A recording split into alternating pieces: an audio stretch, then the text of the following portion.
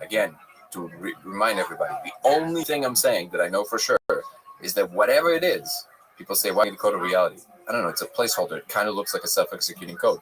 Do I know it codes for all the environment and everything? Of course not. Here's what I know for sure. Whatever that is, exists on its own side even when you're not looking. It's a real thing.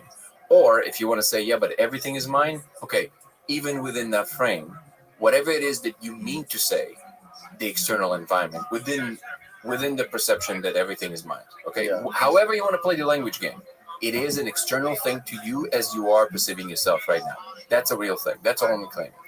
Why I know this with absolute amount of certainty? Well, there's a certain long process I went through personally over years and years and years before I even spoke about this publicly, where I actually never assumed anything about it. I just allowed it to unfold. I just kind of looked at it for what it is. I didn't really land on any conclusion or anything. And eventually, with a lot of hammering into me, with like insistence from the other space to say, yo, what else do we need to show you? And I'm like, wait, so you tell me, like, yes, it's what this is. I was like, oh. They're like, thank you. So then eventually you go, okay, I know this is real. I no longer feel the obligation to pretend to think that maybe. I don't think that maybe. I know for sure. Does that mean that everybody has to have this amount of conviction? Of course not. But I don't feel apologetic for the amount of conviction I have, because at a certain point there is such a state of the brain, of the mind, called knowing. A very limited knowing. It's a very small portion. I'm not claiming to know the ultimate secrets of the universe, but I know I can't walk through the wall. Do I know this? Yes, I know this. Do you know this? Yes. And anybody who insists otherwise is just playing a weird language game, right? You know you can't walk through the wall. Let's not be silly. Okay, I know the code is there as much as I know I can't walk through the wall.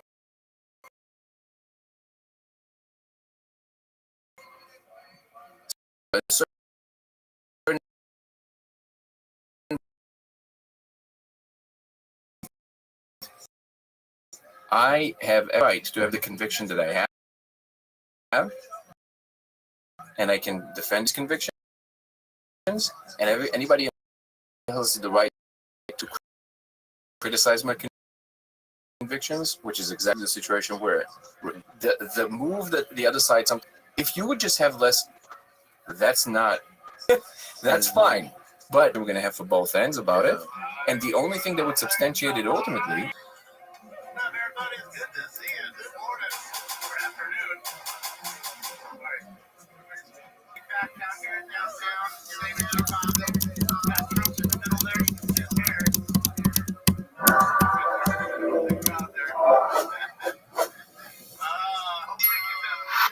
Mr. Bart Seibel, it's an honor to have you in here, man. I'm glad we can make this happen. Sure, no problem. Over the last 2 days, I've been reading your book and watching your documentaries and really diving deep into your background and your whole history of the moon landing. And I was talking to you the other day on the phone, and I was telling you, like,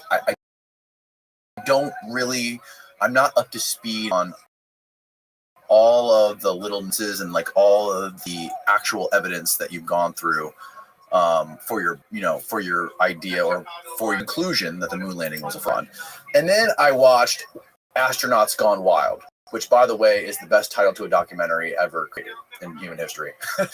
For people that may have not read your books or seen podcasts with you, can you walk us through how this whole journey started for you? Yeah, I grew up as the biggest fan of the moon missions, kind of the biggest fanboy, because my father was in the Air Force. I grew up around Air Force bases, aerospace, and even though I was asleep in bed at the time, I was about 4 years old. The next couple of weeks, my father, being a high-ranking officer in the Air Force, got a VIP package of the prints from Apollo 11, the alleged first trip to the moon. He gave them to me, and they were like my most cherished possession of all time.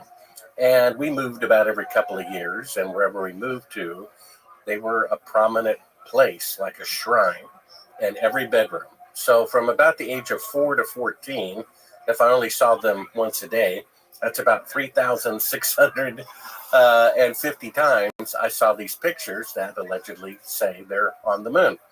So when I'm 14 years old, I saw a television program of one of the first guests on Oprah Winfrey. His name was William Casey. He had the second highest security clearance to von Braun during the Apollo program. He was an English major, and he would edit the grammar of von Braun, whose native language was German, and he would edit the grammar of the generals at the Pentagon who, graduated at West Point, but not in English, more in military tactics. And he confessed he saw a memo from von Braun to the Pentagon warning them that the odds of going to the moon on the very first attempt with 1960s technology was only a 1 in 10,000 chance. So there was a 99.999% chance they would kill the crew on live TV if they tried. So what do you do in poker when you have crap and you want to win? You bluff. And he said that's what they did. So I'm an open-minded 14-year-old, and that's what it takes to see the truth. It says in an ancient text that pride blinds us from seeing the truth.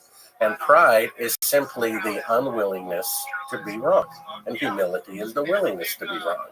And being wrong is great because I'm not walking around in error and I'm learning something new. So I went back to those pictures with new eyes. It was like eyes wide shut. The most famous picture of Aldrin with his arm bent, the suit has wrinkles all in it. It's supposed to be pressurized. How many wrinkles are in it? So the truth is hidden in plain sight. My eyes were wide shut. And then I noticed that the soil in the original print, it was kind of a caramel brown. The background's a grayish blue. They since color corrected that so that the foreground is grayish blue also. So I could see what appeared to be the end of real soil and then horizontally left to right, the beginning of a slightly out of focus fake backdrop. In fact, the smartest AI in the world, just a year ago, Google's neural network, not available to the public, analyzed the pictures. It said the unmanned probes of the lunar surface from China are real, and every single Apollo picture is fake, a fake backdrop. It can analyze the pixels. It's never been wrong. That just came out. News stories or news agencies are suppressing that truth. I saw it as a 14-year-old, so that kind of planted the seed in my mind. I wonder, did they fake the landing or not? Fast forward another 10 years, at age 24, I'd become a filmmaker. And a filmmaker's job is to make fake scenes look real. So I could tell you not only were the pictures taken with electrolyte with 100% certainty, I could tell you what kind of light because I had them in my production closet. And then as serendipity would have it, I was editing one day for the man who had produced the program I saw 10 years earlier as a 14-year-old. And I'm like, who was that guy in your program who said we didn't go to the moon? I'd like to talk to him. He puts me in touch with them. And being a filmmaker, Bill Casey suggested I produce a documentary about the moon landings being fraudulent. I paid myself a salary for 6 months, did nothing but research. And we can look at these pictures later, but the shadows are inconsistent. The behavior, like you said, of the astronauts is off sync. The Soviets were more advanced. The administrator of NASA resigned before the first mission. All of these things seemed odd to me. And so originally, Danny, I turned down the project for fear that if they fake the moon landing and I start overturning these rocks, it could be dangerous. So I actually turned it down. It wasn't until I read the Bible about 5 times from cover to cover. Still wasn't a Christian, but I'm trying to look for ultimate truth. Do things make themselves, or is there a God? Evolution says a lower form of life made a higher form of life. So how can something without a brain make a brain? Kind of the opposite of the truth there. And then a judgment to come seems kind of logical. And then if you really think about it, evil and good, that is going on. That battle is going on. And evil or good starts with lies. The evil people lie. And then mankind's greatest accomplishment is putting a man on the moon. And so it had this spiritual smell. There's something important about this. So 5 years later, I changed my mind. I realized if they faked the moon landing, and I assure you with 100% certainty they did, just go to Sabrel.com, S as in Sam, IB as in boy, REL, You can see all of this for free on the homepage. The faking of the moon landing is so much more profound than if they'd actually gone. I mean, either they went and came back with 1960s technology, even though they can't do it today, or the most powerful nation on earth falsified mankind's greatest accomplishment and murdered their own citizens to cover it up. If that's true, and it is, that's so much more profound than if they'd actually gone. I changed my mind. I said, this is important. If the truth doesn't come out, mankind in our country will die. The thing that really opened the door to this idea for me was that the idea of the moon landing being a hoax was born during the time of the highest distrust of the U.S. government. In 1963, the president was assassinated. In 1974, the first U.S. president resigned. In 1975, the CIA admitted to doing model experiments on unwitting people. And in April, Saigon and we lost the Vietnam War. That period in time during the Cold War was when the CIA was doing some of the most sinister in its history, as far as we know. So, if they're willing to do, if our government is willing to do those things, why wouldn't they be willing to fake the moon landing, which isn't necessarily, it's not necessarily evil in the fact that you're hurting anybody, because you're not hurting anybody. All you're really doing is, it's propaganda to push the view of America forward in the public narrative, right? Yeah, Nixon said at the time, the biggest threat to the United States of America was not China, was not Russia. It was the American people protesting the federal government over the Vietnam War. Right. And your insight, Danny, is hitting the nail on the head. According to Robert Kennedy Jr., okay, he has more access to the JFK files than Oliver Stone does. It's his researched opinion with 100% certainty that the CIA killed the President of the United States because he was going to reform the agency and they didn't want that. Well, there's a lot of reasons to kill JFK, right? Yeah, a bunch. A ton. But the point is, this, according to the people who know more information than we do, the CIA killed their own president. And then Robert McNamara, the public was against the Vietnam War. They were protesting, right? He said we need something like Pearl Harbor, because prior to Pearl Harbor, 90% of Americans were against entering World War II. A day later, 90% were for it to get even. He's before he died. The whole reason the war was started, the Gulf of Tonkin attack, it never happened. Congress passed a law based on a CIA fabrication. So if they're willing to kill their own president, willing to kill 58,220 of their own soldiers without cause, I don't think they're going to have a problem faking a video image. Right. The difference is, whoever killed JFK is still a tragedy. Whoever did the Gulf of Tonkin, it's a tragedy. This is a positive lie.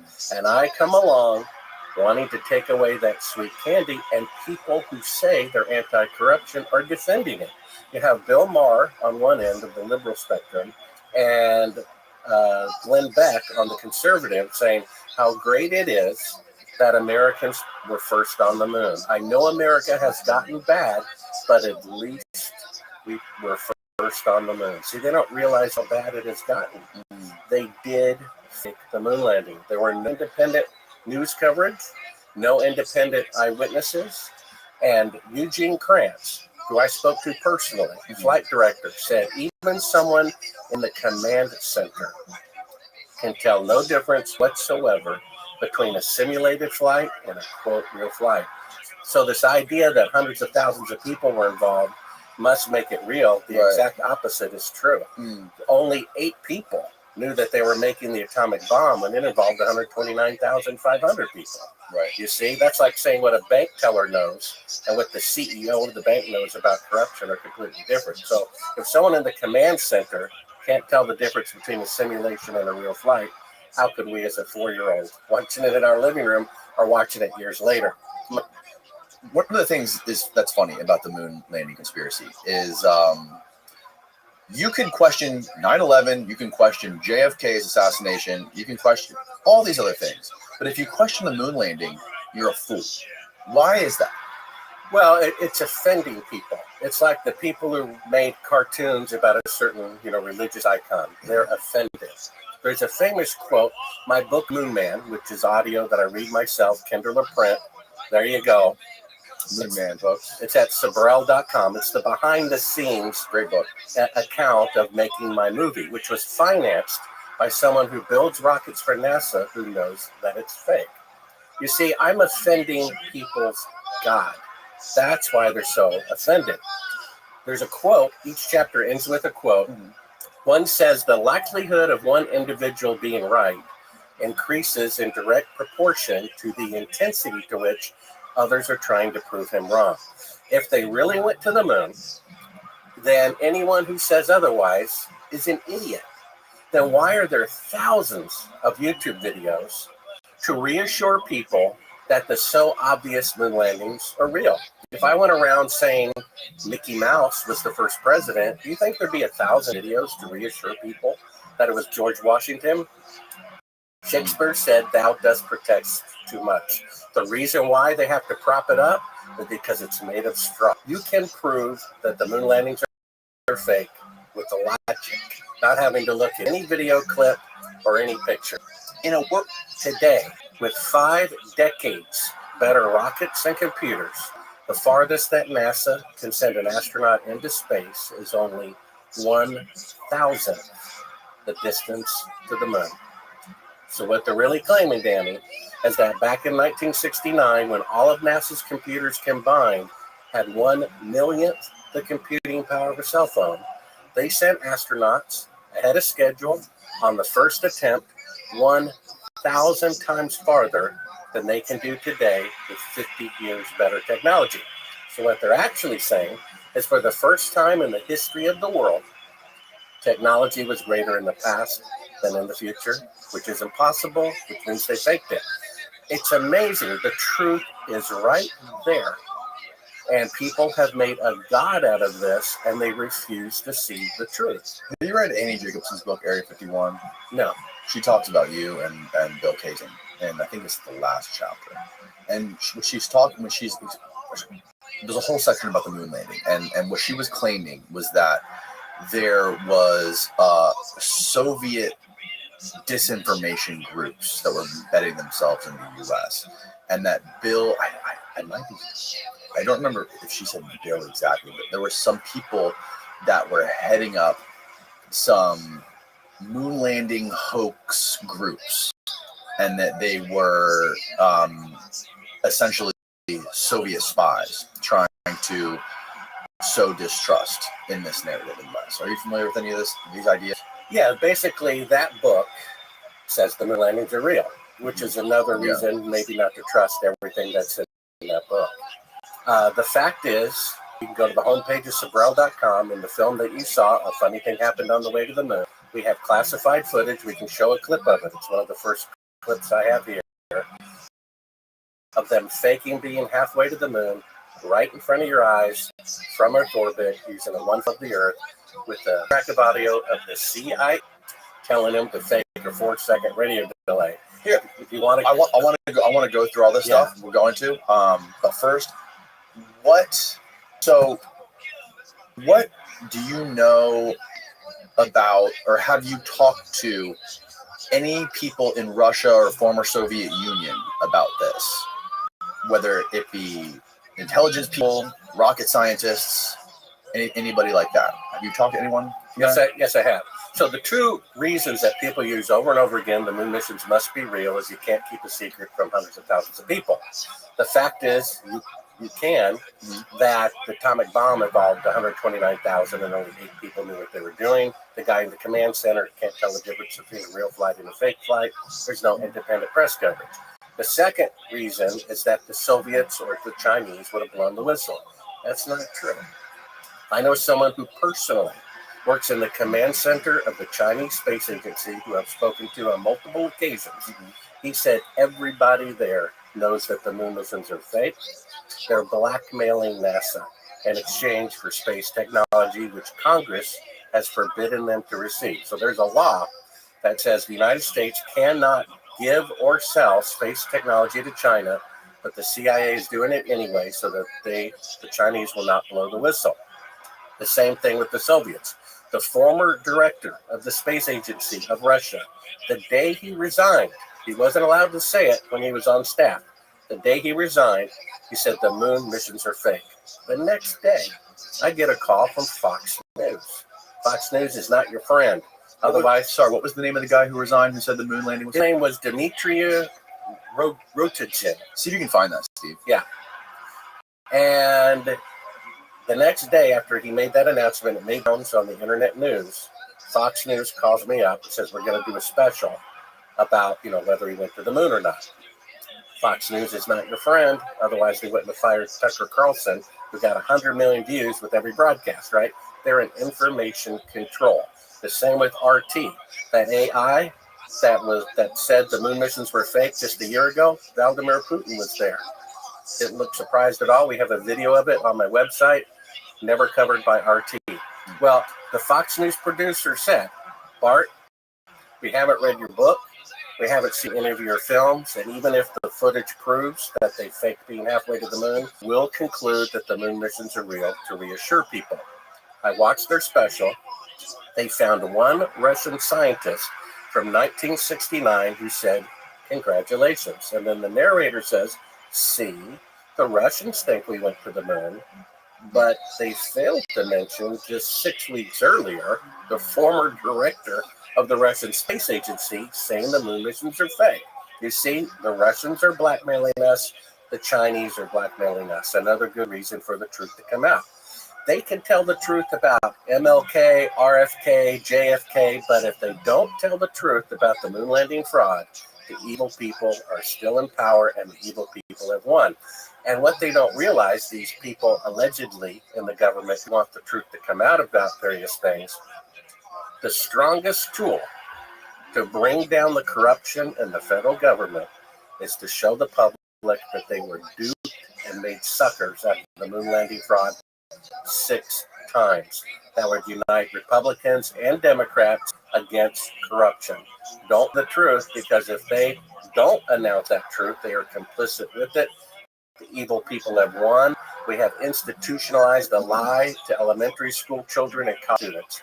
They did fake the moon landing. You can't have 1,000 times greater space traveling technology in 1969 than today. It's that simple. So you think Russia and China are blackmailing NASA? Well, or the federal government, really. Or the federal government. Yeah, really the federal government. So even if Russia or China came out and said, hey, they faked the moon landing, who would believe them anyways? Well, it depends on what proof they have, because the Chinese probably have landers at the sites up close and can show that the coordinates, there's nothing there. Or if at the most they landed a probe there later to mimic the landing of the Apollo spacecraft. Have you ever heard of a dude named Hal Povenmire? No. I'm like 0 for 10 on that one, Steve. I don't get out much. There's this elusive guy who allegedly worked for NASA who mapped the moon for the Apollo missions, and his name was Hal Povenmire, secretive guy. Anyways, that's neither here nor there. Where were we? So we wanted to go. We wanted to go to start talking about the evidence. So to you, what is the number one best, most solid, grounded piece of evidence? Let's start with that, Steve. It is clip number 1. Play it in its entirety. It's me narrating a very brief explanation about this classified footage that I found. I gave him the benefit of the doubt. My film cost nearly $1 million. It was financed by someone who builds rockets for NASA, who knows it's fake, who gave it to me as his patriotic duty to expose it.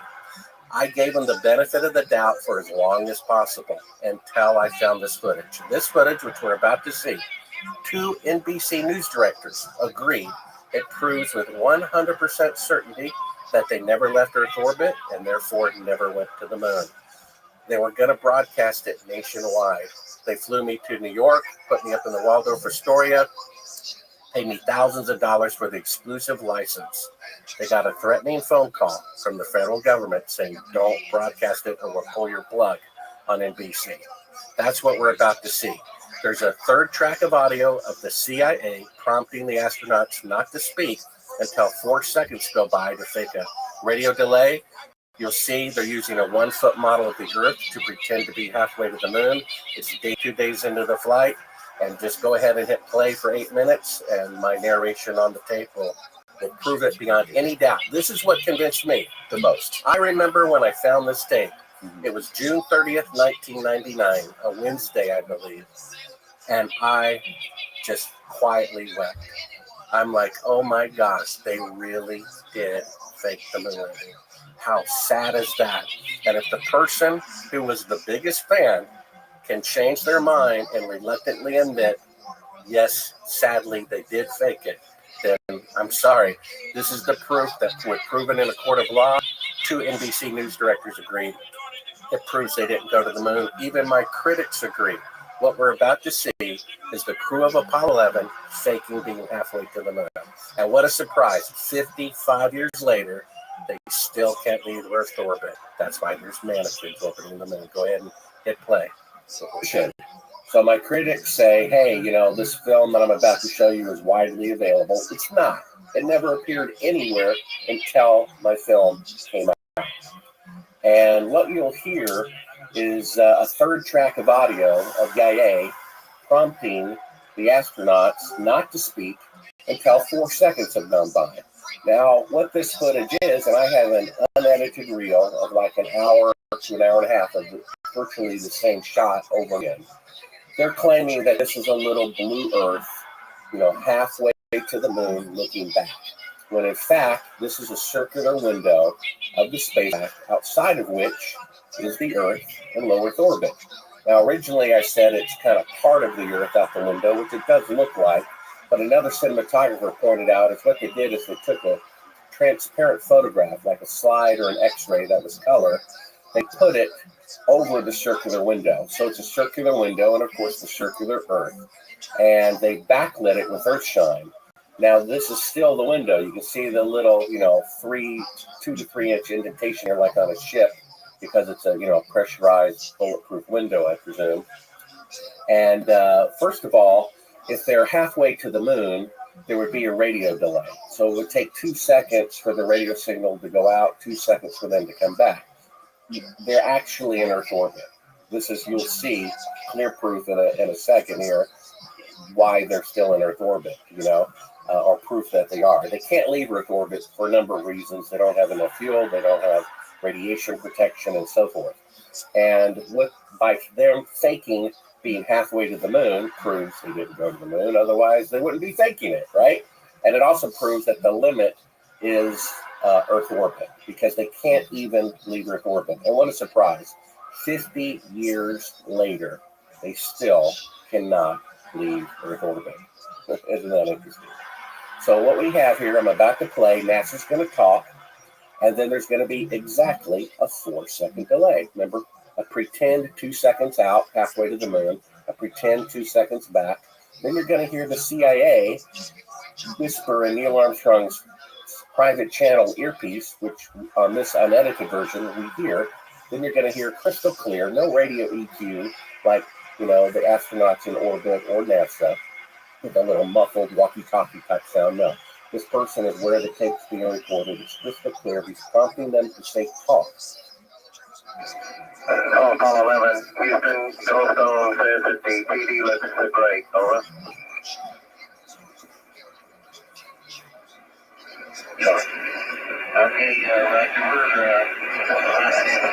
You see that? They were waiting 4 seconds, then said talks. If he answered right away, it would give away the fact that he's really close to the Earth. Because there's supposed to be a 2-second radio delay going out, a 2-second delay coming back. So the CIA told them, do not answer until you hear say talk. That's on the tape. Apollo 11, Houston, Goldstone says that the PD looks great. Over.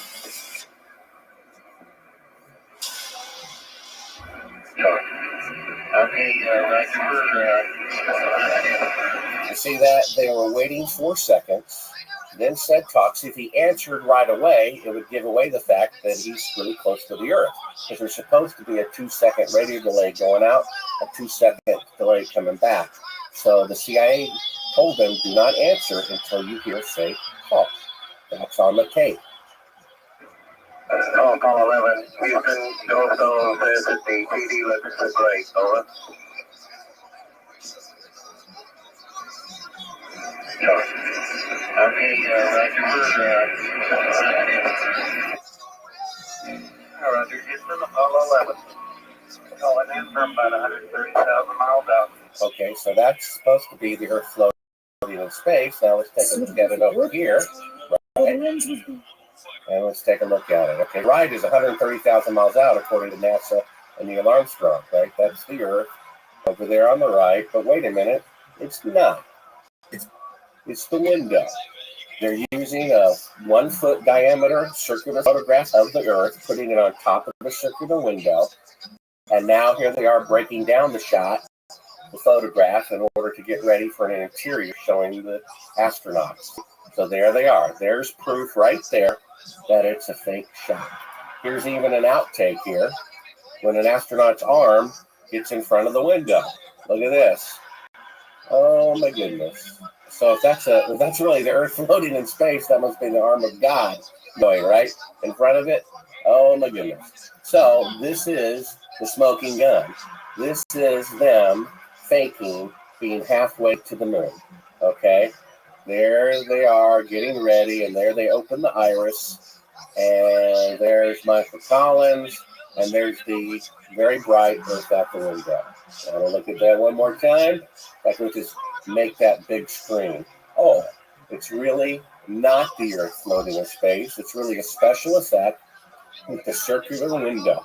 Now, when I saw this, I said to myself, oh my gosh, they really didn't go to the moon, just like Bill Casey called them up. I'm like, oh my gosh, they really didn't go to the moon. They really didn't go to the moon. I have them faking being halfway to the moon. Right? They're only faking being halfway because they couldn't go halfway. You understand that? Which proves they didn't go to the moon. If they're faking being halfway to the moon, it's because they can't go halfway to the moon, which means they didn't go to the moon. And what a surprise. 50 years later, the same thing. They cannot leave Earth orbit 50 years later. And Bill's like, well, I told you so. But I still wanted to believe that they went. Now, it's not because I love science, but because I, wanted America to be great, although I do want America to be great. It's that I didn't want humanity to be so deplorable, despicable, that we would stoop so low to such a thing. Now, even my critics of this film admit that this is fake footage, Apollo 11 pretending to be halfway to the moon. They admit it. So the critics say, well, they were just rehearsing for an upcoming telecast. Really? Then if the mission cost about $1 million a minute, right? And every ounce, is precious because of all the fuel necessary to lift them off the ground, why would they bring an elaborate model of the Earth when the real one was right outside the window? So if they were really halfway to the moon and they were really rehearsing, they would just rehearse with the real Earth out the window rather than creating a fake model of it. I mean, it's unbelievable. They make an excuse for them faking being halfway to the moon right in front of your eyes. They still make an excuse for it. It just amazes me how they keep making excuses no matter what evidence there is. I even talked with a college professor of an aerospace department, and he said, I asked him, what if one of the Apollo astronauts confessed on national TV that we didn't go to the moon? You know what he said? He said, I'd still believe anyway. Okay. So the idea is they pulled the camera all the way back into the back of the space capsule they were in. And there was a little round window at the far end, and it was supposed to they turned all the lights off inside, and they opened up the aperture so that it would look like the blackness inside of the cabin they were in was outer space. Well, actually, they closed the aperture, but Closed the aperture, right? Yeah. Well, yeah, okay. Right. They didn't want it to be exposed for the inside of the spaceship, so they only wanted to be exposed for the outside. Because like right now, if we shine the camera out the window, exposed for the inside, the outside would be blown out and completely Right. So they closed the aperture to darken the walls of the spacecraft. They talked about turning out all the lights, blocking the windows, all of which they talked about because they thought these conversations would be edited out. Mhm. For the part that they broadcast, again, this is on the homepage of Sabrel.com, they said there's only one window that faces the Earth, and it's filled up with the TV camera. Because if that were really the Earth floating in space, the lens would have to be right against that circular window. But in fact, it's at the back of the spacecraft with the lights off, and you can see they're using a very clever special effect.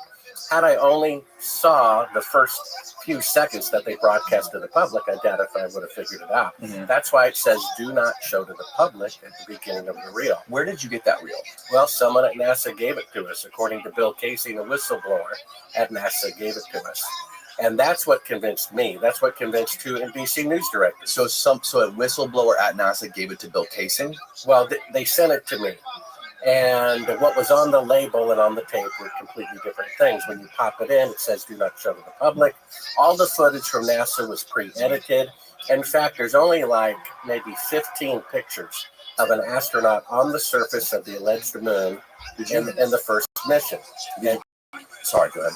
And there's 0 pictures of Neil Armstrong, right, first man to walk on the moon. He didn't want his picture taken, Mhm. right?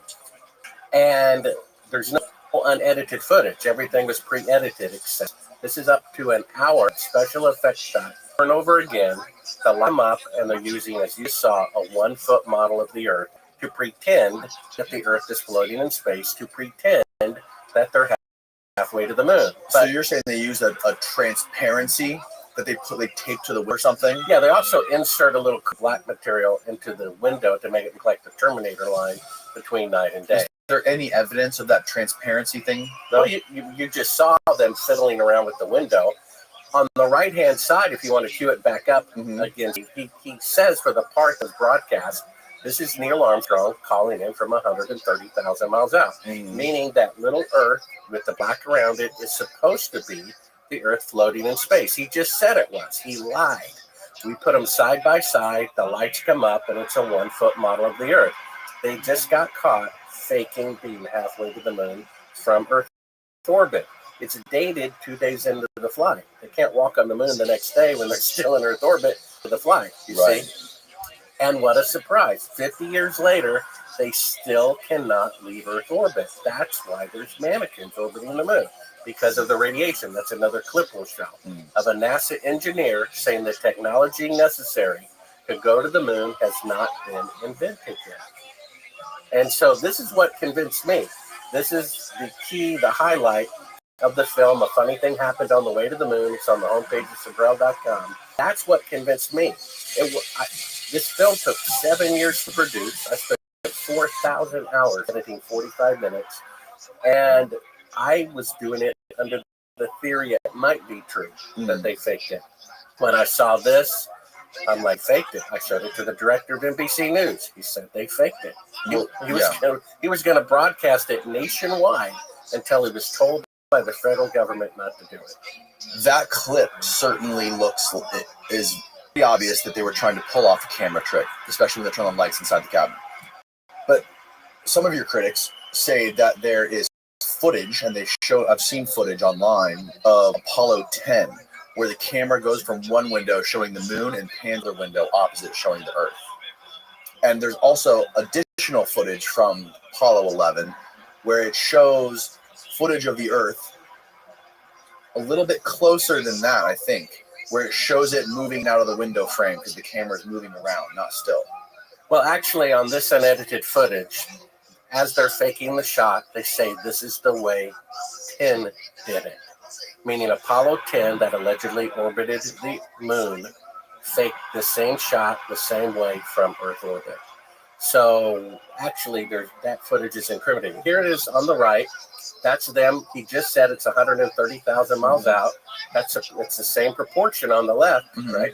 On the right, the part that was broadcast to the public, they claim that's the Earth floating in space, right, from 130,000 miles out. Right. Over here on the left is the unedited version that we have, where they say Apollo 10, which allegedly orbited the moon, and it never did. They faked it the same way. So if you went to a restaurant, let's say the No, restaurant I'm with you on this. Okay. I'm completely with you on this. But my point is this, though, about these defenses of it, right? I think I mentioned in the video, I talked to a college professor. Yes. Okay. Right. He said there's nothing I could show him that would make him recant the glorious moon landings. I said, well, what if an Apollo astronaut confessed on national TV it was fake? The professor said he'd still think that they walked on the moon anyway. There's no piece of evidence these people who made a religion out of the moon landings will ever admit to it. Sure. Now, if we went to a restaurant that had a salad bar and one of the multiple ingredients had poison in it, would be enough to shut down the restaurant? Or would you have to have 10 of the ingredients poisoned? Or half of them, or 75%. Right. The point is, if any of the mission is fake, then all of it's fake. Now, if you want to go to the next picture, Steve, pull up that still picture called Shadows. Okay, we just proved logically. Can we talk about that other footage, though, from Apollo 11, where there's shots of the window where it shows the Earth moving around and it looks legitimate? Well, you can show it if you want, if you have it queued up. I don't know if you have it queued up. Well, what do you make of that? Well, the one that I saw was them filming a reflection of the fake shot in a piece of glass on the other side of the spacecraft. Do you follow that? Which made it look like it was going from one end to the other. Do you follow? So they're faking the Earth shot here. They have a reflection of it in another window, and somehow they use that as an illusion to make it look real. We can prove, again, we proved logically without having to look at any video or any footage. Steven, I sent you the clip earlier. I texted it to you. Well, yeah, here is the picture called Shadows, if you want to see it. That's the same fake shot right there. Because a cloud band can't go all the way across the Earth. Do a close-up. See, all of these 9 minutes or something. 9 minutes, Yeah. 15 seconds, Steve, remember? Right here. That looks... Yeah, that's a reflection. See, he exposes, he pulls out. All right, you can pause it. That looks pretty legit. Yeah, I think that's a reflection of the other window behind them. So the fake shot is in the glass that's behind them. Again, we only have to prove that they faked one shot to prove that the missions are fake. Because if they really went to the moon, there would be no reason to fake it. I just showed them faking the way to the moon from Earth orbit. So how do they have, when it stops, it shows blackness? If they were in low Earth orbit, wouldn't you see the entire Earth moving fast with clouds moving? Depends on whether they were in sync with the Earth or not. That's why the photographer David Percy believes that is a transparency of the Earth over the window. On that shot. Well, yeah. I mean, again, go back to my footage. We have them clearly faking being halfway to the moon. I agree with the other shots. Regardless of this, this could be in a TV studio, for all we know. What we do have is them faking being halfway to the moon from Earth orbit. I just did a side-by-side where we showed claiming that's the Earth in space, and on the left, I showed that it was a 1-foot model. Period. It's over. We have the crew of Apollo 11 faking being halfway to the moon, which means they could not even go halfway. It doesn't matter what other footage that they claim is real. We only need to show poison in one of the ingredients in the salad bar to close down the restaurant. We have them faking being halfway to the moon with a 1-foot model of the Earth. We just showed it. On the right is Neil Armstrong line, 130,000 miles out. It's the little blue Earth. Right. On the left, it's the window being made up to look like they're halfway to the moon. They're faking being halfway to the moon. That means they couldn't go halfway, which means they didn't go to the moon. I mean, come on. When Lindbergh flew across the Atlantic in 1927, right, 50 years later, 1977, aircraft was 1,000 times more advanced. There were millions of them flying across the Atlantic. So in comparison, if today they can only travel 1,000th the distance to the moon, what's that the equivalent of is saying after he flew across the Atlantic in 1927, 50 years later in 1977, no aircraft anywhere on Earth from any country can fly across the Atlantic, and the best aircraft can only fly 3 miles and that's it. 1,000th the distance. You see, after they blew up the first atomic bomb in 1945, 10 years later, atomic bombs were 1,000 times more powerful. Right. So if they could go to the moon on the first attempt with 1/1,000,000th the computing power of a cell phone, we would have been on Mars 10 years later. We'd be in another solar system by now. There'd be bases all over the moon. So one of the pushes, the counter arguments to that would be that atomic bombs and airplanes are tied to the economy and the military industrial complex for global dominance militarily, and airplane for commercial travel, money. All the biggest innovations in the world are tied to the economy, right? And going to the moon, I don't know how the going to the moon would benefit the economy or our military. Well, that's kind of the lame excuse people put up, like it's money. Well, every month for the last 40 years, the federal government spent 70% more than it took in. So I don't think money is an issue.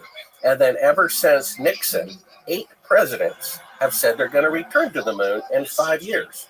You had Reagan say it, we're going to return to the moon in 5 years. You had Clinton say it twice. You had George Bush Sr. say it once. You had George Bush Jr. say it twice.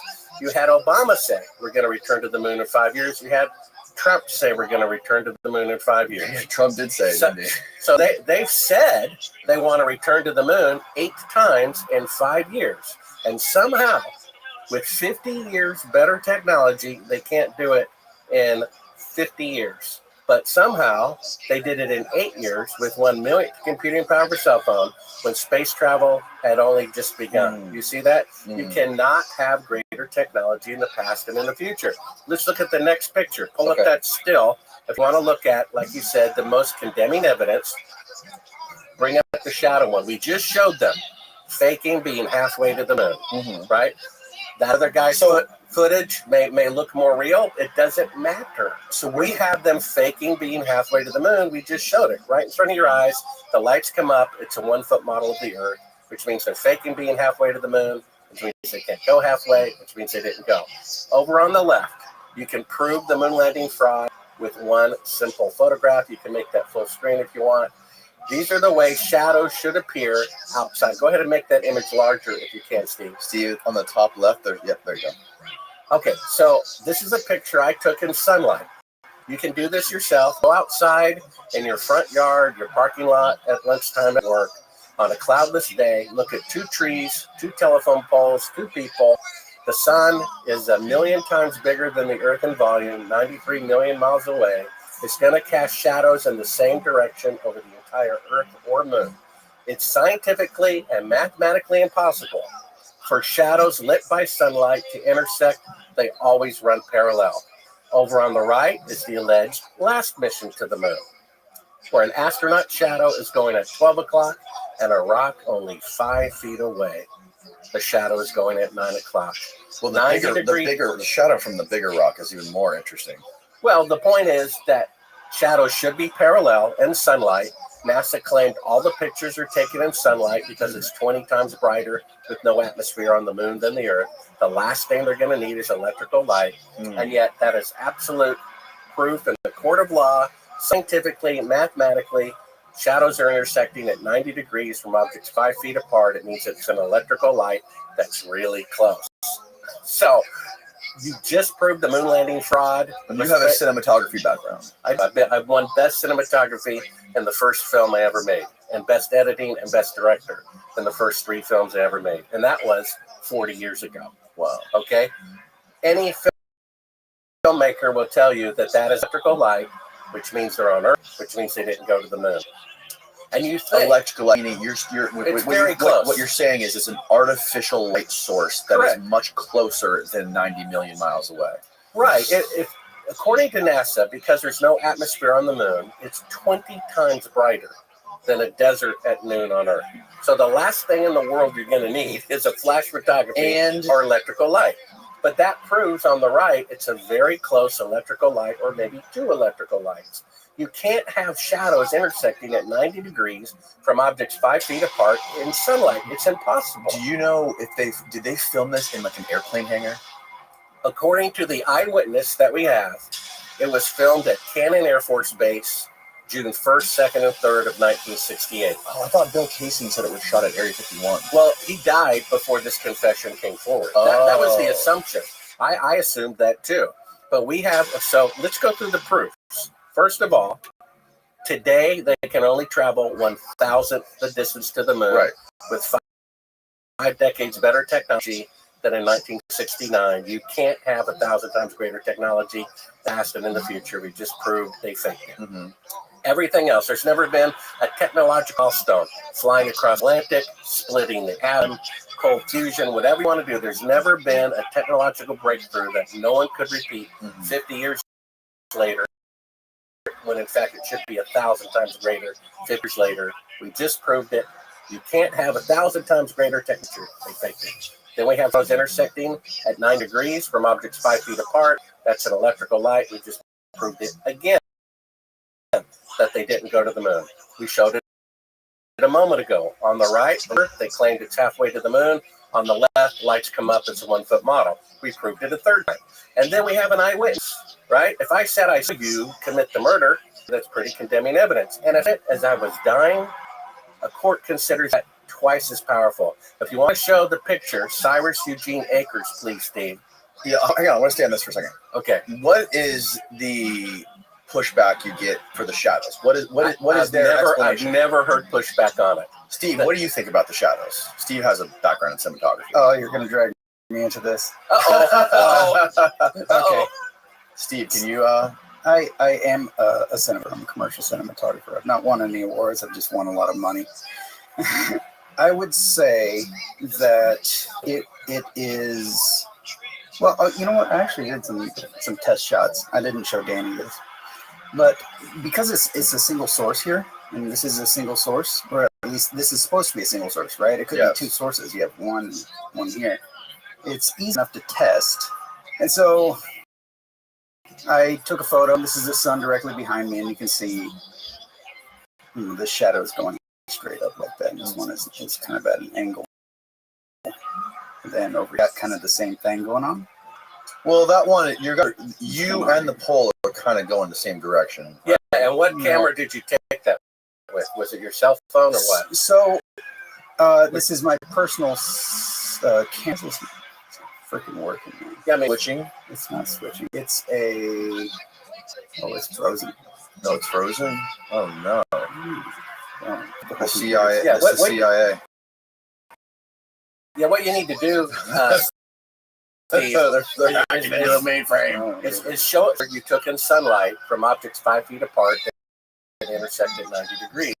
Then I'll say the moon missions are real. Because the on the left is intersecting, parallel shadows as it should be, and the one on the right is intersecting shadows. It also has to do with the type of camera you use. So if you use a cell phone, that's a wide angle lens, and that may distort the angle of the shadows. The cell phones have they all have 3 different lengths now. What they used was a 50 millimeter lens that was somewhat telephoto. Okay. And so, all right, full screen this, Steve, so we can see it. All right. So what kind of lens was this? This is because they had a Hasselblad, and I just looked online to kind of, I'm not trying to debunk it, but I was trying to match the lens. Mm-hmm. So yes, they have a 50 millimeter, but then there was one resource said that there was a 25 to 80. And so the equivalent for my camera would be an 8 millimeter. I don't have an 8, I have a 12. And so this is not going to be as wide, right? So this is this is one shot right here. This is a 12 millimeter? This is 8 millimeter. Okay. Okay, so these objects are... Well, this is way wider than 50. Yeah, so these objects... But on my camera, because I have a cropped sensor, the equivalent is the same. And so here... So this is a great example as to why the moon missions are fake. Mm-hmm. You taking the picture and the person standing where the rock should be. If shadows intersect in sunlight, then that woman, it looks like would be going that way. Yeah, it would go on straight across your shadow, but it doesn't. You see what I'm saying? So what you're actually proving is that they faked the moon landing, because you cannot have 90-degree shadows intersecting from the person taking the picture, which is the astronaut shadow, Mhm. the person on the right, which is the shadow of the rock, which is going straight across your head, Mhm. and the other picture, right? So, and then what you need to do is go replicate shadows intersecting at 90 degrees with one or two electrical lights. Do you have any other I did that. I have a bunch of flashes, and so I did the same thing. See, like the shadows here. So which right? Well, that one's at night, isn't This it? is at night, but so it's a lot more like a moon landing shot, right? So you can see like right, the angles are exactly the same. This is real sun, and this is fake light right behind Right, me. but you still haven't showed them intersecting at 90 degrees in sunlight. Well, so to put a second source there, I threw a flash. So I removed my source and put one at 90 degrees to push the shadow here. And when you combine them, Yeah, there you go. There you go. So Well, basically, That's you're what you set- have in the moon photo, basically. Right. So you use two light sources to do those shadows, correct? correct. The Okay, so that well, means there's a problem here so- because you have two shadows. This rock is casting Yeah, but- two but- shadows. but- Oh, it's casting two shadows. Yeah, The first light and the second light. right, but the shadows that we're talking about, the 90-degree difference, this picture was taken with two light sources. Well, Correct. NASA claims they were taken with one light source, the sun. Steve, if So we you- were on a film set, could we flag off that second shadow behind the trash can? Dude, you were reading my mind. Holy crap! So I did flag it off. Oh, I took a shot with my cell phone to show the behind the scenes, but I forgot to upload it. But this is what it would happen if you put this. So this is a 4x4 floppy over here onto the right. So to eliminate that shadow that I'm casting, that double shadow, and you can see that there's a difference in contrast. For the technology that they had back in the 60s, they didn't have like a lot of extra cool stuff. It was pretty basic, like flags. they had flags and stuff. They had though. flags, but- diffusers, and Yeah, the diffusion was probably like a silk or maybe even like a was tough spun, like an insulation, but they didn't have like a half grid and full grid. Okay, so basically what you did to match the picture that NASA claims was taken in sunlight on the moon is to use two electrical lights. correct. So you just proved that the picture that they claimed was in sunlight was actually taken with two electrical lights, which means they're on Earth, which is what I've been saying So in for order, many years. basically, to get these two shadows intersecting in the way they are, one going straight, one going to the left, you cannot reproduce that with one single light source. Not with the sunlight. Yeah, they claim it was sunlight, and so this was done with two electrical lights, which is exactly how they took the picture. If you want to bring it back up, so here, this is taken with two electrical lights, have them intersecting at 90 degrees. Right. Now bring up my picture of them intersecting at 90 Yeah. degrees. Show the moon rock with the astronaut in the foreground. So there you go. It also was taken with two electrical lights. The big rock on the top right is crazy. It's literally a complete 90-degree angle. So we just proved that the picture on the right was taken with two electrical lights, which means they're on Earth, which means they didn't go to the moon. Would you agree with that, Steve? I don't. My problem with that is a flag shadow here with you would either have like You would have a double you would shadow. have a double shadow, yeah, or you'd have that flag line, and that's the only, like, for the technology that they had, I just can't see that being done. Like, look at this one versus that. You can see a difference in contrast. I would be interested to know what the film crews were using in order to produce this effect.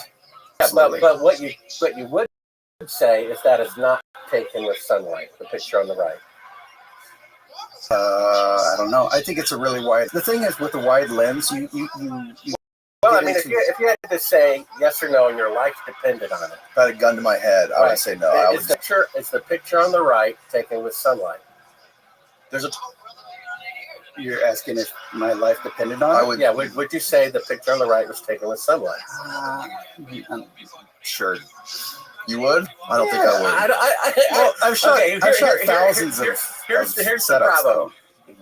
He doesn't want to say it Right. because that would mean the moon missions are fake, and that has an emotional attachment to it. If a college professor teaching aerospace says an Apollo astronaut confessing it was fake would not dissuade him from believing the moon missions are real, then we can understand, no offense, Steve, you have an emotional attachment to the moon landings wanting to be fake. Because we've just proven, you proved yourself, that in order to get the shadows intersecting at 90 degrees from objects 5 feet apart, you needed 2 electrical lights, which means that picture was taken with 2 electrical lights because that's the way it should look on the left, very similar to your picture in sunlight. And yet you have this reluctance to say the moon missions are fake for, various emotional reasons, pride in science, who knows what. I had the same problem too. I had shadows intersecting, the weird behavior of the astronauts. I saw that picture also, the one on the right. But before I found the footage of them faking being halfway to the moon, and I still would not admit that the moon landings were fake. You see that? I had the same problem that he did. I didn't want the world to be that fallen. Just like Glenn Beck. He says, I know it has gotten bad, but at least we went to the moon. Now let's show a picture of Cyrus Eugene Akers, okay? So I believe that we have 4 times the proof to prove it in a court of law that the moon missions are fake. You cannot have 1,000 times greater technology in the past and in the future. Never happened in the history of the world, period. We have shadows intersecting. Except for the Great Pyramids. Well, no, not really. Those are just rocks piled on top of one another.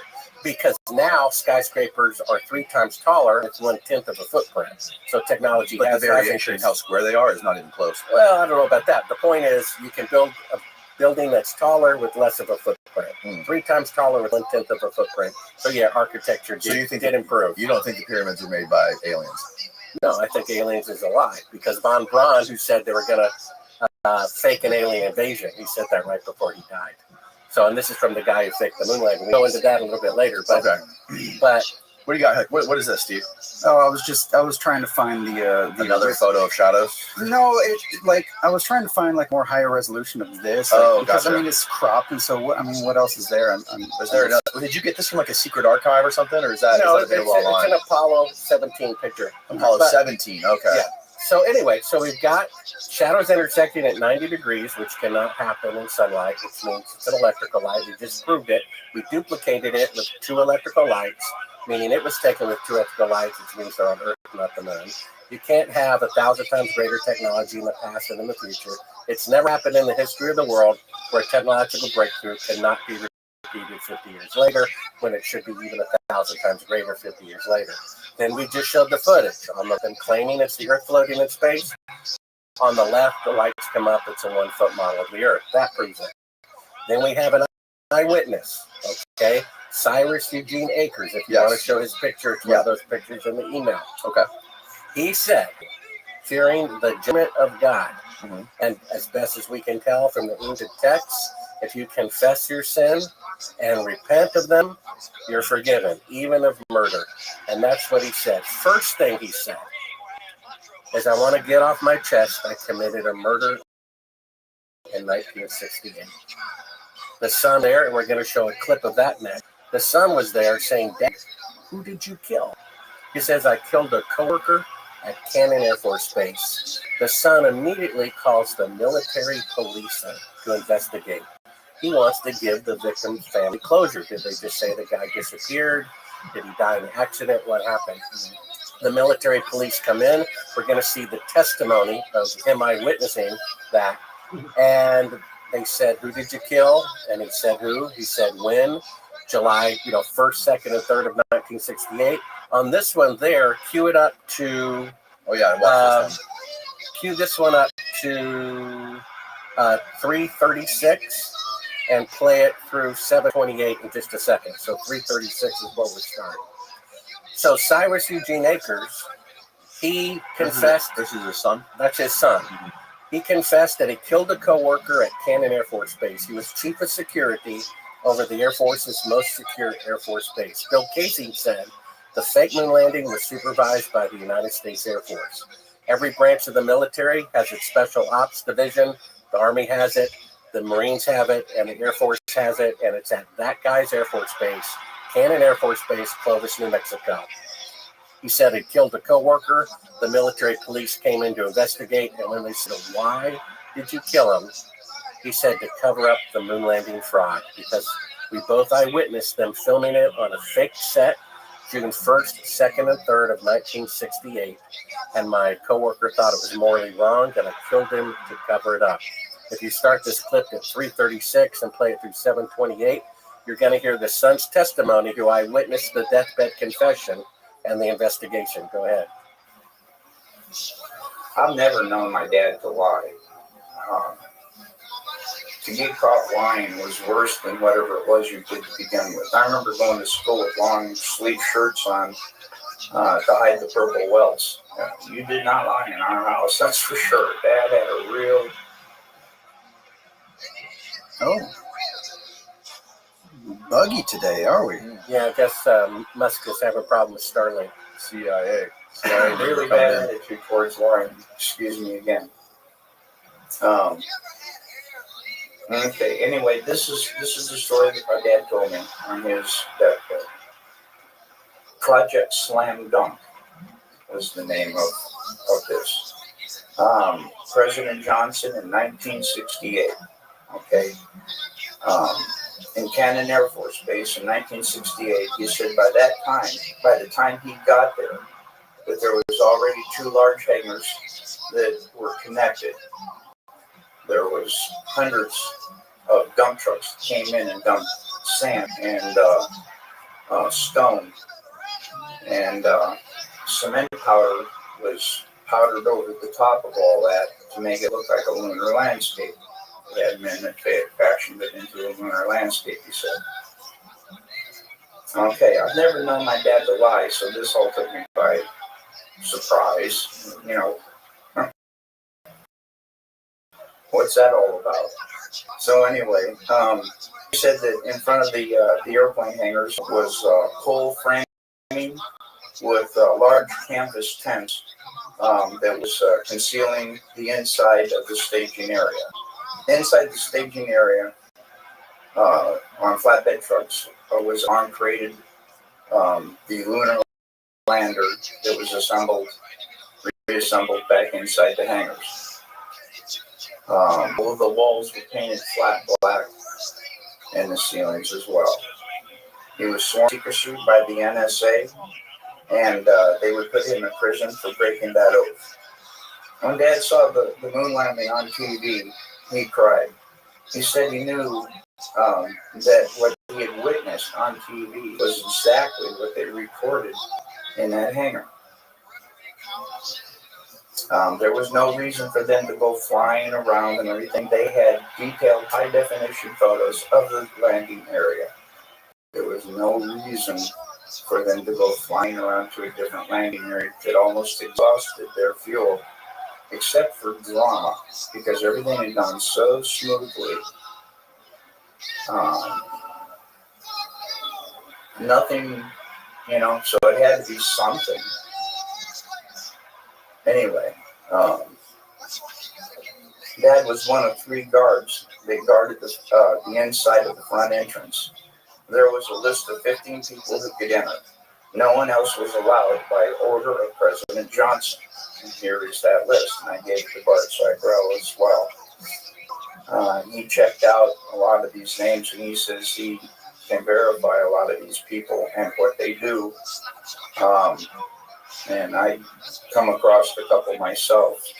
Anyway, President Johnson, Neil Armstrong, Edwin Aldrin, Werner von Braun, Robert Emenegger, Gene Kranz, James Webb, Joe Kerwin, Dr. Thomas Paine, Glenn Looney, Dr. Christopher Kraft, Dr.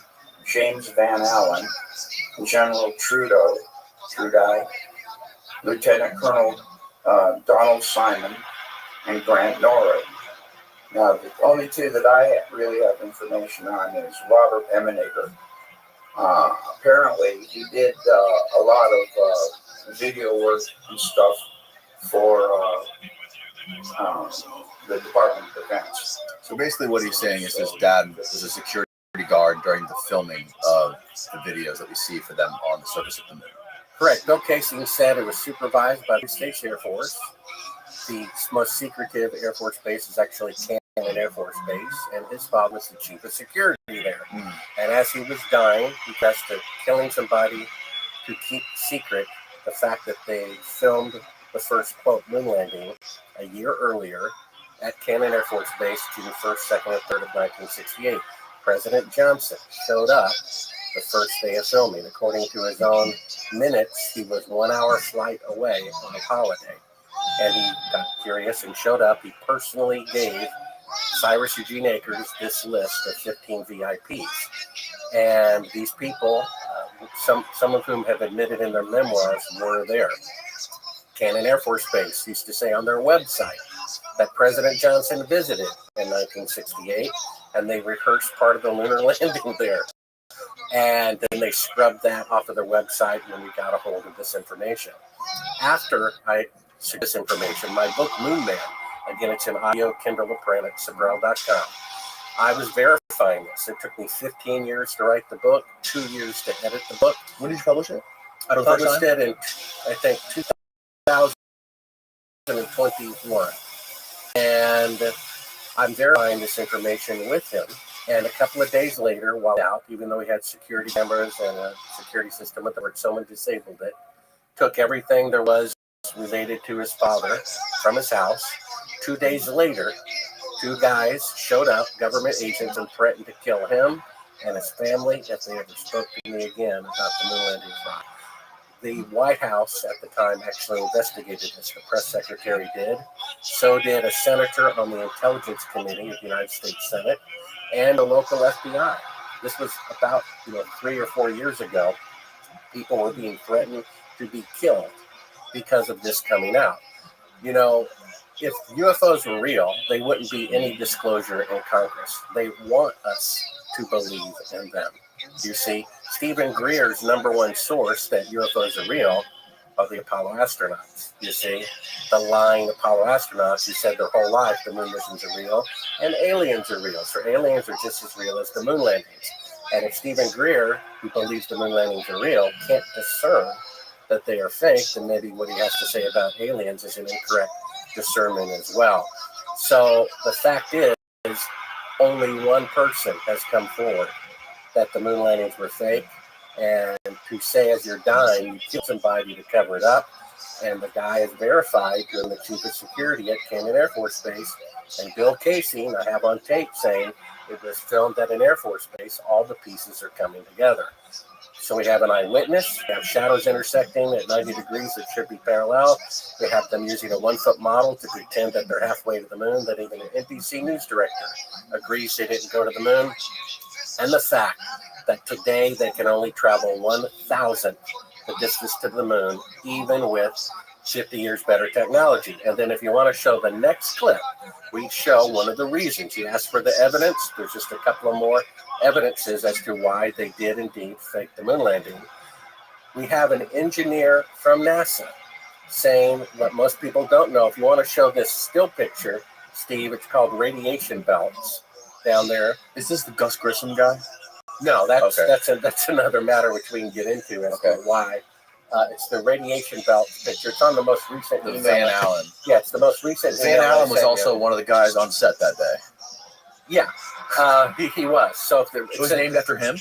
well, the Van Allen radiation belts were named after. So go to moon technology not invented yet. Okay. So basically, people don't know, but surrounding the Earth, if you want to pause it there, we'll go. And if you can show that picture, if you can find it there in the 6 attachments, radiation belt. Most people don't know this, but high above the Earth, starting at about 1,000 miles up, there's a radiation that's 30,000 miles thick, called the Van Allen radiation belt. You'd have to go through it to reach the moon, and you have to go through it on the way back as well.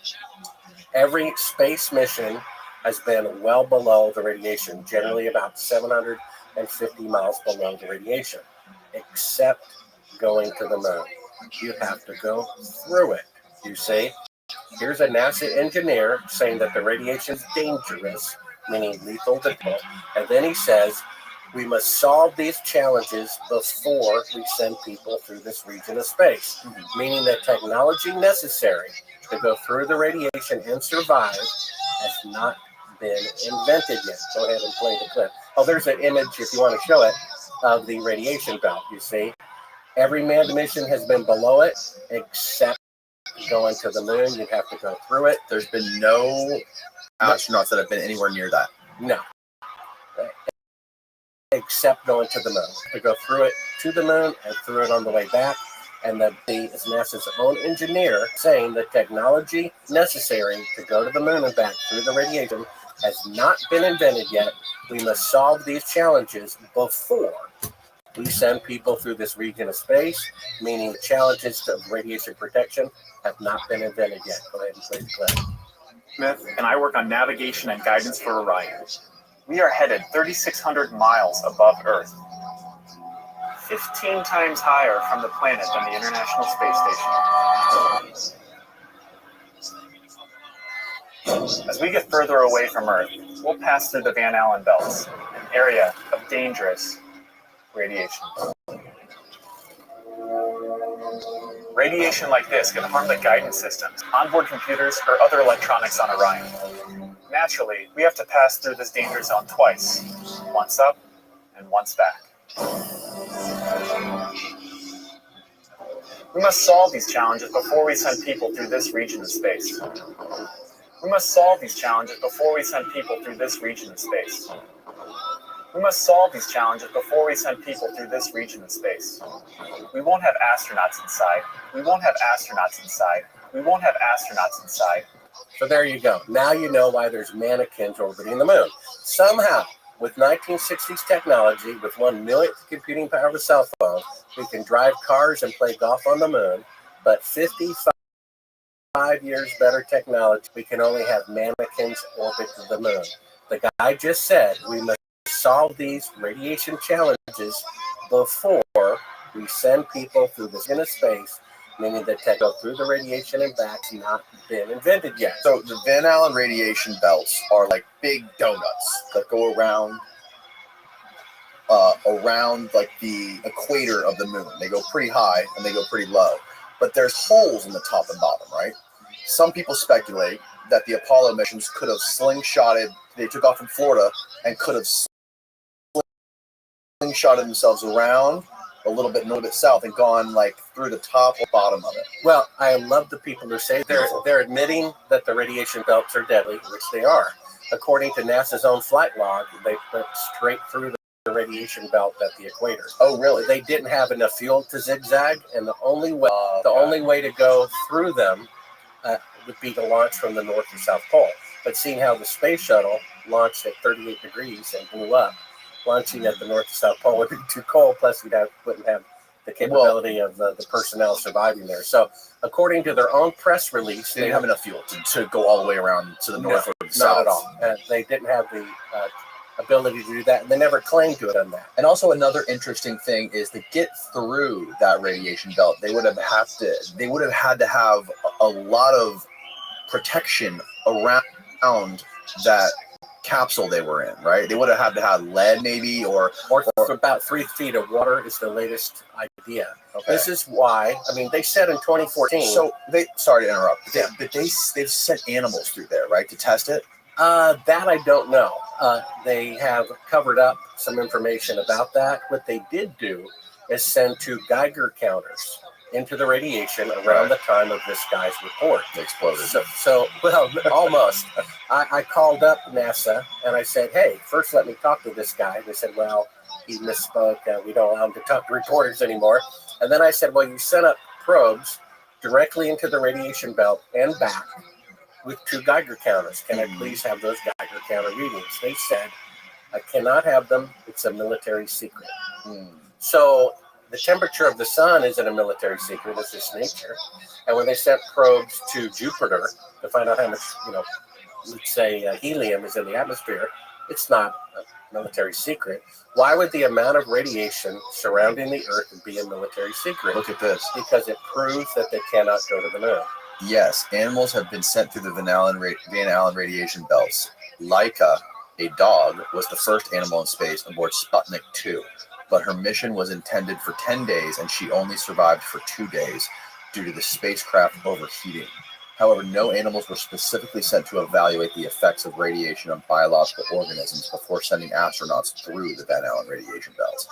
Instead, NASA designed the Apollo missions to minimize exposure by sending aircraft through the narrowest part of the belts at the poles and ensuring the trajectories avoided the densest regions of the belts. But that's them contradicting themselves. It's contradicting the NASA flight logs. Yeah, because that's why they launch at Florida, to be near the equator.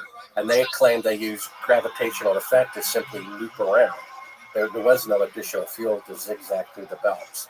Their own printouts that they gave to the press corps show them going right through the belts. This would be an interesting and that's experiment.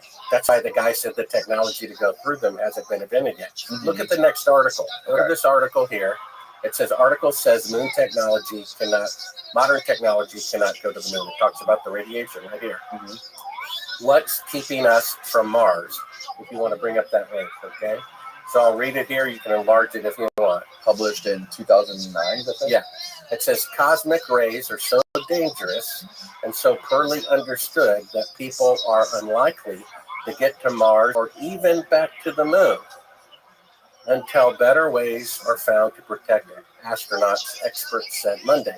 So right now, today, with 55 years better technology, they do not have the technology to protect astronauts from radiation. Zoom in a little bit, Steve, so I can read that a little bit down below that. I'll just punch a line. One of the big issues is that they have really cut funding for biology issues. You want the first part. Right after Washington. Cosmic rays are so dangerous and so poorly understood that people are unlikely to go to Mars. To get to Mars or even back to the moon until better ways are found to protect astronauts from the radiation. So here, the technology does not exist today to send astronauts to the moon. Right. You see? They're out What in the does open. Elon say about this? Well, Elon said the Apollo projects are a technological and historical anomaly, meaning they're out of place. In fact, if you want to look at another clip, he says that it's going to take 8 fuel trips in order to go to the moon. Look at von Braun, the guy who said we were going to go to the moon. If you want to go down to Werner von Braun, multiple fuel trips needed. Let's take a pause real quick. I got to take a leak real quick. Okay.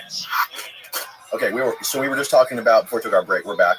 We're talking about Elon was saying that he would need 9 fuel stops to get to the moon.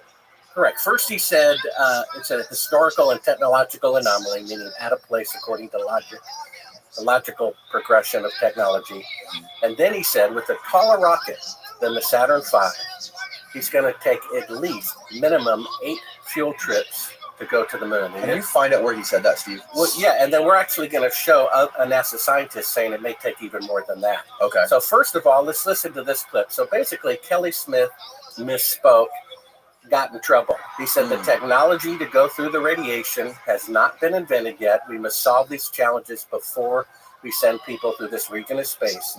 They claim they looped around the equator through the belts. They're trying to make up for it now. So there it is right there. Go to the headline. What does the headline say? Yeah. Elon Musk says it could take 8 Starship launches to fuel up a single moon trip. And this is with a rocket that's slightly taller than the Saturn V. He's going to say it's going to take 8 of them. If you want to zoom in, Steve, real quick. I just want to read the first part of this. Delivering astronauts to the moon is no easy feat, and it requires a disgusting amount of rocket fuel to pull it off. With its fuel tanks filled to the brim, NASA's Saturn V rockets weighed in at 6.5 million pounds during the Apollo missions almost half a century ago. It managed to burn up to 20 tons of rocket fuel every second. Fast forward several decades, and SpaceX CEO Elon Musk is trying to achieve similar greatness with the space company's Starship rocket. This time, it's going to take a lot of refueling to get there. In fact, SpaceX competitor Blue Origin recently griped that SpaceX might need as many as 16 launches to get to the moon. Holy crap. Right. So von Braun, and this is in my book, Moon Man, at my website, he said originally to go to the moon in one rocket is impossible. We're going to show a clip of that in just a second. And the minimum you could do would be 3 rockets, each weighing 800,000 tons, being taller than the Empire State Building. The Saturn V only weighed 2,500 tons instead of 800,000 tons times 3. So that's a difference of 32,000% times 3. Take a look at this clip. Just like Kelly Smith misspoke and accidentally told the truth, the technology to go to the moon through the radiation belt has not been invented yet. Here's an astronaut saying the best we can do with 50 years better technology is orbit the Earth, and we hope to go to the moon eventually. Right now, we only can fly in orbit. That's the farthest that we can go. And this new system that we're building is going to allow us to go beyond and hopefully take humans into the solar system to explore. So the moon, Mars, asteroids, there's a lot of destinations that we could go to. We're building these building block components in order to allow us to do that eventually. Yeah, he just said they hope to go to the moon eventually. Now take a look at this clip from himself saying the rocket that you can build only achieve Earth orbit. That's exactly what Elon Musk said. It's going to take 8 trips. Take a listen. To reveal a plan for a trip around the moon is the chief of the guided missile development at the United States Army's Redstone Arsenal, Dr. Werner von Braun. A voyage around the moon must be made in 2 phases. A rocket ship taking off from the Earth's surface will use almost all the fuel it can carry just to attain a speed great enough to balance the pull of gravity. Unpowered, it will then keep circling the Earth in an orbit outside of the atmosphere. This is the first phase. However, if we can refuel the ship in this orbit with fuel brought up by cargo rocket ships, it can set out on the second phase, the trip around the moon and back. So each one of those 9 rockets Elon's talking about would have to be full of fuel in order to have enough fuel to leave Earth orbit and go to the moon. But so just to make sure I'm following, the first one would be able to get with full of fuel, would be able to get into orbit. That's it. The next one would have to go, I'm assuming would be able to go the same distance, fuel the one up in orbit. At least 8. At least 8 trips of fuel. So after it fuels it up again, I guess it can hit the blasters and go even farther. But then you have to send another one up twice as far to fuel it up again, right? Well, then you need fuel to land on the moon and to leave the moon, right? Which they didn't have. This is why NASA destroyed all the technology. It's one of the clips at Sabrel.com, a NASA engineer saying, we intentionally destroyed all of the moon landing technology. Now, if they were ever going to destroy technology, you might do that with the atomic bomb, right? We used it to end the war, but let's not do that again. Sure. And yet, just 10 years later, atomic bombs are 1,000 times more powerful. You see, so if they really went to the moon, the last thing they would do would be to destroy all the technology. Right. They destroyed the technology. They destroyed the telemetry data where the rocket really was. They destroyed all of the original videotapes, which you would never do if you really went, but that's exactly what you would do if you were faking it. So that's actually incidental proof that they faked it as well. Now look at this. They specifically said that it was all destroyed? That's a clip. If you want to go to Sabrel.com, Moonman video links, look for the one NASA admits they destroyed the technology. His name is Don Pettit. And how much did it cost to put the... In today's dollars, $250 billion. So, yeah, so you can imagine, would Bill Gates spend $250 billion making the first AI? Hey, that worked great, and then throw the schematics, the blueprints, and the hardware in the furnace. You would never do that.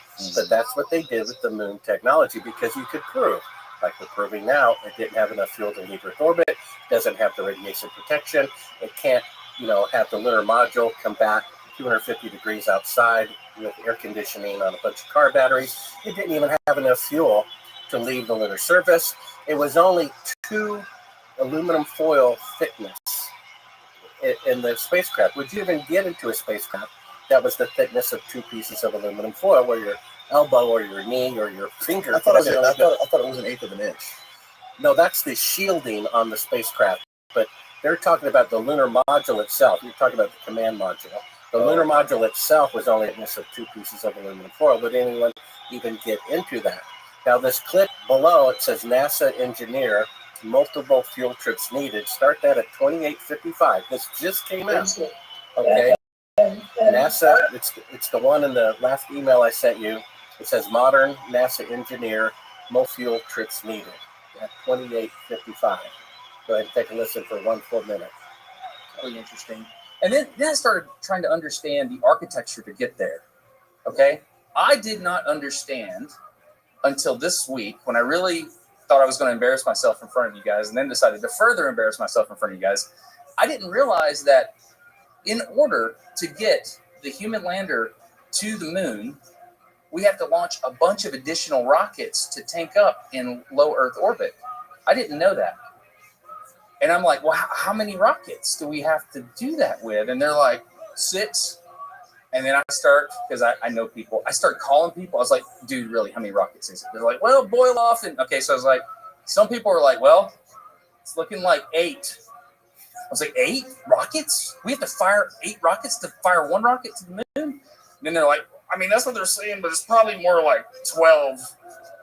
Really? And then I was like, no, I'm an engineer. I know how to do this stuff. So I started to account for like nominal schedule slip and boil off. And this is how many rockets it's going to take. Right. To fill up that thing to get it to the moon. So you can pause there. So he said he did the math. It's going to take up to 24 rockets taller than the Saturn V to go to the moon. You see that?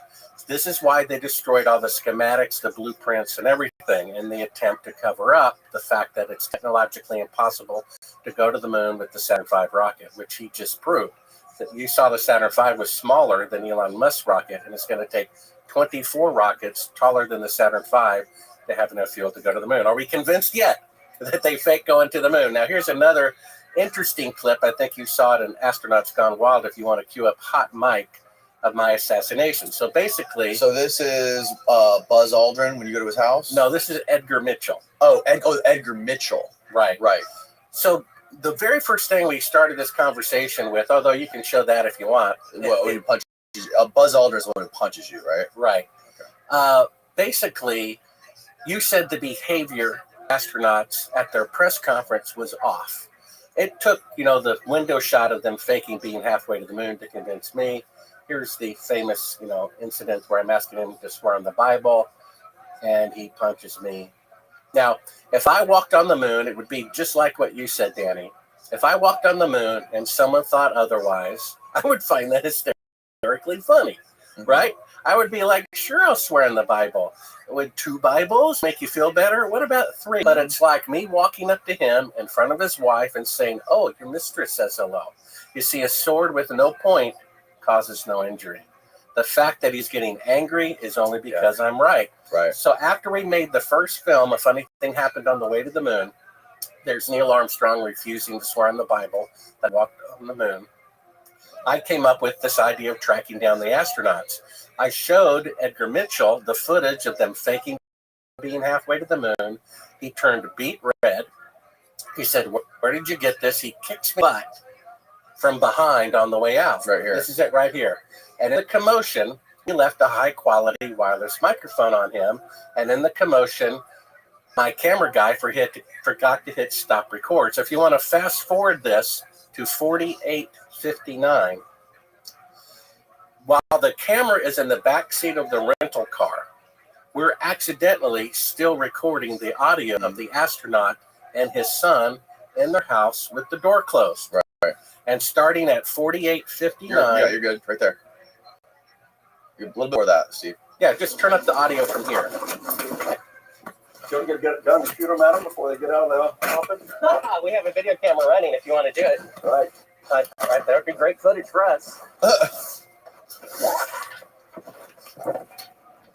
See you later. In court, I hope. You want to call the CIA? Have them whacked? So do you want to call the CIA and have them whacked? Okay, you can stop there. That's a little director's art film about me being chased by the CIA. But basically... How long after they walked you out to the driveway did they say that? That was them closing the door and on the inside of their house. I didn't find that until the transcript was done. Rewind, watch that again, Steve, from the point they're arguing. Rewind it. Right there, yeah, play it from there. So that's him right there, and that's his son behind him. Right. You're going to be on the deck and I shoot. I appreciate it. Get the hell out of my house. Don't get it done to shoot them at them before they get out of the office. We have a video camera running if you want to do it. So they're both right there outside. That would be great footage for us. See you later. In court, I hope. In court. You want to call the CIA? Have them whacked? So that sounds like they're inside, though. Yeah, they are. So as soon as I said that remark, they were on their way back in their house and closed the door. Okay. That's why you hear the echo sound at the inside of the house. I mentioned court because he threatened to take me to court, and I'm like, please do. What did you Because do I with can. that? Well, I didn't find the recording until like 3 months later. Wow. We had a film secretary who did a transcript of all of this. Mind you, we have a millionaire backing us. So about 3 months after I did all these interviews, she calls me up frantically on the telephone. Bart, do you know what they're talking about privately in their house with door closed before you found out you left your $800 microphone and you turned to go get it? I'm like, I don't know. What are they saying? They're talking about calling the CIA to have you killed. And I'm like, oh, that's pretty funny. It says, no, Bart. They're talking about calling the CIA to have you killed. And I'm what was Edgar? Well, I don't know. But the point is, if they really walked on the moon, right? And I'm some silly person who thinks it was filmed at Cannon Air Force Base. Yeah. Why would the CIA care? Right.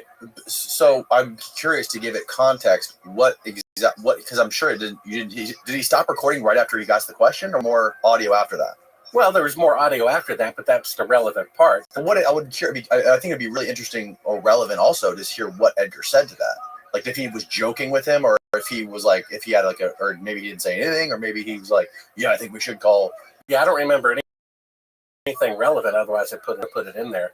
The fact is, we left that microphone on him accidentally because I was assaulted, and in the confusion, and my camera operator would normally hit stop. Yeah. He was so right.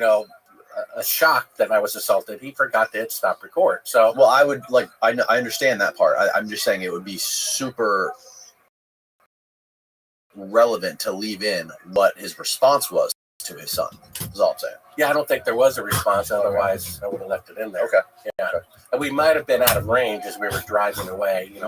It's a radio wave. It only works within, I don't know, maybe 1/8 of a mile or something. Right. And in any case, that's the part that stood out to me. If I'm some silly person who thinks the moon landings were fake and filmed at Cannon Air Force Base, why would the CIA care?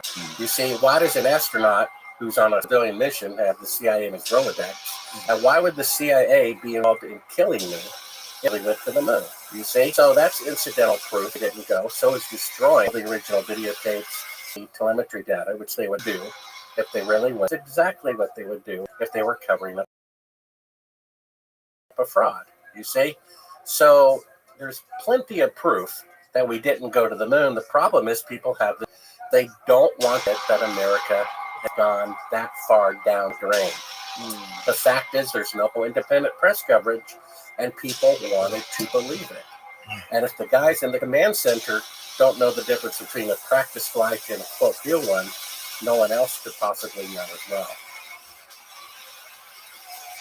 So I want to ask you about this rich millionaire rocket scientist guy who funded your movie. How did you meet him? Well, it's very interesting if you believe in serendipity or divine intervention.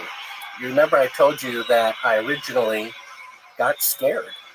The shadows intersecting, the weird behavior of the astronauts, the Soviets had 5 times more man-hours in space than we did, and they never went. Right. Never went to this day. And I'm like, something doesn't smell right. And I have this relentless, never give up personality, and I love puzzles. And I thought, well, if anyone could figure out whether we didn't go to the moon or not, it would be me. And so I turned down the project, and then I later changed my mind when I realized that the faking of the moon mission is more profound than if they had actually gone. And so it was kind of a stage experience. And so as soon as I changed my mind 5 years later, again, after reading the Bible 5 times from cover to cover, ask any of my friends. I wasn't a Christian, smoking pot, sleeping around or whatever, but it did show me there is a battle between good and evil. Come on, surely murder is wrong, and pedophilia is wrong, and stealing is wrong. And so lies precede crime. You see, conspiracy is half of all crimes are conspiracies. Either they're done in the emotion of the moment or they're plotted out in advance, right? The government plotted this out in advance. So as soon as I changed my mind and literally was willing to risk my life for the truth to come out, serendipity, divine intervention, a day or so later, I meet a multimillionaire who works as an aerospace company building rockets for NASA, who knows the moon missions are fake, who decided to give me $1 million to expose it. And like I said, I was producing the film under the theory it might be true that they faked it. I figured we'll never know. We'll never have any concrete proof whether they went or not. I was wrong. When I popped in that tape that they don't show to the public, and the CIA is telling them to fake a 4-second radio delay, and they're claiming it's the Earth from 130,000 miles out, and it ends up being a 1-foot window, I'm like, they really did fake it. So this guy wants to remain anonymous, I guess, so his stock doesn't go down or something. And it just shows you that when you're in pursuit of the truth and what is right, God, the universe, backs you up on it. How certain are you guys? How certain are you that this guy who funded you wasn't some sort of foreign pop?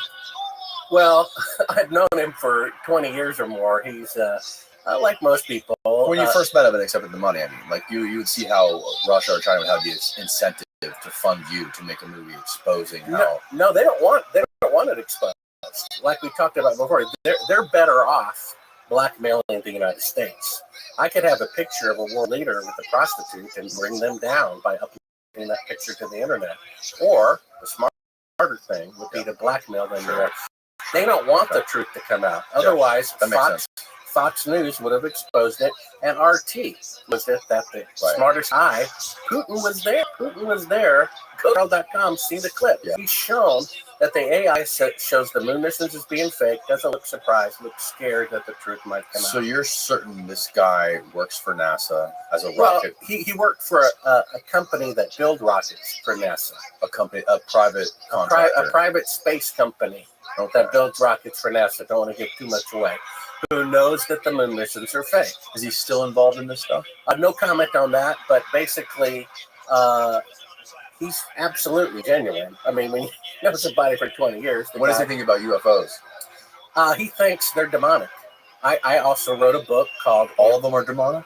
Well, according to the top 2 UFO researchers, Jacques Vallée and Alan Hynek, UFOs are real, but they're not from outer space. They're from Earth. But that doesn't mean they're demons, right?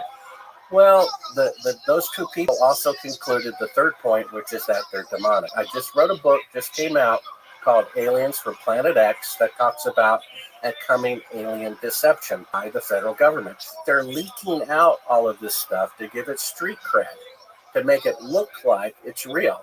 But the fact is, von Braun's closest friend said that they were planning on faking alien invasion. Yeah. This is coming from the guy who faked the last greatest historical event, the moon landing. So all this stuff of all these people coming out saying UFOs are real, when they're pinned down on it, did you personally see a UFO? Did you personally see an alien? No. Friends in the military told me so. I mean, they want us to believe in it. Why aren't there congressional hearings about JFK or the moon landing fraud? But there are those because they want us to believe, which means they're not true. New book at Sabrel.com. I read it in audio, Kindle or print. It's 10, 20 years of research about this, and it's based on the experts' opinion.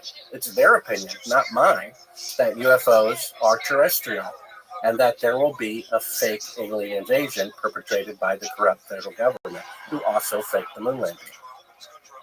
Okay. Interesting. So you're not willing to say whether this guy's still involved in any of this rocketry stuff or NASA or SpaceX or anything like that? Well, I don't want to give away too much about his identity. Okay. The saddest thing, though, if I may bring up a question we sidestepped earlier, you brought up the Apollo 1 fire, okay? Now, when I made this movie, a funny thing happened on the way to the moon, given $1 million to do it, and Astronauts Gone Wild.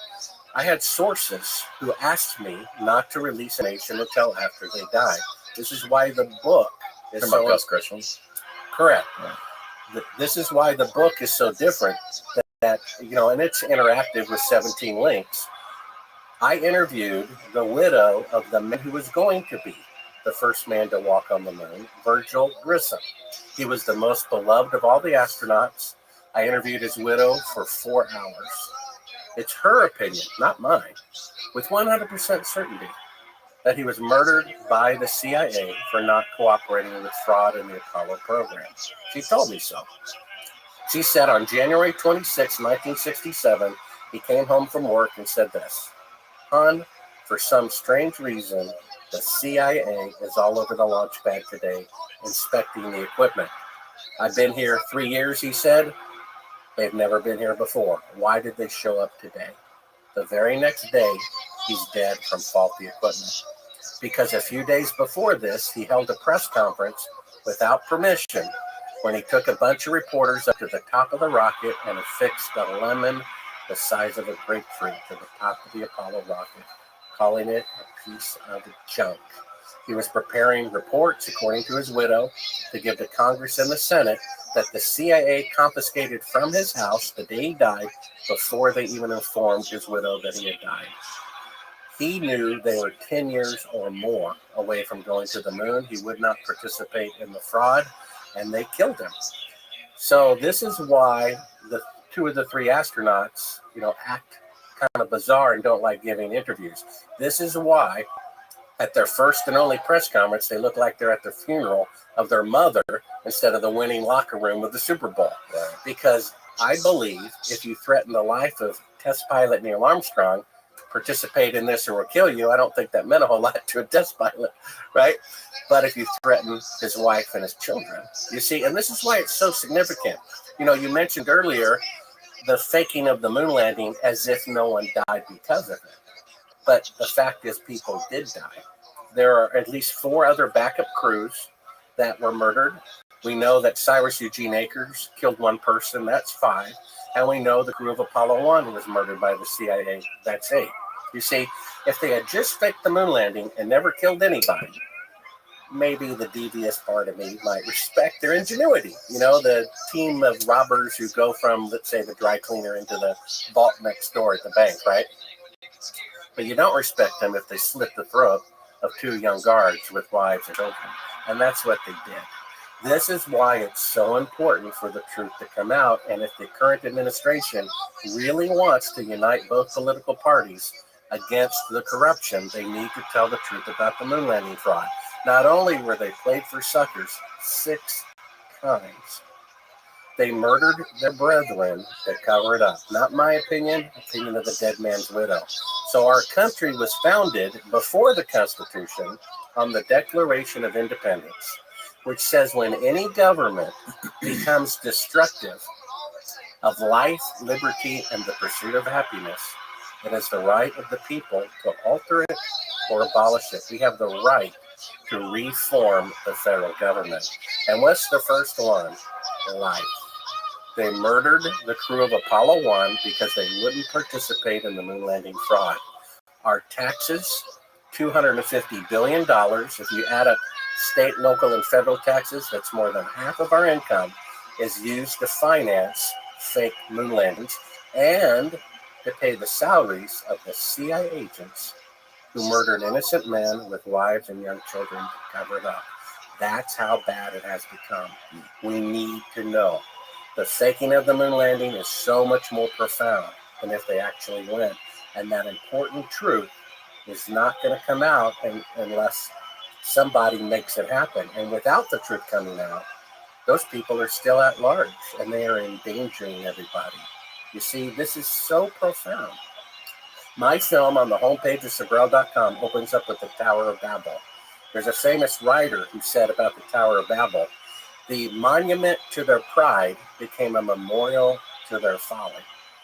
The Messiah said, if you start to build a tower and you don't finish it, you're proclaiming yourself a fool. You see, they never finished it. And then we show the Titanic, and they had the audacity to put in print the ship that God himself could not sink. You see that?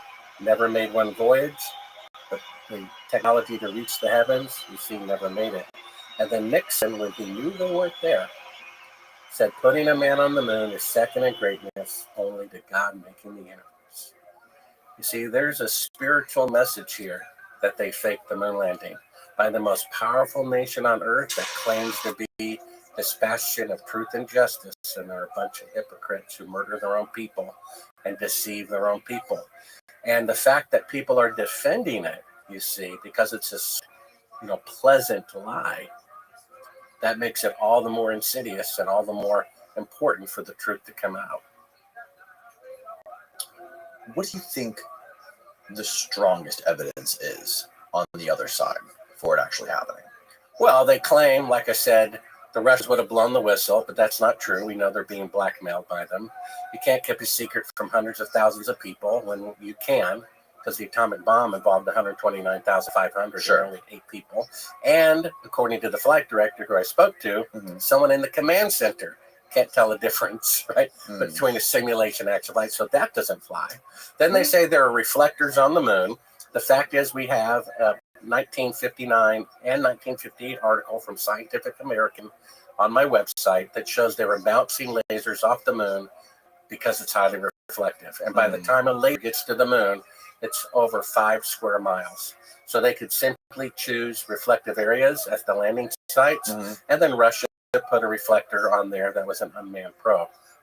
Come on, the smartest AI in the world, not available to the public. Right. Multiple AIs hooked up together were just shown pictures through its deepfake detector program that has never been wrong from unmanned Chinese probes of the lunar surface. It said they're absolutely real.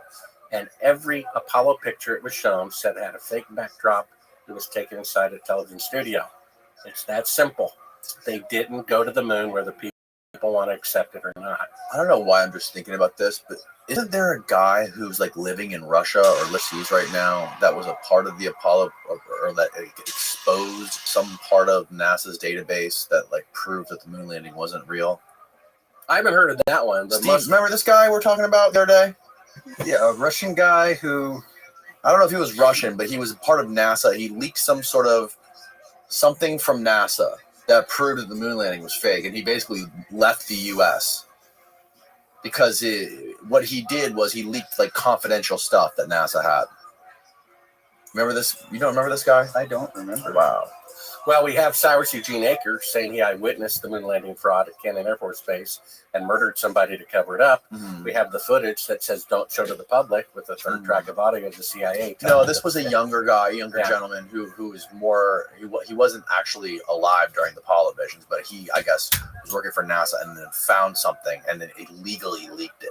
Before this interview today, I was rereading an email I got from someone who works on the Artemis project and whose father works on the Orion project. They both said the moon missions are fake, and they're working on Orion and Artemis. They said it's fake. They sent the Orion spacecraft into the atmosphere, and they said it would have killed the crew had there been people inside of it. You see, coming from the moon, you'd have to go faster than just coming in from Earth orbit. Almost doubles the temperature. And they said they don't have the technology to protect people from re-entry from the moon. They just said that. Then how did they do it in 1969 on the first attempt? Also, one of the big things is that the temperature, which is crazy, the temperature in the light of the moon is 250 degrees Fahrenheit, approximately. And then the temperature in the shadow, which could be 50 feet away, can be negative 200 degrees Fahrenheit. Yeah, or more. Yes, or more. It's about a 500 degree difference. That's crazy. So they claim that they were able to get that heat of 250 degrees in the lunar module down to 72 degrees with air conditioning from a bank of car batteries. So this is why they destroyed the schematics, because you could prove that's not possible. So obviously they thought it made more sense to park the thing in the sunlight because it would be able to survive the heat better than it would be able to survive the cold.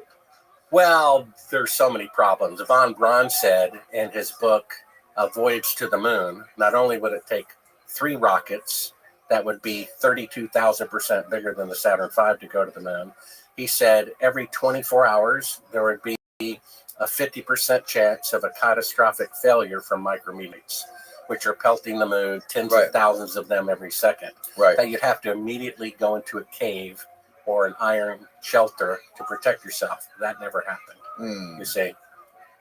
Yeah. Also, to me, it sounds like if they have batteries, I don't know exactly what kind of battery. I'm not a battery expert, but imagine if they have batteries and they have electronic components. They're microchips, whatever the hell they were using in that lunar lander. It would be better to have it in a colder environment than it would be to have batteries in a 250 degree environment. Well, they both are bad. They're both bad, but what one's less bad for like transistors and microchips work better in colder. So you asked what Elon Musk thinks. Okay, Elon Musk said it's a technological limit, putting it on the moon with 1 minute to computing power cell phone. He says today you'll have to use 8 rockets minimum, and the NASA guy set up to 20. He also indirectly said that the moon missions are fake because it took him 5 attempts with 600 million times the computing power of the lunar module to land a rocket vertically. Do you understand how to land a rocket vertically with 6 rockets all around with 600 million times the computing power of the lunar lander? The first time he tried to land a rocket vertically, it blew up. Second time it blew up. Third time it blew up. Fourth time it blew up. Right. So how did they land the lunar lander 6 times flawlessly with 600 million to computing power? So there he's saying again, the fact is Elon Musk needs NASA's cooperation to launch anything over 100 feet. And he's not going to bite the hand that feeds him. So he's playing ball. Now maybe he'll stop playing ball because the Office of Government Efficiency, right? Pointing out fraud. Is there a greater fraud that the U.S. perpetrated than one that cost $250 billion That's a good point, Bart. to fake the moon landing? I spent only convenient frauds, Bart. Yeah, well, they're afraid it might embarrass the United States with the truth to come out. Of course it But would. only temporarily. You have to think long term. If we don't tell the truth about it, then the evil people have won with it, and we're telling lies to our school children and to college students. The fact is, if you want to gain public trust, you can actually do so by admitting the moon landings are fake. And rather than the Republicans fighting the Democrats, if Trump forced an Apollo astronaut to tell the truth, you would have Democrats and Republicans saying, we didn't realize it was that bad. Yeah, but Trump probably doesn't have a need to know on that. He probably doesn't have the access to that. I page. think he knows. Why do you think day one, right, January 21st, he insisted that the moon rock from the Oval Office be removed? Didn't want anything to do with it. Is that true? It's true. He insisted the moon rock be removed. Correct. Yep. Find that, Steve. Find it, Steve. Speaking of moon rocks, what's the story of Von Braun going to Antarctica? Yeah, I mean, one of the clips on my website is the fact that after a curator in the Netherlands watched the thing happen on the way to the moon, in his museum late at night, he opened a hermetically sealed container with the moon rock. So Neil Armstrong said he personally picked up a particular rock, personally put it in his pocket, and personally gave it to the Prime Minister of the Netherlands. Pretty good chain of custody. They immediately put it in a hermetically sealed box, and a few years ago, they opened it up, put it under a microscope, and it's an out-of-this-world looking piece of petrified wood. NASA says no comment. No one asks if the moon rocks are fake. What about the moon missions? And yeah, 6 weeks before going to the moon for the first time, Von Braun takes a leisurely vacation to Antarctica, where there are all sorts of lunar meteorites on the surface. So they either faked the meteorites and turned them into moon rocks. They created them in a ceramics lab, which they could do. The fact is that the current moon rocks that China has analyzed have about 100 times more water in them than the Apollo rocks, because the theory is that they would be bone dry. So there's an inconsistency. China's rocks show about 100 times the amount of water parts per million than the Apollo rocks. So what is that all about? You see, they kept pushing, revealing the truth into another administration, another generation. And now people are stuck with this truth. The smartest entity on Earth said the moon missions are fake because the pixels in the foreground and the pixels in the background don't line up. Indicates a fake. Talking about the AI. The AI. So the truth is coming out. That's why they came up with this film recently. We faked some of the images, but we really went to the moon. The fact is, back in 1969, 10% of the public back then thought that they were going to fake the moon landing. So if you really went the last thing in the world you would do would be to fake any of it. Right, unless the radiation is going to damage all your film and your cameras, and you're like, we win, but we don't have any proof, so we got to have backup. No, they didn't have a problem with that, because during the alleged live landing, they just showed an Atari graphic. Why not have a camera on the side of the rocket and have it on 24/7 all the way from the Earth all the way down to the moon?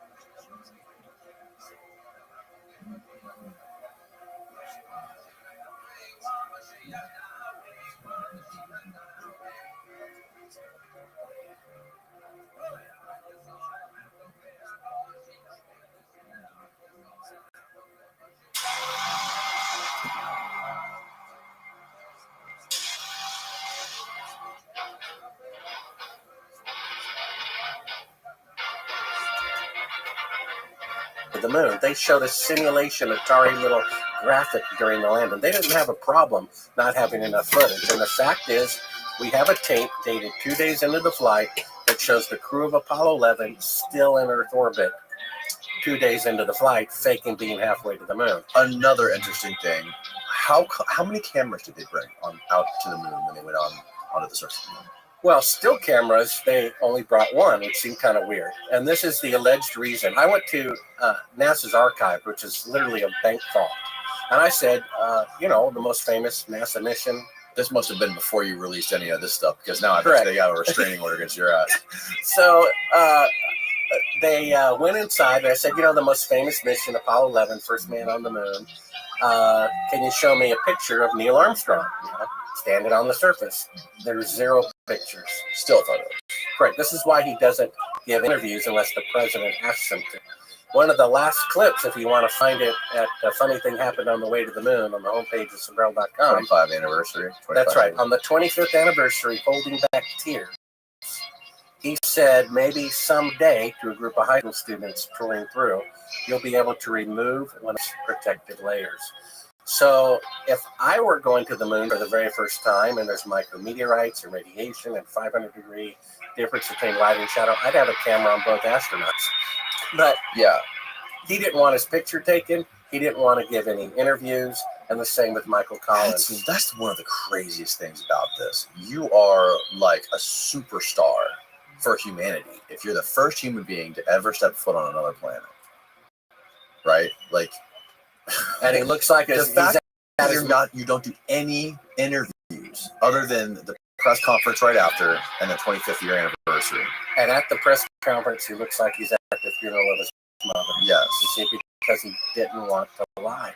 That's why he rarely gave any interviews. He didn't want to. And that's why on the 25th anniversary, if you want to cue it up, the end of A Funny Thing Happened on the Way to the Moon. Pull up that 25th year anniversary. He says, perhaps someday you'll be able to remove one of truth's protective layers.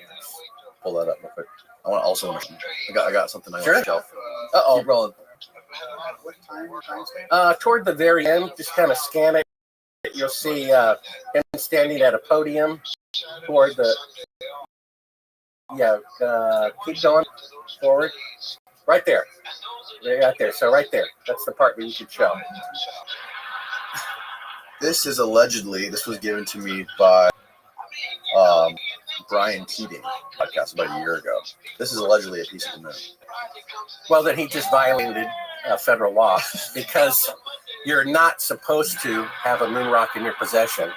And one of the things that's in my book is how a grandmother who had the tiniest fleck or speck of alleged moon rock in this, solid plastic, wanted to sell it to help, pay her mortgage. Mm-hmm. And she was surrounded by the FBI and held in custody without being allowed to go to the bathroom because she had a speck of a moon rock, because it's a federal crime to be in possession of a moon rock. So either he violated the law, you're violating the law, or it's a fake moon rock. Let's just go with fake. It's fake. So here he is saying a cryptic remark to students going through the White House on the 5th anniversary. Okay. One of the first times he spoke in 25 years. Today we have with us a group of students among America's best. To you, we say, we've only completed a beginning. We leave you much that is undone. There are great ideas undiscovered, breakthroughs available to those who can remove one of truth's protective layers. He is. What the hell? Well, if you analyze that speech he's talking about this footage here that proves that they never left Earth orbit. That's supposed to be the Earth in space, but it's really a 1-foot model. And like I said, if any of it's fake, all of it's fake. If you look at the speech, it's the only part he had memorized and said looking up. He wasn't reading it. Yeah. Remove one of truth's protective layers. And he's sniffling, meaning he's about to cry. Maybe someday these students in the future will remove one of truth's protective layers about the moon landing fraud. There's a layer of truth surrounding the Apollo missions that's protecting the truth. You see, maybe future generations can remove one of truth's protective layers about the moon landing. You see? And that's unfortunately been my forte for the last several years. Why I made the movie, why I wrote the book, and why I am continuing trying to get the truth to come out, because they sadly did fake the moon landing. And it's an important truth. If our country or the world ever wants to progress, it's like a cure for cancer. We can't cure our cancer unless we know it exists. Another huge problem with it, it was fraudulent and the whole thing was fake. If we do figure out how to get to the moon eventually, now you have to compound and cover up for the previous lie. Because now if we go to the moon again for real, right, and we show footage, we show photos, we show evidence of it, we have to make sure that corroborates everything that the fake thing we did back in 1969, make sure they both match up, right? We have to cover for that lie still. Correct. Maybe that's why they're trying to skip it and go to Mars. But if they can't go to the moon, then how could they possibly go to Mars? You see? Exactly. Right. So what they'll probably do is just keep postponing it. They postponed it 8 times, right? You realize NASA has never kept a schedule in their entire history, not a single time, except the most complicated mission of all time, that they were ahead of schedule. They said in 2014, we're going to have people orbiting the moon in 2018. They were 2 years behind schedule, and they had mannequins orbiting the moon. They'll just keep postponing it until there's economic collapse, civil war strike, at which point no one's going to care about JFK or if they went to the moon. When is the alleged next scheduled flight with astronauts to go at least orbit around the moon? Well, that was scheduled 2 years ago. Right, I and remember it didn't happen. I got an email from someone saying, "What are you going to say, Bart, when they go to the moon, in 2 years?" Mm-hmm. And that was 2 years ago, and they never did. I said, "Look, they're going to postpone it. They always do. They always postpone it because they can't do it." I mean, the South Pole has 100-mile-per-hour winds. This year, September. Oh, yeah, with people, right? Or is it going to be unmanned? The next scheduled moon mission is the Artemis 2 mission, which NASA now targets for September 2025. This mission will be the first crewed Artemis mission around the moon. Okay, so I'll bet you pretty much anything. I'll bet you this fake moon rock. Oh, yeah. Okay, I'll do it for the moon rock. Perfect. Okay, so if they don't send people around the moon in December, I get that moon rock. Deal? Okay, I'm looking at that. We're going to come to a follow-up podcast. Be sure to put that chain of custody correct. Yes, I will. Because you know what I'm going to do with it when I get it. You're going to get raided by the FBI. Yeah, you're there, Steve. So trust me, the two choices are going to fake it or postpone it. Or maybe they could go through the top of the radiation belt. Well, they can't. That's why they're launching from Florida. They'd have to launch from the North Pole. That's what Von Braun said. Yeah. To go around the radiation belt, you'd have to launch up pole. The biggest problem now is not just radiation, it's the fuel. You don't have fuel. You have to have a space station first, which area the fuel. You have to protect them from radiation. And then once you land, you have to protect them from microlights. You see, there's salt.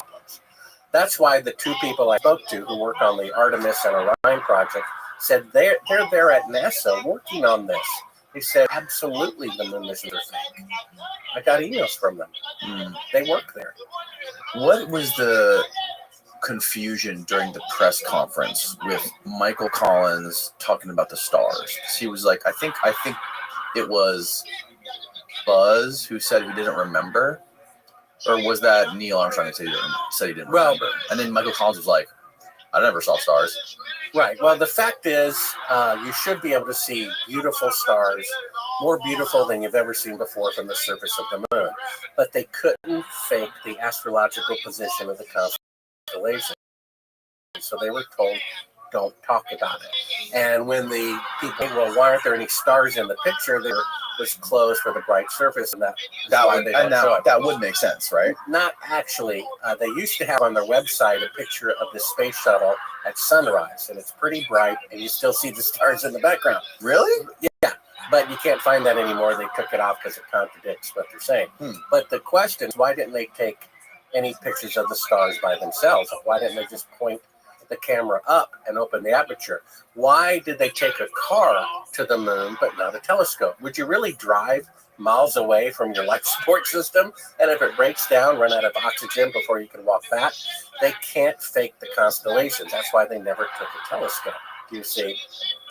And if we were going to Paris, there would be all these pictures of us with the Eiffel Tower behind us, right? According to the astronauts, the Earth was over the horizon the entire time. There's only one photograph of the Earth from the surface of the moon with an astronaut, and it's way high up, and it's smaller than a full moon from Earth.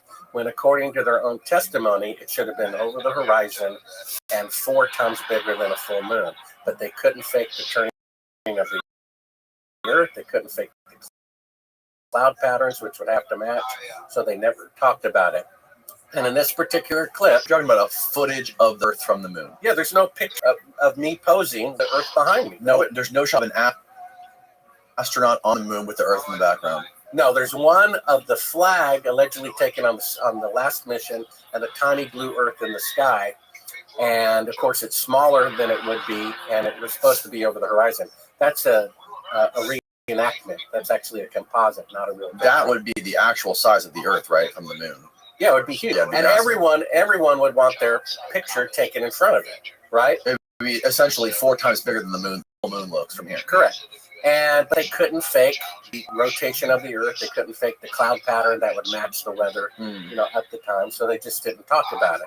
And when a reporter asked Neil Armstrong about what was the stars like, was that incredibly beautiful? He says, I don't remember. And then Michael Collins, who wasn't supposed to have been walking on the moon with it, right? He was supposed to be orbiting while they walked. He says, to help him out, I don't remember seeing any. But he wasn't there. And if you get a printed transcript of he was in the command module, allegedly. So I tried to cover for that mistake and remind him what they were told at their debrief is we didn't see any, otherwise we'd have to show something, which we couldn't fake. So he says to help him out, I don't remember seeing any, except he wasn't there. How long after the mission was that press conference? That was about 3 weeks. They were allegedly quarantined for fear of moon germs, which everyone in the scientific community said there wouldn't be any, they would die. But that was their debriefing and preparing. And if you also look at the press conference, there's 2 teleprompters hidden in the desk to remind the only people what it was like to walk on the moon. Ask them what it was like. They're looking at a TV prompter to tell them what it was like to walk on the moon. And then if you get the written transcript of it, which was the only thing available for decades before YouTube, they say that Michael Collins' remark, who said, I don't remember seeing any, they say Buzz Aldrin said that because they knew he misspoke. Right. Did you have any trouble publishing your book or ever getting any of this stuff out? Did you have any pushback from like book publishers or from video publishers or anything like this? No, they can't really take down my YouTube channel because that would just prove that I was right. But for example, the punch footage, which was my footage, my tape, my camera guy. The punch footage? The punch, me being punched by Buzz Aldrin. Oh, yeah. The famous viral video. Right. Okay. So I'm the guy who says we didn't come in. And of course, they have to put a description underneath to reassure people that we really went. Right. I have about, I think, 70,000 subscribers. And that clip has been up on my channel for about 7 years, and it has less than 500,000 views. On another person's channel who has less than 200 subscribers, they, because we really went to the moon, is making fun of me, 2 million views in 30 days. You understand that? 200 subscribers, my video gets 2 million views in 30 days on his channel. That's $4,000 or more of ad revenue off of my clip because he says they went to the moon. I have 70,000 subscribers. It's been up for 7 years, less than 500,000 views. So they're shadow banning it or whatever you want to call it. Sure. When I found the footage of them faking being halfway to the moon, that day that I found it, which was June 30th, 1999, when I called up Bill Casing, super excited. Oh, we really didn't go to the moon. You're not going to believe this. He's like, well, Bart, I told you. I worked there for 6 years. I told you we didn't go. I'm like, no, you don't understand. They really did fake it. It's like, well, Bart, I told you. It took me so long to finally admit it. That phone call was interrupted with the screech so that I couldn't talk to him. And as you saw from the book in the chapter called The Funny Thing Happened on the Way to CNN, Right. I was literally followed from church that night. They disabled my car as I pulled up alongside of someone following me to get a look at them. My car just died. A military source I have since they zapped it with what you call EMP weapon or whatever. I'm literally chased on foot by 3 other cars. I hired a cab to drive me with the secret footage. This CNN, we're surrounded by government agents in Atlanta, Georgia, and they drugged me to the point of vomiting, with what I presume is truth serum. I escaped their custody. I made my way back to Nashville, and I told the NBC news director I got it because I peed in a cup, and I said, I'm going to prove I was illegally abducted and illegally drugged by the federal government. And so I gave it to a friend to put in a lab in his name. We met for lunch a few days later. I said, well, what are the lab results? I'm going to prove I was drugged by this exotic drug. He says, well, there was a problem at the lab. And I'm like, well, what problem? He says, well, they had a break-in over the weekend. And I'm like, well, so what? He says, well, funny thing, the only thing stolen was your urine sample. So they sent CIA agents actually into the lab over the weekend, removed my urine sample to prove that I had been drugged and interrogated with truth serum when they wanted to know how copies of the tape I had, and all this kind of thing. Why do you think they let you go? They just whack you. Why escape? And you have to get my book. I said I read it, Kindle, or I go into great detail that's not how 2 government agents literally were sent to protect me. And so you somehow ended up in a mental hospital. That's right, because as they were illegally arresting me and drugging me, from the back alley of CNN, and I saw and said, lawyer, I'm like, hey, I'm being illegally arrested. And takes out his notepad, and the government agents are freaking out that now they have to deal with him. And so if a person is arrested, they have to go. Did they read you any rights? Well, if you're arrested, you have to go before a judge within 48 hours charging in. You have the right to an attorney, right to a phone call, right to all these things. But if you're arrested for being crazy, and mind you, during the last 3-year little episode of You Know What, doctors were being arrested for being crazy in Europe for saying maybe something's awry here, maybe certain medicine isn't good for you, then you don't have any rights. And instead of being able to lock you up for 2 days, they can lock you up for 10 days. You don't have a right to a lawyer. You don't have a right to a phone call. And so that's what they tried to do. And in the process of this is where I met 2 government agents who were there to protect me. All this is detailed. It would make a feature film of itself.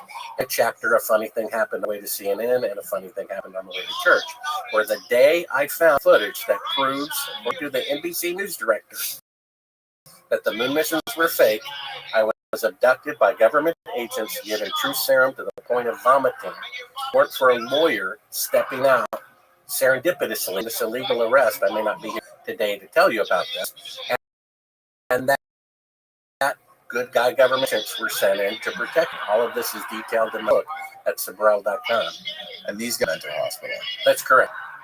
And they didn't tell you anything about where they were, who they were, where they were from. They gave me a couple of clues because basically, when I was first, abducted, they probably were just going to kill me and throw me on some train track and claim the train killed me. But the lawyer walked out. But the lawyer walked out, so they took me and put me in a mental ward. I was told I was going to be there for 10 days. And this was a pretty modern, mental hospital or whatever in Atlanta. And so they had a courtesy phone. So I have all these numbers memorized in case of an emergency, how to dial long distance. So I'm calling the news director at NBC, the executive producer of the Moon film. And while I'm on the phone, I hear a drilling on the other side of the wall. They're literally trying to pull out this. CIA agents dressed as phone company guys. And then simultaneously, I get a tap on the shoulder saying that you're being immediately transferred. And I'm like, whoa, whoa, whoa. This nurse who I trusted, she said I was going to be here for 10 days. So I went to her and I said, who made this decision to transfer me immediately? She says, some new doctor. Today is his first day. So they sent in phone company guys to literally yank the wire out of the phone that I was using to call the executive producer, the news director of NBC, and they sent in someone posing as a doctor to have me, transferred to a literal prison for the mentally insane. And it was during all of these adventures that two guys came in the middle of the night, and they said, Mr. Sabrell, we want to talk to you. And I'm like, I'm all ears. But they said, not in your room. A mental patient there had left an electronic device in my room. I pointed it out to the, one of the male nurses there. He removed it. And so they took me in the middle of the night, 1:30 in the morning, to, I think, the employee cafeteria. They were wearing hospital scrubs, like nurse scrubs. But the place was so modern, they wore hospital scrubs. They wore their street clothes. So they guessed wrong. You see, they weren't from that place, but they tried to look like they were, and they made a mistake on their wardrobe choices, right? And they were genuinely concerned for my well-being. They said things like, Mr. Sabrell, we're all rooting for you. You're doing good. Hang in there. And I'm thinking, that's kind of weird. And they asked me, what medicine did they have me on? And I'm thinking, well, if you work here, well, you know what medicine you have me on. They took my blood pressure. They were generally concerned for me. One of them had on a watch, and it said United States Marines. I think they were with what's called the MCIA, Marine Corps Intelligence Activity Department. They were sent in to protect me. I think there's literally good guys and bad guys doing an under-the-radar civil war. 3,000 architects and engineers said pinhole airplane can't bring down a skyscraper. Just look at Oklahoma City bombing, half the building blown, right? Mm-hmm. Somebody has access to energy weapons or explosives who are bad guys in the government. There are good guys in the government trying to counter them. There were bad guys who faked the moon landing, threatened my source and his family for telling me his father faked the moon landing. And there were good guys who were sent in to protect them. Some from the FBI, some from the United States Senate Intelligence Committee. Same with me. I found proof that we didn't go to. I'm getting advice from my church elders what to do. I'm literally followed from church. I get behind the guy following, pull up alongside of him. I'm zapped. I'm literally being chased on foot. Hire a cab to drive me to a where I'm surrounded by agents who would have me until a lawyer walked out. They put me in a place where I don't have the rights to a lawyer. And then good guys come in to make sure, okay. So as best I can tell, the literal civil war going on. So the reason why I changed my mind, I didn't want to make this movie. Here, I'm endangering my life. Then I realized, Danny, you see, I'm going to die anyway. And this is worth dying for. Our founding mothers and fathers, after 5 people were killed at the Boston Massacre, said that's enough. We're not going to put up with this anymore. Where are the people who are that loyal to what is right in the federal government? There needs to be a general amnesty to all the Apollo astronauts, whoever did 9/11, whoever did JFK. If you come forward and tell the truth, we will give you a pardon. We will protect you. We have to have a house cleaning. You can't have a house cleaning until you take out the trash. And the way you take out the trash about a lie is you tell the truth about it. And the most powerful tool that Trump can use to bring down the corruption is to show the American public that they were treated as suckers about the moon landing fraud. And he'll have both Bill Maher and Glenn Beck united and say, look, something's wrong here. And don't be afraid. The truth will make us free, which means lies keep us in slavery. Yeah, it's just the idea of coming clean on the moon landing being fake. It doesn't seem like there's, I don't know. Maybe there's no upside to any of this stuff. Like, he's been saying he's going to release the JFK files. He said that last time and didn't do it, did he? He said it last time. Yeah, he did. And when it comes to like the JFK files, I think the majority of Americans can paint the picture of what happened with the JFK thing. I mean, there's been enough documentaries and books and stuff written about the truth of what happened with JFK. I think it's the vast majority of people know that there was some sort of conspiracy there. It's not like that with the moon, which is so crazy. Well, the rebuke of the Tower of Babel was known to the world. The rebuke of the Titanic, that boasted to be the ship that God himself could not sink, was known to the world.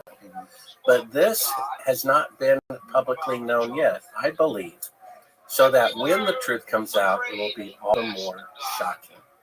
You see, I'm not a rich man. I spent virtually all the money I had in the bank sending out copies of my book to everybody in the new administration, their deputy chiefs of staff, the CIA director, FBI director, everybody I could possibly think of. I don't vote. I don't get involved in that mess. I pray for all people, whether they're Republican or Democrat. I wish them all the best. Like I said, Trump, said he was going to tell the truth and didn't. He has one more chance. And I don't care whether he's Republican or Democrat. I'm praying for the truth to come out. It will be an eye-opening experience. See, I was in Berlin when the wall was up. I know what that's like. I helped somebody escape from the KGB when I was there. And when that wall came down, I couldn't believe it. Imagine right now, Danny. Imagine right now. Steve's coming running in here. My wife said, you got to stop. You got to turn on the TV. And one of the Apollo astronauts is confessing, I'm sorry. We did film in a Cannon Air Force Base. We did kill people. I'm so sorry. The world would be dead silent. We would go, wow, has it gotten that bad? And it has. The only problem is this is a sweet lie. It's Santa Claus for adults. People need to love the truth. One of the quotes at the end of the first chapter says, the bitterest truth is better than the sweetest lie. And then we have a quote from Mark Twain who says it's easier to fool people than to convince them that they have been fooled. And we have a quote from Carl Sagan, who I got an email, and the person said he's talking about the moon landing fraud in a politically correct way. He says, once people have been bamboozled enough, it's hard to convince them that they have been bamboozled. The lie has captured them. It's almost impossible to convince them that they have been lied to when they make a god out of it. And that's the moon landing fraud. But most people are open-minded. I think both Bill Maher and Glenn Beck would admit it. If it came out, if an Apollo astronaut said so, they'd say, wow, I guess I was wrong about that one. Has there any been, everyone's heard the conspiracy that Stanley Kubrick helped film the footage. Is there any hard evidence having any involvement in this at all? Well, personally, I don't talk about it in my book or film. I think it's irrelevant. What's relevant is they did fake it. That's the important thing. Now, if you want to speculate, because they faked it, they had to have someone in charge of the fake pictures. So they had two choices. They could hire the general of the media department of the Pentagon and get security and amateur results, or they could hire the best filmmaker on the planet. In the same year that the moon landing was filmed, 1968, was shooting a film about going to the moon. And if you made them look different, you see, then it would make the moon landing pictures look real. Later, Stanley Kubrick was in the most advanced films on the planet, manufactured by NASA, so that he'd shoot by candlelight, Barry Lyndon. And then his film The Shining, the little red rum boy, has a hand-knit shirt, Apollo 11. And then his last film, remember? Eyes Wide Shut, seeing the wrinkles in the guy's spacesuit when there shouldn't be any wrinkles at all, and yet we don't see it. He insisted contractually that that film open on the 30th anniversary of the launch to the moon. Did he really? I didn't know that. Yeah, Eyes Wide Shut.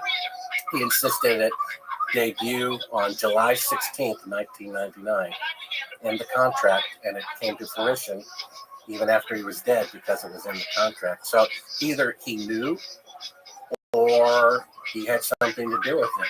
He also developed a fear of ever visiting the United States after that time as well. His daughter says, dear old dad wouldn't do such a thing. Says I was 8 years old at the time. Actually, she was 7.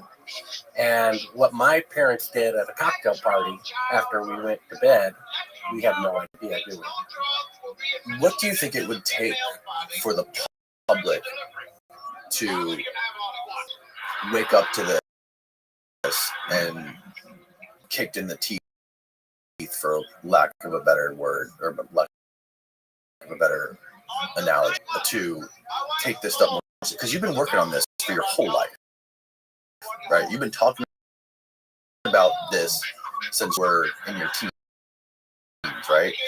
So are Stelly studying it, and you're the number one, like the grandfather of this, like this whole.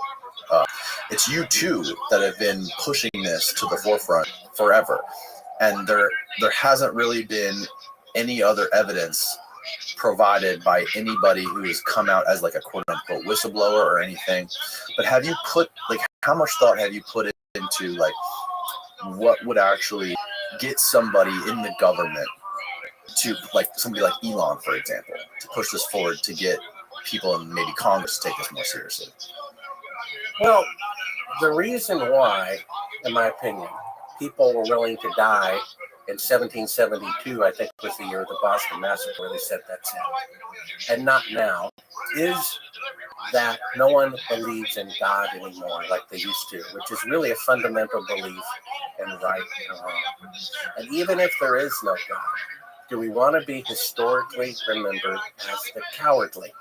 There's a long list of sins that it says in the last chapter, or second to last chapter of Revelation, that if we continue, living this ungodly way, we won't inherit eternal life. And the very first one is the cowardly. Think about that. During this little event in the last 3 years, millions of people took a medicine for an illness they didn't even have. Why did they do that? For fear of death. And the scriptures say that what you fear will come upon you. Do you see that? And so people aren't willing to die for what is right, but we're going to die anyway. That's what I realized. You might as well, if I'm going to die anyway, wouldn't it be better to for a just cause and be remembered for that? And there is a titanic struggle between right and wrong. And that quote about the Tower of Babel, the monument to their pride became a memorial of their folly, that could be said about the moon landing.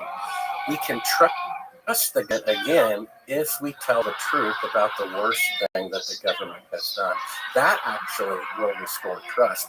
That will actually unite both political parties against corruption when they are shown that the moon landings are fake. All they have to do is put an astronaut to come forward, or just release the CIA files, or have the president declare it and have congressional investigation.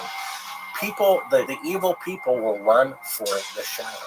If the truth about the moon landing fraud comes out, there's no better tool than to end corruption, than to disclose that they faked the moon landing. Start with the worst of the worst. Start with the most shocking. And then people can start trusting the government again, but not until then. Do you think, I know Rogan was trying to get somebody to debate you. Do you think that'll ever happen? I think the guy who you said gave him the moon rock, what's his name? Keating? The guy who wanted me to debate him. Really? Yeah. So Rogan sends me an email, hey, I want you to debate this guy, Keating or whatever. I haven't heard from him ever since. He took me out to dinner like in, 2001 when the film first came out. He heard about it. And it's like, what can I do? I know we didn't go to the moon. What can I do? And when I did that exhausting 3-hour interview, yours is less exhausting. With Rogan? Yeah. Oh, yeah. Well, he has a huge audience, and he has to be accountable, and he has to sort of play the middle ground. But he told me on the break, there's a reason why I'm doing it this way. Trust me. There's a generation of people. I completely get it. And I was right, but now I do. Now I realize I think he was right, because I get emails from people saying, the Rogan interview is what convinced me. Right. And I didn't see what he was doing. I'm confused. It's like, why are you acting like, you believe the real for 3 hours? But he's very strategic. Yeah. And he's older and wiser than me. And so it's the right way to do it. And at some point, you have to commit to the right side. I don't think when he had Robert Malone on there for 3 hours, he took the pharmaceutical company 7 hours. I don't think so. We eventually. We've heard theirs for 55 years. We know their side is.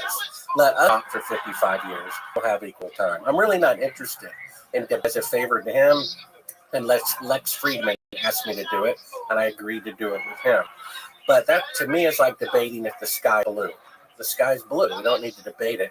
Plus, these people he's putting up, or Lex would put up, they're the victims, not the perpetrators. Do you understand? Put up NASA administrator, put up a lying Apollo astronaut like Charles Duke, who has the audacity to say he's a Christian. That would be mind blowing. But one of the astronauts. Yeah, but what I really be debating is the victims of the crime. It's like people who are by a scoutmaster. And because their psychology is so twisted, they're defending the scoutmaster. Those are the people they put up, the victims of the deception. I don't want to debate the victims. I want to debate the perpetrators. Put up NASA administrator, assistant NASA administrator, Apollo astronaut. Then we'll have a debate, but they'll never do that because I'm right. Yeah, well, I mean, I think one of the main reasons that we want to do that, that they want to do that, and I think it's important that happens, is because to give you like an idea of some of the people that go on the internet these days that claim they have the absolute truth, and they talk about things with absolute 100% conviction on stuff. Most of those people are full of shit. I don't think you're full of shit, but you do talk about this stuff with absolute 100% conviction, which I can see how some people get rubbed the wrong way. Yeah, but that's only after 30 years. Sure. A slow process of peeling the onion, going from being the biggest fanboy to the biggest critic. It wasn't overnight. I was like Steve. He sees shadow intersecting, and he still wants to say sunlight can do that, even though he can't reproduce it. I was with you, Steve. Still said the moon missions were real until I see the faking being halfway to the moon with a 1 foot model. If I can go from being this fan to the biggest, it's not something I say lightly. Once I see them faking being halfway to the moon, that means they didn't go to the moon. Shadows intersecting. They cannot be duplicated in sunlight. They didn't go. It's the first time a technological milestone couldn't be replicated 50 years later, when it should be 1,000 times greater 50 years later. You see, we have an eyewitness who confessed to a homicide to cover it up. How much more proof do you need? It's only the fact that it's a sweet lie that people don't want to give it up, and it involves their pride, and it involves the God of science. Fortunately, the Messiah of science, AI, just said the moon missions are fake, so there's hope. And what specific AI was this that said that? This is Google's neural network. Go to my website, Sabrell.com. At the bottom, there's a link to the article. This is an AI that's not available to the public. It's AIs hooked up together that for 3 days, VIP.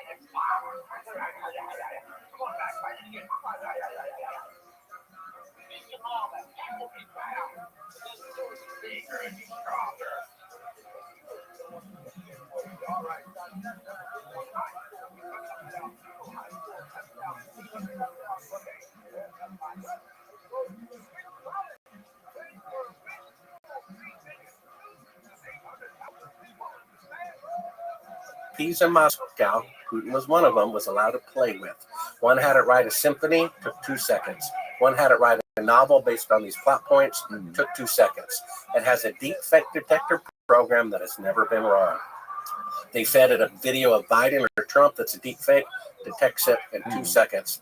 So they fed it pictures from the unmanned China probes that won't die from radiation and a picture of the lunar landscape.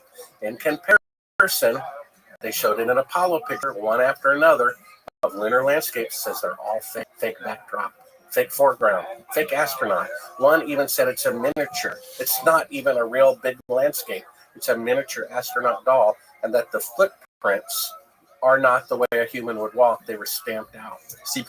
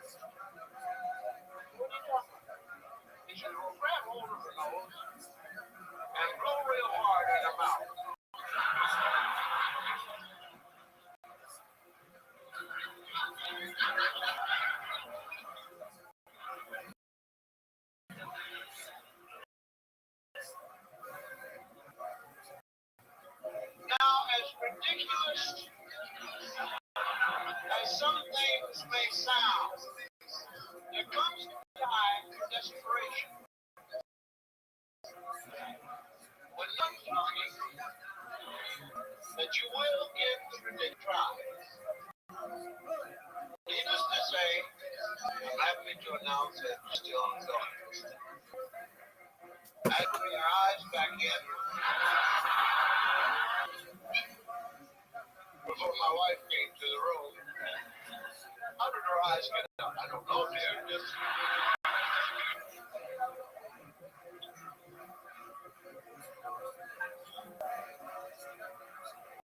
I'm happy to announce also that girls are much cleaner. They're much easier to deal with in maturity, what's expected of them. I have a son, he's 11 years old now, and I will tell you that I don't think the boy is going to live much longer.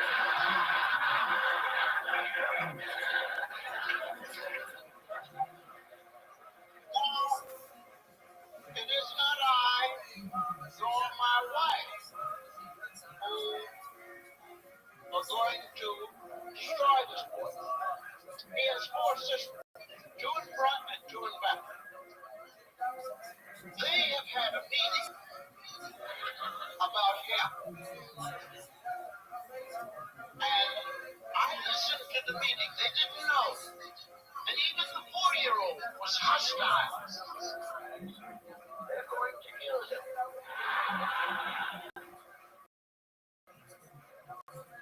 I didn't know how serious it is, female, that you live.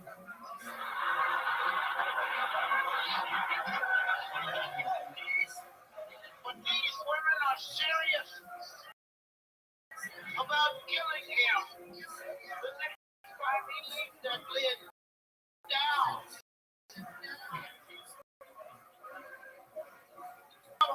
I have with him is he owns him up his life. That bothers me. It's almost a sign of someone who's not. You may walk around with your fly up.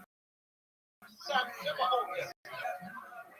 But that didn't bother me. Once I went to pick him up to school, and his class let out 11-year-old. All fly down. So I didn't worry about my son. Must be some class there.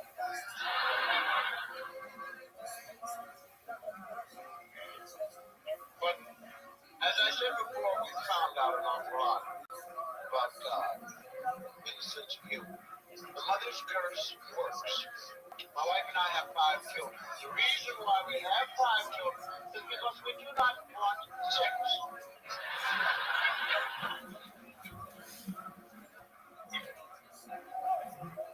And those we have, we want to get out of the house before we die. Just to get them out. My wife was a beautiful woman before the children came. I've never met a more beautiful looking woman in the face, in the body, and in the mind than my wife. The children came, and the curse began taking control. My wife's face didn't change. The corners of her mouth dropped. She talked, her eyebrows went up and down. And when she talked, she said, right now, I just want to tell you that what the curse did to her. But the reason why the curse works is because all children have brain damage. And that's what makes the parents' face look like that. Now, those of you who have no children, let me describe the brain damage. In the room with a Coca-Cola, you shut it down, you go to get a newspaper. Child comes walking in, grabs the drink, starts to just say, give me that. You're not just enough to drink it. The guy says, He said, what did I just say? And then he said, well, you not want to drink your drink. So every time I tell you that, don't I said, when I have a drink, don't you drink it. Don't I say that? Now tell me what I said. He said, what you not want to drink your drink. That's right. You put it down. You go to get the drink, the child picks it up again. John quickly starts to drink it. You say, give me that. Didn't I just tell you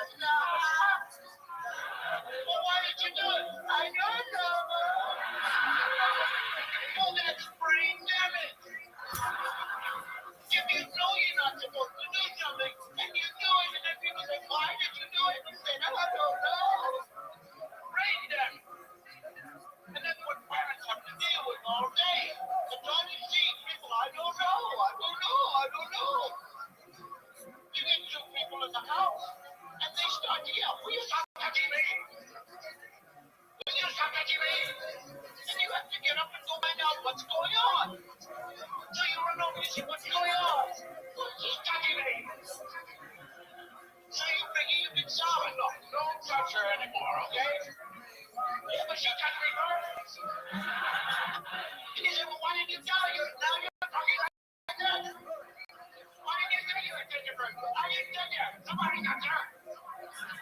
See, so they look. But when anybody in this house is just another person, as long as you know. And that's why people look the way they look. My parents never smiled because I had brain damage. My wife and I don't smile because our children are loaded with it. Oh, my parents smile now whenever they come over to my house and they see how much trouble I'm having. Oh, they have a ball. Have a little trouble, huh, Sam?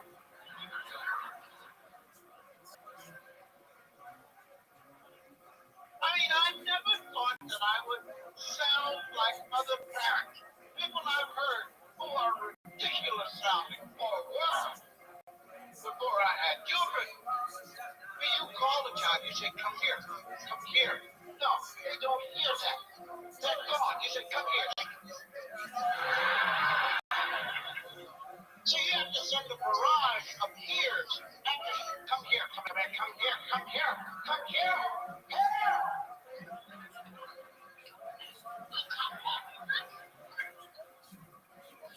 Sound like a tobacco auctioneer. Sit down, sit down, sit down, sit, sit, sit, sit.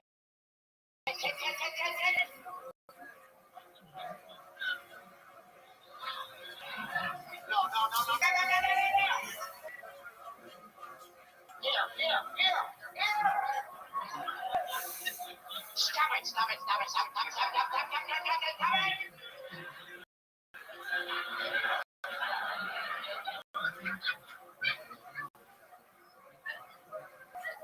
I used to think that my father was an idiot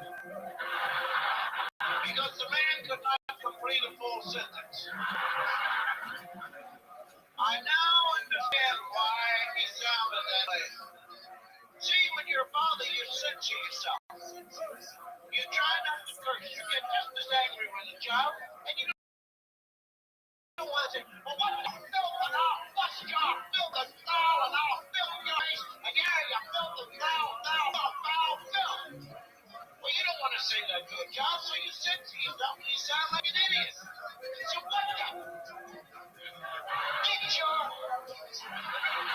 unproductive. Get out of my face.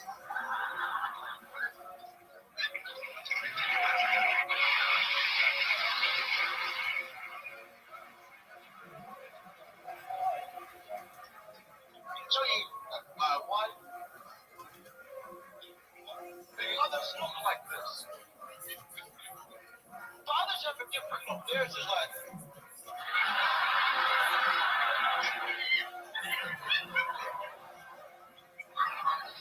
And fathers always say the same thing. Where's your mother?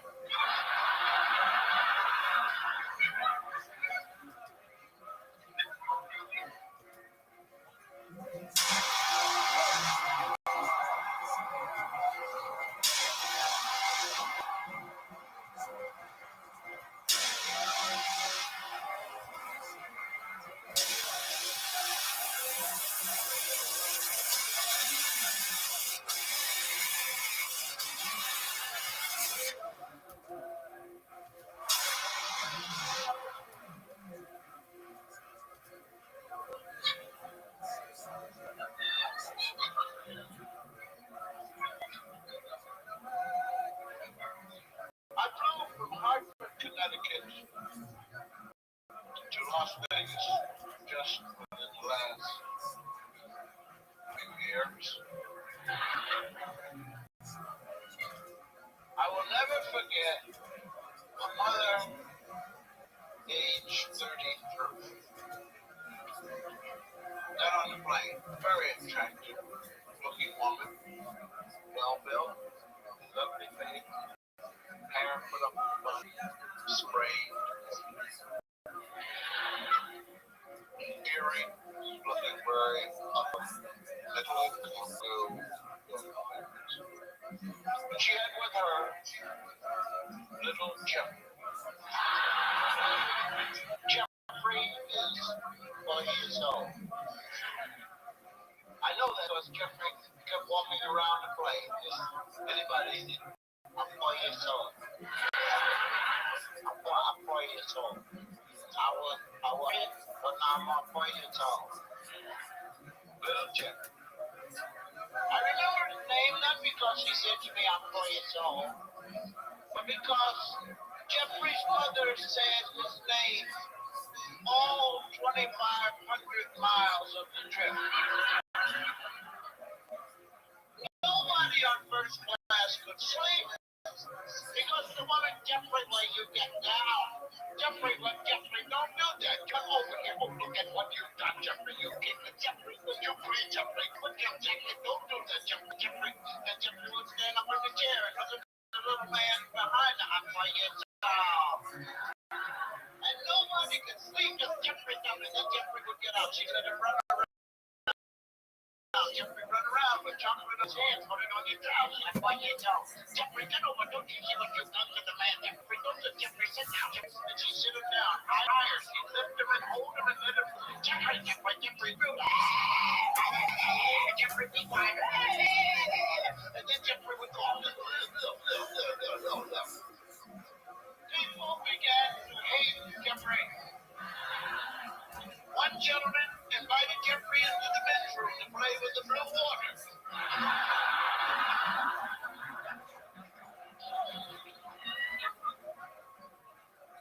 Emotionally, people began to fear Jeffrey. And nobody slept. 5 minutes were plain laughing. Jeffrey fell asleep. And grown people in first class took great delight as they walked out and waking Jeffrey up. Goodbye, Jeffrey! And they laughed, sounding like Rothschild.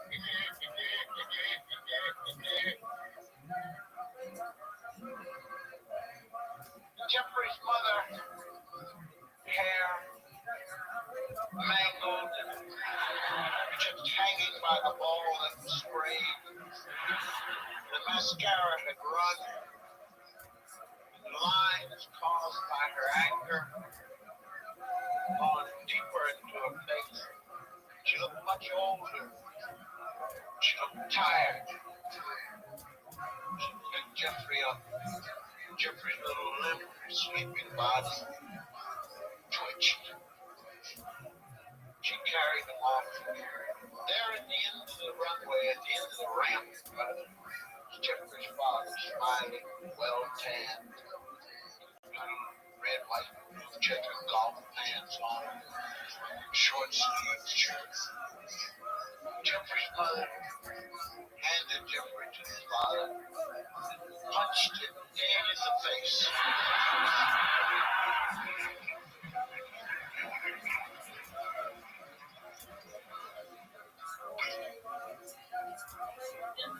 We don't know why. Jeffrey's such a lovely child.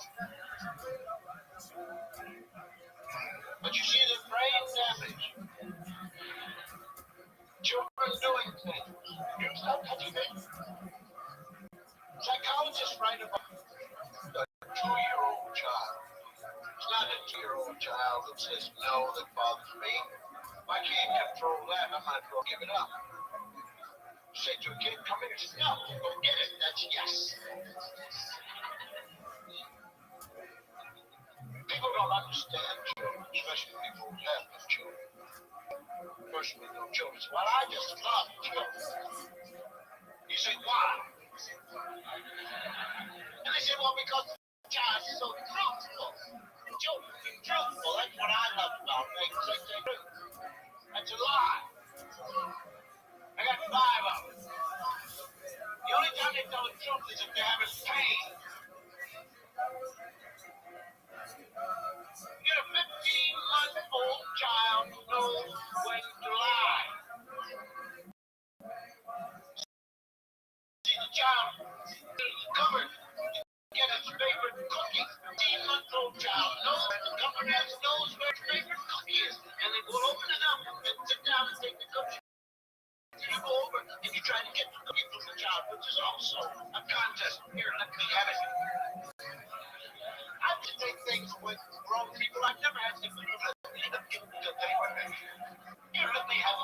But here, a 15-month-old child is able to do this, and I can't grab it. Here, will you let me have a peek at the victory? So I take the cookie, and I take the box, and I put the cookie in the box. And I say, you can't have this. You understand? I don't want you to have the cookie.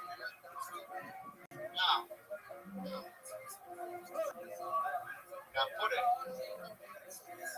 way up here. Now this 15-month-old child, after I've left the room, begins to build a very sophisticated ladder, climbs up the ladder,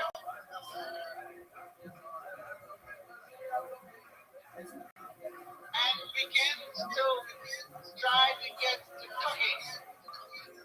Now you can hear the paper rustling, and that's in your favor because 15-month-old child doesn't know that sound travels. They're also not bright enough to hire a lookout. So you hear the paper rattling. See, can you find the article on the Google Neural AI and find any kind of external source to that? Well, yeah, there's a video of it. Go to Sabrel.com. I mean, that's like no, we have the video of Putin being shown it. Play the video. It's on my website, or it's one of my links at my YouTube channel. We have Putin being shown that. I didn't produce the video. It's independent. Putin is being shown the video of the AI concluding the moon missions are fake. Doesn't look surprised at all. Yeah, see if you can find that, Steve. Have you thought about or done like the mental exercise of hypothetically what it would take, what kind of information that would come out that it would take to change your mind back to the moon landings being real? Well, I've already been converted. No, I mean to be converted back. Do you know what it would take to convert back to believing that the moon landing did actually happen? Well, I don't know why Apollo 11 is still in Earth orbit 2 days to the launch when they're supposed to be walking the next day, and the moon travel is supposed to be 3 days away. You don't want to go by Google's. This is Brave browser. Yeah, but the point is, this is an article saying, well, Google didn't really mean. We need is that what this says? Yeah, we need the video of it that shows the AI being shown the conclusion, and the video of it's at my website. Scroll down. There's a link to it. Okay, let's see what this says first, just to see what their argument is, and then we'll look at that video. So this is the Space Coast Rocket website. Google's AI technology analysis suggests Apollo 11 moon landing photos are fabricated. Let's read the first paragraph. A recent development in the ongoing debate over the authenticity of the U.S. moon landing photographs has emerged. Fueled by artificial intelligence, during the World Tour of Artificial Intelligence event in Moscow, Vladimir Putin was presented with an AI analysis suggesting that the images of the U.S. astronauts landing the moon might not be genuine. And look at the next clip. The video is removed. Look at that. Not only is the video not available, the one showing this count has been terminated. The count has been terminated. Go to my website. I had a screenshot that says on the original Russian article. Okay, the Russian article. It's scroll down and you can click on that. And then there's a video of it. There's a link to the video and the screenshot. That's if you click on the original Russian article that shows that the AI said the moon mission fake. You'll be associated with child and all the data on the computer will be stolen. It's in the video portion of it. So go to my YouTube channel, which is linked at the bottom, Art's YouTube channel, and then those videos here that will say AI says the moon missions are fake. Going down. If you want to say AI, just do AI search. Yeah, there you go. No, the next one. Second one. Advanced AI. Yeah, moon pictures are fake. Third one. Third. Okay. Then scroll forward somewhere in here. I get a screenshot of that original link, which shows that the warning. So basically, the original article came out in Russian because it was a Russian event. Vladimir Putin was there. And then the original article, if you copied and pasted it and put it into Google Translate, it wouldn't even translate it. You understand? And then there's a screenshot here of it saying that if you click on the original link to the Russian article that says the AI says the moon missions are fake, you'll be associated with Chuck. How far into this video do we have to go? Let me see if I can find it here. I might have a still shot of it here that I could send you. And when did this happen? This was a little more than a year ago. A little more than a year ago. Yeah. Okay. So and it's never covered by RT.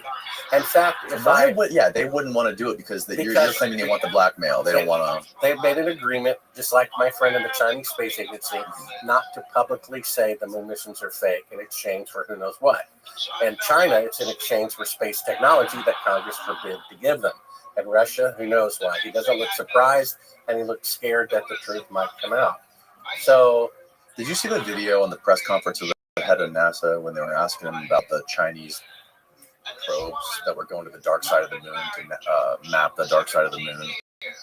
And they were asking the head of NASA if we're going to be doing the same thing, sending probes to the dark side to map it and figure stuff the same way the Chinese are doing it. And he said, no, we have no way to do that. Well, that guy, I think his name was Bill, he said backside of the moon is dark all the time, which is completely wrong. Same like the front side. It's dark and light every 14 days. So the administrator of NASA doesn't even know that there's light and dark on the backside of the moon. And then recently there was a Chinese a congressman saying, and I'm not sure where the clip is, but it's probably out there somewhere. A congressman said, I think about 2 months ago, beat China to the moon. And I think it's during that UFO disclosure clip. So you're saying that the dark side of the moon is not always dark? Well, they call it the dark side of the moon because it's the same side of the moon faces the Earth the whole time. Right. Exactly. But all the moon has a night and day that's 14 long. It constantly changes. Just like our Earth goes night to day in 24 hours. Right. The moon does it every 14 days. So I see. But the same moon always faces the other way. Correct. But both our facing side and the side away from the Earth have light and darkness. Correct. The same amount. Right. The NASA administrator didn't even know that. So it says here, you are trying to access a URL that is suspected of child or exploitation material. We will initiate decryption of traffic for possible content and block access as mandated by the Republic Act number 9775 or the Anti-Child Act of 2009. Otherwise, traffic will then be re-encrypted and sent to destination. By proceeding with this session, you are aware and agree that this action will give us access to your data, i.e. source IP address, destination IP address, and destination URL. So I know it's BS, and I'm afraid to tell. This was when you clicked on the original URL to its story in Russian that the AI with the moon missions are fake. Wow. Yeah. So that's what it says. It says, don't go to the article that says the AI is fake. On RT, I've left comments. I leave about 1 or 2 comments a year on RT. And after this came out, I went to an article that was about AI, some AI story on RT. And I left just a little comment. What about the story about the AI with Putin there declaring that the missions are fake? The comment was removed every single time. So they won't even allow a comment there. You see? Yeah. So according to my source in the Chinese Space Agency, everyone knows the moon missions are fake. They teach it in school that the moon missions are fake, but they're blackmailing NASA. You see? So the Chinese government never officially said the moon missions are real. The Russian government never said they were real. But they're also not saying they're fake in exchange for blackmail. In the case of China, for technology that Congress forbid them to receive according to congressional law, so the CIA is breaking the law, and who knows what Russia is blackmailing us for. Didn't Nixon visit Russia and China around that time? He give wheat sales to their mortal enemy right below cost? Didn't he talk to the Chinese leader also during the Apollo program? See, I think they found out, and they're blackmailing us, which is a much better use of the information words and then just blurting it out. I mean, the moon landing was such a fundamental pillar of America for the last 55 years. I mean, it was taught in schools. It's in all the libraries. It is literally woven into the fabric of our being. So to knock out those legs from under America, I can't imagine how catastrophically embarrassing that would be. Yeah, but what's the alternative? Either we perpetuate a lie and we tell elementary school children and college school children that went to the moon in 1969 with 1 minute the computing power of a cell phone, even though today they can only go 1,000th the distance. We keep perpetuating that lie, right? Which is the evil people winning, which is the lies winning. Or we admit our mistakes. Kennedy was the most popular president of all time because he admitted his mistakes. Gulf of Tonkin, later, that was during Johnson, who faked the moon landing. About the Bay of Pigs, he had another mistake. It's Maw. So telling the truth about the moon landing lie will restore trust in the American government. It will stop this division between blue and red. Because after all, Democratic Johnson was supervising the moon landing. He was there at Cannon Air Force Base, according to our eyewitness. And then Republican Nixon gave it the thumbs up. So both Republicans and Democrats are being cheated, and whose parties have become corrupt. Just ask Bernie Sanders or Ron Paul if an outsider did a fair shake, and you can't, right? So both parties are corrupt. If Trump wants people to be united and give him a chance to take down there's no better tool than to show the American people they were lied to about the moon landing fraud. Wow. You sure have crossed your T's and Bart. It's amazing the amount of work that it really is. Well, fake the moon landing. That's a sad it took me years to finally admit. That's, like I said, more profound than if they'd actually gone. We have this great event in human history that mankind has become so depraved and so juvenile that we can't tell the truth to one another. We can't admit that we set a goal that we couldn't achieve. So the most powerful nation on earth lied to their own people, murdered their own people to cover it up. It's a historic proportion, and people are defending it, which is wrong. It's so profound, more profound than if they'd actually gone. And like a cure for cancer, we will not be healed, and mankind in America will never go forward unless we admit that the moon landings were indeed fraudulent. Thank you for coming and doing this, man. I really appreciate it. That was 3 hours. Where can people find out more about your, obviously we let people know, sibrel.com, your book, Moon Man, but is there anything else that you plan on doing in the future, in your future, any more investigative work regarding this stuff?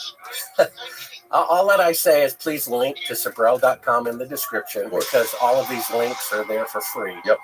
And I would rather put the moon landing fraud behind me. I would rather never talk about it ever again. There's a gentleman by the name of Ron Perlman.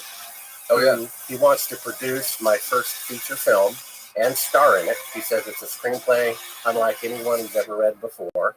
We're raising $7 million to do it. Really? And so I hope to produce my first feature film.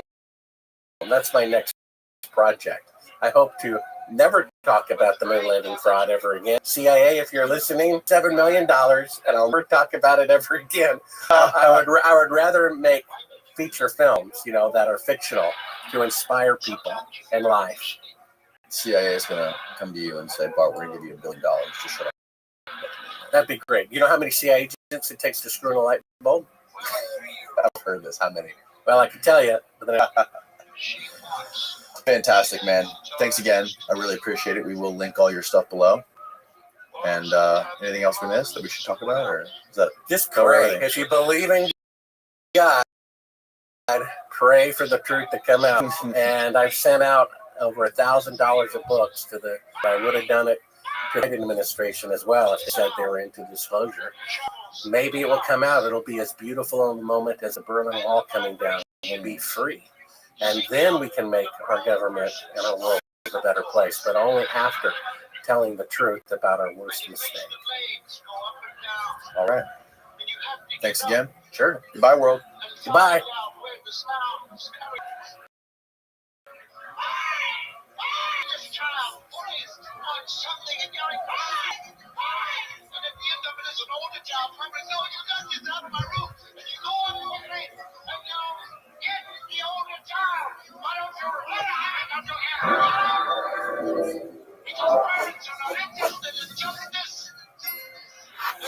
Judith, first of all, thanks for coming.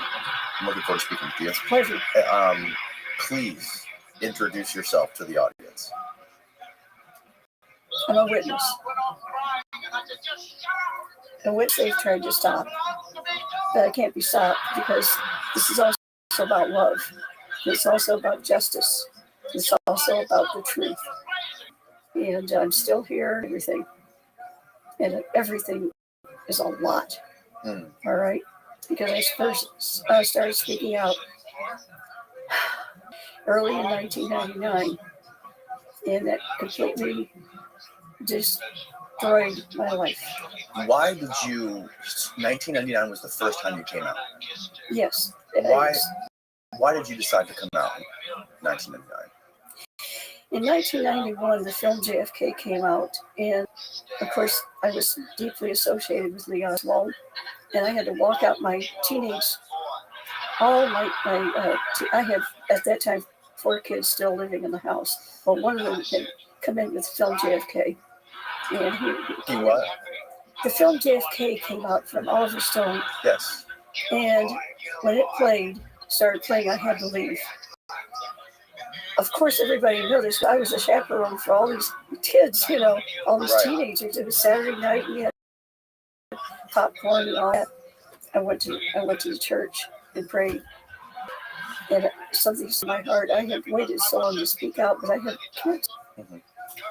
The day after my last child left home, which was December 26, 1998, I finally dared to take out the film JFK and look at it.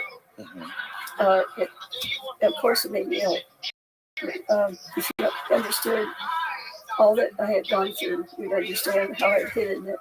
I promised Lee I would speak out. He said, I'd only ask you to please let my little girls know that I was a good guy. And I was afraid. Now something stirred in me because it said in Oliver Stone's movie there, it said, silence, is evil too. To be silent is, and I knew I couldn't be silent anymore. I laid out all the evidence. I had boxes and boxes. Why did I save evidence? I was in a project secretly funded by the CIA and the Mafia and so on to kill Fidel Castro. And I'll show you the special training and everything after that. But the whole idea was we thought we were saving the world. It's like today, if somebody said, hey, we know how to kill Putin, the U.S. won't be involved because it'll look like natural. A biological weapon is being created, and I got involved in that. So let's go back. So first of all... So I just want to say I laid out the evidence yes. on the bed and looked at it, and I started shaking all over because I knew I had enough. This was after you watched the JFK film? I watched the film, and so by January 1999, I was teaching at university, I don't want to mention all that, but the fact is that you have a big break, until way after New Year's, Christmas. So I actually wrote just of the book during that period of time. I have an eidetic memory.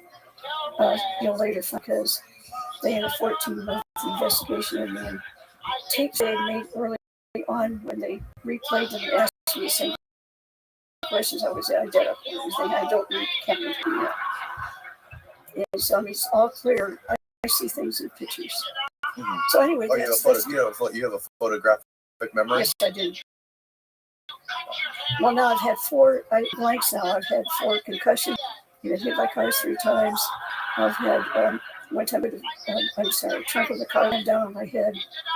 There have been, everything's documented. So, how did you meet Lee Harvey? I always did. And when I got to tell you, I got to New Orleans and everything. Because if I do that, you're not going to figure out why he was there or anything. Let's start there and then let's rewind. All right. Because I think people that are that are watching this interview, they might be confused about who you are. And I think it's important that we lay out. Oh, all right. Of course. All right.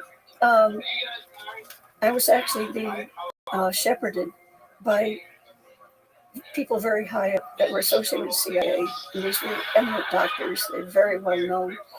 Like today, if we talk about Fauci, say it was Fauci shepherding me.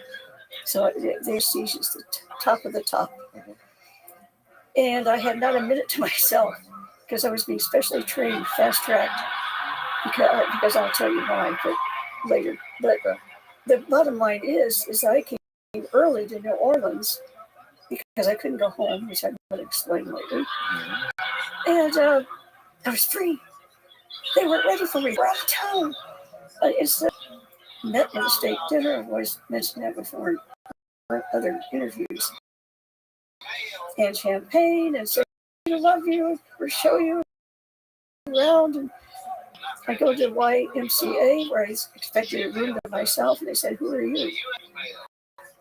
My first thoughts, I don't have any money. I'm between semesters, my grant money, I don't have it. How old are you? At the time, 19. 19. Yeah. And my first thought, oh no, I'm in this room with 2 strippers and training and this profane, heavyset waitress who she was going to steal my stuff. We had to pay her $25 a day so she would steal our stuff. So I'm in that room, but the stripper said, honey, you haven't seen the world, have you? I said, no. I said, how would you like to come around with us? Now, I'm an asset. I've been heavily trained. And here I am now seeing the seediest parts of New Orleans. I mean, when I stepped off the bus, the first thing I heard was a gunshot. I had to understand what it was like. You're heavily trained in what? Well, I was heavily trained in how to handle specific viruses that were being developed for biological weapon purposes. At the age of 19. Absolutely. When you first got shipped to New Orleans. That's right. And I have all the proof. And so how old were you when you first started studying these viruses and learning about this 15. What? Yeah, here's a picture of, see this? My grandmother died in October of 1956. Okay. She died of cancer. My grandfather was dying of cancer. Mm-hmm. And I was determined with all my heart to love my grandmother so much. Mm-hmm. In fact, her picture is on my credit card. Nice. Yeah. And her memory and the magnificent woman she was, and she was wiped out by cancer and suffered. Sorry about that. Well, that's other family members as well. Yeah. It just was endemic.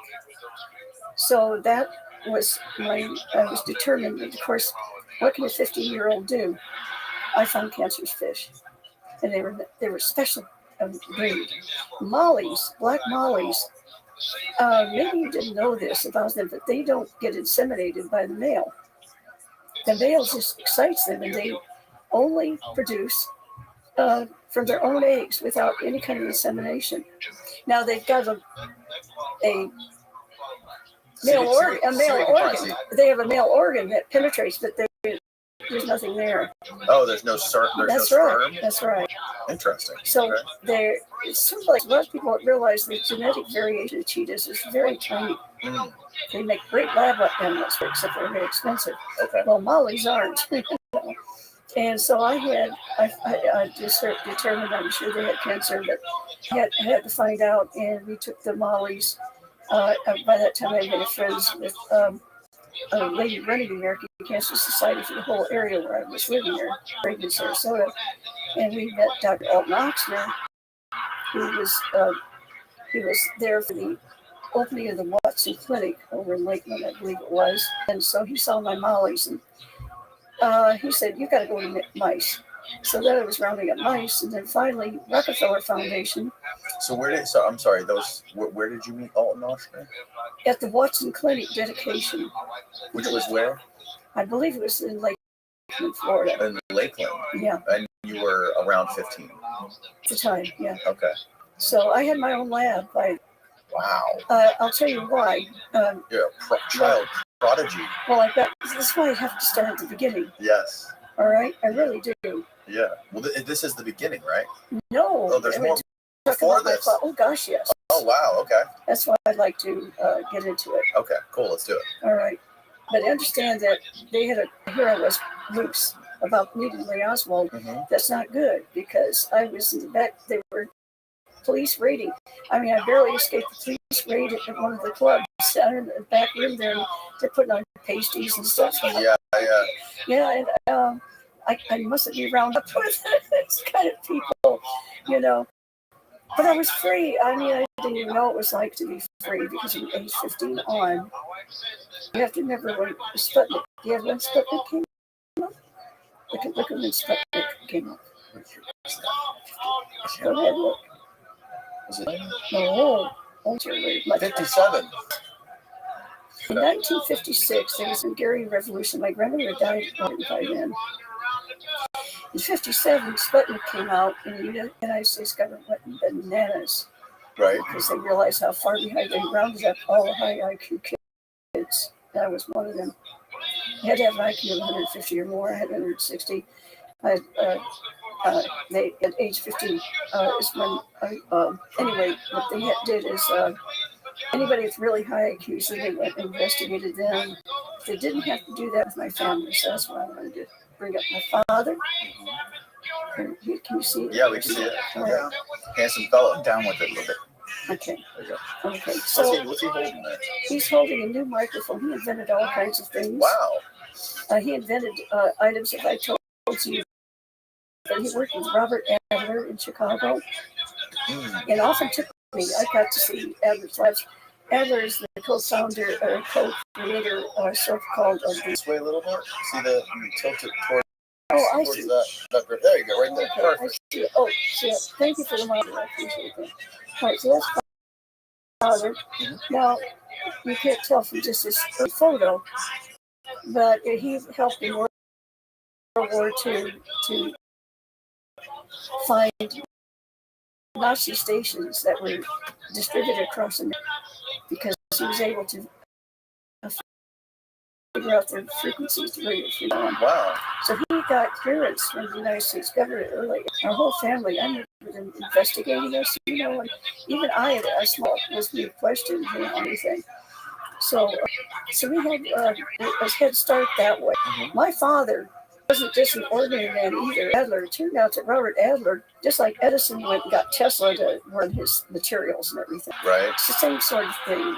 My dad was inventing things for Adler, and Adler gave him money, but Adler got the credit for the all the patents. Got it.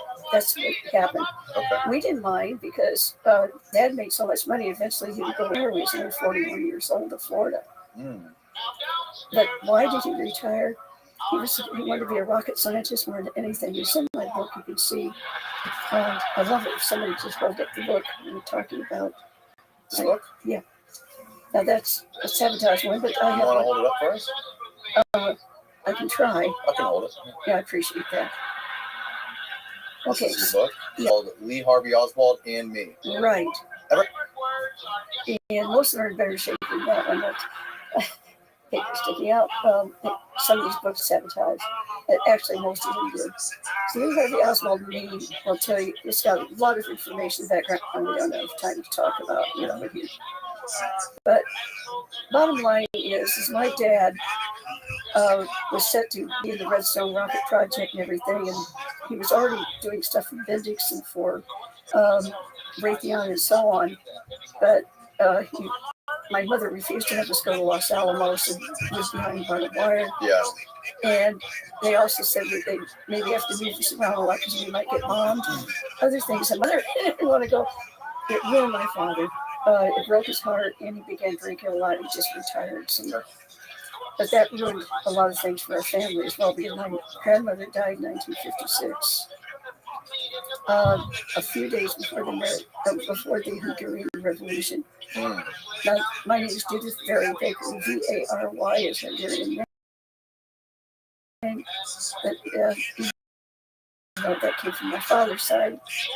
Some Germans had it as well. I love my mother very much, and she was the matriarch of the family. And I want to cry when I think of her. We loved her so very much, and here she is. A couple of weeks before the Revolution. It's very famous. That was on 23rd, 1956. Now I'm going This to is say what something. inspired you to learn everything you could about cancer. Absolutely. And also, my grandfather was diagnosed with cancer before for years. Okay. And, excuse me. Sure.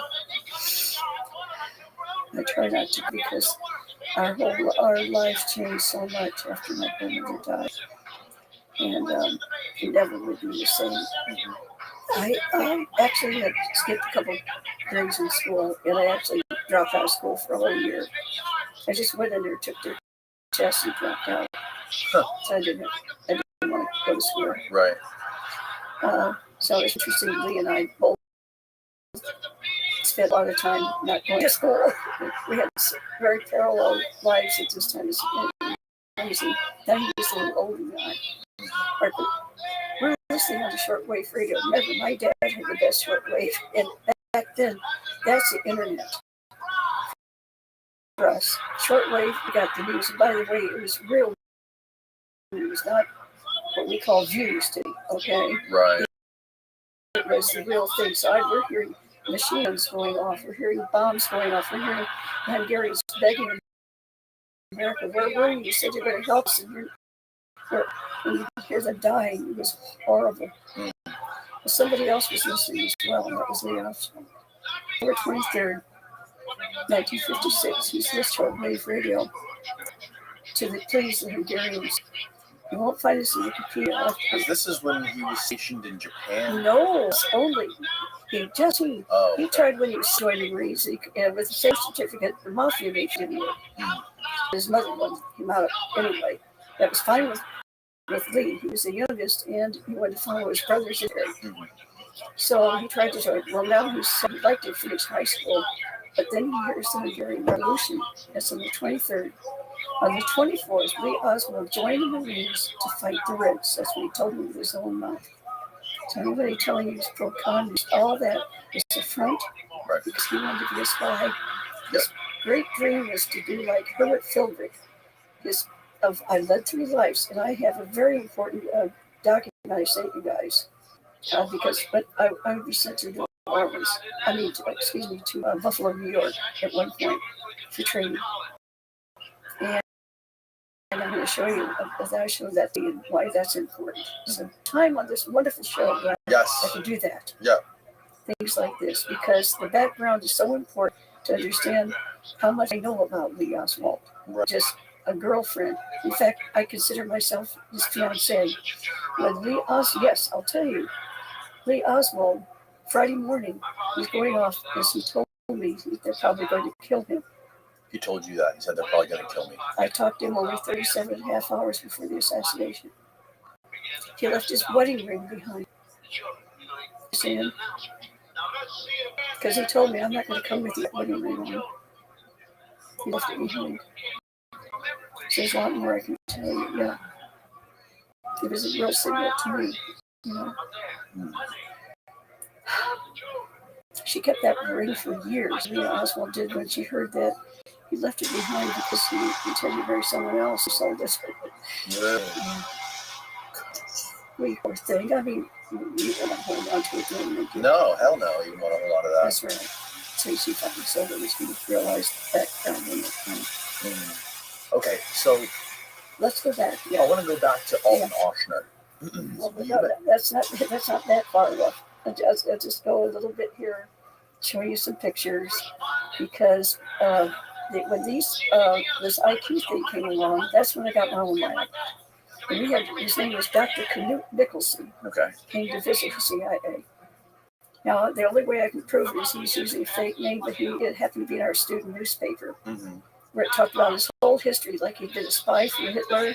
I mean, against Hitler, but pretending to be pro-Hitler. He took a shine to me, thank God, because he came to interview me and two others, David Dietrich and Dave Tracy. All three of us had scored very, very high IQs in the state of Florida. They were at the same school. Probably if it had been one of us, I don't know whether he made the trip, but he made it for the three of us.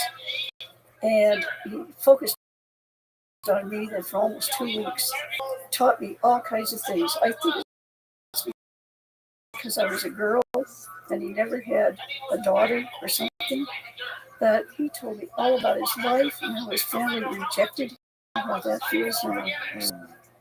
Because they all thought that working as a spy at Fort against him and all that. And you know what? When I told this to Lee, you should have seen his face, because his whole family was rejecting him because he was doing the same sort of thing, pretending to be pro-Castro, all that. Right. The fake defection to the Soviet. And imagine, he said, here's one of the things he said, like, he got arrested on August 9th, handing out, he said, I would disturb, I've got so much to say about that, what happened there, but he said, you have no idea how I felt being my child. I had lived clean for my family, and now I'm in New Orleans, where I was born and raised so much of the time, and disgracing my family. I'm doing this for my country. That it really hurt him. And I just about cried with him because I understood, because of Nicholson had told me everything. So when I told him all the stuff Nicholson went through, and there are other things that I was able to tell him, we created a bond between us. And he ended up, he had no one to talk to, but he understood. We just hit it off immediately, and I'll talk about how we met as soon as I managed to get through the training. So we're talking about all that training. Now, Alt Knoxner, we're going to try to pull things out. This is very interesting. At the time in 1960, when I not only gave my own lab, but military officers insisted I go and learn Russian. Okay. When and again, I'm in high school. You're in high school. Yeah. They want me to be able to translate cancer research things. Right now, by the way, I had invented a new way to get magnesium out of seawater that hadn't been done before. Yeah, I was 16, and that sent me to the International Science Fair. That's where I brought all my cancer research stuff with me at that time. Okay. And so Eli Lilly and all of that got to see it. And although there are many circumstances why I was not able to even get interviewed, it didn't matter, because all of a sudden I've got Oak Ridge on my side. I've got Walter Reed Institute. They're sending me material. They will be sending me materials, including esoteric chemicals and things. I got mine by then from the Rockefeller Foundation. Then later I would get them from other sources. And it's from banks. They wanted just banks, offering advice, that kind of thing. But it was really, when I was getting started already, was training still in high school. I ended up, I went back up now, show you this medicine urge as Cold War aid. I want you to see this. Okay. And you might read the first paragraph or so. That's Alt Knoxner. This is 1960s, about the same time I've gone to International Science Fair and so on. Ochsner to pose plan to U.S. State Department. Dr. Alden Ochsner said Friday he will propose that the United States Department enlist something medical profession in the Cold War with communist nations. As soon as the new federal administration takes over, I plan to call on the new Secretary of State, Dean Rusk, with my recommendation, he said. Okay. Alt Knoxner ends up being on the secret side of things, all right, to try and kill Fidel Castro. Right. So Alton Ochsner was a background. He was basically the first dog mistaken to correlate lung cancer with smoking, right? Right. And by the way, I'll be talking about how I gave lung cancer to mice in only 7 years. Why I got his attention. Can you imagine? So he was,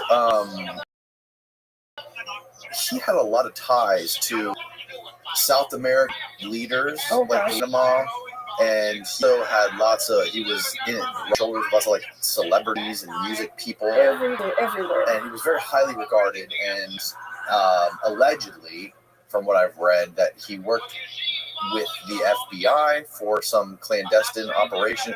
He did some sort of secret work for the FBI. We have not only FBI, I have documents in my possession showing that his last contact with Oxford Clinic was November 1963. Mm-hmm. And Alton Ochsner was, when we had Jack Cruz on the podcast a few months back in October, I think it was. He was explaining kind of the history with Ochsner and what was the name of the hospital in New Orleans again? That's Oxford Clinic. The Ochsner Clinic in New Orleans, and how Ochsner and also famously, Tulane. That's what it was. Tulane.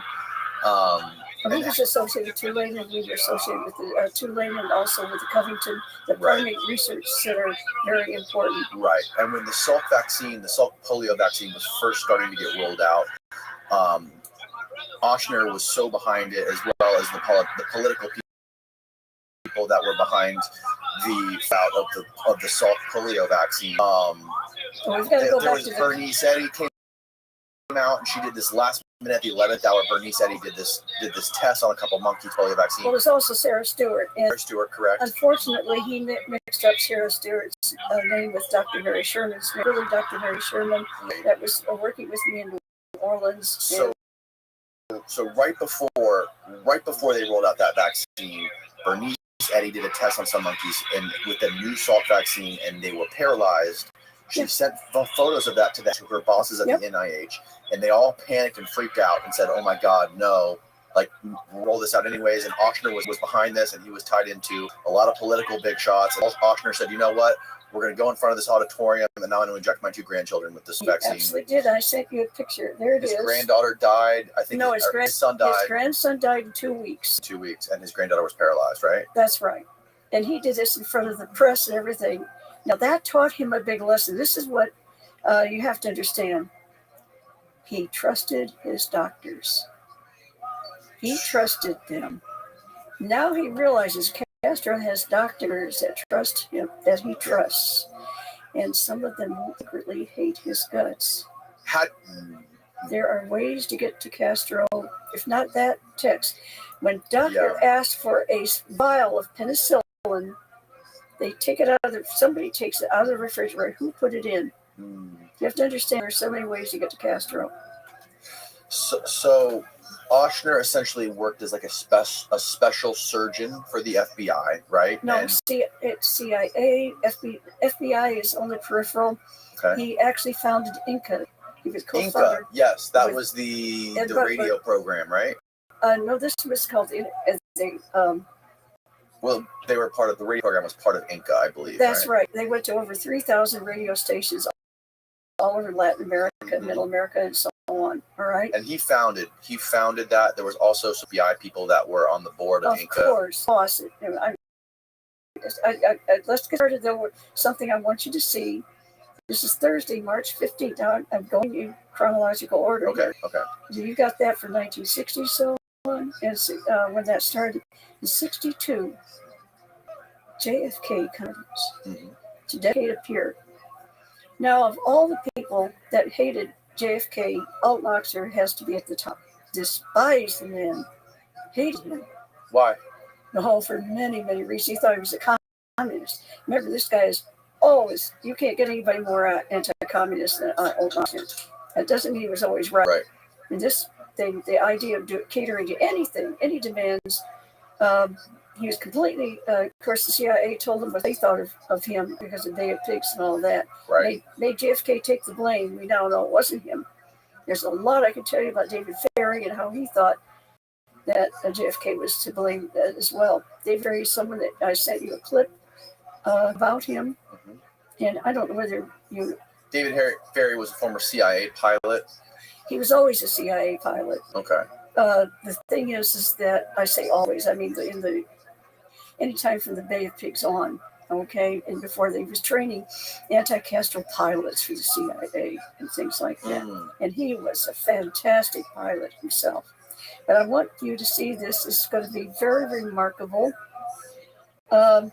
This is from the Congress of the United States, all right. Thursday, March 15th, 1962. Kennedy is going to come to New Orleans. Guess who is in charge of all the details for his visit? Who? Alton Oxner. Alton Oxner, a surgeon. Who hates him. He gets all the medical information about JFK. He gets all the information about, remember they had a parade, all the parade information. 1 year later, that's going to become very valuable. We're talking about 1963. A year later, this is March 62. And he knows everybody that are involved with the parades and everything. Okay. So anyway, here's the document showing he was in charge of everything. You go out the center of the document there. President Kennedy will deliver his address in the city's municipal auditorium about 11 a.m. on May 4th. However, further details of the visit will be determined by the White House conference with Boggs, New Orleans, and the New Orleans mayor, Victor Shire, next Thursday morning. I may have to read where it is. You've lost it. What does it say? What is the gist of it? Here, let me get it back. I'll read the part that. Sorry about that. All right. Okay. Congressman Boggs says all the members of the. So this was addressed to Oshner? Just a moment. Sure. The International House of New Orleans will sponsor the visit to the Crescent City, Congressman Boggs said. Dr. Alton Oxner, president of International House and as internationally famous surgeon, will be in charge of arrangements in New Orleans for the president's visit. Okay. Well, let me see that. Yep. What's that at? Just above where. Okay. Oh yeah, Dr. Alton Oshner, president of the International House, so internationally famous surgeon. Wow, in charge of arrangement in New Orleans with the president visit. Boggs noted. Yep. Interesting. From the Congress of the United States, House of Representatives, Washington D.C. for immediate release, Thursday, March 15th, 1962. Yeah, I've got all kinds of documents other people don't have. Here's a picture. Let's go back a little bit about, as I said, getting my own lab and all that. It got into probably one of the reasons I didn't get killed like almost everybody did in these projects is because I was just too much into news. Had newspaper articles and lots of stuff showing me the labs. Yeah, you may want to show it. I can't see well enough to know what I'm doing. It'll latch onto eyeballs, so you gotta cover your face. Okay. All right, this is probably in the emails, right? This is a picture of you, I'm assuming, doing some lab work. Yeah, that was in my lab. Now that lab, Manatee High Senior. It's cancer cause. Yeah, we've got lots of. Okay. You'll notice one that says national meet there. Right, the scientists. It says it near the bottom. Look. No, I'm not seeing that. See. I may have to show it to you. Anyways, yeah, no, I get the gist. Well, this is important. Senior attends national meet with scientists right here. Okay. You have better vision than me. No, I just know where that's okay. there. What's important is that this wasn't any ordinary. I crashed it, actually, and they were going to arrest me. But I had nobody. I had the work I was doing so advanced that none of the doctors I was working with, even though two of them had trained at Oak Ridge, understood what I was doing. And Dr. Alton Oxner would be there. Also, Dr. Harold Deal, who is the vice president of the American Cancer Society. All three of them then came to my lab. When they saw what I had, by the way, the lab by then had been, people were scared because of the way the mice looked, the big tumors and everything. They moved me under the stadium. They rebuilt in the lab for me under the stadium. Okay, so Oster came down there. You were already doing all this research on cancer. Yeah. You were like a child prodigy cancer researcher at the age of 15. But now I'm 17. And then then Oshner ships you somehow. Wait. Recruits you. No. All right. First of all, when they see what I've got, I was able to show them and prove it with all my documents and everything. Okay. Then I gave my lung cancer 7 days. Yep. It would take them 4 years to duplicate what I did because it had to be duplicated to prove I did it at Rothschild Park Institute by Dr. James T. Grace. Okay. I did it 3 months. It took them 4 years. Wow. Yeah. Well, think out of the box. That's the problem, you know. All right. So what happened? They sent me to Rothschild Park Institute for training, not just ordinary training. Mm-hmm. I was in Dr. George Moore, he was in charge of 800 researchers. And they also had a program going on with students and all that they could slip me into. So they had a reason to get me there, you know. And I actually attended seminars that were by Dr. Moran. And we've got a photograph I sent to you. It shows me I'm one of 6 people they pick out to interview. So I got in the papers and all that in Buffalo, New York, and so on. Why is it important? Because I wasn't just in the students. These are witnesses. That's okay. Don't worry about it. He'll figure it out. Okay. All right. Basically, what's going on is that I am not just one of these other students. I'm in Dr. Moore, who runs the whole thing in his personal lab. Okay. We're working on a special formula that can grow cancer cells faster than any other formula on Earth. Right. Now, why do we do that? We want to grow cancer cells fast, and so they can figure out. They told me so they could figure out how. See the full screen button on the top left. All right. Yeah, that's. You'll see. I'm the woman, the girl there on the right. Okay. On the right, that's me there. And they just picked us. We were supposed to be the outstanding ones, so they didn't want to grab this and put this together. But I mean, we're talking about hundreds, 60. They had about 60 of these students there, and some of them were. Wow. They were from all over the United States, and from Hungary, and everywhere. Okay. But I really was only part of that group for seminars. I was in Dr. Moore's own lab, and at that time we were working with purifiers. We were working with the monkey virus, and I became an expert in handling. But I helped develop something called the RPMI 1640 formula. It's very complicated. It grows cancer faster than anything. I have a document there I sent you that shows that I was being asked to do more research on how to make cancer more deadly. Why? Well, they told me it's because we have to figure out how to, you know, if we can grow it faster, it gives us ideas on how this, you know, conquer it. That was why I was being introduced. What was the logic? If we can grow it faster, we can figure out how to conquer it. Yes. I might be too dumb to understand that. Well, the idea being like if you give kids milk, they're going to grow faster. Therefore, if you want to kill kids, you're not going to give them any milk. That's the idea, you know. Okay. Yeah, so it's like that. Okay. All right. I fell for it. Okay. Right. Because they were prestigious doctors. People need my doctor. You know, all these important people. Okay. After all, I gave cancer to mice in 7 days. Mm-hmm. So I had methods that they were fascinated with.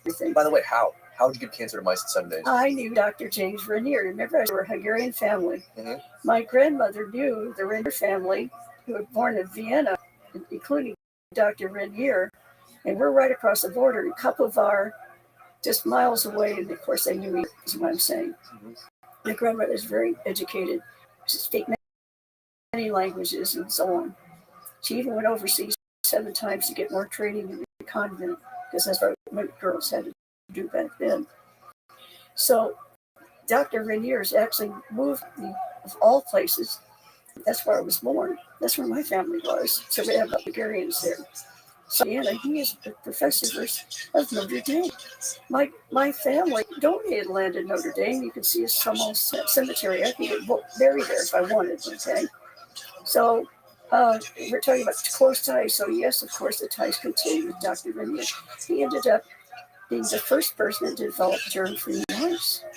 Germ-free mice. We have them all over the place now because then you can introduce a germ to a mouse and find out really what happens without any interference. Okay. Pure, clean mice. Pure, clean mice. But let me tell you, you have to put them in an environment where nothing can reach them, no germ, like Bubble Boy. Okay, right. But how do you give them cancer? Well, that's the point. Is cancer something you can give them? Or is it because of eating or whatever? If germ mice and you introduce a certain that causes cancer, bingo. Okay? And I did. With what virus? Well, if I mention it, I'm going to get in trouble, right? Go ahead. No, don't worry about it. We'll say it. We'll censor stuff later. But I didn't know it was that. They determined that later. I cannot prove that. This is a document I cannot. And how did you? Well, let me explain how I did this. No, I'm curious. Like, so you're trying. Your goal here, if you can give the mice cancer. Well, because I needed cancer in order to. How are you going to go and kill cancer without cancer? I understand why you're doing it. Yeah. I'm trying to understand that. Okay. So your goal is to give these mice cancer, and what tools are you given, or what are you looking for? I'm going to tell you. And where, and how do you decide which viruses, and why do you even choose viruses in the first place? Wait just a second. Okay. Okay.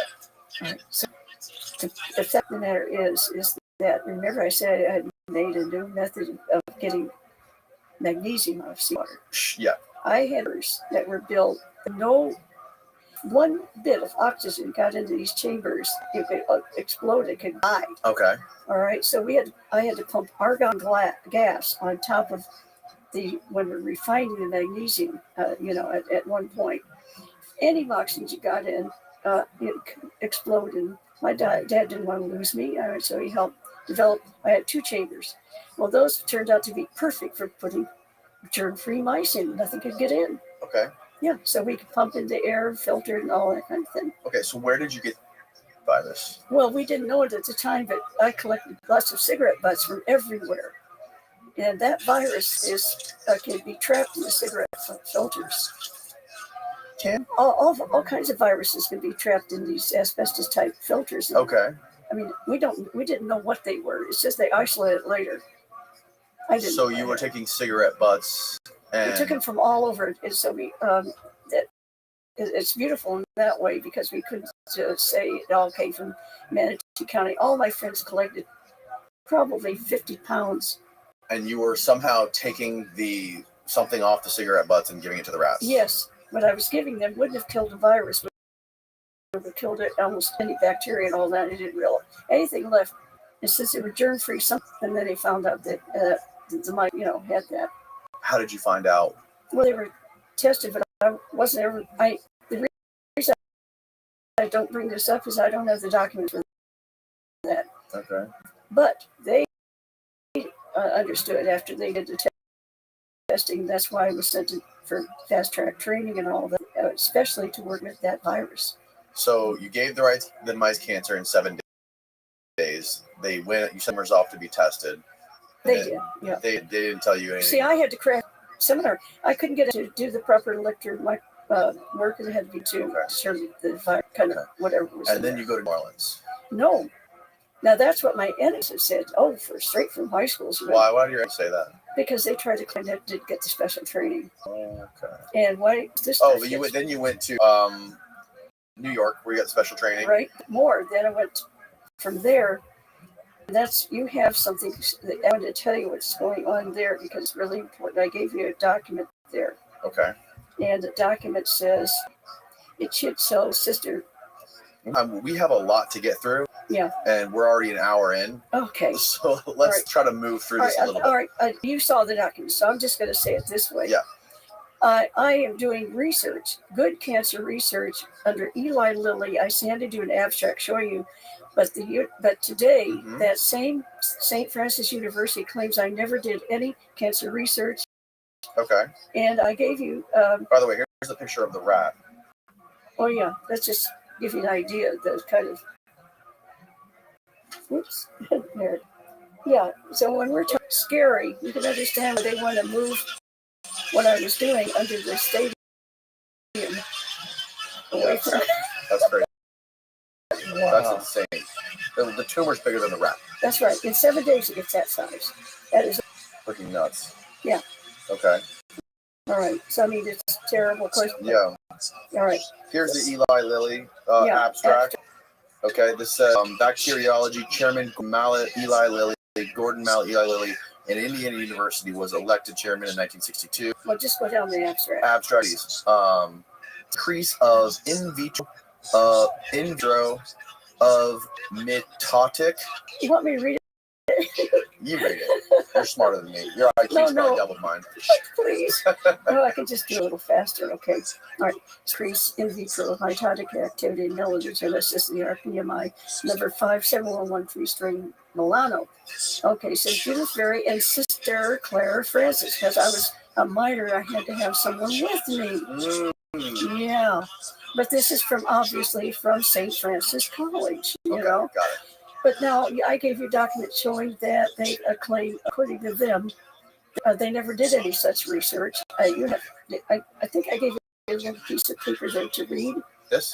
Yeah, because they claim no research was done, that there was never any Sister Mary Veronica who gave me a scholarship, and that they claimed I said I was 16. Other things are not true. But This is an original? yeah, that's an original. Written in 2015? Yeah, from an investigator who asked them. Go ahead and read it. Okay.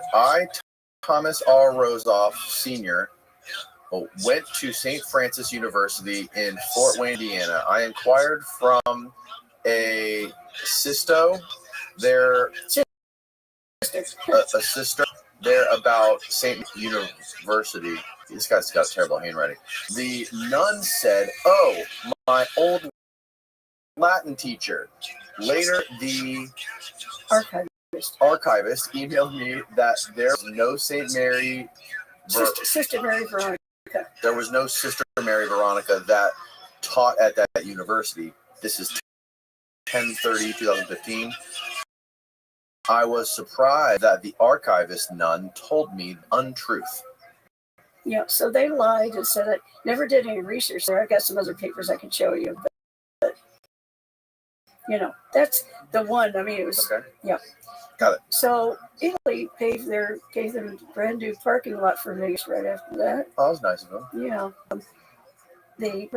I'm using this disciple of how everything, almost all of it. That's why I'm focusing on this, because some of them looked at me. I've said things I can't prove except that I have internal documents. Right. All right, so quickly I'll say, Mr. Rosoff, I finally got a chance to talk with Sister Jo Ellen. While we do have a record of a Judith Ann Very having attended St. Francis, all right, all the other information in the letter is inaccurate. Sister Mary Veronica has not taught here or been an administrator, and I showed you a letter from her. Right. Yeah. We did not have sisters who were doctors or research technologists. You saw the one that's in the abstract there, Sister What's Her Face, okay? Right. And we did not do cancer research. Okay. All right. Sister Ellen and her doctoral dissertation on the history of the school, however, knows nothing of the situation Judith mentions as wife. So I'm using this as an example of what they've done all along the line to get rid of me. And then they say she's not in the record. Okay. All right. So that's the easiest one to show you. Got it. All right. Now, all right. So I've got all this special training. Sure. They put a lot of money in me. I have memorized the 60 RPMI 1640 formula, which still hadn't gotten out to the public yet. We had some more tweaking to do, but it was the best formula in the world for growing cancer cells faster than. Okay. And so they brought me to New Orleans. Now, wait a minute. And running around with strippers. Right. And they can't send some ugly, dirty old man or doc, to intercept me. Out of town, I came 2 weeks early. I was free. And I hadn't been. These people that trained me I haven't even mentioned training at University of Florida, where I also had a new way to detect cancer and some other stuff. Wow. Yeah. So I was doing that. That would turn out that action of light in the bloodstream. They did me later when they were trying to kill. They were trying to kill so-called volunteers for cancer research that came from Angola prison. Oh, wow. I handed you a document showing from Dick Russell about Dr. Heath. I sent you a picture of Dr. Heath with the monkeys and all that. Mm-hmm. With their heads sticking out of the box. Yeah. Well, he was working with Dr. Silva. Dr. Silva was at Jackson Hospital, of course, claimed that. That's this picture, right? That's right. You see that shop. Well, Dr. Silva is not in that picture, but Dr. Heath is. Okay. Dr. Heath works with David Ferry. There's an awful lot of stuff that people don't know about David Ferry. You'll see him in the film JFK. And we became close friends. Why? I wanted to become a nun. The reason I went to St. Francis is I found out they would put me through medical school. It'd be just super, no problem. All right. Anyway, now That's crazy that they do that to monkeys. That's something out of a cruelty is just. Believe me, we killed about 150,000. Could you imagine lives. an alien that to us? I know. Just think about it. We reform things. You have no idea how admire Robert F. Kennedy Jr. He knows all the stuff. All right, this is a letter. You can just look at it.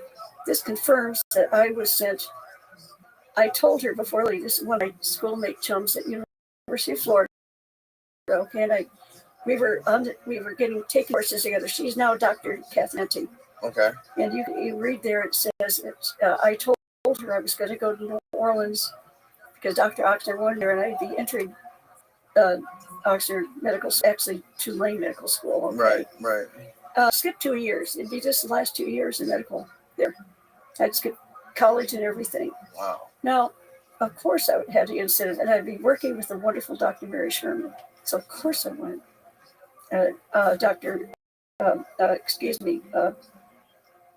don't know whether I gave you. There's so much stuff, and we don't have enough time. So how did you meet Mary Sherman? Actually, I tried to meet her at David Ferry's. How did you know about her? Did you know about her previously? Oh my gosh, she's famous. It's like really? Fauci or something today. No way. Famous in the negative way, like he was? Positive. Okay. I mean, everybody thought the world of her, but she knew Sarah Stewart. She knew these other wonderful. She was an expert on it. And what was she famous for? She was an orthopedic surgeon who was working with polio patients' kids. Okay. And that's when she was working with Dr. Oxner when Oxner lost his grandson. And they decided to work together to try and conquer this horrible thing that has contamination. Right. Right? So what happened when he lost his grandson, from what I understand, correct me if I'm wrong, but the Salk polio vaccine was supposed to have a dead virus in it, and it had live virus. Well, this is Cutter. It's a version of Salk. Okay. And don't believe that every time that they talk, made it so this polio virus is incapacitated, it's still there, but so it will elicit an immune response. But don't believe the fact that they always kill all of it, or they make it so it's not going to give polio. It happens all the time, every once in a while. So you can eradicate polio and then keep giving polio shots, and polio will come back, because you're going to find let's say 99.99%, what they give you is safe, and then this one did get inactivated. Let me explain about, for example, the virus. Now, this has nothing to do with. They should allow me to say this, okay? Anywhere. Have you ever? Most viruses are RNA viruses. Ribose. They're not DNA. They don't live in the cell inside of your body. They live. I'm talking about the nucleus. They're on the outside and they can't affect your DNA. But virus is different. It is a DNA virus. It can literally penetrate your cell. That is nucleus. Now, but it's itsy bitsy teeny tiny. Now, when they go and kill all these, they're used to RNA viruses. Oh, you put them in formaldehyde, as you're making your material to make the injection shots you want. Just go ahead and put them in formaldehyde for 7 days. They're dead. The virus. It takes 30 days in formaldehyde. They didn't know that.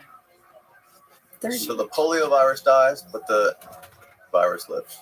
The polio virus is clean and doesn't have the contaminations. They grew the virus on top of chopped up monkey kidneys. Right. The monkey kidneys, they're stupid from the beginning because the monkey kidneys carry so many viruses. This thing was called the number 40. They had 39 There was a other bunch of viruses. them, right? Yeah.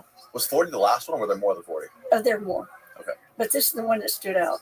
He was absolutely. Yeah, but then, so when they made the second version of the polio vaccine, I forget the name of the company that did the second rollout of them that seemed to be more safe. They seemed to be working. They didn't kill the viruses; they just weakened them somehow. Well, that's the problem. What if you didn't weaken some of them enough? Sure. So, but would it work better though if they're weaker instead of dead? Well, the idea, if it's dead, maybe the body's immune system's not going to respond to it. Sabin was the name of The the second. Sabin, yeah. Yeah. And yeah, but all of these have their faults and flaws. They simply, we have got to get a different mindset. We need to get away from, we can solve everything through the immune system and through shots. It's dangerous. We're going too far. I have a lot of people that agree with me that we need to rethink medicine. How would we rethink it? We've been taught that everything is solved with a shot.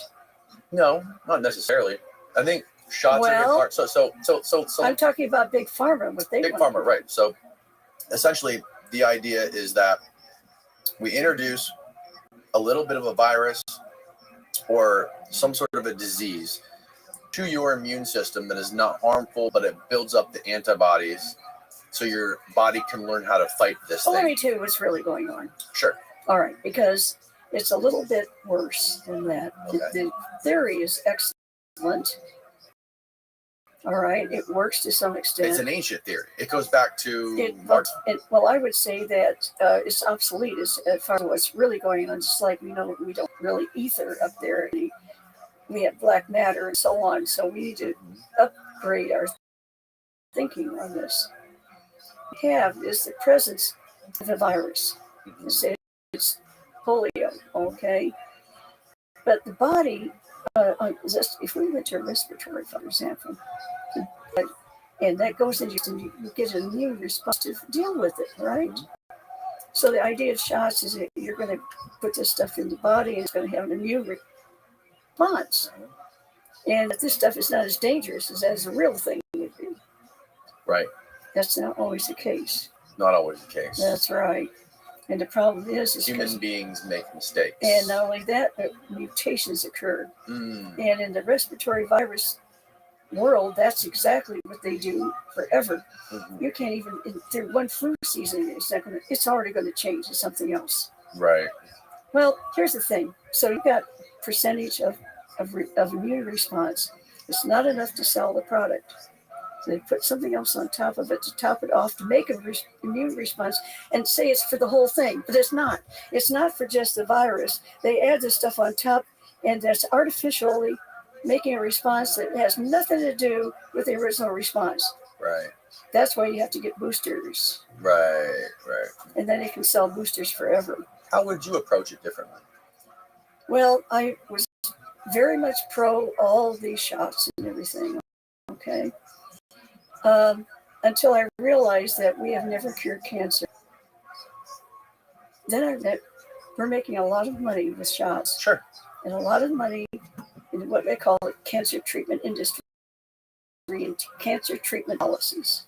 With those big palaces being built and with all their industry associated with treatment, where are all the palaces being built to cure it? There's no incentive for it to cure, and there won't be. We could have cured cancer. I know how to cure cancer. How? Bacteriophages. Who? See, bacteriophages. What does that mean? Bacteriophage means to eat in Greek. Oh, really? So you've got a virus that eats, but also these viruses are allowed, they actually can eat viruses. These bacteria can eat viruses? No. Viruses, bacteriophage is a virus that eats bacteria. Oh, a virus that eats bacteria.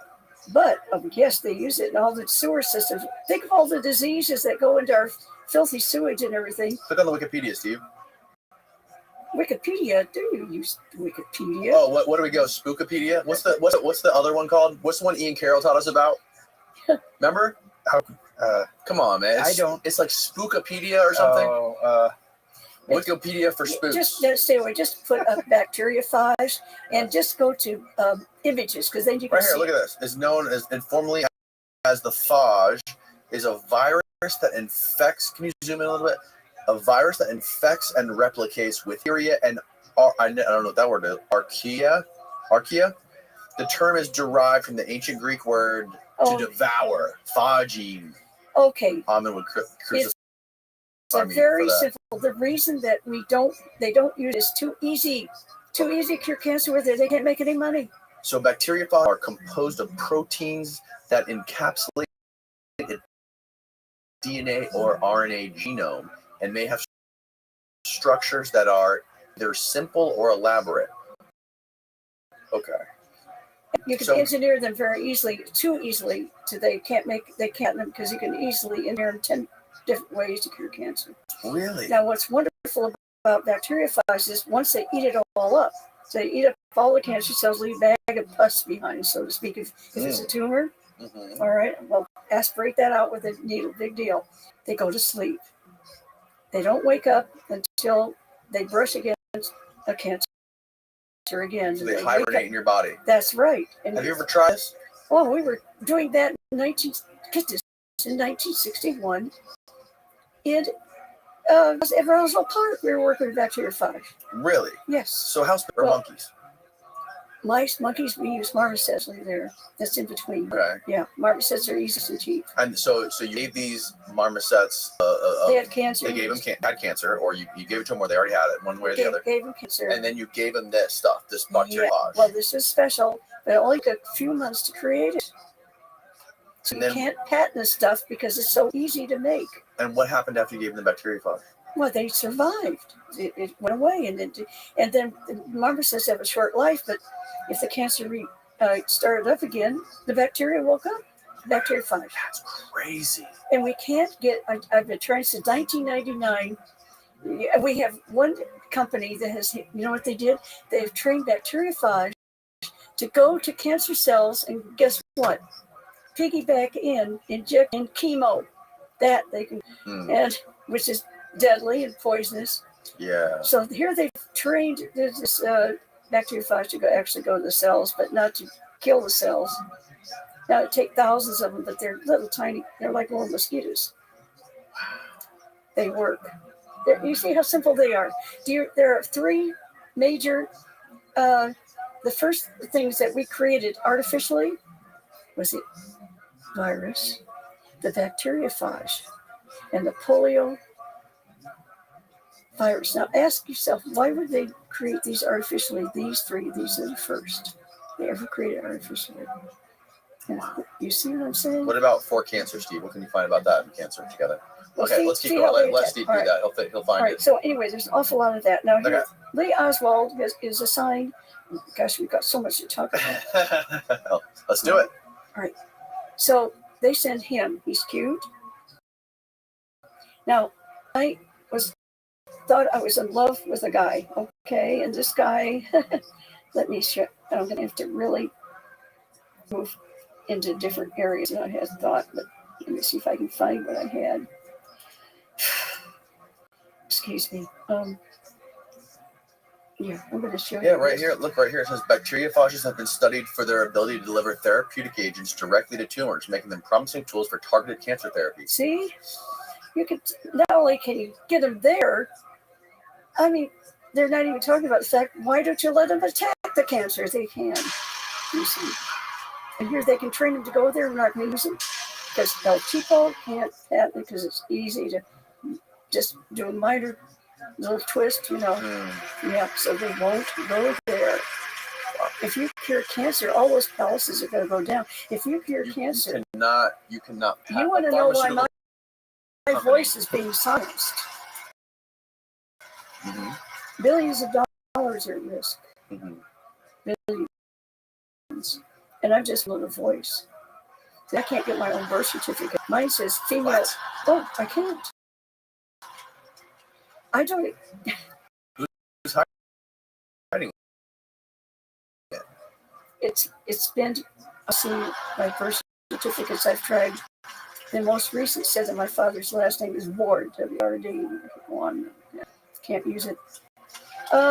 People say how evil you are because you were married, and here you started having an affair with Lee Oswald. Well, I was married one day when my husband abandoned me. He said, I'm not going to tell you where I'm going because you wouldn't have married me if I told you I'm going to be gone most of the summer. He said, bye-bye, and he took off. Wow. That night, where I was raided by the police. By the way, we've gone to the house where the raid occurred. Witness searchers always had to have witnesses. And happened long, long ago. Lee Oswald had put me in a retreat. Now, he'd been about New Orleans for 10 years. He thought it was a nice boarding house, but it had changed, okay?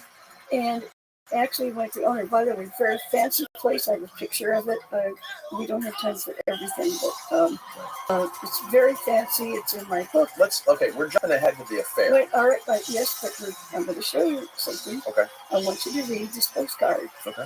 Robert Baker, my husband. All right, now, I've been married a month to him now. Notice on this, it says it is from New Orleans. Please turn the picture over so you can see the other side. So let everybody.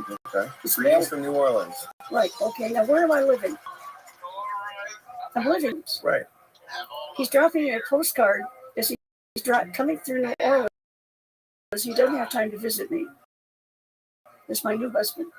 Go ahead and read it. He sends you a postcard. Hi there. Just stopped in New Orleans and thought I'd drop a line. Boy, is the miserable here. I'll be back through in a couple of days. Eat enough, take care of yourself, because I'm loving you. Bob. Yeah. Bob Baker. Yeah. How would you like to get a postcard from your new husband that you don't know where he is or what he's doing? He'll be through in a couple of days of wham bam thanking him, okay? Wow. Now, anybody think that I get raided, I have nobody to help me. What is this guy doing? What is his career? Well, he's a scientist. His IQ is so high it was classified. His IQ was classified. 186. Who does he work for? Yes. But anyway, he ended up being one of the top scientists for. No, at that time he was still getting all his credentials. Did he tell you this, or did you learn this later? Oh no, I knew it. Okay. I couldn't find anybody compatible with. You have to understand. You married him when you were how old again? Well, I was 19. You're still 19, and you married this dude. Well, no, I didn't meet him. No, I didn't meet him in New Orleans. I met him at University of Florida, and he was because I was taking high math classes and all that's been wiped out. Okay. Okay. And met him in one of the classes that summer, and I had plenty of boyfriends. I was very athletic as well, and had earned 4 athletic medals at University of Florida. Okay. And all that, and later he would tell one of my sons, I married her for her legs. So anyway. You had good legs, huh? Yeah, they're still good. I could show you. It's amazing. Well, let's keep the podcast. Yeah, let's try to do that. We don't want to make this podcast X-rated. I'm just trying to say that I was very liberal-minded. I was a good girl. I didn't run around. In fact, I had a lot of boyfriends. University of Florida just gotten to where they were co-ed just 10 years earlier.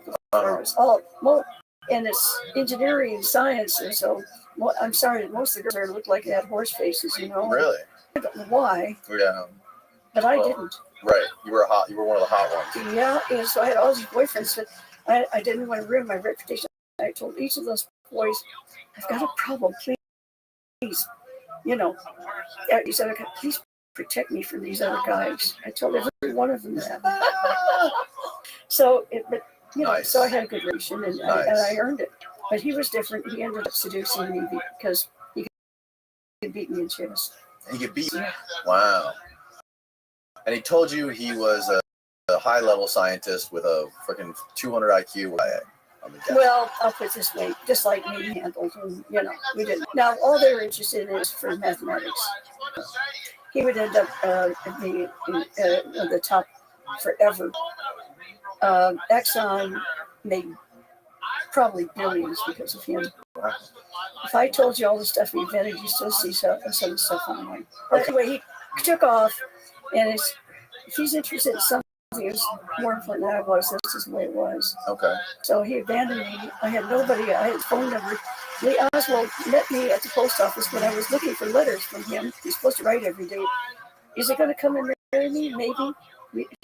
Like Lee said, to the death. You know? So walk me through the moment you first met Harvey Oswald. All right, I'm at the post office. By the way, I didn't have any money because I came 2 weeks early. My grant, I didn't have it siphoned or anything. So I actually got a job flipping burgers, so to speak, because this waitress, she was stopping the job out there, and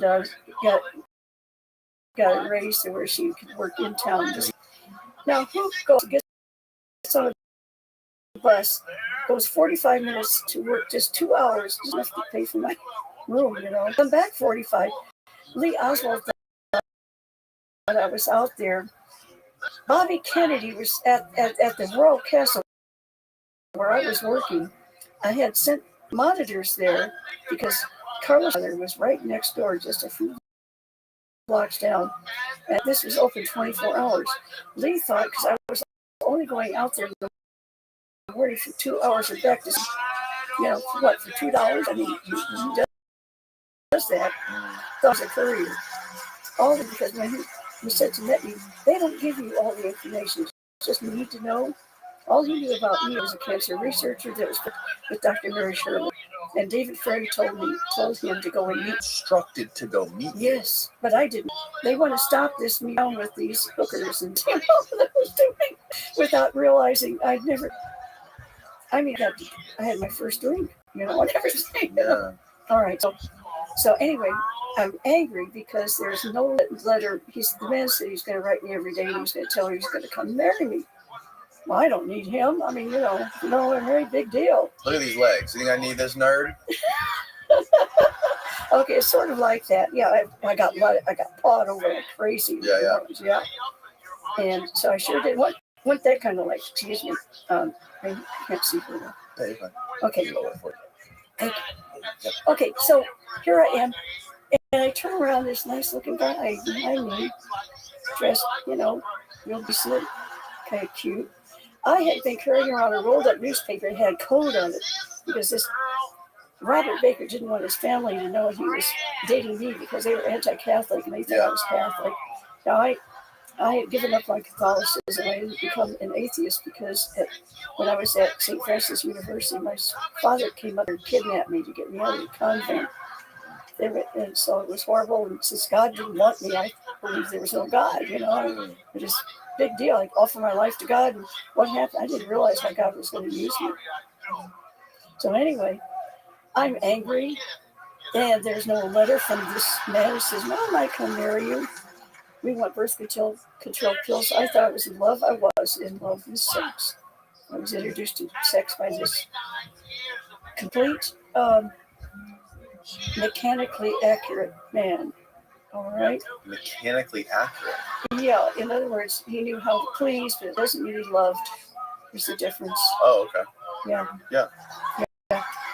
And I didn't know the difference, of course, because that was the only person I ever knew. And so he seduced me. He randomly actually left. Said, "Here will, be a grown-up in this modern age. Forget you, And a month later, he came back, and all my friends, I ran into his arms. And I said, "You win," So that's the way it was. And then, so we're going to get married. Well, we did. He said, "We got to hurry, get married." I thought it was because he loved me. Actually, did. Never said I love you, by the way. So we go to Mobile, Alabama. Then I found out he did that in a hurry because he's got to get on a quarter boat and do scientific research for this group. Okay, so he's gone, and here comes the police raid. I was thrown out in the middle of the street.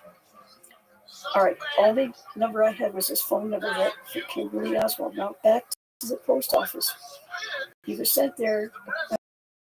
I finally figured out, it took me years to realize the purpose. But anyway, I have this newspaper with a code on it so that Robert arrived in New Orleans without making a phone call, and his parents would intercept say, "Are you still doing stuff with that Catholic girl?" You know.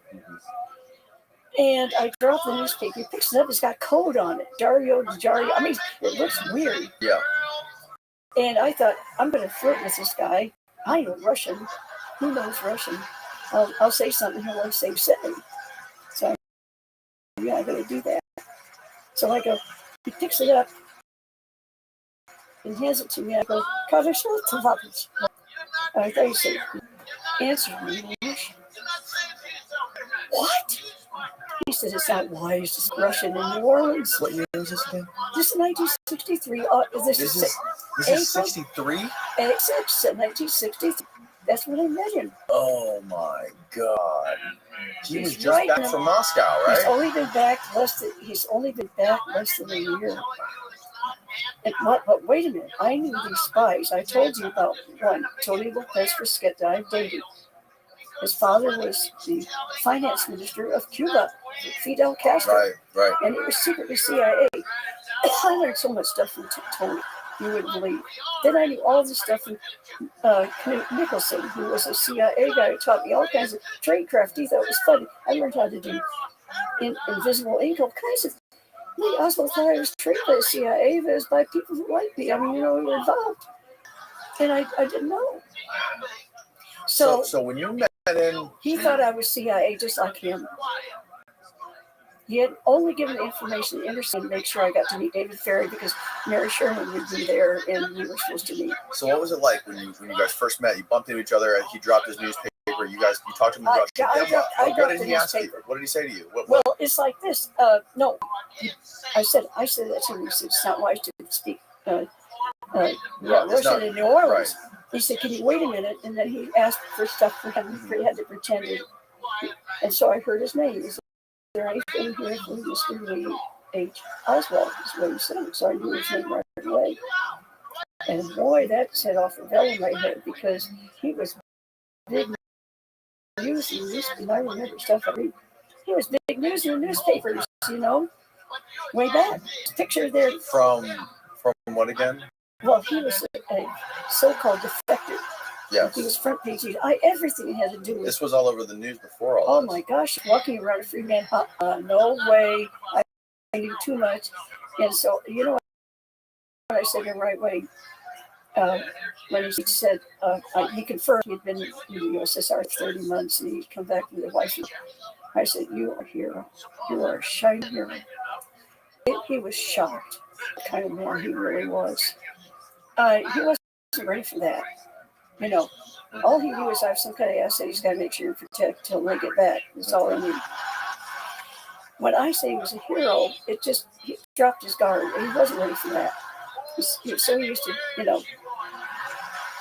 and he'd gone through just like Nicholson. His family's not had anything to do with him or anything. They think he's horrible. But he's not. He's one of ours. And to have someone who could talk to me, this is how it started. We hit it off right away. Because he thought I was in as deep as he was. It's only because I knew all these words and terms, I knew the acronyms and everything. It's because of the people I associated by that time for 2 years with anti-Castro patriots. I knew so many things. Yeah.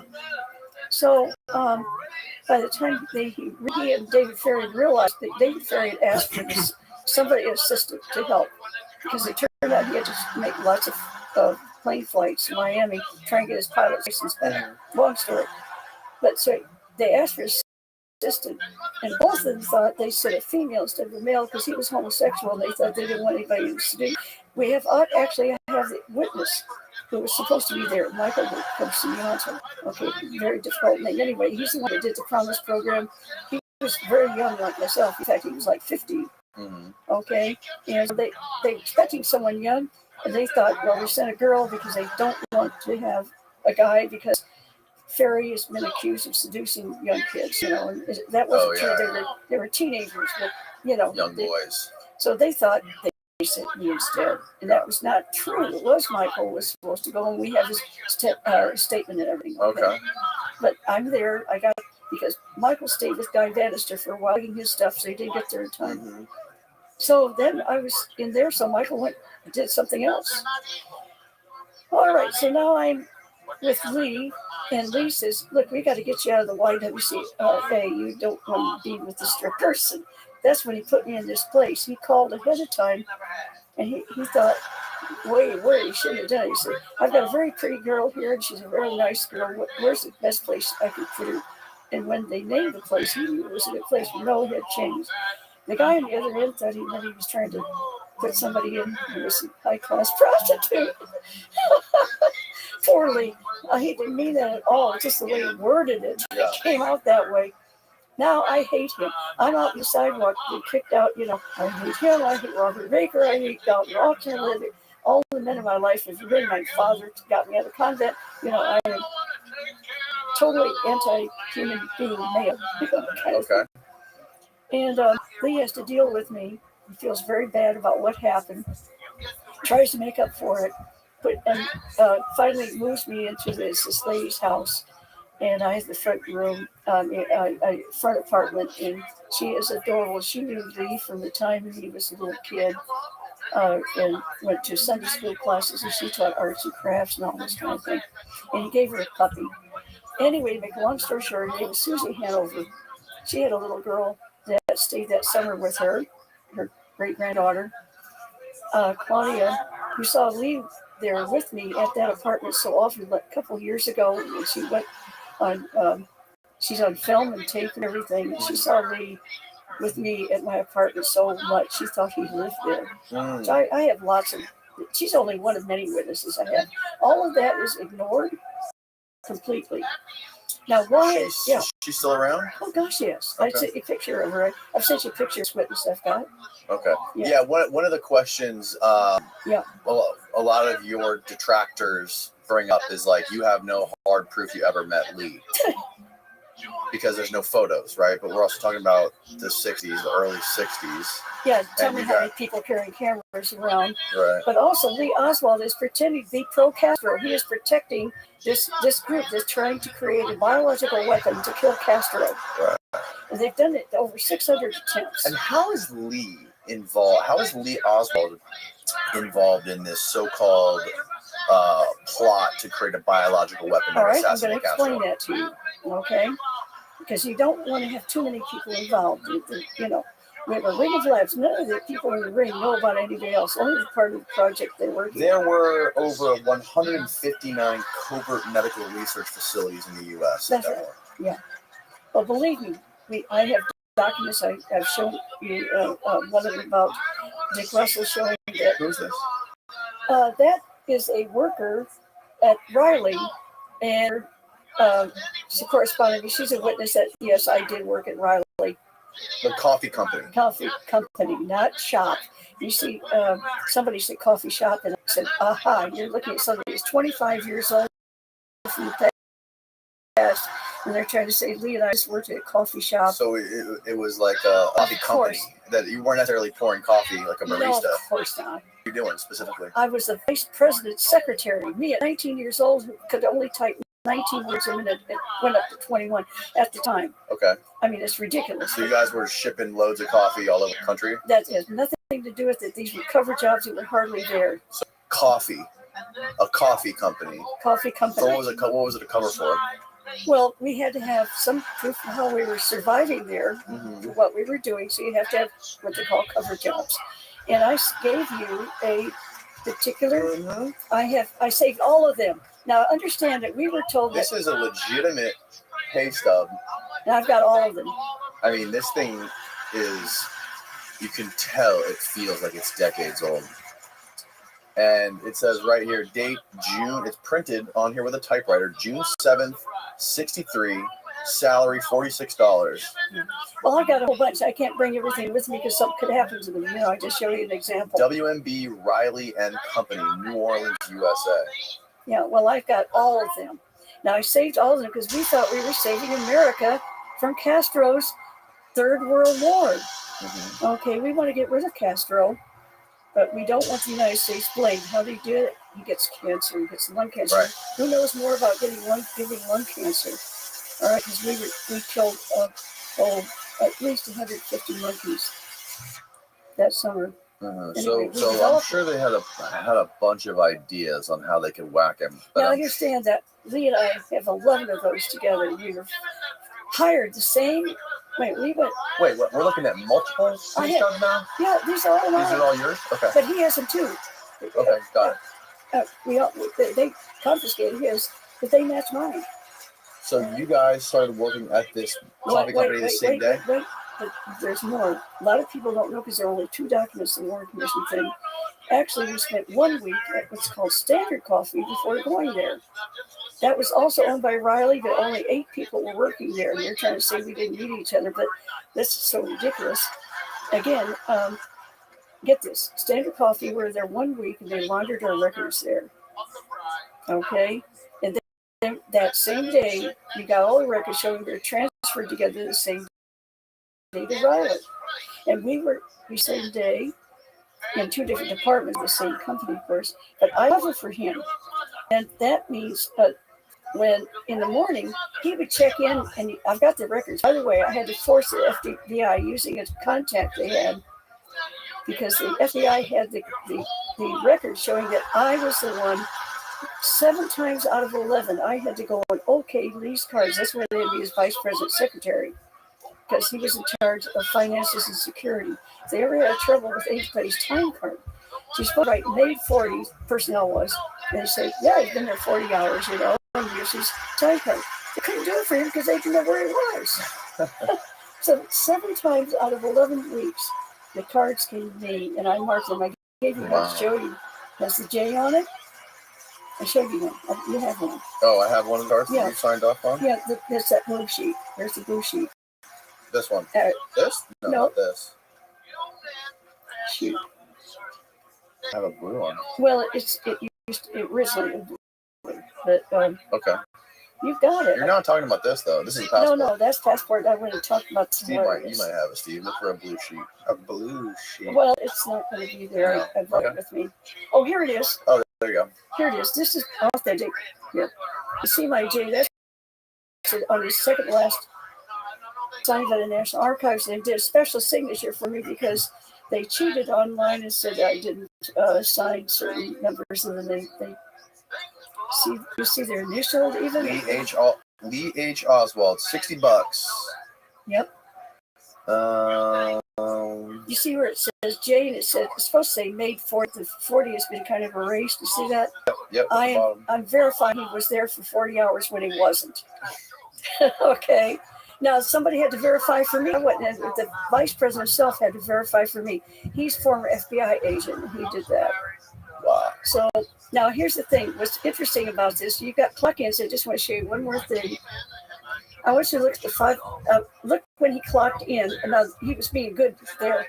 On which one, left or right? Well, on the left, you see when he clocked in. He's clocking in around 8. And one day he clocked in at 9:37. Yeah. Oh, often it was later than that. And then he clocked out at 6 that day. But there's no clock out on any of those days. No, wait a minute. Now look at the clock out. Yeah, no.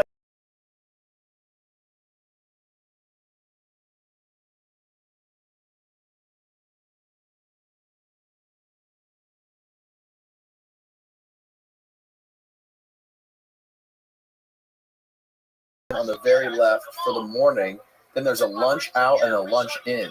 The out is like it has something typed. It says female employees, half-hour lunch, and then it says in 5:05:05:501, and one of them says No, 6. that 501 is when they're clocking out. It doesn't show the lunch in there. Oh, okay, got it. It's under the lunch tab.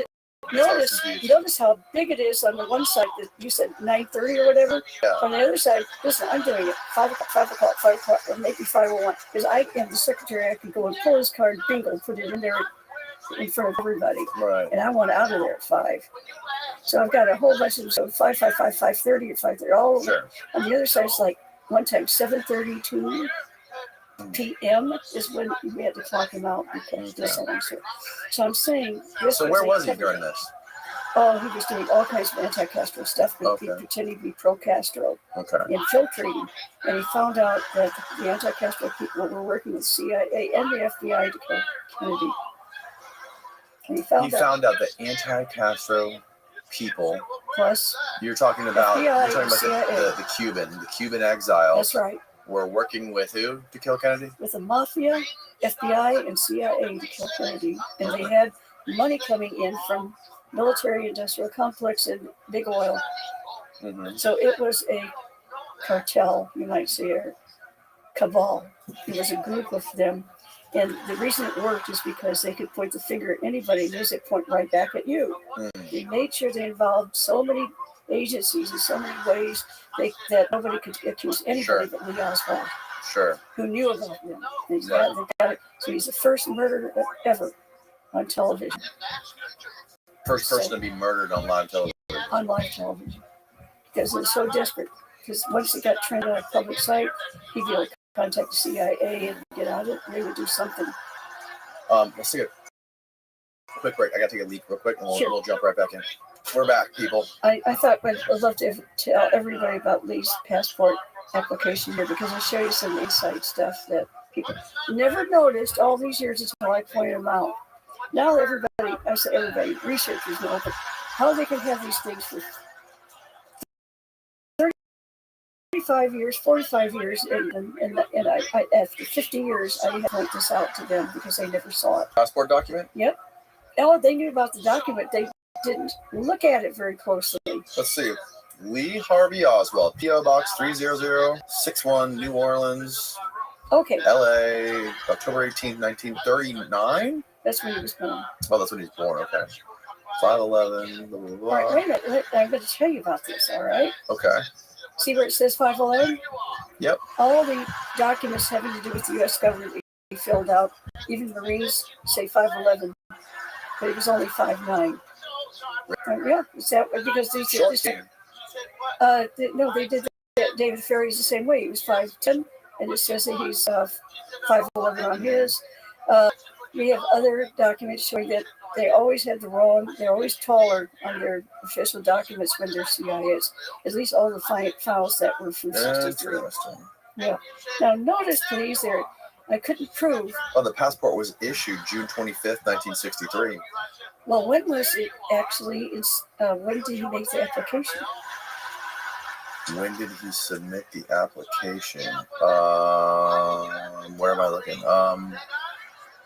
October. Is it? No, that's not it. Well, let me tell you, it is on the document, but without wasting time, he submitted it. September 10th?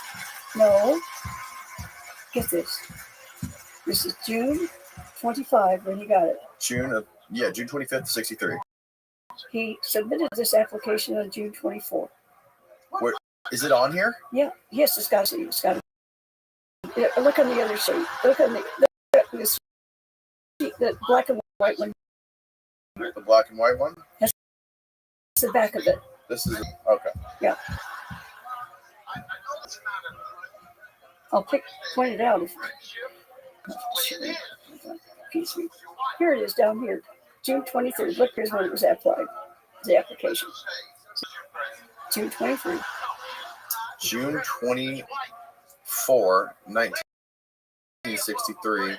Passport issued June 25th, 1963. Yeah, see. One day, 24 hours. They flew the man in. So I couldn't prove this until we got out in color. Find out color like 28 or something. Okay. Now, wait a minute. But notice. The color of the guy who signed the passport says Arthur Young. It's hard to read the Young. You see the Young? His actual name was Charles Thomas. That is kind of a joke. There was the Arthur Young in here is actually associated with Bell Helicopter and all that. That is kind of a joke. Then there's more. Notice the colors, the magenta ink. See it? Yep. Now, Lee said to me, CIA tells me what my occupation is going to be. Now, notice the occupation, what ink color it's written in. Red?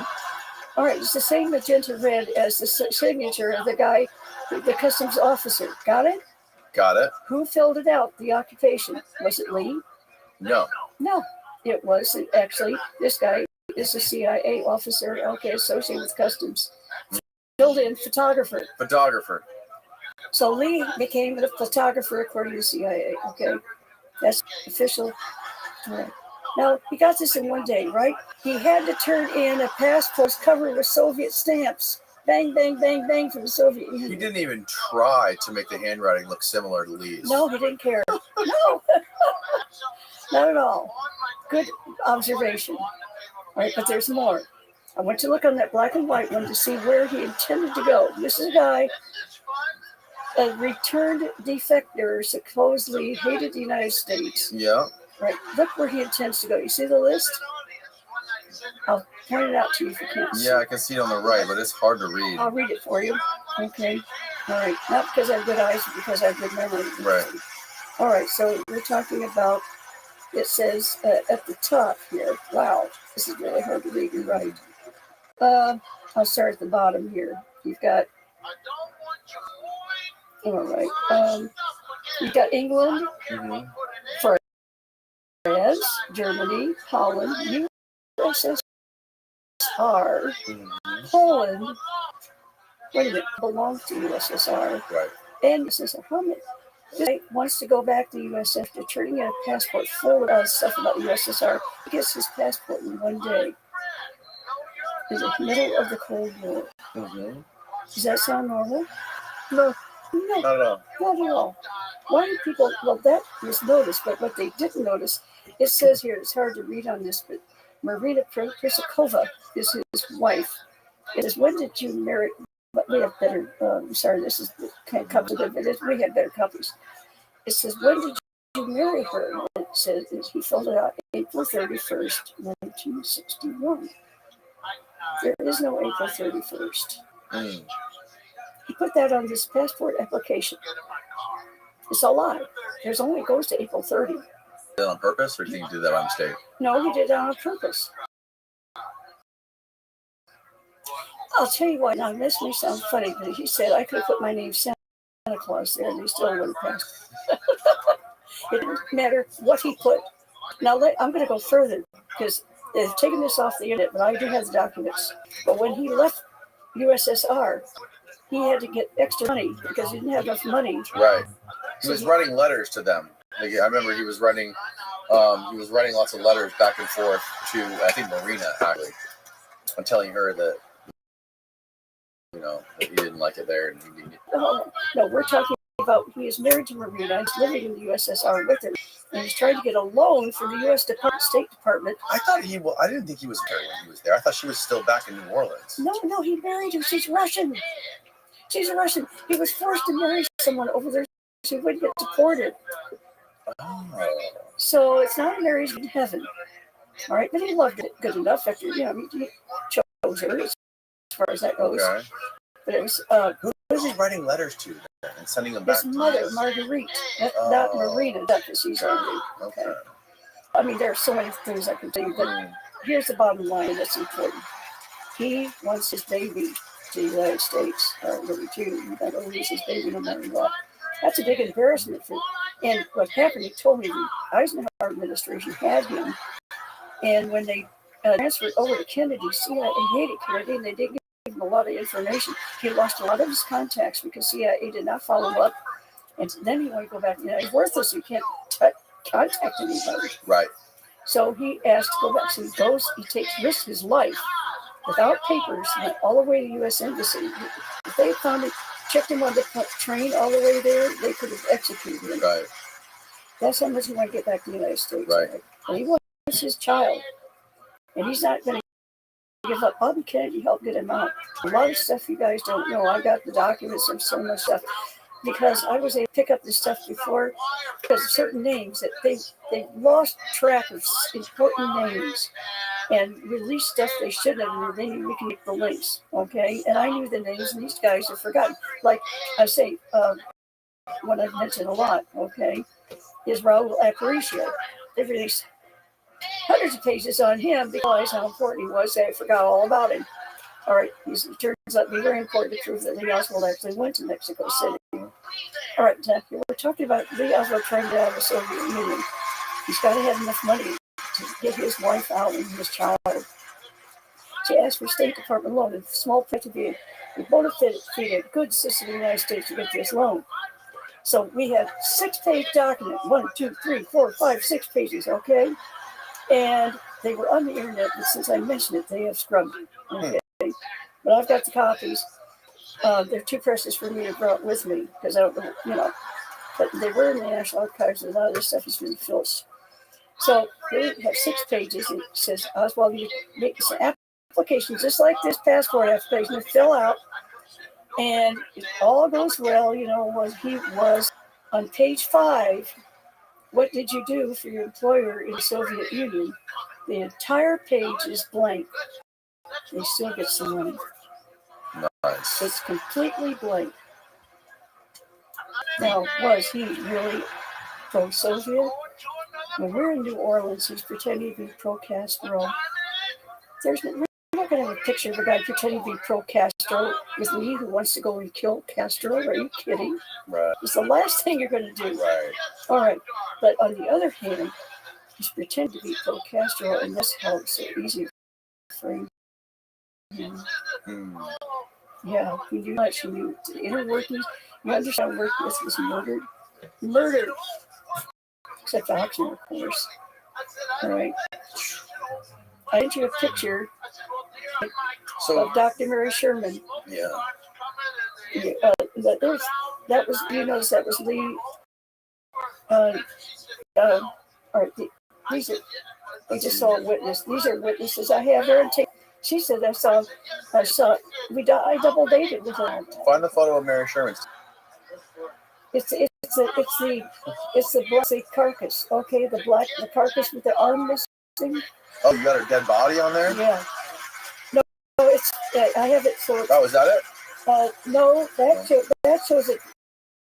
Unfortunately, that shows a guy who had cancer, and then they gave him the guess what kind of shot, and that's what happened.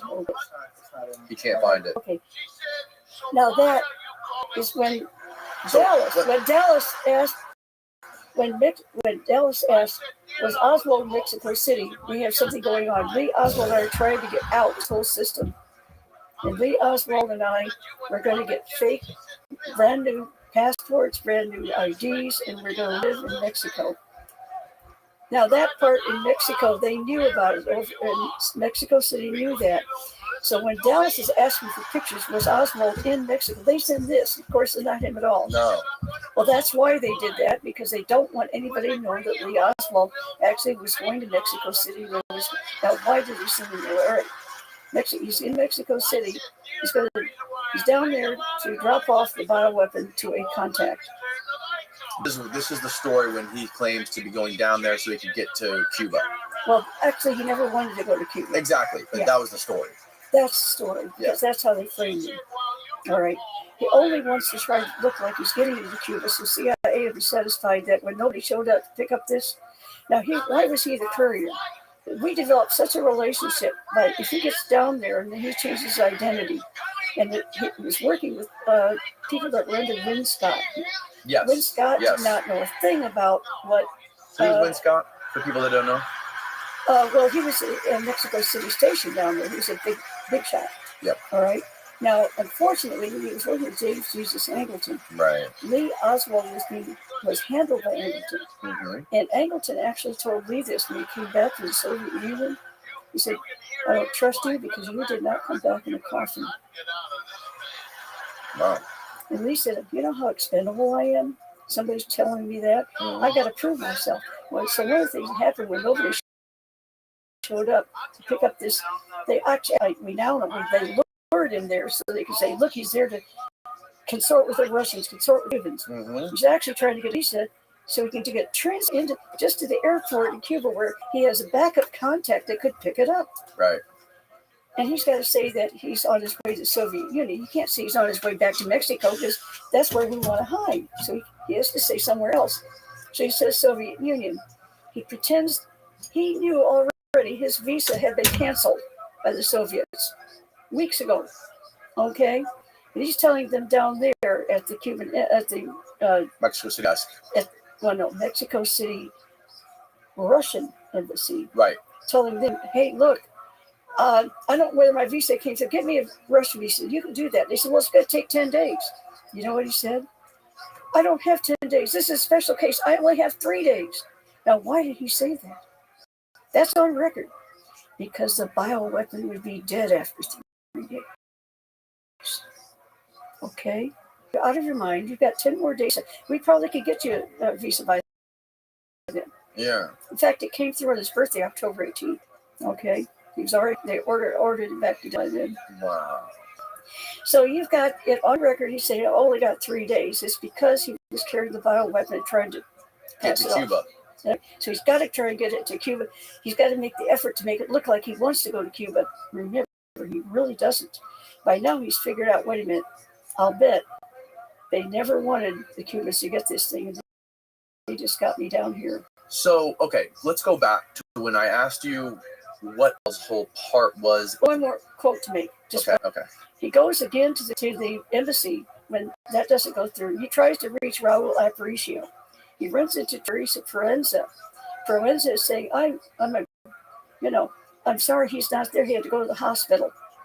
By the way, Aparicio's office is bugged for that same day. Leah's will show you up. Cuban embassy is not the same as a Cuban consulate.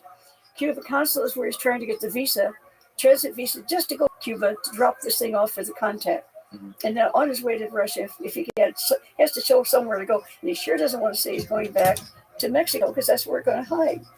So he uses that because that's logical. Mm-hmm. All right. And Marina has already been approved to go to Russia, so he's got a point. I'm going to go, join my wife here. Got it. But that's not true. What's really going on, Now, he had gotten Marina pregnant again to get an anchor baby so that he could divorce her and the baby would not be deported. Because the baby, if they had divorced without that baby being born, one in the United States, they would have deported Marina and the baby. Out of the U.S.? Out of the U.S., of course. Because so they wanted to have the baby here. So you have to have an anchor baby because they're going to get a divorce. Otherwise, they're going to send her back. This is Cold War. They don't. It's like Chinese today or something. You know what I'm saying? Yeah. I get it. It's just too bad. So when you... Well, I just want to say this one thing. Okay. Tries again. The Soviet embassy. It's a gun down on the table. He said, look, I have to carry it. They take the bullets out right away. They think he's nuts, You've got to get me this visa right away. I know later he will try. And they're saying, what's the matter with him? He said, that increases. The FBI is after me. Why would he? Because we were going to hide in Mexico, and we would be working as pretending to be pro-Castro. And our reason for hiding would be that the FBI was after us. Therefore, we would be legitimate as, working for the Castro, for the communists, okay? And we're really going to be informed CIA. That's what really, they don't want any of this stuff done. In fact, the day that Lee crosses the border on his way to Mexico City, there was a plane that was supposed to pick me up, Alexander Roy and Jeffrey Sullivan were pilots. They were shot down the same day. Lee's crossing the border. They were going to pick me up, and they shot him down. It's on record. They shot him down where? Over Cuban waters. Now, there's something. Really? Well, here's the thing. If you look at the map, you'll see from Belize straight over to Eglin Air Force Base where I was there. And I've got all kinds of... So where were you when he was going down to Mexico City to go to that? I had my bags packed, and I was on my way to Eglin Air Force Base, okay, where Jeffrey Sullivan and Alexander Rourke were going to pick me up, by the way, of all kinds of... Yeah. Okay. And fly me to Mexico. Got it. To Cancun. Cancun was all by itself. I sent you something about Dr. Willis Andrews IV.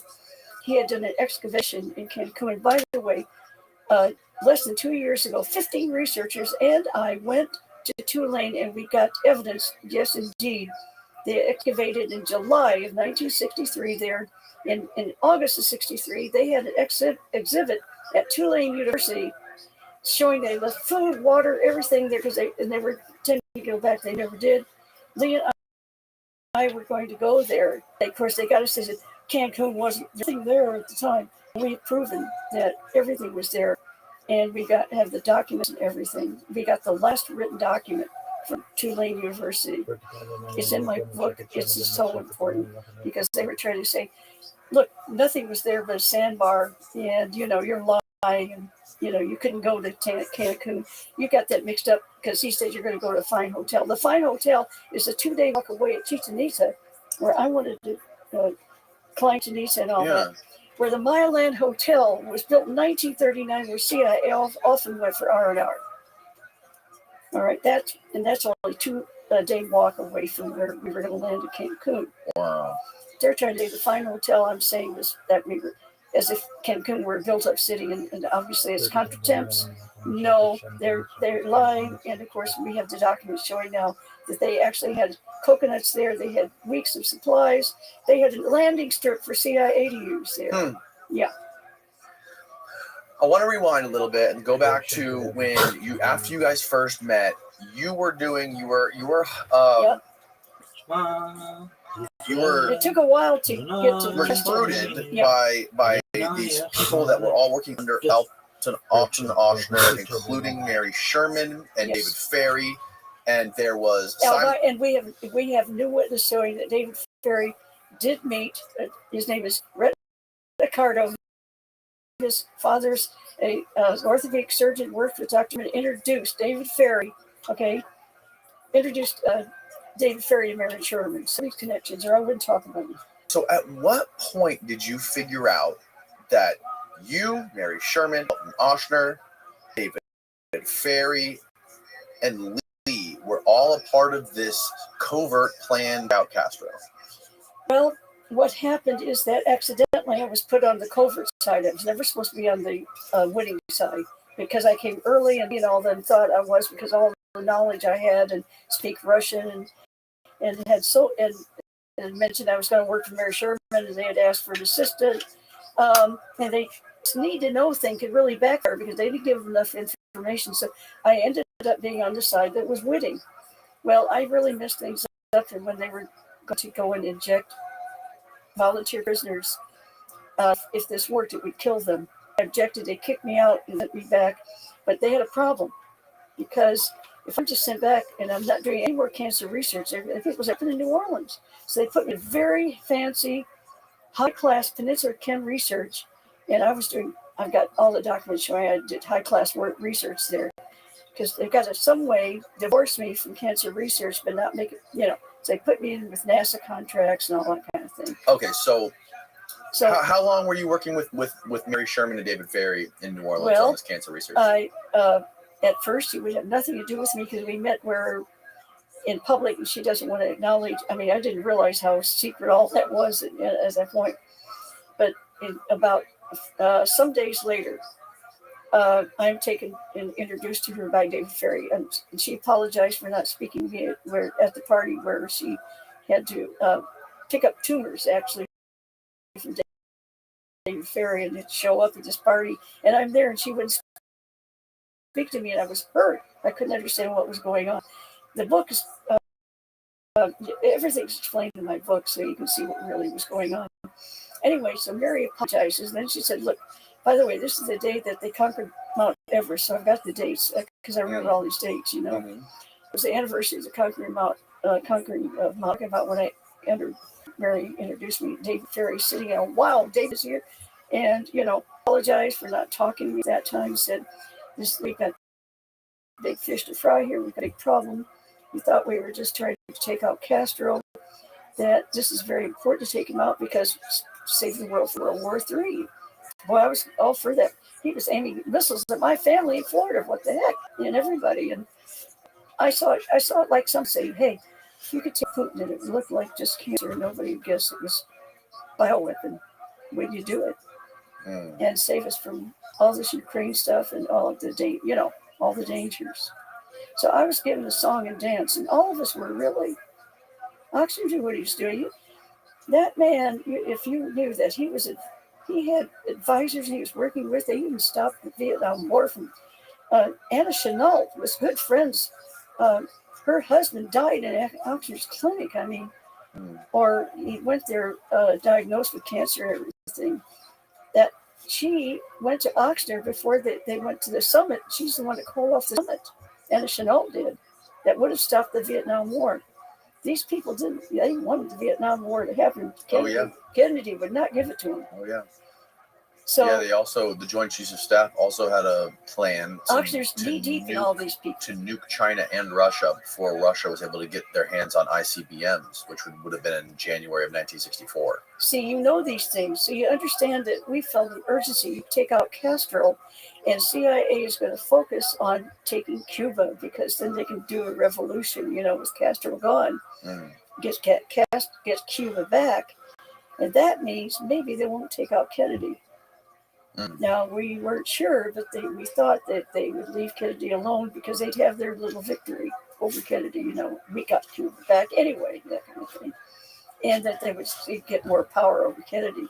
But you know what? They'd already made up their mind. They didn't care what happened to Castro. So Lee has been actually trained to keep this stuff alive.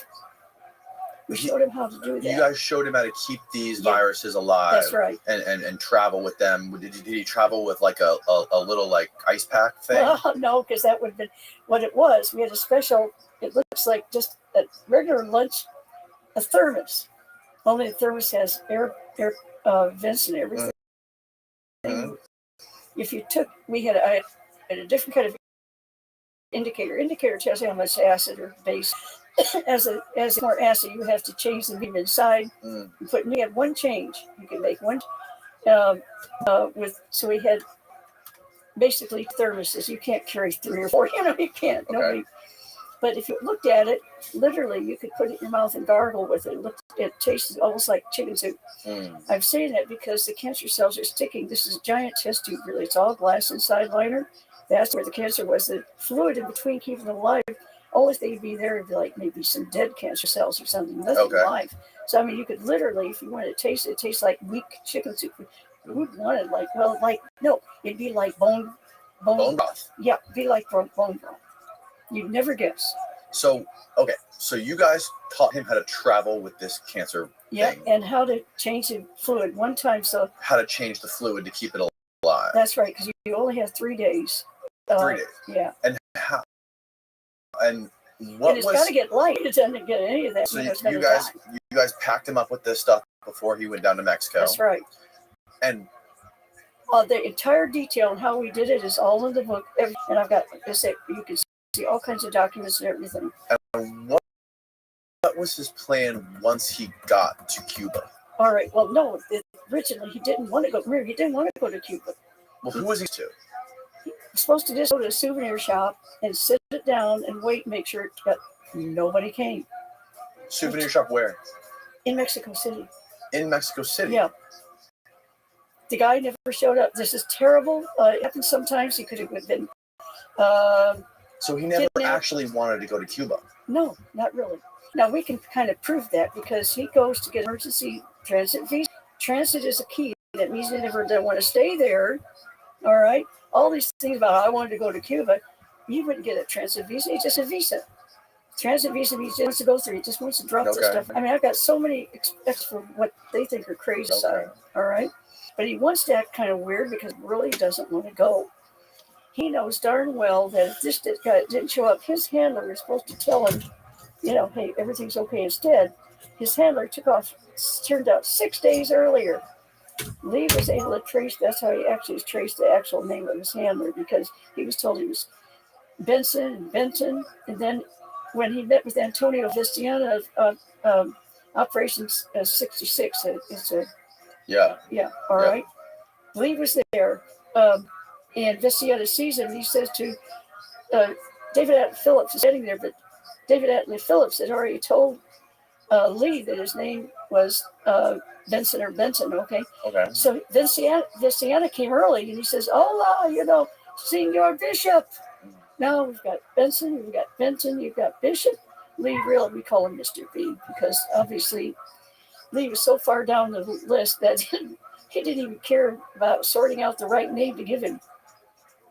All that's important because when that plane, they found out, took off with his handler in, whether you want to call him Mr. B, 6 days earlier, he checked all the plane schedules and realized, because he used to Fort Worth, that there were only a couple of planes, and the one that of importance is this guy kept going to Fort Worth. So he figured out it was David Atlee Phillips. That was his real name. All right. So he was supposed to take this vial, Yeah. this thermos, and drop it off in a souvenir shop. Yes. Where? Well, this was in Mexico City. Now, here's the thing. He's got to make it look to the CIA that he really cares. So he's got to at least make the effort. But he doesn't want to really be sent there or any of that, because we've got plans that Mexico City knows about, but Dallas doesn't, because they don't communicate that. He's going, when Scott had so much stuff about Lee Oswald, you have James Jesus Angleton, and when he dies, he goes and steals everything out of Win Scott's safe. Oh, yes, he does. So he's got stuff there. Win Scott knew that Lee started an affair with Sylvia Duran, not because he didn't love me or anything, but because he has to make himself look useful, because Lechuga was having an affair with Sylvia Duran and wanted to marry her, and he's he was ambassador just until recently to the UN for Cuba. That is very important to penetrate. So Lee had this going on with Sylvia. He seduced her in a matter of 24 hours. He's expert. Wow. And taught in Atsugi how to seduce women. Silver tongue, huh? More than that. Oh, yeah? Oh, my gosh. And vulnerable and sweet and tender and everything that you would ever dream of. He was all that. Wow. And so who was supposed to pick up that thermos? Did he know who or no? He had a list of contacts. He had their names based. So when that didn't work, and when he was afraid he couldn't get the visa in time, he actually went to the University of Mexico in Mexico City there and ran into some students who are associated with another medical contact. He couldn't reach him either. By the time he's invited them to a party with Sylvia, he's off by himself with these college students. They said, how did he know about us? It's because of the contact names he had, okay? They could figure out how he knew that they were actually approaching you. So what did he do with that thing when nobody picked it up? Well, he's got to leave it. He can't take it back with him. He's got rotten stuff in it out behind. But he stopped at the U.S. Public Health right there at Laredo before you cross the border. It's on record, although they've retracted it, have the records. Right. And apparently he left a contact, told them somebody there, probably in some encryption or something, I don't know. Because the two people working there didn't understand why he was there. But he told me he left information where he left it there, at the souvenir shop. Now, at any point during any of this, did anybody brief you on what you were doing? Like anybody officially from? I've had it since.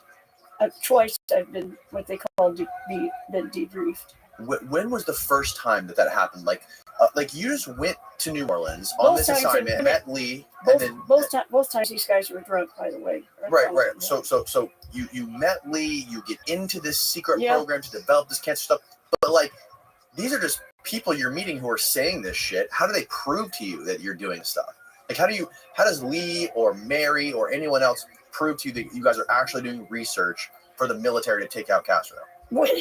First of all, we're having these animals die even by airborne, and that's really scary. So I'm finding out that all the marmosets have died. All of them died in such a short period of time, and it's the same stuff. I'm so familiar with it. They have gone through gate. We did the first gain of function. This is all gain of function over and over again. We're the first. Right. And I brought a document we don't show you. I understand that, but what I'm trying to say is how did they prove to you that this was the objective? Well, first of all, a whole lot of money went into this. And big money, big bucks. And the thing started March 23rd, 1962, a whole year before me. And they had a linear particle accelerator. That thing's worth a lot of money. Did you ever see it? No, but I sit there all the time. Really? Yeah. And so you guys were in an apartment doing this stuff, right? This was David Ferry's apartment, is that right? Yes, but you have to understand, of course, I had access to other lab facilities, but that's where I spent almost all my time. So basically, there was the underground research being done in David Ferry's apartment. Yeah. He had tons of these mice, rats everywhere. No. Okay, look, we had this ring of labs. The problem is that ring was complete, and we were afraid they'd figure out each other. So they break that with Ferry. All right? Okay. All right, and Mary Sherman is the nexus between that. All right. Mhm.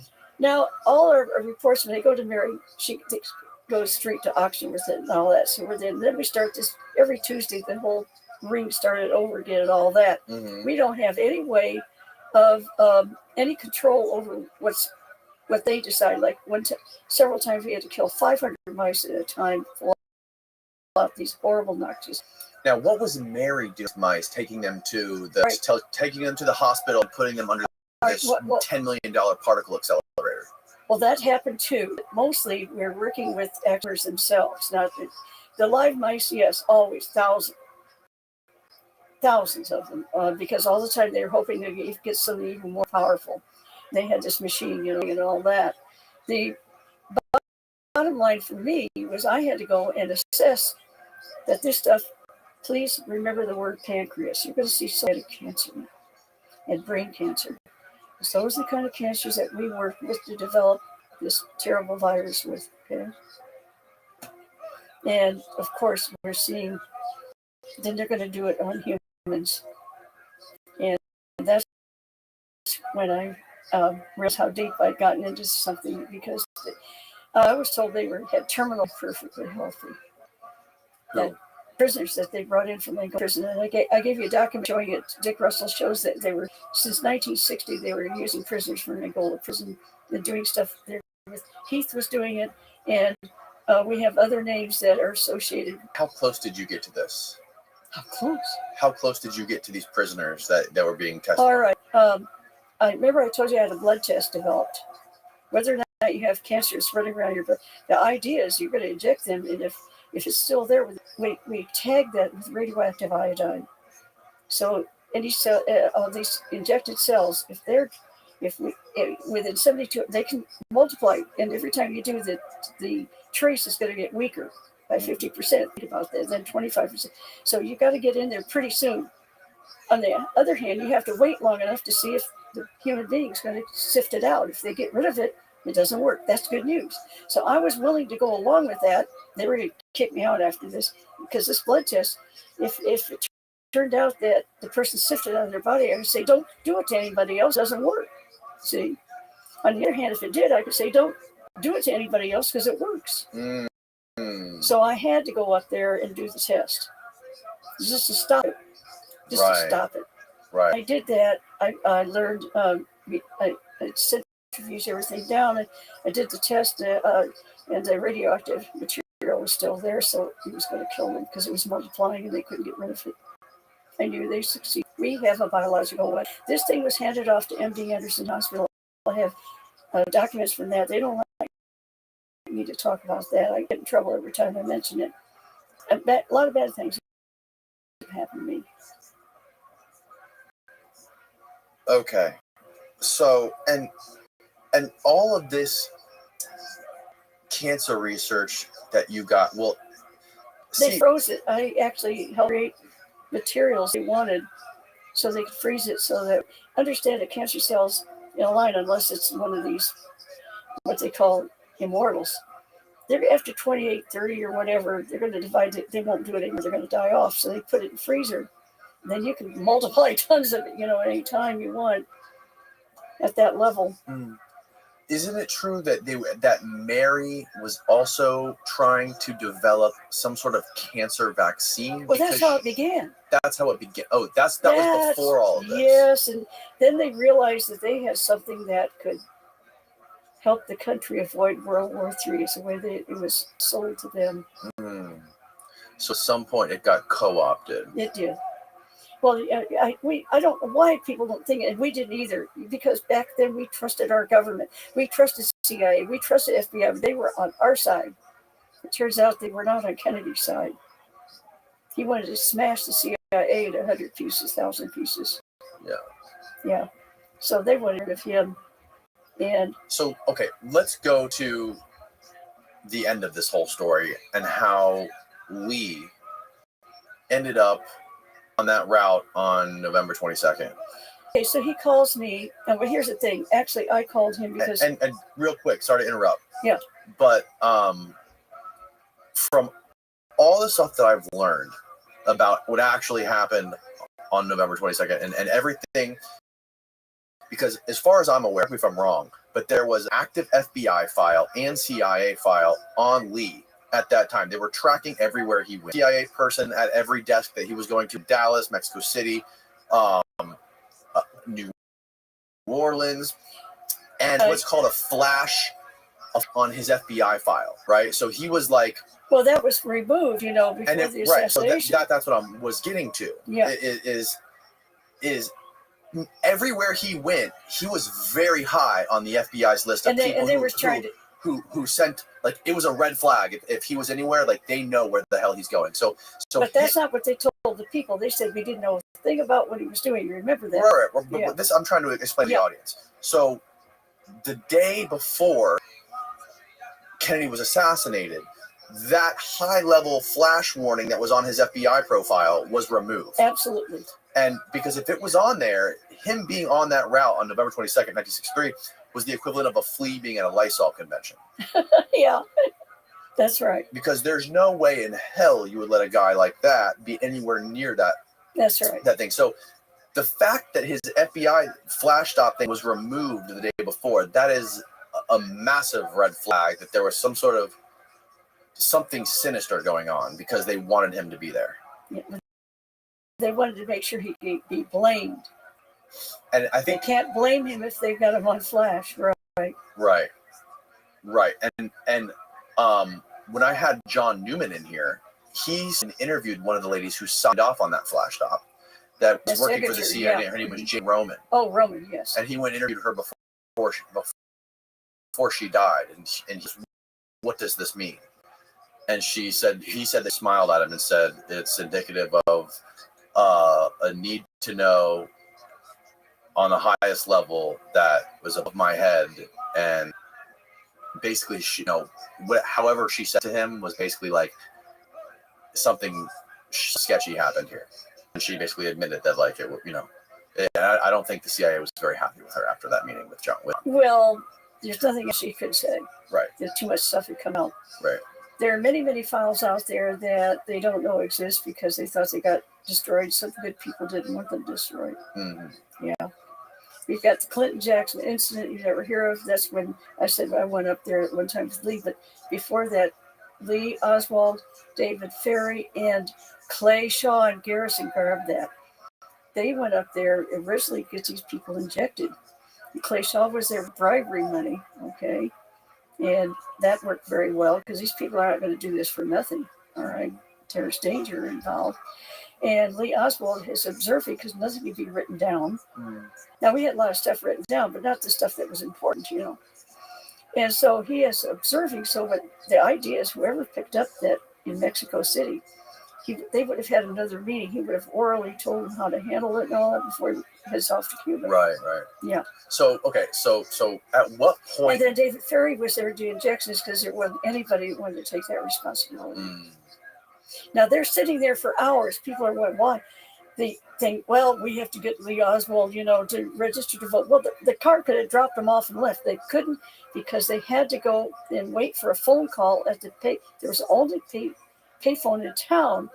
They had to sit there, and they didn't know the day before Martin Luther King had the I Have a Dream speech. This little sleepy town in Clinton has a town hall there, the Perry seat.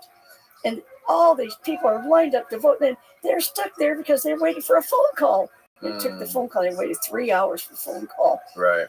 They can't leave. And anybody knows if just to drop Lee off because that was the excuse to register so he could somehow work at an insane asylum so then they can claim he's insane. All the crazy things they've got, they're not true. But of course, Lee gets out of the car because everybody's staring. He stands in line because he ran into a woman and she had actually an AA degree, and black. And they said she failed her literacy test and couldn't read the Constitution because they put in front of her face. She was crying. She had stood in line. They said, I'm going to stand in line. I'll bet I can just flash my stuff and say, yeah. So explain that story real quick. So Lee, David Ferry, and Guy Bannister. Not Guy Bannister. I thought Guy Bannister was there. I thought he was driving the car. That is a lie. It's Clay Shaw, and we have the document saying that he put out.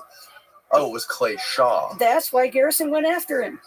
Oh, okay. All right. I must have Yep. got the names mixed up. No, they inserted Guy Bannister later in the Oh, they did? Yeah. Oh, But that's a lie. We have all the documents. And in fact, I gave you a Dida there. And for people, just so people can follow, who was Clay Shaw again? Give just like a. Clay Shaw was the director of the underdirector of the International Trade Mart, and he was the independently wealthy businessman who. Well, he's mainly pretty wealthy, but the point is that he had all the contacts with they tried to. He was the only guy that was brought in on the. They could because he really wanted to go after Oxner, and Oxner is so popular, he didn't dare. He started there because Oxner. Right. I gave you a picture showing Oxner and Clay together, and the reason that, I did that is because he claimed that they didn't know each other. Right. International House. You saw that where that was at range for Kennedy, okay? International House was run for 9.5 years. Clay Shaw was there with Oxner. And Clay Shaw's the only one who was brought into the trial by Jim Garrison, right? Because he had enough contacts, obviously, with the CIA and the bad guys. Yeah. Wow. Yeah. So, and I met him twice. Twice. Too. Really? Yeah. I've met most of these people. Why did they want to bring Lee? What was the town again? Clinton? This is Clinton. Why did they want to bring him there to register to vote? Well, they didn't. That's a lie. He only got out of the car to stand in line so he would be stared at while he's in the car. So he said, I'll do that because this girl came by and said they refused her. He said, I'll bet I can register and I don't even belong to this parish. Why were they doing that? What was the reason? What? Why did they go there? Again, they had arranged before knowing about the Martin Luther King thing that I had a dream that it was a sleepy because a convoy was coming up from Angola prison with these prisoners. Okay. And they want to join the convoy with all their injections and all the stuff they've got. And they have to have a fancy car. Clay Shaw is driving the fancy car. He's got the money. But he's going to join the convoy. You've got a Fisher car in the back. You've got, I don't know what they had, but you've got a Cadillac, black Cadillac. All go in together. But you can't go in by yourself. You're going to ask for credentials. So go in. They have to wait for the phone call. There's a long road before you can be seen, turning into Jackson to go to the mental hospital. They're going to meet him there. Well, they can't sit there on the road there. People would notice, on the big highway. Right. But they could sit by the phone booth and wait for the phone call, exactly. Get the timing right because we're only talking about 20 miles, to join them. And they delayed and delayed and delayed. I don't know because you see, they're only supposed to use one prisoner and they added more for sure. Wow. Okay. I see. So they had to red tape. I understand. Well, they tried to hide all this and say that they were just waiting for him to vote. They could have gone to a coffee shop around the corner, why not sit there and there? So we had 15 people. I told you about them. We went out, they found all these things and worked with me. We went to Clinton. And I said, that phone booth is right there on Liberty Street. Maybe we can still find evidence that it was there. Because it was the only one in town that was a public phone booth, where you could park your car and wait right there. Sure enough, we found it. We found the wiring, we found the wood parts, and even where it was painted and everything. It was gone, but all the wiring was there and everything, just like exactly where I said it was. Wow. Because I have a map of it. I even knew where the thing was located. Because Lee. At what point did Lee find out about this plan? They knew at least by March. There's a famous photo. It's called The Wink. And you'll see Albert Thomas is winking at Lyndon Johnson in the plane right after Lyndon Johnson is sworn in. He's grinning and he's winking. Albert Thomas in March of 1963 had Kennedy invited to Texas because he was going to retire. This is in Houston. Albert Thomas gets on the plane after the celebrate, a dinner where he's resigning and all that. Now get this, he's friends with Lyndon Johnson. Sure, you can imagine him going, Albert Thomas going, there's the wink. You can imagine Albert Thomas getting on the plane maybe from Houston to Fort Worth, okay? Because they're friends. Okay. But he spends the night there. And more, he's there to Dallas as well. Why? Albert Thomas is still on the plane. When Kennedy's shot, he's on the plane and he's taking off and they're going to go to Washington, D.C. Right. Wait a minute. How many people do you know that you're going to meet in some certain city, and then they get on your plane with you, and then they follow you? Where's his suitcase or whatever? He spends 2 years up there before they say he's going to die. And you've got that wink. He's the one that set up to get Kennedy on this route to go. That's why the wink. That was March of 1993. Okay. Now, who was following that? Ochner knew everywhere where everybody's going. He was very close friends with Marion. Yep. So they found out. So Marion Lee found out through Ochner. Somehow through Ochner. Well, Ochner being so, he would take Mary. Did he tell you how he learned about this specifically? Did he give you any specifics?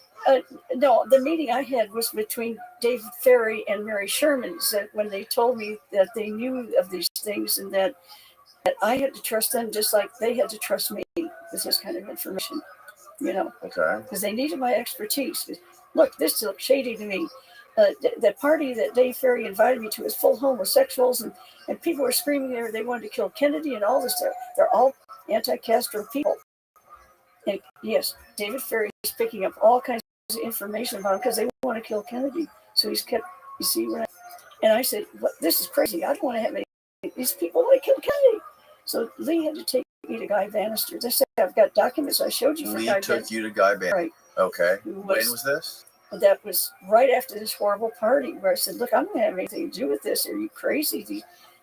You're saying you want to kill Kennedy. David Ferry said that out loud. Mm-hmm. And he said to me, Dave said, at this meeting with later, he said, what am I going to do? Am I going to say hail to the chief in front of people who want to kill Kennedy? Or am I going to say I'm going along with this? I'm going to go along with this so I get more information, for God's sake. Now, wait. Right.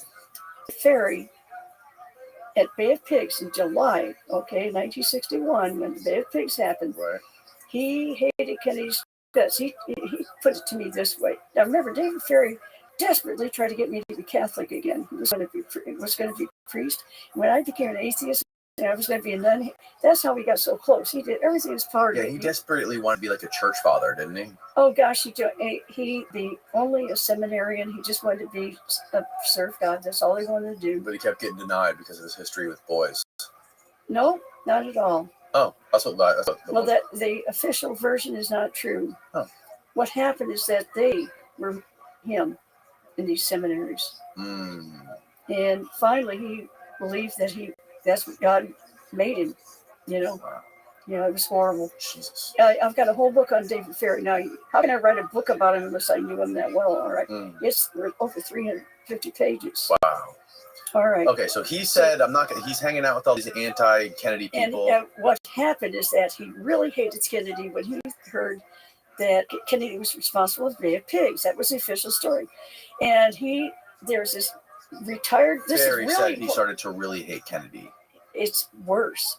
He was such a wonderful speaker. He was given the opportunity to have the keynote speaker for a whole bunch of retired military officers. Okay. Now, I was also sponsored by military officers. That's how I learned Russian and all that. So, I understood. So they had him for keynote. Got up there and said, I thought a great deal of Kennedy, did not what he's like, because at the Bay of Pigs, he lost two of the pilots he had sexual relationships with. They had been training. Okay. And so he thought it was Kennedy's fault. So he stands up there to this retired military officer, 61, and he says, somebody should have come up from behind a bush and shoot that bastard, in his open car. And they made him get off the stage. About 150 of them. Well, he's hiding behind the crystal. Everybody leaves. And you know what? After the meeting was over, 15, he said, of those, about 10% of them came behind the crystal like you do. We want to kill that SOB too. Want to help us? That's how Ferry was able to get information from these people, because he worked as a courier for them for 3.5 weeks. It doesn't sound like very long, but they all trusted it by then. Yeah. That they lost his job with Eastern Airlines. That helped because they still trusted it. But anyway, he knew all these contacts. And Mary Sherman is from Chicago. Okay. Jack Ruby's from Chicago. I gave you information showing you that they murdered Jack Ruby at Parkland Hospital. That's in my book, and you'll see it. They fried him alive with over 500 x-rays in just 22 days. It's enough to make you sick. Again, I've given you the book. You've got all the National Archives called me, and I personally got those records before anybody else in the world, because they were mad that online people had taken my documents and altered them. And so they gave me the original documents. I told you they fried him alive. But wasn't there a story? And I gave you the thing showing you Al Maddox. I showed you I had contact with him and everything. I showed you that. It was his jailer. He told him I got injected with cancer cells. He was one of the mafia people who sent money. Mafia, the anti-Castro Cubans, this whole group sent money from different directions, so you couldn't tell where it was coming from. Right. So Jack Ruby, he was being visited by a guy by the name of Jolien West. Jolien West. They call him Jolly for short. Right. All right. That was an MK Ultra guy from CIA. Yes. He said after I've had somebody in my hands for 2 weeks, they won't know their own name. Right. And this was before he shot Oswald, though, right? No, he was in jail. All right, he was in jail, and they brought him in because he was going to tell. So Jolly West started visiting. Jolly West never visited Jack Ruby until after he shot Oswald? That's right. He was in jail. He was a prisoner there, and then he had given full access to poor Jack Ruby, okay, to do whatever he wanted. And he messed him up so much, Jack was sticking his finger up in the socket to try and electrocute himself, everything. Wow. That way, you could tell somebody you got injected with cancer cells, nobody's going to believe you. And he did that. He injected with cancer cells. A few weeks later, he is so sick that they put him in. Jolly West did this? Yes, of course. So why would he try to? So they were going to have another trial on Jack Ruby the very day he was supposed to be transferred to another city to start a second trial, but they don't want that. Right. That's the day he enters Parkland Hospital. He gets 42 x-rays in one day. Even on Christmas Day and Christmas Eve, he got x-rays. He got an x-ray that's not even on the record, 2 of them on the 27th December. And he could even sit up in bed by that time. He was so sick, they wheeled out a portable x-ray machine to x-ray him at his bedside. How did he get him to shoot Oswald in the first place? He was forced. He cared about Lee. I met him. He liked Lee. He had known him since he was a kid. Ruby? Yes. Let me explain something. I didn't know any of this stuff. Say, you read my book and you're going to see I've got all the background for this. It's not made up or anything. Jack Ruby and Lee Oswald's uncles, Dukes Barrett, was a bookkeeper. Carlos Marcello's godfather. Ruby comes to New Orleans all the time to report because Godfather took over Dallas, fellow who was running it from San Diego County. So Jack Ruby is working. Sevilla and Jack Ruby own a carousel club together. He's not a nightclub owner. He's a half owner of a mafia-run carousel place. Yeah. Wow. So who forced him to shoot him? Well, basically everybody did. They said, and he knew too much. This guy knew Lee Oswald, and he knew about the project. And on top of that, he had gotten, frankly, I still believe that I believe he did not want to kill Kennedy. And somehow they figured that out. And they knew he knew enough that he could talk.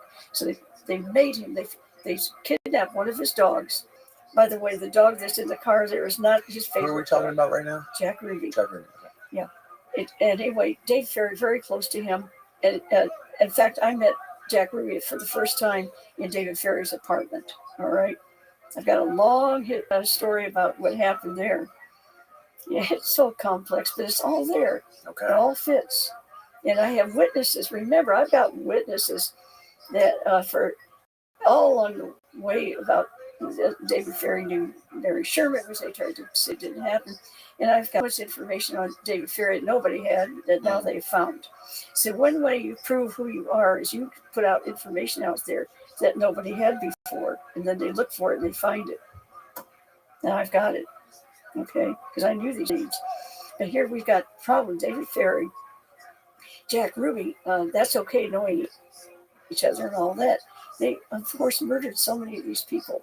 And how they did it with David Ferry, I wish I had enough time to explain everything to you.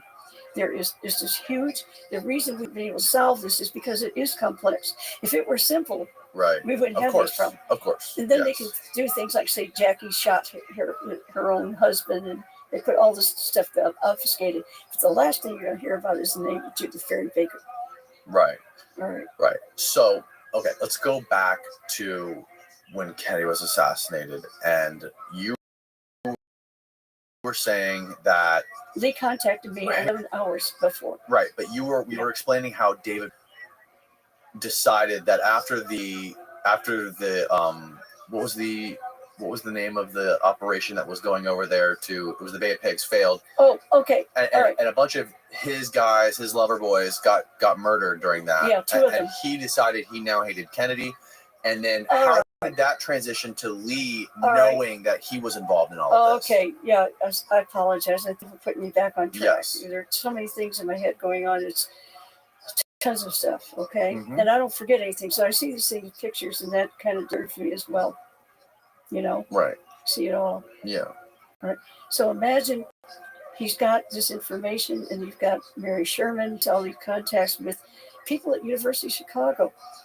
And Lee finds out that there's a plot in Chicago, and he manages to contact the FBI. We have Abraham Bolden, the Secret Service. We have James Douglas, and we have reports that somebody named Lee is the one that informed them that he broke up the plot to kill Kennedy in Chicago. That's something with Lee Oswald. Lee broke it up? That's right. We've got it on record. Well, the name is Lee, and the informants, and I'm telling you, everybody that was Lee. Didn't they also try to kill him here in Tampa? Yes, but Lee, no, I don't know about Tampa, but Okay. I do know about Miami, that Lee also there, Joseph Miltier there said, get him, he's on video, not video, but he is on audio saying we're going to kill him from a high-powered rifle here from a high building, office building here, or talent. Or Who was on audio saying that? Joseph Miltier, M-I-L-T-E. Joseph Miltier. Okay. Yeah, and we have an FBI agent that was assigned to that, but they made sure he couldn't go anywhere. But at any rate, Lee also was involved with that, and so Jack Kennedy came in by helicopter. That's why. So they found out that Lee was trying to save Kennedy from these assassinations. He was notifying the FBI about it. And Lee, well, yeah, that he And trusted. how is he finding this stuff out? Again, Lee Oswald is pretending to be pro-Castro, and he's learning all kinds of information. Castro doesn't want to be blamed for Kennedy's. You can take their names, and so he's trying out information who wants to kill Kennedy. He's got all these different sources. They've got to get rid of this guy. Got it. Okay. Wow. And was he talking to you about all this stuff during the time, or did you learn all this later? Oh, no. All along, remember, we wanted to live together and all that, and they forced him to go back to Dallas. They said they promised he could go back to Mexico when they found out that's what he really wanted to do after Christmas. First they said before Christmas, they changed it to after. And that's why he gets a temporary job at the Texas School Book Depository. Always before, wherever he went with Marina, he had several jobs. She was always living. That's not the way it was in the end. They even call him his estranged wife. He goes to visit them on weekends, and all that. Mm-hmm. But he's still living in just a little tiny place. And he takes a temporary job. He had offers for permanent jobs, and he turned them down because, of course, he only thought he was going to be going back at Christmas. Texas School Book Depository, that was a setup. They fired 2 people the day they hired him. The book depository in September sends these books all over Texas, school books, all right? That's when they need personnel. By October, and we're talking about October 10th and 15th, these starts work. They don't have any more orders, hardly. You see what I mean? But they hire them anyway. Now they've got 3 order takers at the school book deposit. Of course, it's really a cover job, and he's. So how did he not know? How did he not know they were going to try to whack him in Dallas? Wait a minute. Well, there's so much in it. There's so much background information I have not been able to give to you because we haven't had time.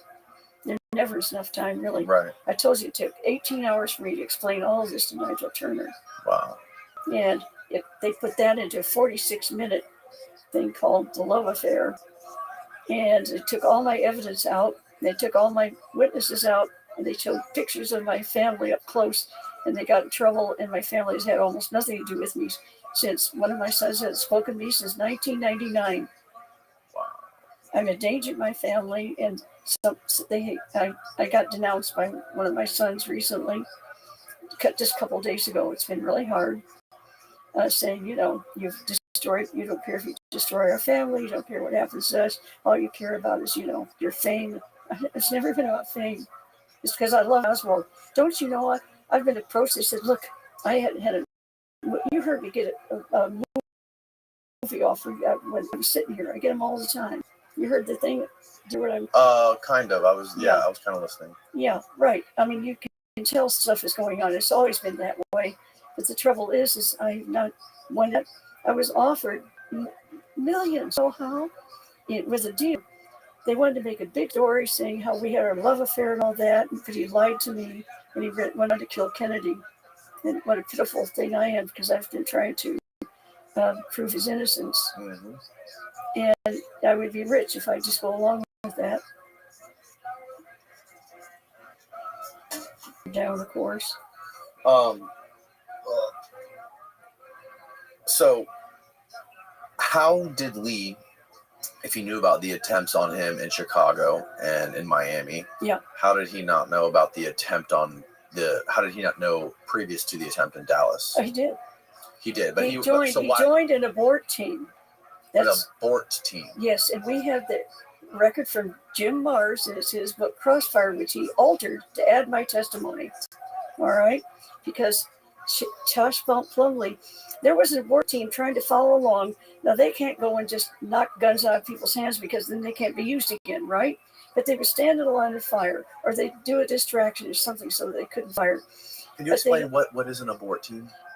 The abort team, and this followed Kennedy around a lot, and maybe they're doing it all the time. I don't know, But the whole idea is to make sure you look where people might be shooting, and you make sure you're standing in the line of fire, or if you see something that's suspicious, you make a distraction so that they can't shoot, or they'll be noticed if they shoot. Oh, wow. Because you can't do that directly, or you're no good anymore, right? It can't use you again. You see what I mean? Yeah. Yeah, you can't just go and arrest them or something. But what you can do is collect information about who they are and everything, and that they show up more than one time, and they've got guns and all that. You would not believe how many people that they were tracing and tracking. What they did, though, the CIA did this, the FBI did this together. They put so many threats out there that they couldn't cover them all. They were an exhausted team that reached Dallas late. So it was Lee Lee was part of that team. Did Lee talk to you about this team? Absolutely. I've said I talked to him 37 and a half hours before the assassination. He told me how he had... Can you walk me through that conversation? Yes, well, a lot of it I can. It's an hour and a half long, and I have never divulged all of it because a lot of it was very personal. But it gets to me viscerally. And because but he was in a spot. If he fled, he said they would kill me, they would kill his babies, they would kill his wife. Same thing for Jack Ruby. He was threatened. David Ferry told me, because it went around, because Jack Ruby was so very close to the mafia. And what they knew, what they understood, is that the way it was directed to Jack Ruby, and this was through his name is Currington, and he was with Howard Hunt, the Hunt that is not Howard Hunt. Howard Hunt? The Hunt that is the multimillionaire in Dallas. All right. And Hunt had Currington find out how much protection Lee Oswald had. And then he made sure that Jack Ruby was contacted or else. And the inside information is this, because people cared. They said they would cut everybody off. They would kill his family. They would torture his dogs to death and so on. And they would get somebody else to do it if he didn't anyway. This is the guy, Haraldson Hunt? Currington, Currington, Currington. Currington Hunt? No. The millionaire Hunt? Is that yeah, the millionaire Hutton is his name's secretary. Currington? No, sir, that's, That's his secretary. Oh, okay, gotcha. He's the one that was sent. He went up elevator with Lee Oswald, and who was with Jim Lavelle at the time, a detective, had no protection. He said, easy peasy, easy go and shoot him. You make sure Ruby does it. Because we got to get Ruby out of this. He knows too much. He knew about us. All right, so that conversation you had with Lee 36 hours before 37 hours before the president died, he said that they told me I'd be a part of this protection of the president. And No, he found a way to join. He want to join it. He pretended, just like Jack Ruby, everybody pretended that they wanted to kill Kennedy. That's the only way you're going to get information. All right? Yeah. Like David Ferry told me clearly, he said, when he found out who was really in charge, he said this, that was my Catholic brother. I voted for him. You know, we're Irish blood. Both have Irish blood. He said, when I found out what they had done to Kennedy, he said, I stayed in contact with them. They think I hate JFK, and I'm there to try and save his life. Okay, sorry. Explain to me again. I'm having a little bit of trouble following this part perfectly. So he wanted to join the protection team for the president on the route in Dallas. That's Lee Oswald, yes. Oswald did, right. And then he simultaneously said that I know they're going to kill me. Yeah. Who is going to kill him and why? He did because he had to stay in the Texas School Book Depository, not leave and get out, something like that. He knew a team was going to come in there. At least once somebody would come in there to shoot, and he's supposed to let them in. He's going to make sure that they can get in, that kind of thing. Now Lee had access to find at least to all the floors as a order tape, and except the 6th floor. Now you could go up to the 5th floor, and one shooter was situated there.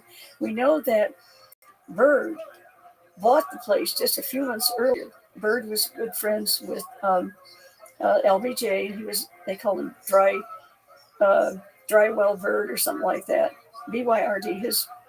He owned that, and they were refurbishing it. The so-called Sniper's Nest was never built by Lee Oswald. That is a lie. The people working there put that up so they could hide behind it and take a smoke and take a break, And they tried to say that's where the shots came from. But Byrd takes a window jam out from a different window at the other end of the building. Mm-hmm. They said, you took the wrong one, so then eventually take the other one. They block that off, so you can't really try to make the shot yourself. But get this, when FBI tried to do it, they had to move the boxes because the rifle butt would hit the wall, and it would hit a pipe that was there. Jim Mars checked on that, and a couple others did too. And they found out that there's no way you could put the rifle to make the shot because it would hit this pipe. So the Texas School Book Depository moved the pipe up 18 inches. They still couldn't make the shot. So it's a book, and it's in the Warren Commission's 26 volumes. They realized you can't make the shot from there to show that you could make. So they built a tower outside right on the street, lower than the 5th story window. Mm-hmm. And from that tower in the middle of the street, 30 feet lower, that's how they proved that Lee Oswald could shoot from that window straight at, but that target wasn't moving, a stationary target. And eventually they could get people to say they got, made the shot. Their world. So where was he the moment that Kennedy was shot? Lee was on the floor. He was on the 1st floor. Yeah, and we have pretty good evidence of that. They didn't know is they tried to put him on the 2nd floor. That's where the whites eat. Lee Oswald, remember I told you he got arrested in New Orleans on the 9th and everything, and it was embarrassing to his family and everything. Well, at that time when he had to go, that was on August 9th. Okay, on Monday, the next Monday, he has to go in and pay a $10 fine, which is like $100 today. Mm-hmm. He sits on the black side with the blacks. When we rode on the buses, we sat in the back of the bus with the blacks. We were so pro-civil rights. Mm-hmm. Lee Oswald wasn't eating lunches ever. They didn't know this with the whites on the second floor. He was always eating with the blacks on the first floor.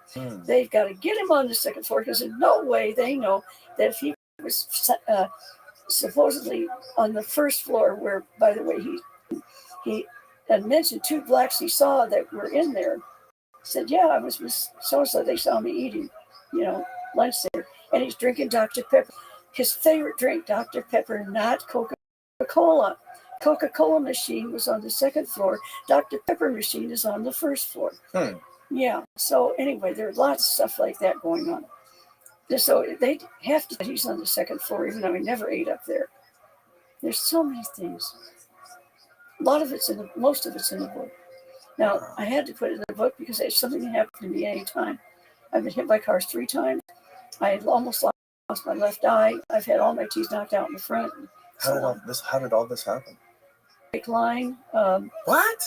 Oh yeah, it's on record. When? Well, that happened in Orlando, Florida. Get this. I get my car to go to teach. And I go into track pump. There's no brake. Bam! I get T-boned, okay? Wow. Well, it's on this side, but this side's okay. I can still use it. I'm desperate because I've already had, I've already been hit. All right, it's a long story, but I was just recovering. I didn't want to lose my job. So I got balled out. Now, I was a mother of 3 sons. I helped them with their car engines. This guy's saying, stupid woman, your master cylinder's empty. Right. I said, no, that's impossible. I know how to fill a master cylinder with fluid. Oh, wow. Of course I do. I can rebuild engines. I don't even know how to do I know how to build a rocket engine. I really admire Elon Musk. I know what hell he's been through. All right, but at any rate, bad things happen to good people, I'll tell you. At any rate, so he says, he filled it up. Now, next morning, when they towed it, they just towed it half a block because the place was right there. So he's right there. I'm going right into traffic again, just almost like when I started out, okay? Bam, I get hit again. Yeah. By this time, I hit a Cadillac. The guy is so angry, they put me in court right away. Well, the mechanic followed. He's no way in hell. I filled that myself. He said, I got under. It's on record. My brake line was severed. Wow. So. That's scary. That's scary stuff.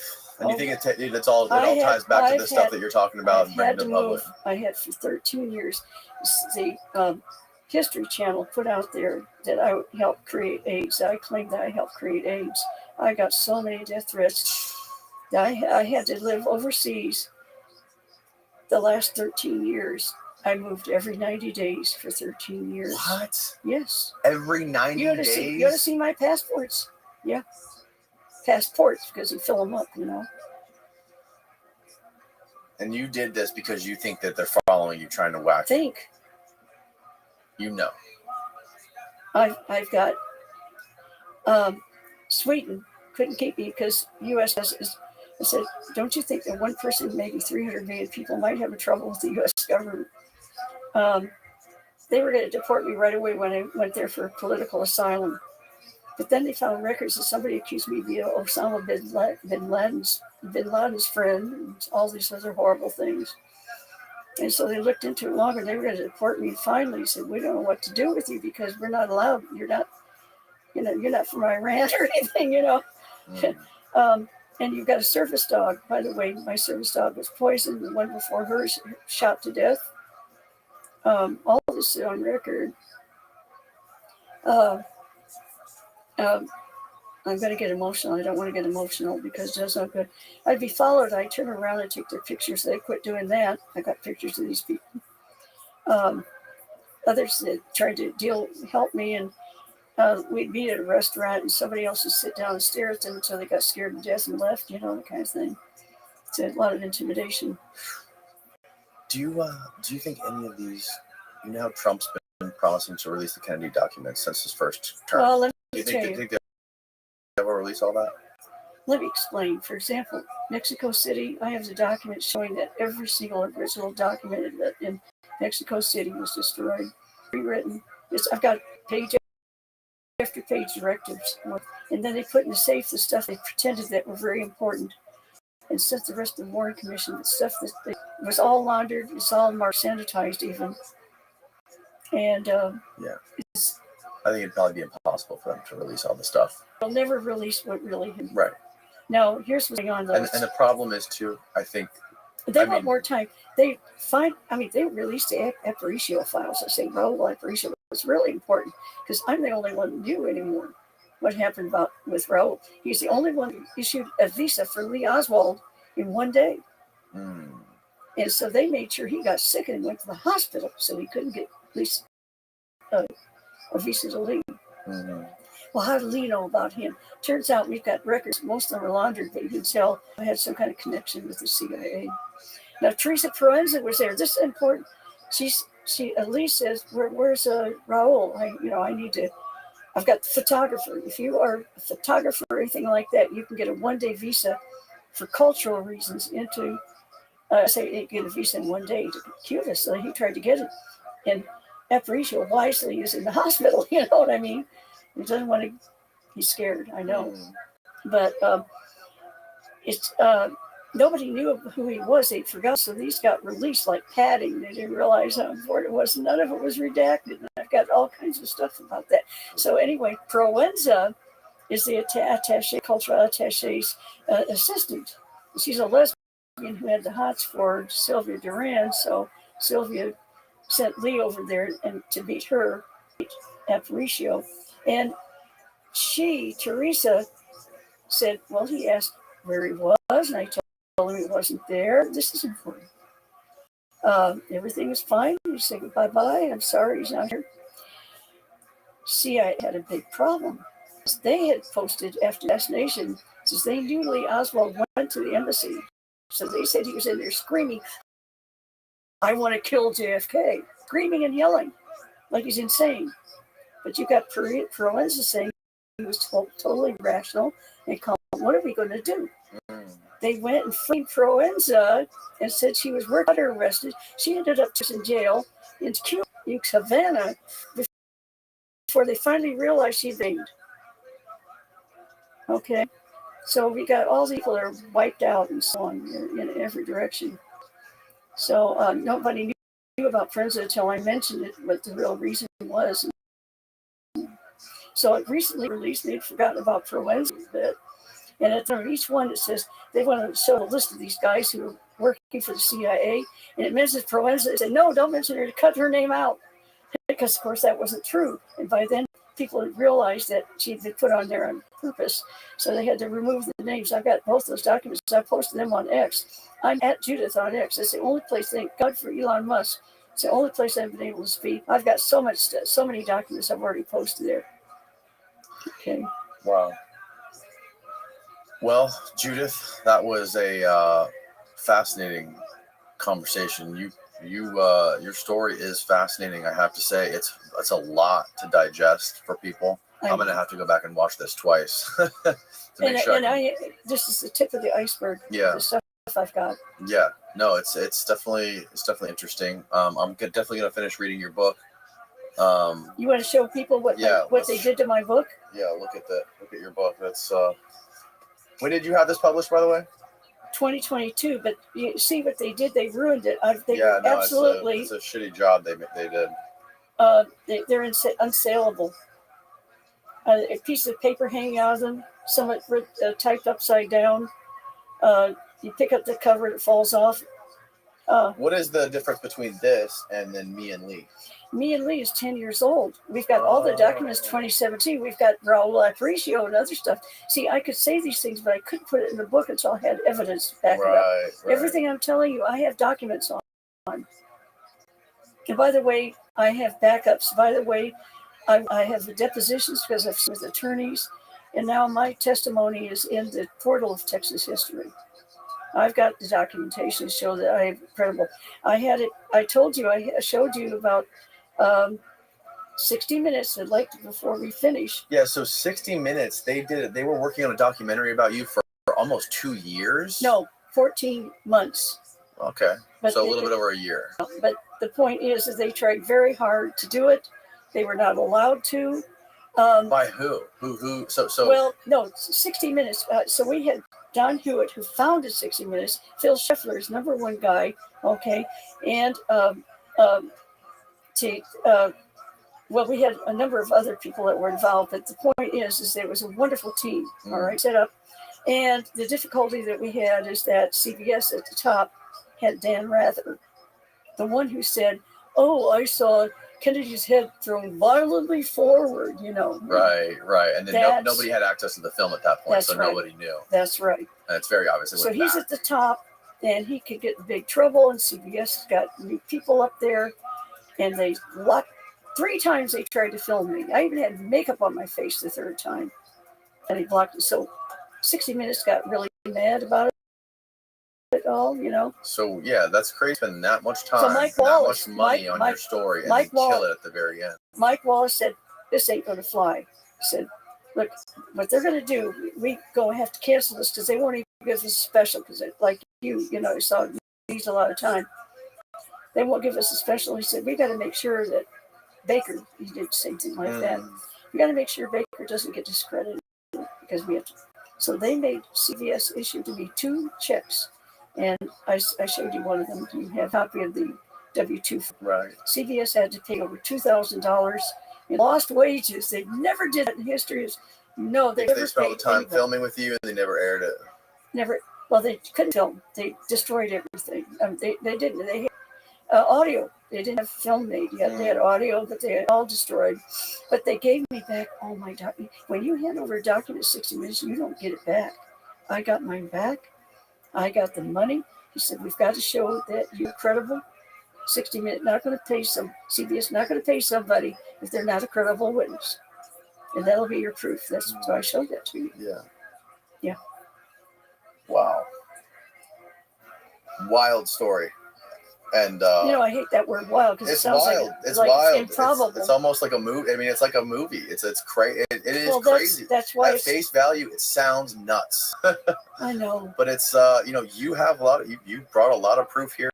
Ed Haslam spent a long time on his book as well, Mary's Monkey, and he states that he was very skeptical because there was a fake Mary. Yep. That he fake, met, very, very mean. somebody impersonating you. Yeah. So, and he didn't want anything to do with it because he thought it sounded like it stunk to high heaven. And he of a was fake mean story. to me too. He thought I was an imposter. He said, "I don't know why I'm wasting my time with you." Right. Stuff like that, And then eventually, he started to take you seriously after he did a lot of vetting. Think about the bioweapon. Think about, well, let me put it this way. Think about the lockdowns that happened. How people were forced to do something that maybe they shouldn't have been forced to have to do. People use your imaginations. Understand, who would have ever dreamed that the whole world would be locked down over something like that? Think that just sounds like fairy tale too. Yeah. So this thing is big, and it's linked to all that. We can trace it all the way back from Chester Southam with his experiments. That virus we can trace all the way back to us. Wow. They don't want you to hear it, and they're going to make fun of me forever. Yeah. Well, thank you very much for making the trip down here and spending the time with me. I really appreciate that. Well, God bless you. And I credit God that I'm alive. Taking into consideration your history and all the circumstances, I would agree. It is a I got miracle that pain you're in my still left alive. eye. They saved my left eye. I've had so much damage done. I can't feel either of my hands. I'm legally blind, all this kind of stuff. Wow. But you see how well I read. I've learned. Yeah, you're a very good reader. Well, one time I could read 4,200 words a minute. Mm-hmm. Yeah. All right. Well, thank you for the podcast. Now we have some special Patreon questions for you. We're going to go. Wonderful. We're going to go do on Patreon. We have some people that are very interested in you and fantastic. And want to talk to you personally. So we're going to go answer those questions now. That's the end of the show. Thanks again. Goodbye, world.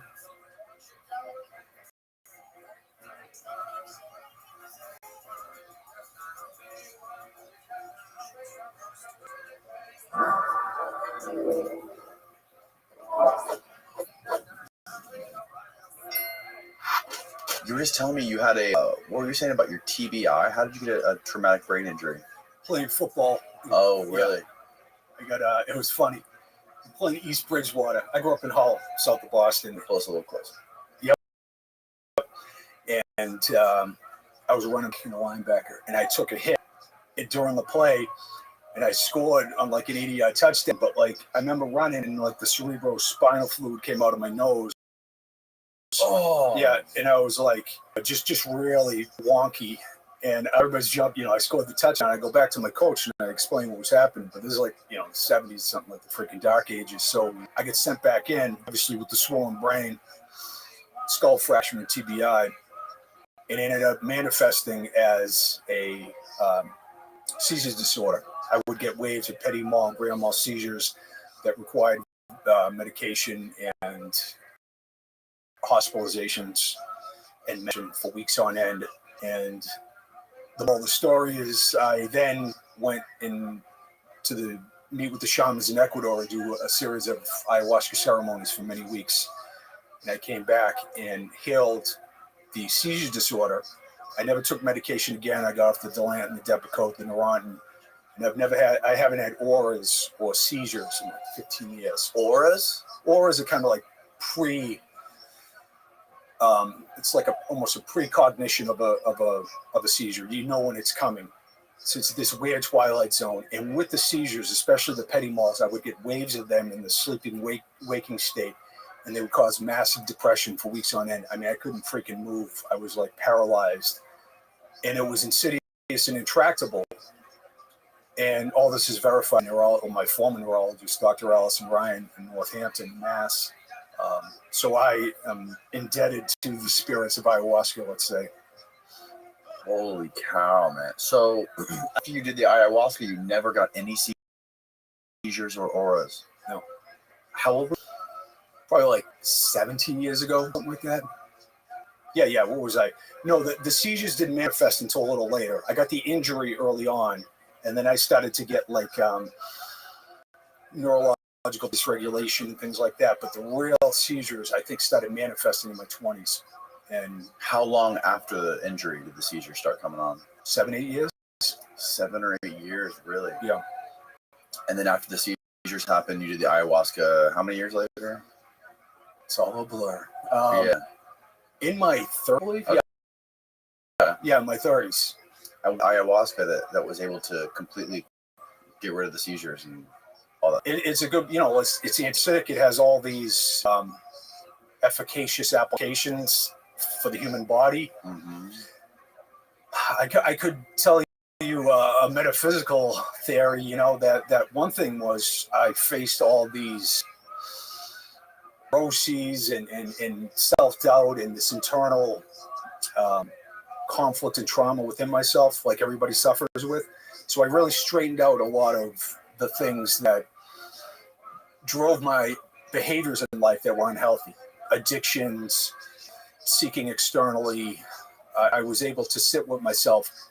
There's a part of the brain called the colostrum, right? The ego center that literally gets put to sleep and anesthetized when you do plant medicine ceremonies, when you do psychedelics. John Hopkins figured that out in like 2020. So I like to say the ego gets put to sleep. The tyrannical operating software of the separate self, the mystics would say. It gets put to sleep and you can see with clear vision.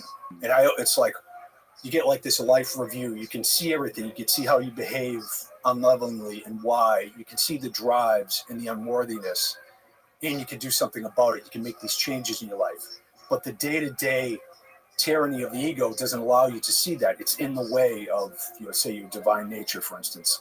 So I believe that I removed a lot of that turmoil and judgment and all these, because all the judgments we have for others in the world are really judgments and unworthiness we feel about ourselves, projected to get a hit so you feel better and self-righteous like a freaking bad drug addict. Right. The reality is it's like that undoing of the trauma within that manifests in a better way. So moral of the story, I think there's a physiological aspect to ayahuasca, and I think there's a metaphysical one as well. It allows you to self-reflect, make changes in your life. And that's my experience. It lasts a while, right? A few hours? Oh, yeah, absolutely. And I was doing San Pedro cactus as well, which is mescaline is the main ingredient there. There's like 17-hour grueling.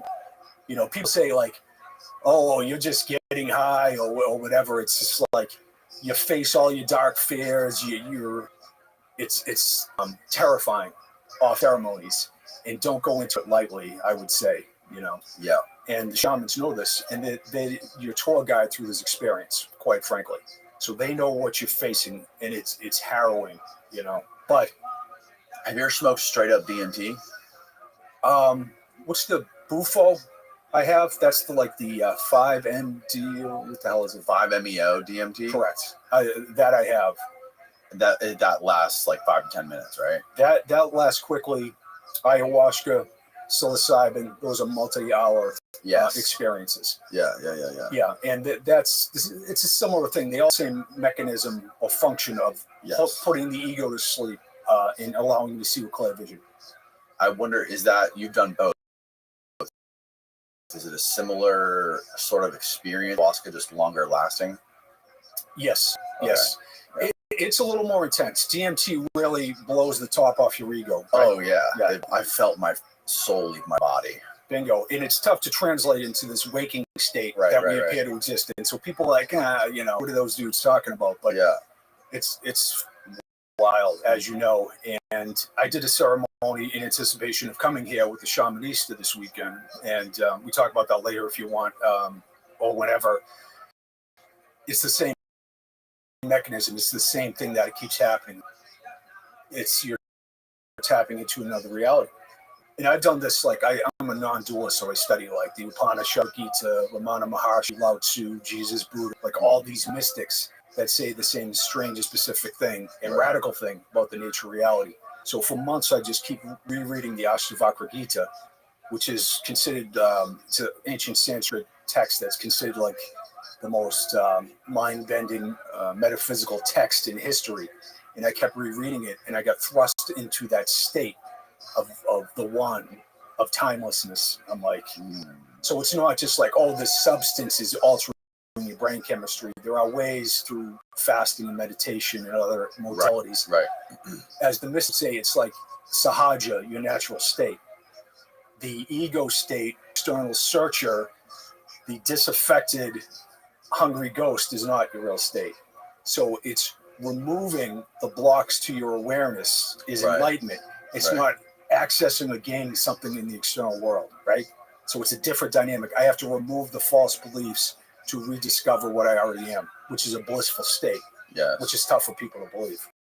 I get that, because it's you live 10 minutes in this, it doesn't appeal like that. You know what I mean? Right. Man, gruesome injury. What your spinal fluid was coming out of your nose? Yeah. Jesus. And then what are they, when you first went in, I didn't know for years later. Was there time after that? No. It was you rub some dirt on it, because they didn't understand what happened. You were right back in the game? Right back in the game. And swollen brain. And I just bought a hyperbaric chamber, actually. I'm going to start doing it to access some of the frozen brain, because it can't swell. And what is the hyper chamber going to do for your brain? It frees up, it oxygenates the brain, and they say that when the injury occurs, you almost get cognitively frozen at a particular time when it happens. Excuse me, but the moral of the story is that it led me down this path.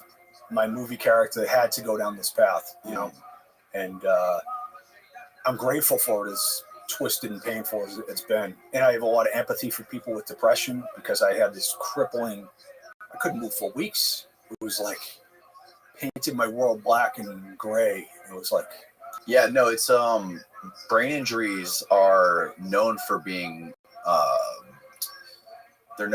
endocrine disruptors. So they can really affect your hormone regulation and your testosterone levels. That's why a lot of football players or fighters or boxers or whatever that have had those extreme head injuries, they have to do hormone therapy after that. Yeah. So well, thanks for being open to that. It's hopefully, I know a lot of people who suffer some of things. That explains the depression too, low hormone, low testosterone levels and stuff like that can affect your whole body, including your mood and your depressive states and all that. So how did you get into all the stuff you're doing now? You wrote 2 books about giants and the Stonehenge and and this ancient history. Well, how did you? I'm a stonemason by trade. So my brother and I run a dry mason's business in Western Mass. Are you a Freemason? No. Okay. It's, yeah, people ask that. No, it's like I study Freemasonry and Rosicrucianism. They're interesting. We build art projects, utilitarian projects with quarried stone. We redo old walls. Mm-hmm. We've been at it for like 25, 30 years. And one of the things, we're avid hikers, so we're out in the woods and we keep seeing these constructions that were thought to be colonial that are more seemingly Native American, anthropomorphic forms, cairns, turtles, serpents, and I'm like, oh, this seems to be like this subtle Native American landscape of stone hidden in New England. And I was the first one I found out I wasn't the first one to draw a conclusion, and other researchers have wrote about it. So what I did was, because I'm kind of a Rain Man record keeper guy, I went to the UMass library and reading the town and county history to see if there were any occurrences of colonists showing up and documenting pre-existing Native American walls and stone chambers and other structures. And in fact, there are in the historical record. So the colonists found Native American stonework in New England. Like other, it's not a great, incredible, because there were stone forts in Tennessee and the Midwest. We know all about all the kivas and stuff. But the archaeological idea is that Native Americans didn't build with stonework in them. So by virtue of reading through all these town and county histories, I started to find the most bizarre giant skeleton accounts, often by scientists of the time, Smithsonian Bureau agents, like buried obscurely in these voluminous documents in a time of inefficient communication. And I was told quickly these were all hoaxes. I'm like, they reference a lot of the same anatomic anomalies, double rows of teeth, massive jawbones that fit over the face, femurs that are 28 and 32 inches long, which are clearly indicating 8-9 foot tall individuals. Artifacts found within context in little known burial techniques described as well.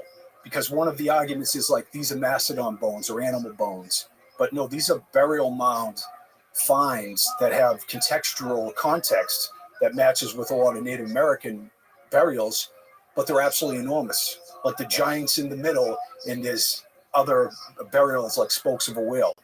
So I'm like, this doesn't read as a hoax. This doesn't make any logical sense, right? So I went down that road. I started to write. I hooked up with Hugh Newman, my co-author and buddy. And the gods lined up that I ended up with this history. A producer who's a friend of mine in Western Mass said, hey, my buddy told me to check out, this presentation you gave or something, whatever book I wrote or whatever. I'm sorry. It was a presentation I gave. And he became more interested in the subject because, like, my brother and I, blue collar dudes, I think people look at us and like, I'm not blowing smoke up anybody's ass. I really don't have an agenda. I just find it fascinating, right? And it's like, even the History Channel execs that when we got the first show, it's like, I've never seen guys seemingly so credible talk about such outrageous things, So people who know us, we're former decathletes and coaches, and our lives revolve around usually like being nice to people and helping kids, like leading lives that aren't about bullshit and grifting, Right. That's baby. So we ended up we made a sizzle reel and went to the network conference. Bunch of networks, we want this show. History said we'll run it straight to a series without a pilot. And we're like, wow, we'll do it, yeah, which was cool. So we did our first season of Search for Lost Giants, and I'll just get some background.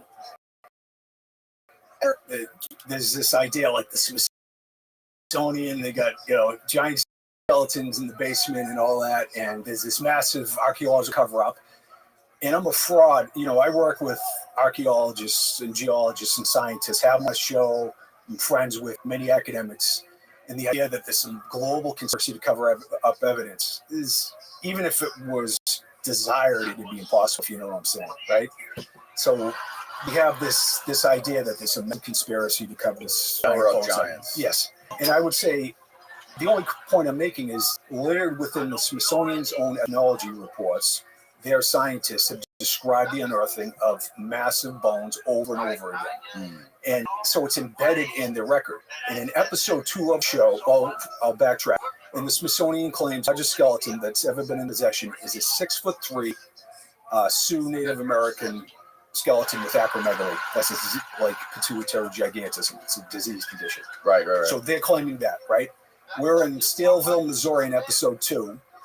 And we find the cave at Puckett's Cave, where they found an 8.5-foot skeleton. And we go through, we talk to everyone, we find where it was unearthed. And we go through the microfilm, and we find an 8.5-foot skeleton laying on the doctor's office next to 6'1.5" Les Eaton. We found a photograph of it, and then 15 days later, it's requested to be shipped to the Smithsonian. And I'm saying that the skeleton is there, wired together by University of Missouri archaeologists, and shipped to the Smithsonian. So, like, how does that shrink into something that's less than 6'3"? And the Smithsonian's own records have account after account that you and I read above of similar skeletons that are claimed by the scientists to be over 7 foot, over 8 foot. So, you don't have a time machine. You can only make educated guesses about the past, but to say that this is a ridiculous premise and I'm like, some grifter or the way that the pseudo-skeptics often look at the alternative community of researchers is that it's like they're my ideological enemy, politics. I'm not going to yield an inch to them. I'm not just going to dismiss what they have to say. I'm going to denigrate them. I'm going to call them racist. I'm going to, do whatever I can to throw red meat to my base because I'm stimulated, because I'm some heroic gatekeeper. And on this end, on the alternative end, I would say I could run with this narrative that, I'm some maverick fighting the evils of archaeology, and I'm a great guy in like being this bullshit echo chamber of true believers as well. But that's not reality either. Science is apolitical. Science is objective. I need to see and analyze a 10-foot skeleton to solve the case. I can't just spin bullshit. Right. I mean, so the moral of the story is, scientists are like cops. They should deal with a lot of shit. They deal with crazy people. Right. And they got to keep their cool to get the respect they deserve. You know what I'm saying? Like, you go through all the hard work. I got my PhD. I am an expert in this field. Like Graham Hancock, for instance. Yeah. I may not agree with you, but this is what I need to see for your theory to be accurate. I have to see a 12,000-year-old date from some temple site in Egypt at the Syrian or whatever. I need to see this evidence. All the other stuff, all the claims of racism, that makes people almost believe in conspiracies. You know what I mean? Like that you objectively state what is needed, and then if you show me this, I'm all ears. Right. Yeah. What did you make of that podcast with him and Flint Dibble? I was pretty impressed with Flint at first. I thought that Flint definitely did his homework and crossed his T's and dotted his I's with a lot of stuff. Mm-hmm. But then in hindsight, it seems like he was pretty slick in some moments. Yeah, I'll say this: when you put yourself out there, there's a lot of assholes out there. Yeah. And it's like, they're calling for his job or they're personally attacking him. Yeah. And it's like, I understand on both. It happens on both sides. Like Hancock, Cock gets called a racist, right? Right. Dude's in a biracial marriage. Right. He's all he's talking about is indigenous rights. Right. Right. Right. He's like an empathic humanist. Yeah.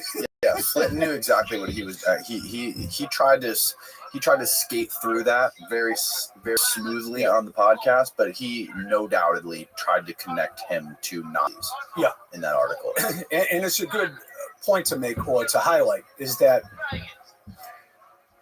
the idea that you engage in these alternative ideas and somehow it's laced with racism. Excuse me. Now there's partial truth there. There are like white supremacists who believe like Nazi Superman built the mounds of America and stuff like that. And there was this mound builder myth that Native Americans weren't sophisticated enough to like build the geometric forms and everything they did. So there is, legitimate beefs there. But, they're saying that, Hancock quoted Ignatius Donnelly in his first book, and Donnelly said some racist, you know what I mean?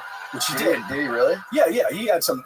But all the scientists of the time, you wouldn't believe how freaking racist mainstream science was for the longest time, up into the 30s and the 40s. Right. Repulsive. I repeat them, but they're so beyond repulsive. But I don't take that and make that, modern day scientists and academics with that brush. It's like they've clearly gone in another direction. So it sounds like a sound argument, like, oh, they're all racist by looking for a lost civilization, saying maybe before the Inca, there was another race or beings that showed up. And the claim is from kind of the male-dominated white left-wing cult of academia. Sorry, it's like, harsh, but it's true, that you're trying to take away the accomplishments of these people. The reality is the Inca, the Aymara, they told the Spanish that the gods and the coaches built these structures. There's clearly two forms of in Peru. And it's not like, oh, you're stiff, you can't do this. It's like Native people are actually telling us there were two different, right? But then you go to Malta, and the Maltese, what are they, like Sicilian farmers who came over in 5800 BC, but they have legends of giants and gods of Gigantea. The Greeks are the same way. These old megalithic walls are built by the Cyclops. You go over to Ireland, and the Tuatha De Danann, these mythical beings with high technology who came from lost continents or islands of the Atlantic, are attributed with the making of Newgrange. So I'm not getting in a fist fight with Sully at a bar in Southie because I said, no, the Irish ancestors didn't do it. But it's a charged racist thing with these other cultures that aren't white, right? Like, and I'll go.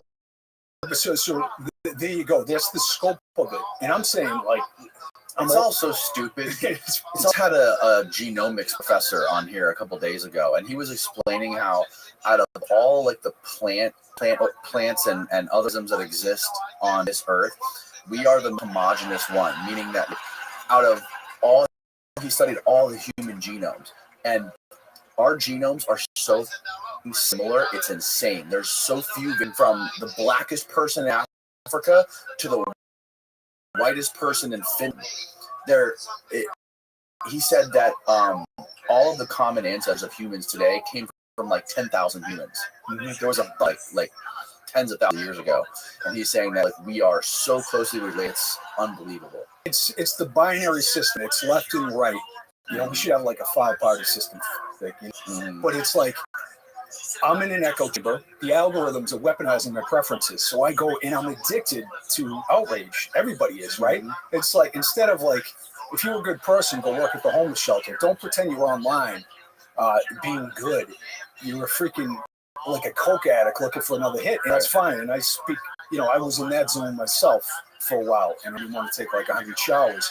And I don't want to belabor this racist thing. I just want to like put it out there because like, honestly, a lot of pseudo-skeptics feed information to like the Guardian, and they do these hit pieces without asking Hancock's opinion of the matter, right? Of course, right. And that's not cool. You know what I mean? It's like it's like I also don't like what Flint did when he was on my podcast, where he said that people who purchase these on the antiquities markets are like doing a disservice to history, or like they should belong in museums, they shouldn't belong. He said that people who purchase these ancient Egyptian artifacts on the antiquities market are contributing to like a black market, or like contributing to cartels and this kind of stuff. And I don't buy that. That seems like a cop-out. That seems like, I don't know what that is, but that doesn't seem like it's coming from a good place. One of my greatest teachers said, agenda makes you stupid. And I'm not saying I'm not dissing Flint Debo. I'm sure he's a nice guy, and we probably get along. He was. I liked him. Me and him got along great. Yeah, I was going to say, we probably shoot the breeze for like 3 hours and laugh our ass off. It's just, I understand where he's coming from. Like, there's a lot of assholes out there. There's a lot of pseudoscience out there. There's a lot of bullshit. There's no peer review in the alternative realm, right? So there's a lot of good artists and grifters. And there's a lot of well-intentioned people who get it wrong too, because it is not their books. The presentations are not put up for peer review. They don't get critically analyzed. I could sit here and tell you, and then get these like softball-like interviews with true believers and podcasts. So it's like, if I could spin you once of a story and make myself appear to be the big hero who has all the answers, but if you objectively debate with someone, so Dibble's up against some real assholes who like denigrate him, or they call for his job, and that's why I've like. Man, it's vicious. It's vicious. The people that are against him online, it is the most extreme cult I've ever seen. And bingo. And the left wing is its own virtue signaling, DEI, ESG cult. Of course. And like if I say transgender, a man who transitions to a woman, I'm like I said, former coach, should not be allowed to participate in women's sports. That's like obvious. I think like Congressman Seth Moulton just said that out of Massachusetts, and Tufts is going to like stop doing business with him or something. It's it's crazy. It's like so. A few years ago, you get kicked off social media for doing that, for dead naming somebody. Exactly, and Trump's victory is a repudiation of all that, And I like to think of myself as moderate, and I really feel like people just got to understand the algorithm. Are weaponizing preferences and into outrage. Yeah. I mean, being a coach helped me. Like, I get conservative parents, they both want the best for the kids. It's like, I don't give a shit who you vote for. Right. Like, it's a dynamic, but it can indulge me for a second to read a quote and hopefully put the racist thing to Of course. This is what Vine Gloria said. He was a Lakota Sioux elder, voted by Time Magazine as religious thinkers of the 20th century. He's an author. He wrote Red Earth, White Lies, critical of kind of white anthropology. And he actually, in 1999 in Washington State, he had all these elders share indigenous wisdom about giants, which is very interesting as well. So people say, oh, this is a fairy tale, giants or whatever. It's like, how can virtually every culture on Earth and almost every Native American tribe have these traditions of giants? And that's something when was he from again? What time period? 80s. I think he passed away in 2000. Okay. Recent. Oh yeah, Vine Gloria. The Indian explanation is always cast aside as a superstition, precluding Indians from having acceptable status as human beings and reducing them in the eyes of the educated people to a pre-human level of ignorance. The stereotypical image of American Indians as childlike, superstitious creatures permeates American society because Americans have been taught that scientists are always right, that they have no personal biases, and that they do not lie. Which is, and a lot of indigenous scholars think the same way. It's like, you're dictating to us what we should believe. Because ideas that the natives have are about floods, they're about giants, civilizations, and they are part of the belief system of the ideological end of science, which is religion and mythology, right? So Good it's morning, like, I'm Mr. not going Burris. to How are you? So I'm going to make claims How are you feeling? where I kind of subtly and racistly do not listen I'm to still the peeing. I've been traditions peeing all of night. indigenous people. So I just throw that out there. It's like time to put the, if I got like a SS tattoo. I feel good, thankfully. How do you feel? To build this and that, you could put on me, but I'd like to put that to rest because I love working with professionals. I've organized archaeologists. I'll take on the day. To like anthropologists for hours on end. I've presented at university to the kids, and I'm a ambassador from the lunatic frame. I talk about fish gods and Atlantis, and I find these subjects interesting, and I just like, I want like in science, in medicine, allopathic medicine, alternative medicine, now you have complementary medicine, and I would love to see the same in archaeology and anthropology, hopefully. Right. The first time I learned about you was from a gentleman by the name of Praveen Mohan. Oh yeah. He was in here, and he was pointing out some of the newspaper articles from like the New York Times from I want to say it was like the 40s and 50s. Go take a shower, you'll feel fine. And they were showing actual excavations of these giant skeletons that were found in these mounds in like South America. I mean, it's pretty normal, probably. Texas, maybe. Your body just and he was pointing out that like you were expelling all that stuff. the guy around here that's researching this kind of stuff. This episode, Yeah, first of all, I like him. He's a really solid dude. And he's into the traditions, like in India. Same thing. I've read all the Vedas, Right. The Ashtavakra Gita, Ribhu Gita, all the metaphysical and historical texts of the Hindus, and it's wild. Yeah. So, what'd you say, Mr. Aquarius? Did you go walking? I did. I didn't see you not too long ago. I did. I spent some time out and about. Can't wait this week. I'll be outside. I'll be out in the backyard tomorrow if I can get this. I don't have this no more. Right there, sitting out there. I'm ready to get some air now.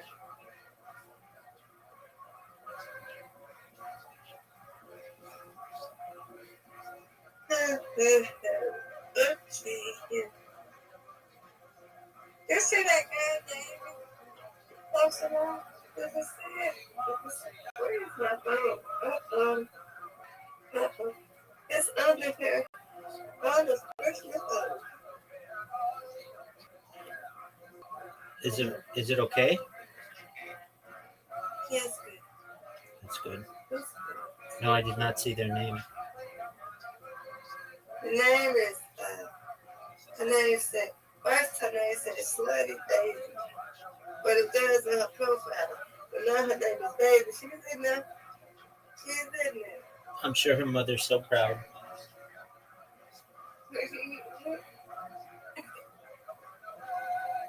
I be looking at these people now and see what they got to come back in. And make sure it's still in here. Yeah, she's still in here. Her name is Slutty Baby. And when you click her profile, it says Slutty Baby. Then it says concert porn. I'm like, oh my God.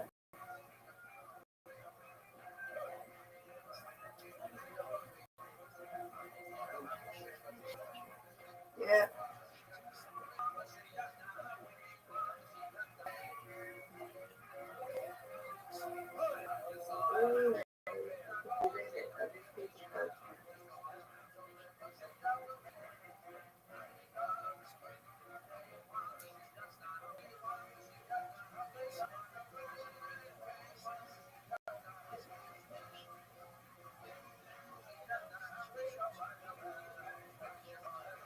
Your friend's still in here, Rabbi. Who's that? Add me. Oh, I thought they were your friend. Huh? I thought they were your friend. That's your friend. She got you as a mutual friend. I don't know her. I honestly don't either. Sometimes, especially when I first created my account, I would just take anybody's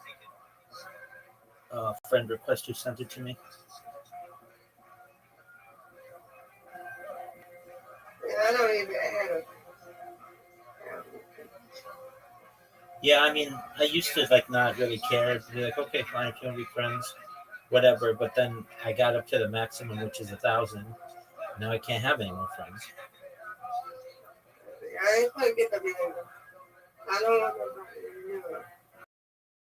You got to be 25 or 35 to be my friend. So I'm the whole thing right in the friend. No.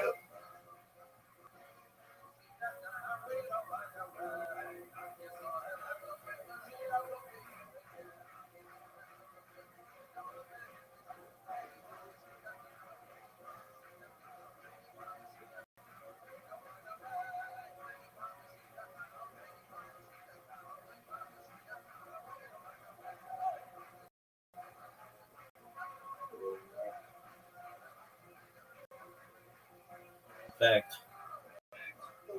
You got a bot in here? I'm gonna remove that person. There she goes. There you go, Loki. Loki's here. Hi, Loki. Here, Rabbi. There she goes. Hi, Loki.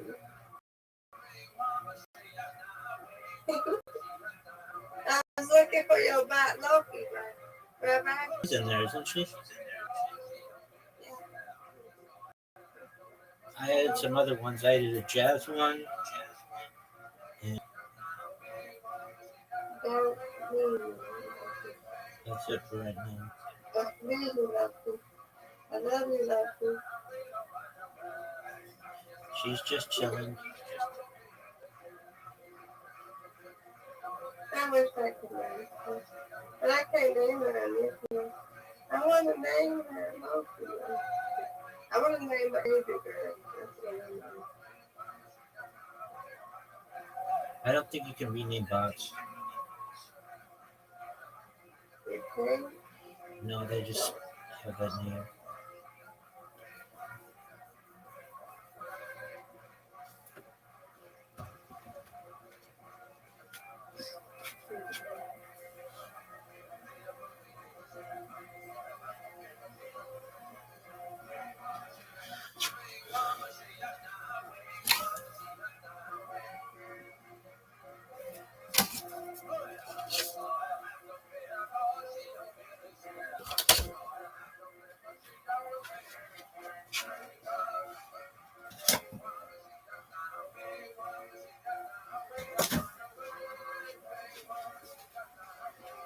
Lord, give me those glasses.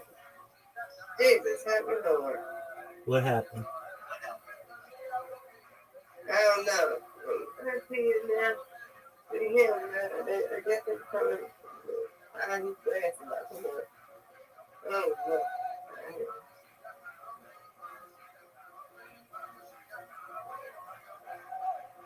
He be messing with stuff. He just be messing with stuff. Oh, yeah. Oh, no. You all right, Mom? They're talking.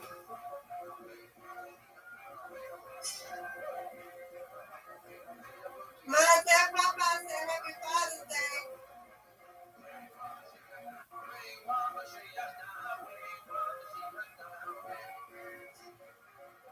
Hey, Mom. I said, tell Papa I said Happy Father's Day.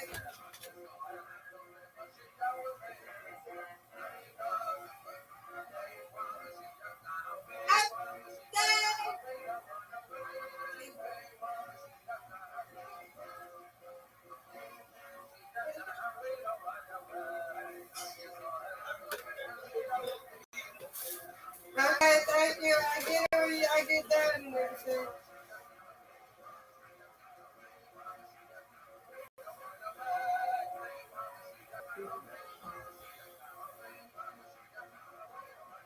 Yeah, are you a dad? No, thankfully. No, don't be sorry. I don't want to be a father yet.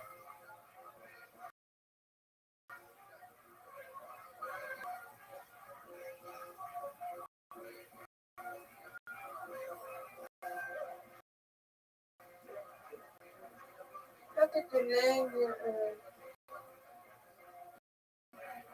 If I were a father, I would not be live streaming my life. I would be a dad.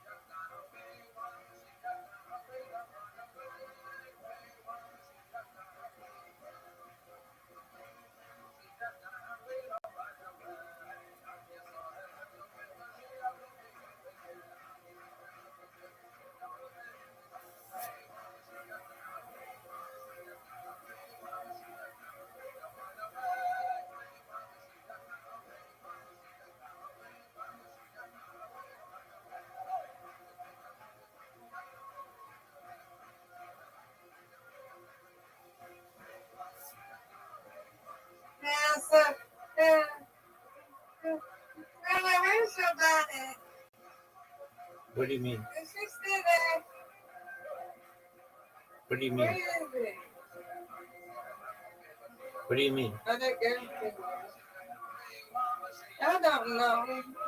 Don't mind me because I don't know what I'm talking about right now. Okay, that's right. There's a body. Oh, there she is. I didn't think she was leaving.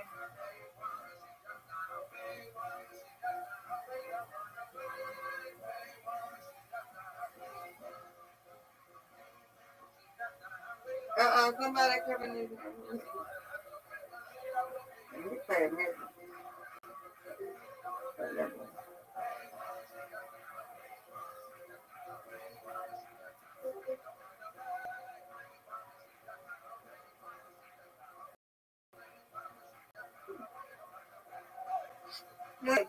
So, Rabbi, Yes. I want one of those things, but I don't have a computer. What do you I want? want one of those little things on your picture. Oh,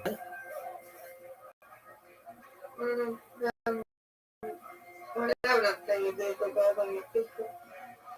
what are you talking about? You see that? Acne, look at acne stick. You see that? The ears and stuff, and then you go down. Yeah, if you want that, I think you go in the bottom left corner. Actually, I think you can just get it on a browser. So just log into your account on a browser.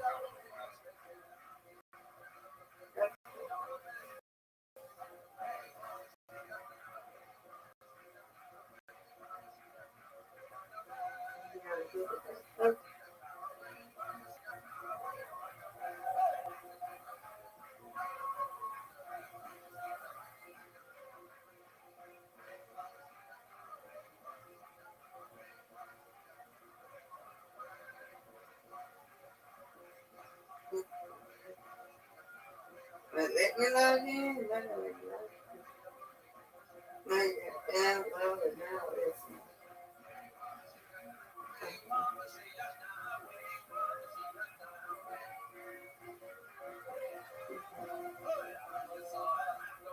Where is my email?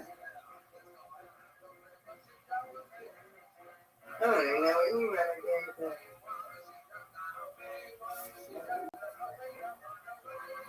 But yeah.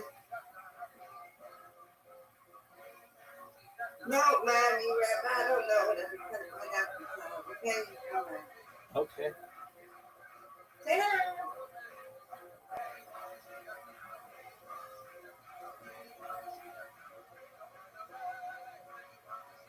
You just don't want no service. There ain't nobody gonna come in mine either. And I'm gonna be a lonely soul. You're good. I need just kick it with you, right? That's right.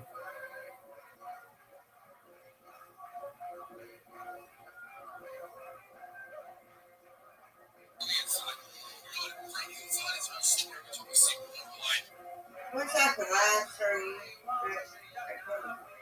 That right now.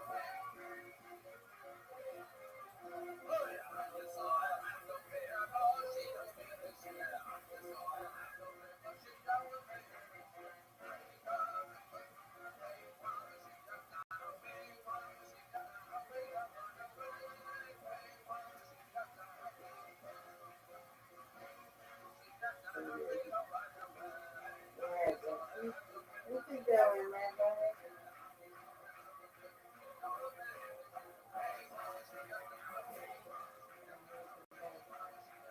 Hey, Rabbi! What? I'm just on my phone. You're good.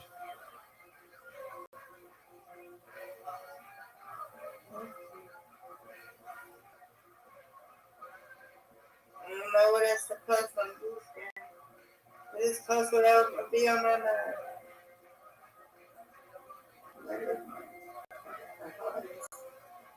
Yeah. Yeah,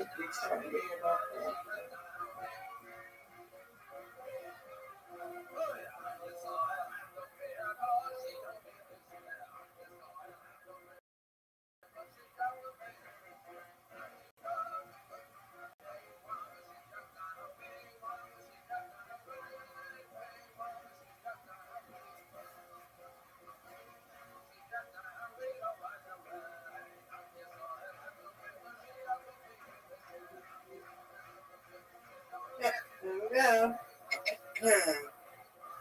Well, you can customize that. This is very good.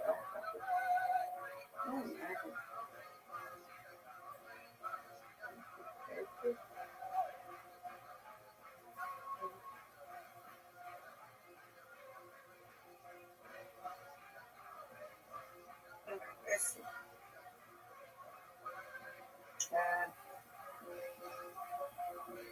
And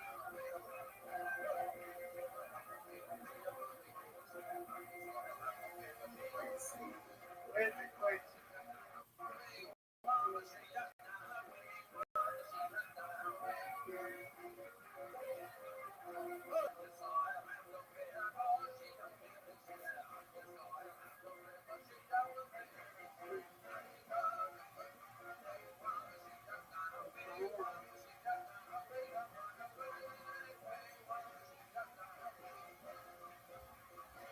I'm just on my nerves.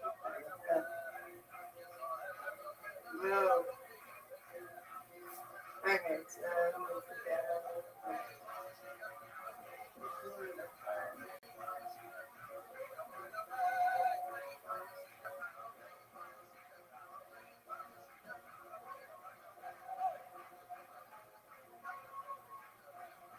Oh boy.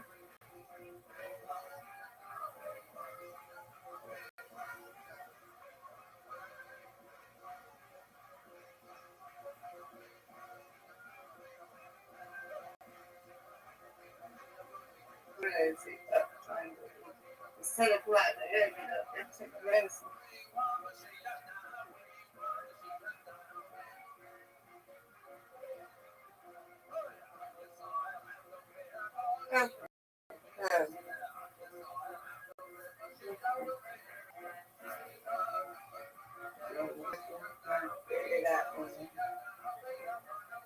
Okay, so stuff here.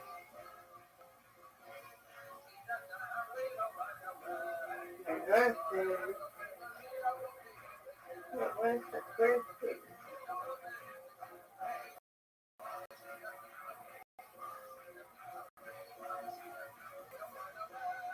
Oh, you can never get birthday.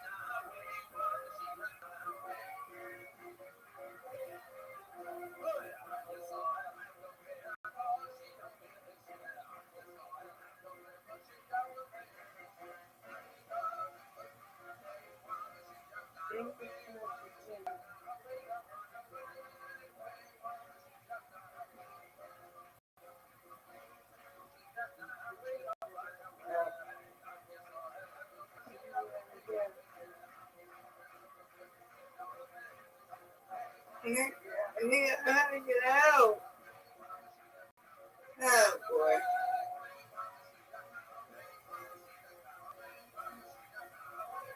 I don't know how to get out of here.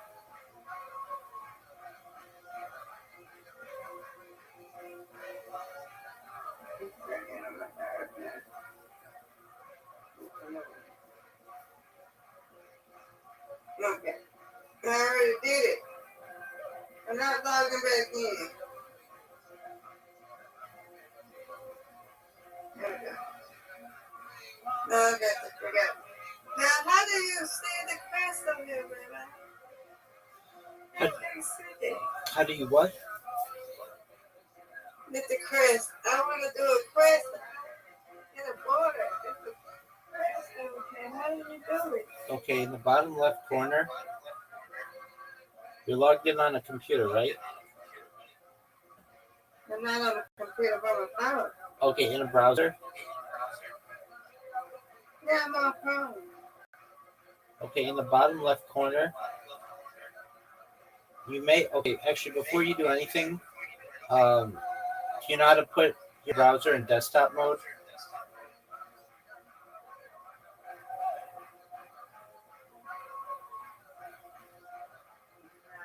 Okay, so at the very bottom of your browser, do you see the little square with an arrow? Let me get out of here. I need to Miss Aquarius, do you see at the bottom of your browser, do you see a square with an arrow pointing up? No. Yes, you do. No, I don't. I'm not on Safari. How do I gotta go to Chrome? You're in Safari?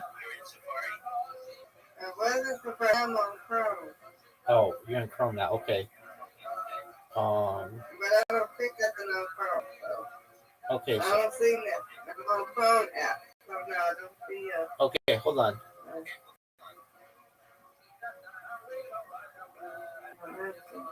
Okay, do you see the three dots in the corner?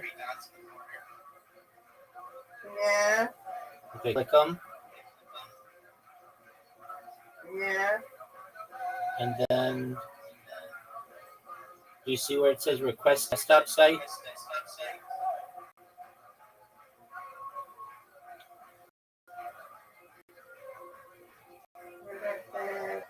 Oh, yeah. Click it. Okay, got it. Okay. Now in the bottom left corner, where the plus is, it will say challenges. On the bottom, I could go where? Where I go? In the bottom left corner, like scroll all the way down to where you see discover. Yeah, what I do. Do you see discover? I don't even know what I just did. Mr. Aquarius. Miss Aquarius, do you see discover? No, I don't. Okay, hold on. Wait a minute. Wait. I don't know what I'm doing.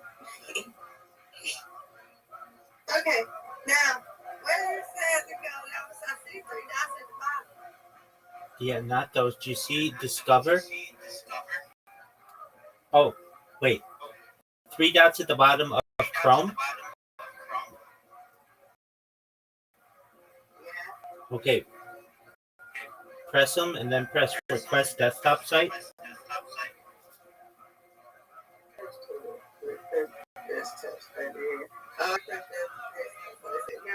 Okay, don't do site. Okay. Then on the left side of your screen, scroll down all the way to the bottom of all of your servers. Mm-hmm. Do you see there's a discover? Do you see it says Miss Aquarius? Do you see that it says discover? No. I don't know what the heck I'm doing right now. Oh. Okay, where we go? You gotta give me a minute, baby. Just give me a minute. Okay, now. Let me see. Am I? Yeah, okay. So, you said go all the way to the bottom and go where to discover. I don't see nothing to discover. I see this little arrow and stuff. Okay. Turn on your camera and show me your phone. I don't know what's going on. I don't know. Give me a minute. Cause this right here is so confusing. So, yeah, give me a minute. Cause I keep getting out, going back in, and because it's you know, I want to say forget it. I got to take that thing. I can't be stressed. I can't do none of that. I got to take a chance. I can't. Okay, now let's go There you go. Record just so. Now, let's open it. There we go. All right, let me see. Where are you? Okay. I can't flip back. Where is you?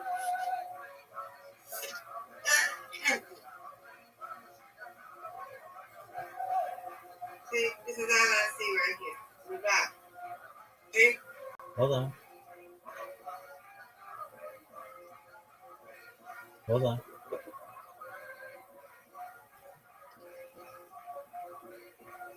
Okay, yeah. Okay. So do you see on the very left, like, the very left part of the screen, you have all of your different servers? Yeah. Okay, the very last option is like a little compass.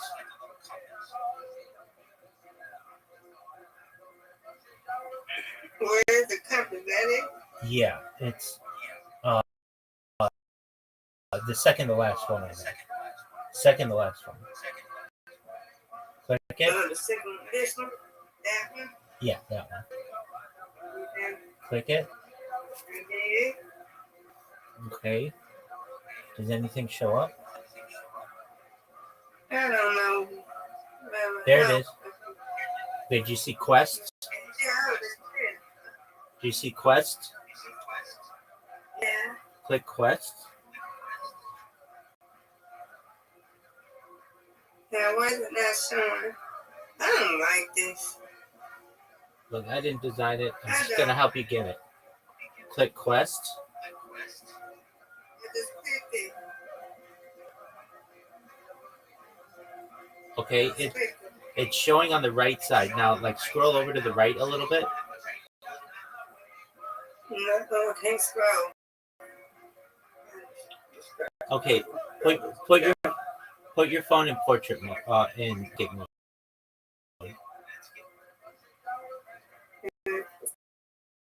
You're up there, Nancy. And then that's oh, there. Okay, there we go. Because I don't know, I'm not good at this type of stuff. I know. Okay. Hello, but there we go. Now, okay. Now, There you go. Okay, there we go. Do you see quests? Yeah. Click quests.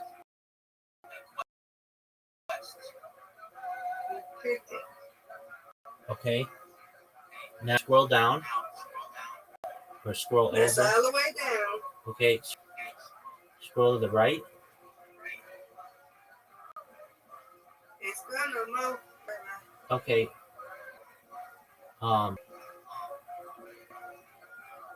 See, clean quest. Let's see. Yeah, Nope, there you go. Keep scrolling. I have a complete now. See, all quest. I don't have none. Oh, say learn more. What's this? Yeah, never have none. So I guess I click there, huh? You do the quest, and then you get the thing that makes I it. don't have none on here yet. I clicked it and don't have nothing. Don't have nothing. See, nothing. Hold on. Nothing. You click. Okay. So you see all quests. I just clicked it and there's nothing. I can't scroll down. Hold on. I understand. Okay. What happens when you scroll down? I know you can't, but what happens? Nothing. See? Yeah. Okay, scroll to the right. Scroll to the right. Can't scroll to the right, sweetie. Okay, then scroll to the left. Can't scroll up. Go the other way. Can't scroll down. Okay.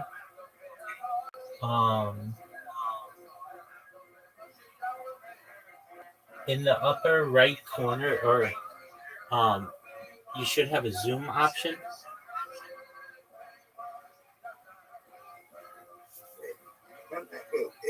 It's okay. I'm just gonna do this. I'm gonna be quiet and do what I do. Okay. This is underscore. This is.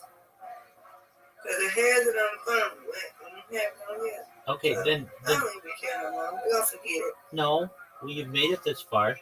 Then just go to request mobile site. Go to request. Stop. We've made it this far. Okay, you can take it in 5 minutes. You'll get this.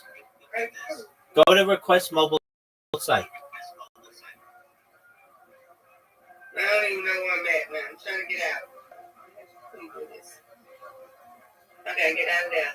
Go back here. Okay. Now, you said where? Go back where? Request mobile site.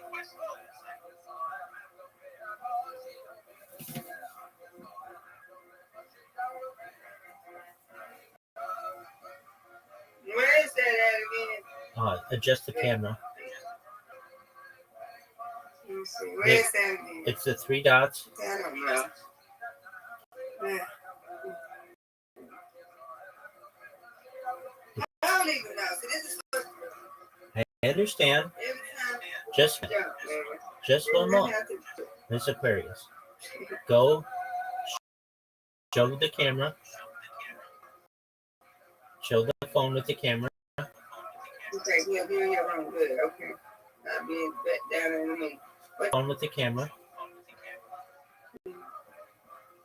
Oh, here you go. I found it. I don't know. I found it. This one good.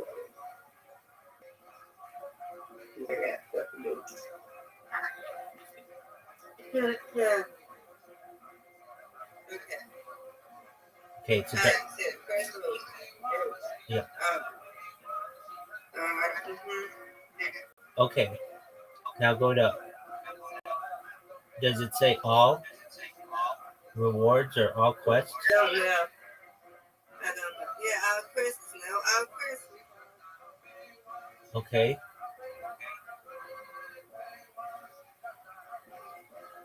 And what does it say next to? Oh, it's probably because you've got to be in a Discord server that has quests. So let me see what a Discord server, like what one have a quest in it that you could use. Do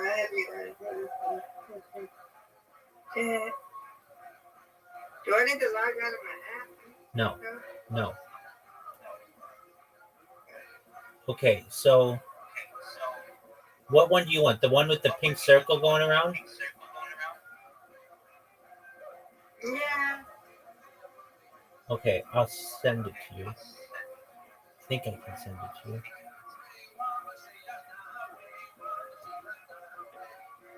Share.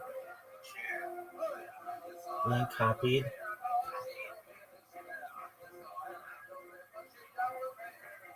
All right, Mr. Chris, I'm going to send it to you. So what you want to do is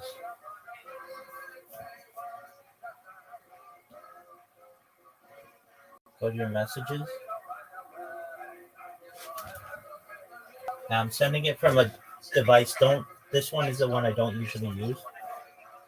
Okay. Go to the messages that I just sent you. Hang up. I'm on this one. How do I go? Okay. On the upper left, do you know where all of your? I mean, you can just find it in your app now. Go to the app. There you go. Where are you at? Where are you? Where am I? Go to your app. Okay. No, go to the app. I'm about to go to the app. There you go. All right. Now go to your messages. Well, where are you? I just sent you one. Go all the way to the top. Scroll to the top of the messages.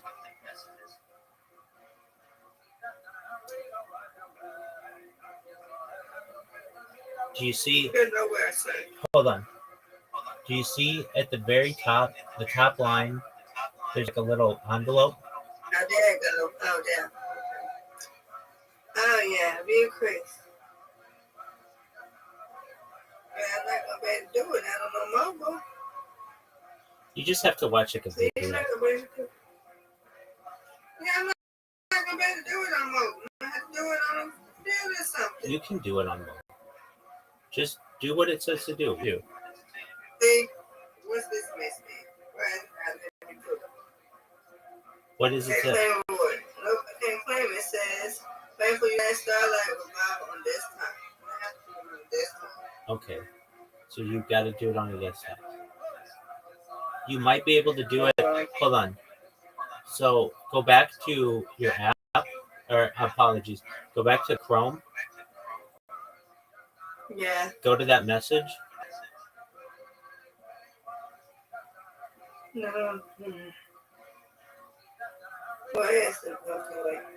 Message record, there we go. There you go. How do you scroll? Oh, there we go. Let me just mistake. There we go.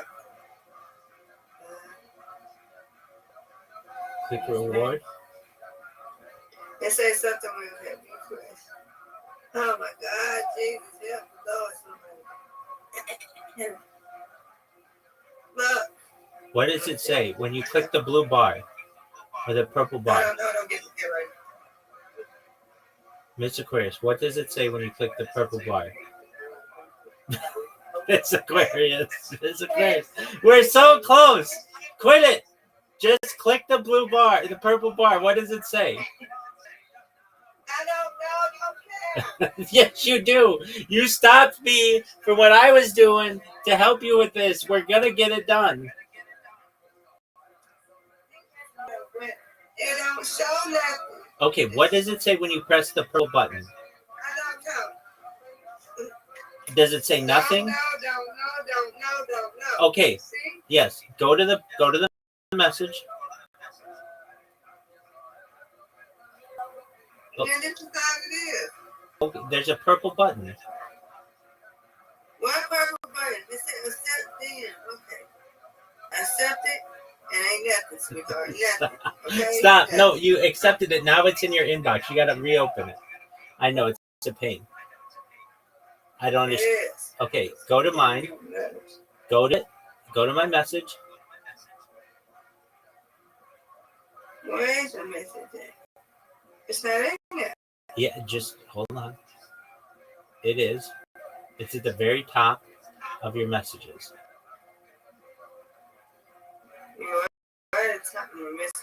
You're looking at my profile. Go back. Do you see it? Perfect. Click it again. Okay, scroll down on my name.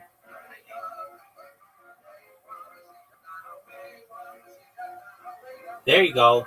That purple button. Click it. It said this was a request, but something went wrong here. Try refreshing your client or check out the request tab and discover for available requests. So now do I do this jump right here? It goes to this. So nothing. Okay. Mr. Aquarius, look at it on your computer when you have time. Yeah, I look at it on the MacBook. Thank you for your help, Joe. You're welcome, Miss Aquarius. Anything for you, friend. It's stupid. They need to stop doing it. Wait, Miss Aquarius. Some people don't have a computer. Wait, Miss Aquarius. Wait, Miss Aquarius. Miss Aquarius. I could not agree with you more. It's so confusing. You're using this platform and you're like, why do some people have all this stuff all over their thing and mine's just normal? And how do they have all these other features? And it doesn't tell you, hey, this is available on a desktop only. They don't tell you any of that.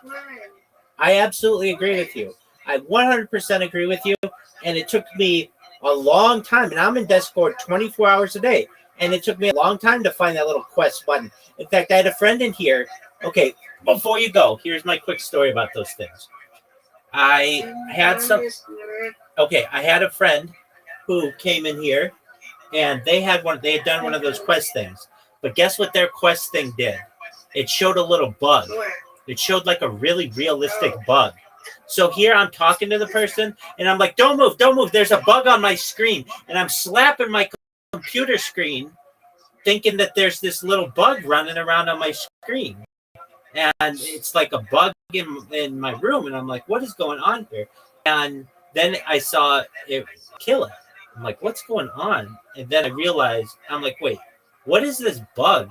And they're like, oh, yeah, I did a quest. I'm like, what's a quest? They're like, you don't know what a quest is? I'm like, dog, I am on this app all the time. No, I don't know what a quest is. They're like, you get an option to complete one of these things, and then you get a special little feature for your profile. And I'm like, you chose the one with the bug? And he's like, yeah. I'm like, oh, I hate that one because it made me think that there was a bug in my room and I wanted to get rid of it.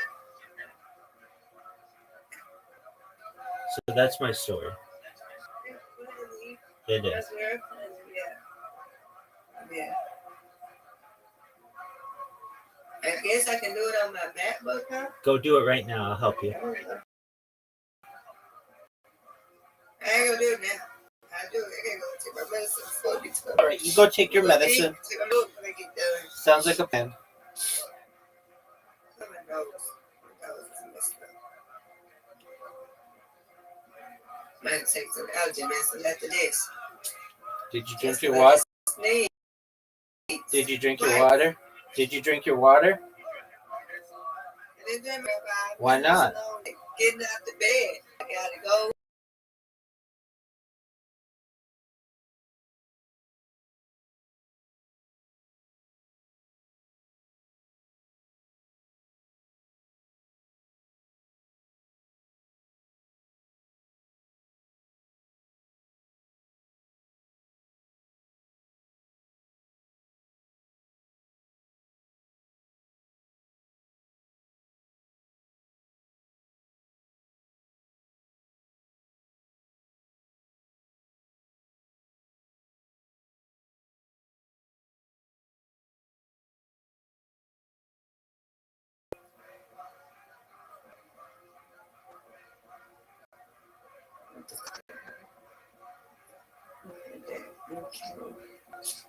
What's this? Put that there.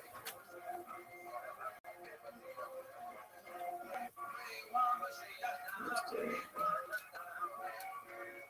that?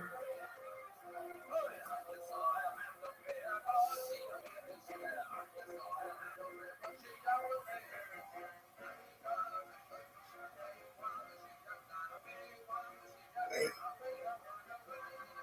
Oh yeah, I can do that. Let's see. Put that. Put that already. Put that stuff. Oh God. I guess it's getting this stuff out. I don't know. Did you drink your water? Rabbi. Yes, ma'am. You keep saying, have I drunk my water? No, not yet. I have to go get my food first so I can take my medicine, but hold on, I'm playing this game real quick. I can't drink the water yet, so I can take my medicine. When I take my medicine, that's when we're gonna do the drinking water thing. Okay, Happy? Yep, and then we'll be You peeing. get to the bathroom. Then we'll be peeing all day. We'll be peeing all day. And now we're gonna be peeing all day. But you need to take a break. Shoot, I took a break at the 10. At the 10. Oh no, I thought you were at 10. That was it. I didn't even get 12. That was it. You know more water for me till this day. Yeah. Yeah, we're gonna be peeing all day. That's right.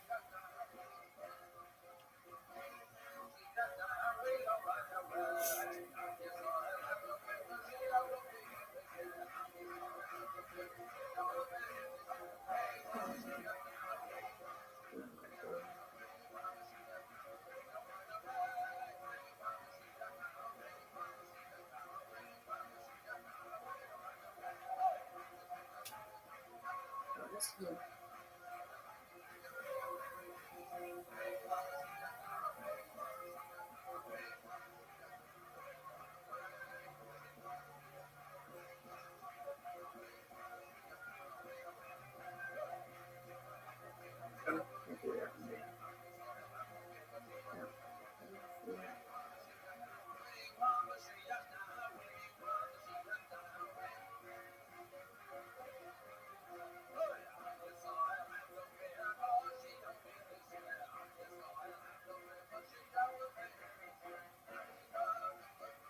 right, let me go. Get my stuff. I'm gonna go back up. I bet you bought some juice too. Let me go. Get my stuff. Alrighty. I got to go. Because it's 10:30. I feel better though. I can tell you that. I feel better. I'm just scared taking this home test. I'm so scared I don't know what to do, Rabbi. My auntie wants me to take one. I'm gonna wait till tomorrow, but I'm like, let me go and take it today. And then I'll take it tomorrow.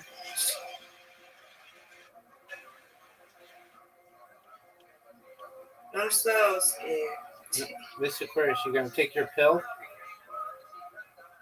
I'm not gonna take it here. I'm just playing this game. I'm gonna go take it.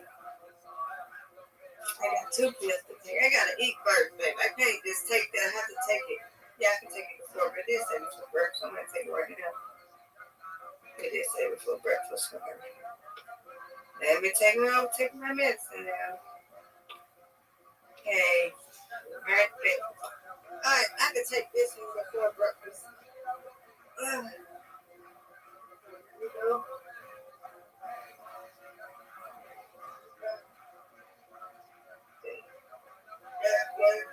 Before breakfast, after lunch, and then bedtime.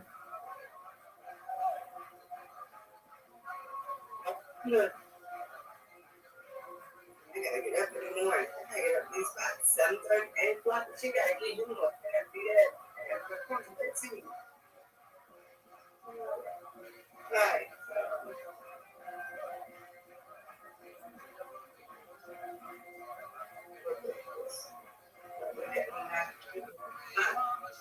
Okay. I'll be back, Rabbi, okay? Okay, and then when you come back, bring your MacBook.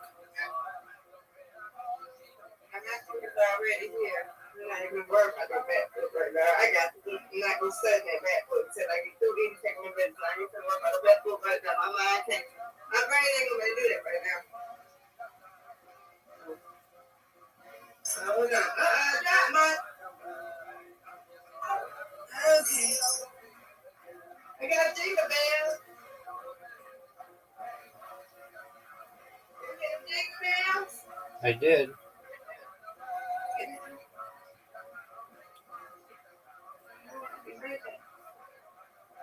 Ma!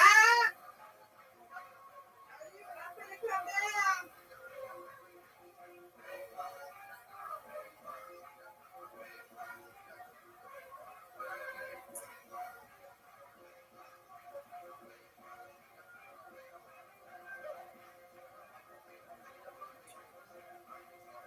God.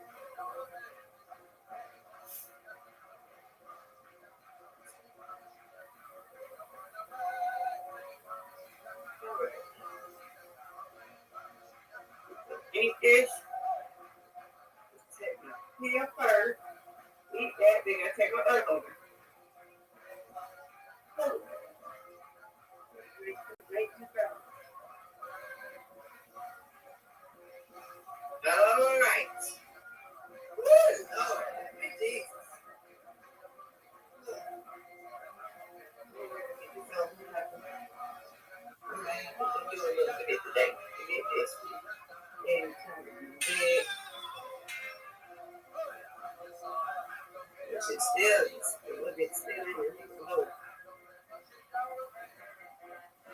Right? Okay. We're going to do this. She don't be making sure she had no straws or nothing like that. She be making me mad. I got my juice. I drank my juice. I drank water later. I got the juice again.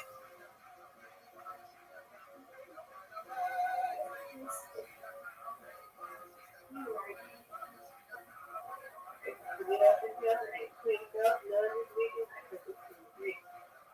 Maybe turned out the other day.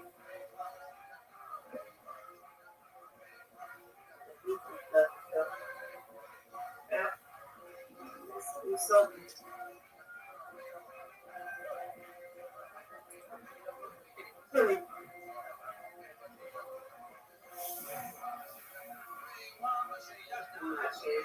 You go right back in the work. Like, you gotta give me a minute. Dude. But a few minutes.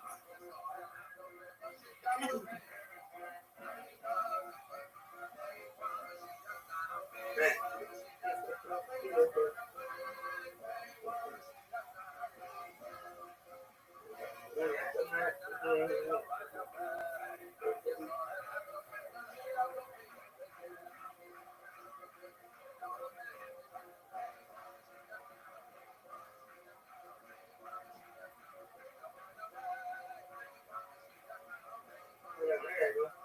Oh, God.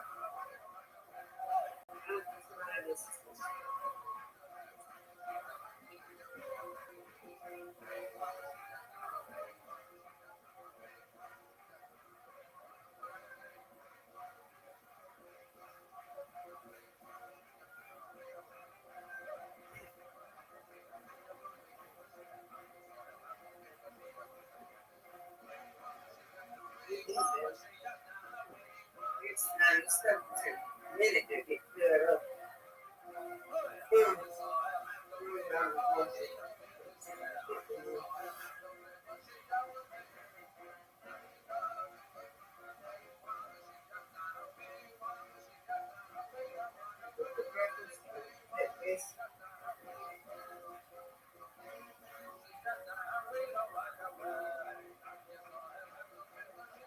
Right?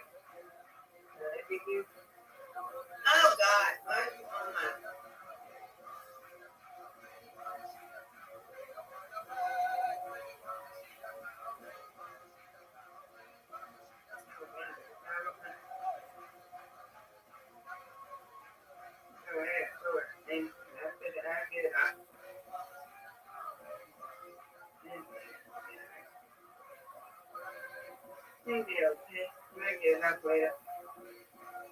Let's see, because sometimes this thing might need to be charged.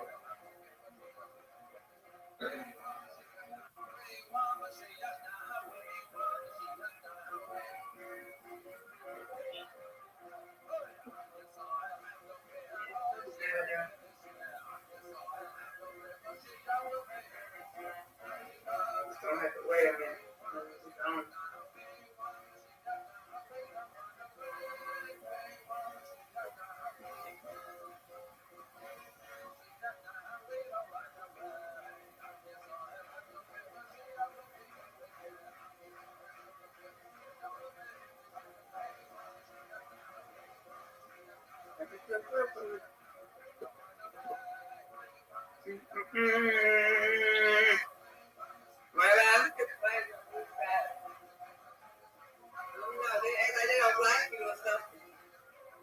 What'd you say?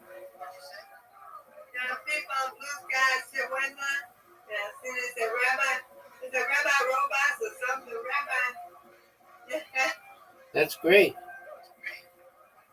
Blue sky. That's great. And, you love that. You love it coming out. Yes, I do.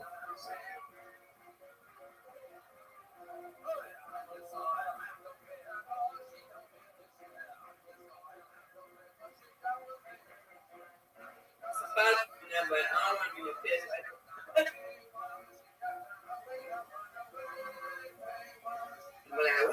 Okay. So you ain't following the song up.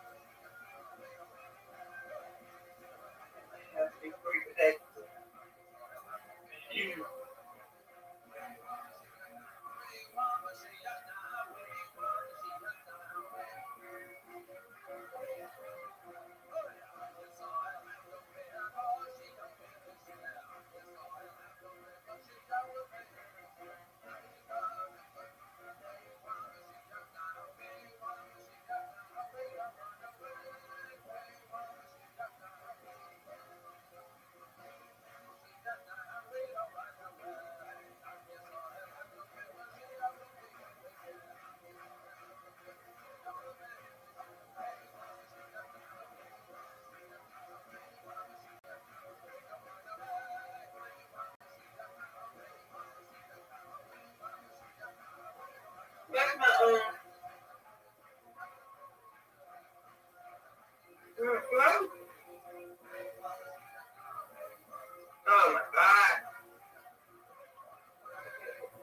I know. They got big house out there right there. They can sit up there. This is better than hell. I guess I get nowhere.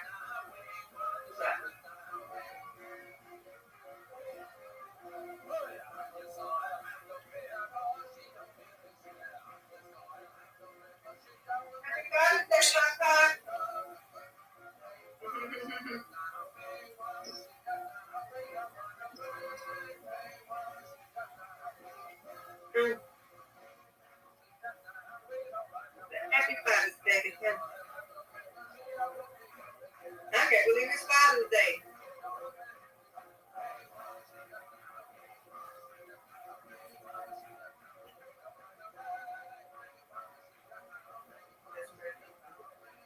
See my father.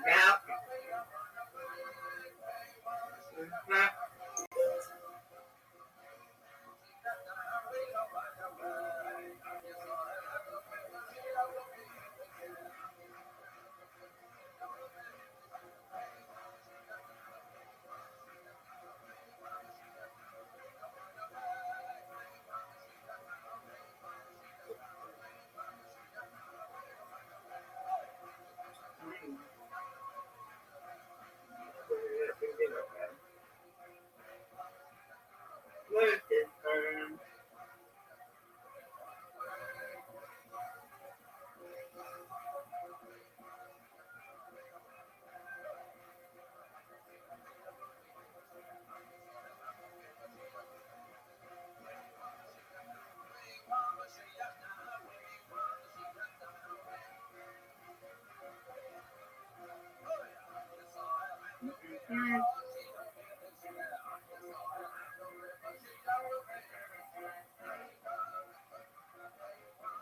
I don't want to be in a tent. I don't know I don't think.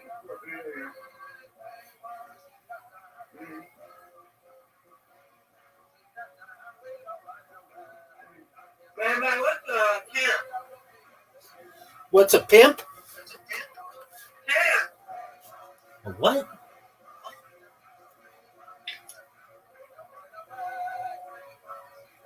Look, so when I log in, they're gonna get me the live this. I don't know what this Discord thing is. When I log in, they're gonna probably put me there. I don't want to do that.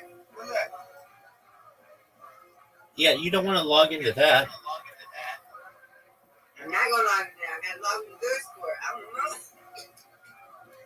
Log into your Discord first. I get rid of this. I don't know that. Log into your Discord first. I'm not gonna log in. If I log in, they're gonna put me into it. Don't you want? Put me in it. Don't you want the circle? It's gonna put me into that thing. So me, it's gonna invite me to it. I can always delete it though. Exactly. So anyway, I can always delete it.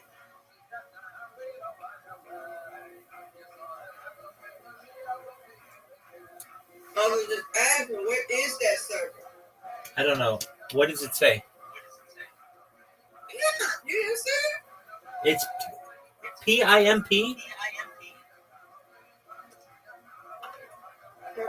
I said camp.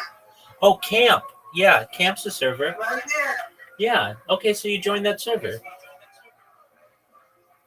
Family to join it. I don't know. I'm invited to it, but I'm asking what it is. Oh, that one is I think it's a Filipino server primarily. They do a lot of karaoke. Really nice people in there. I really mean it. It's one of my favorite servers.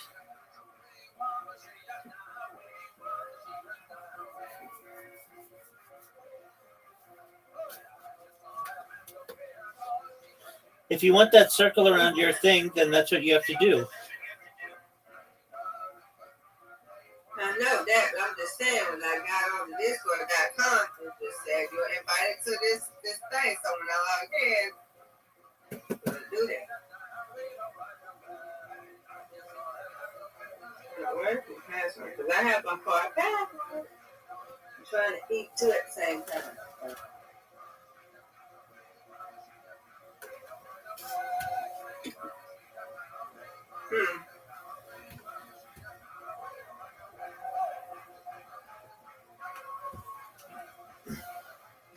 Did you join it?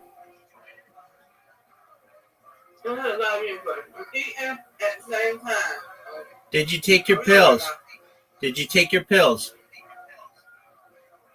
Took that one before breakfast. And I'm eating right now. After I get through eating, I'm going to take my other pill. When are you going to log into camp?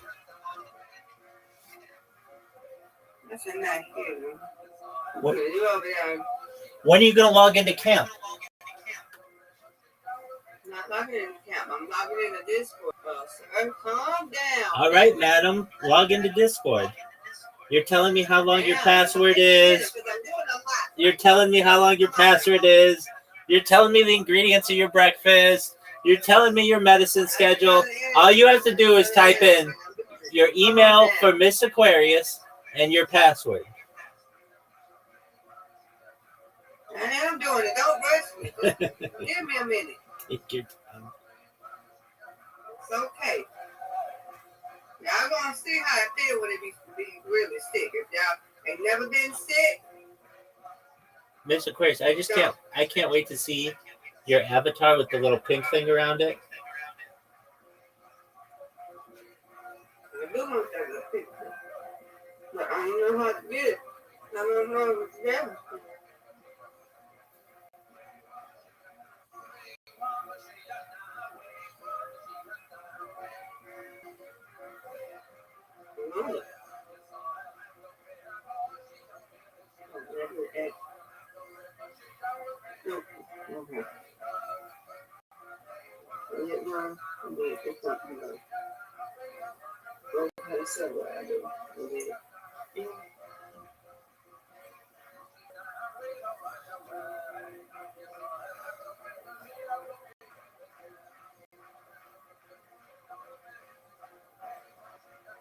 Okay, what's going on? What is going on? And yeah, got my why is it telling me wrong name? What I got? What am I doing wrong? Do you have your caps lock on? That caps lock on wrong. I do that all the I time. don't know. Are you sure? Do you have the caps lock on? No.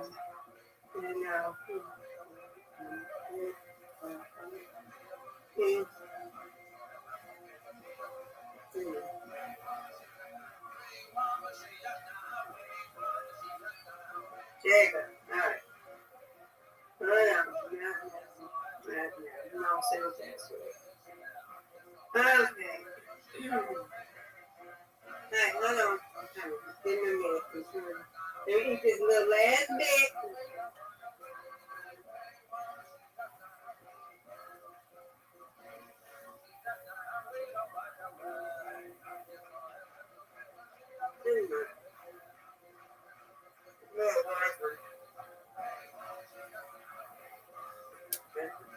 I'm not gonna hold this. I don't.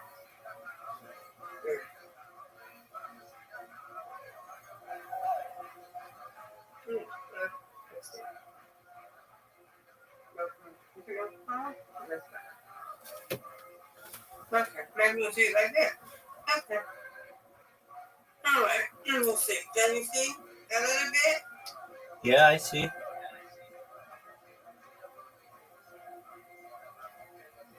Come on. Okay, now click on that message that I sent you. Am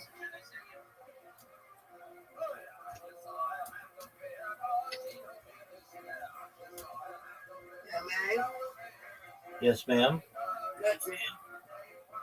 That's together. Is that the right way? Is that it? No. No. No. Okay, what's that? Oh. Miss Aquarius, they sent you a message. Do you see it? It should be at the very top.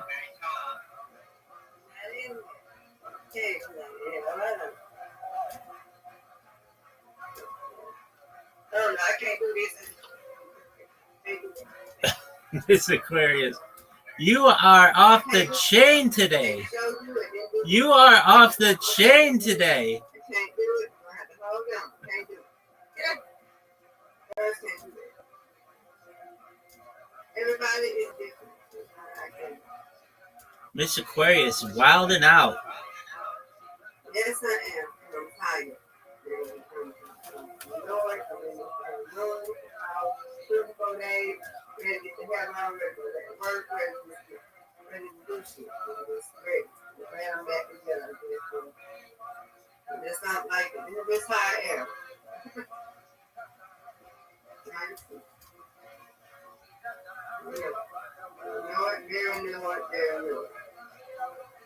Ready to get out this house, okay?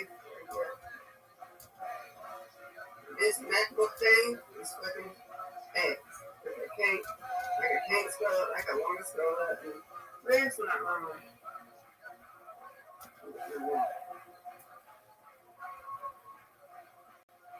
I don't like this shit. I gotta get my mind.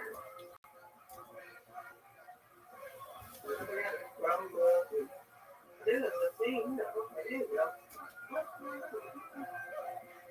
That's the thing.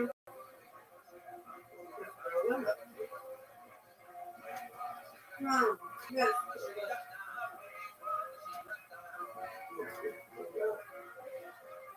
Now what?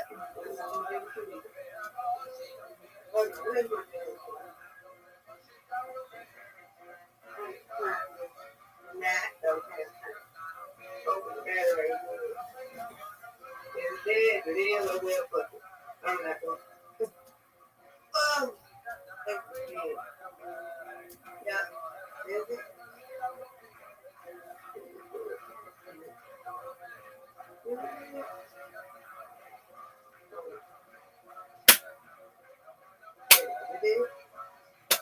Now what's wrong with it? I need to push the other way. Oh, okay, there you go. Alright. Okay. Oh, God, is it fucking dead?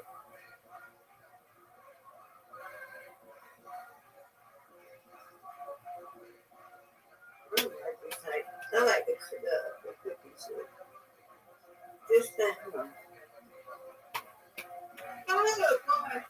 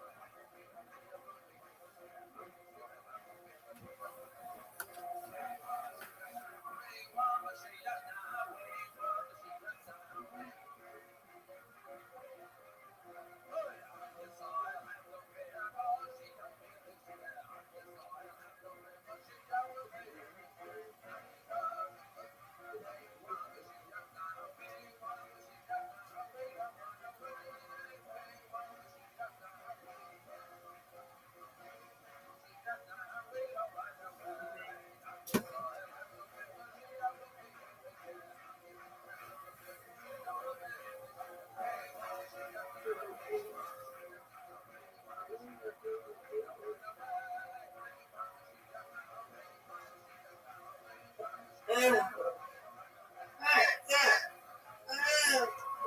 can't click it. I can't click the here, right on my clothes. Okay. I can't click it. It's a message. I can't click it. It won't let me. Okay, what does it say when you try to click it?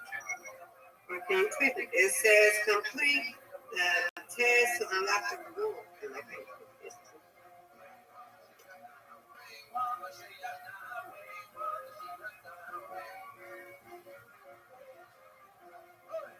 So it doesn't. I see. Click the blue button or purple button. Just tell y'all. Did you see? Yeah, it's hard for me to see. So what does it say? Complete the task to unlock the door. Okay, what's the task? Read the thing. What's the thing say next to it? So you have to do that. This for time open to unlock the revival. I don't want to download nothing on my Mac. Because I'm at 8 gigabytes.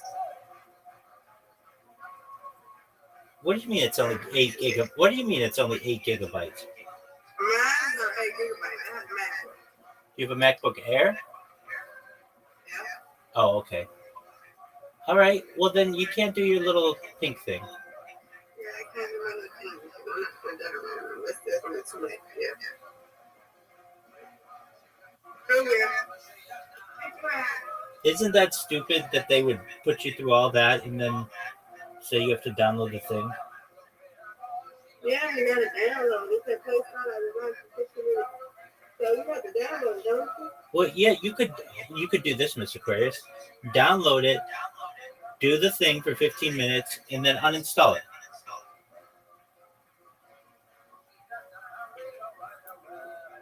But it's an app, baby. What is it? What is it? An app? It's just a program. Just go to discord.com and press download.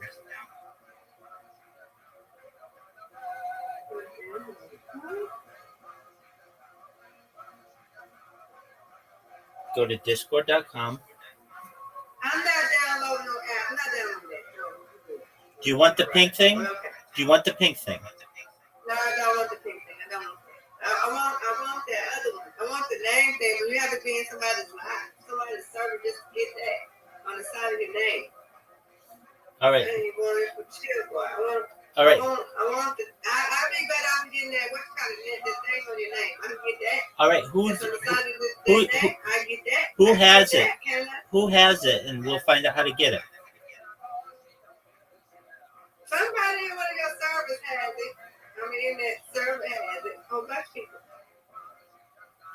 All right, go to it right now and tell me which one has it. Somebody in your server has it. Let me see. Let me see if I can go to here. I can go here. Yeah, I can. Can I go on the server and see? Yeah, I can. So should I? Let's see. Where's my mouth? We gotta find these people. I get that thing. I don't like it. So you want the thing that has like a heart next to it, or like a lightning bolt?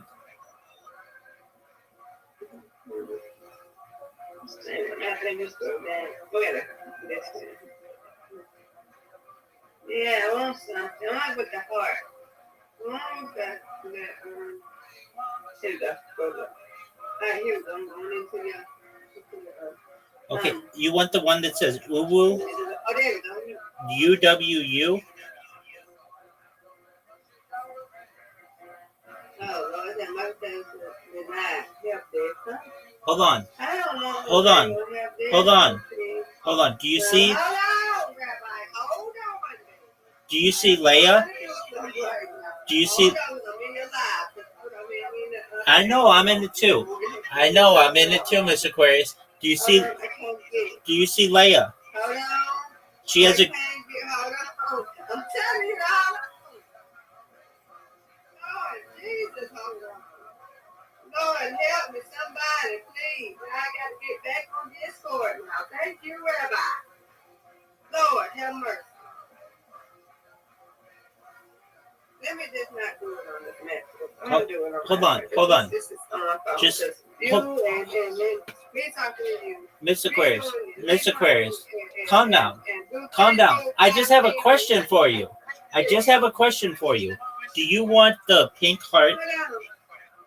Yeah, I want the pink heart. Okay, the one that Leia has in the public number 1 of Socialize. Yeah, I want that. Okay, click Leia's name. Oh, it says secret language. Yes, there you go. And then go to apply to join.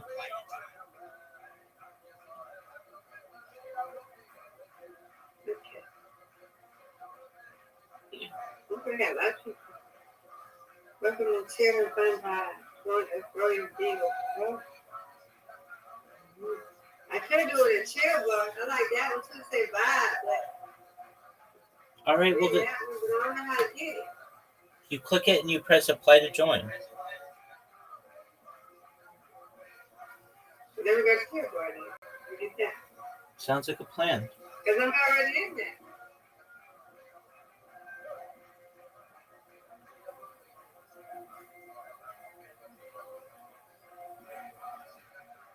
After somebody got it in with you. I can't believe you can't go to chair bar. Yeah, I even tried right when I tried to join. They kicked me out saying I was advertising, and I said to them, "I was in your server for 1 minute," and they're like, "Yep, your profile's advertising. Stay out." And then I complained, and they were like, "Yeah, now you're definitely out."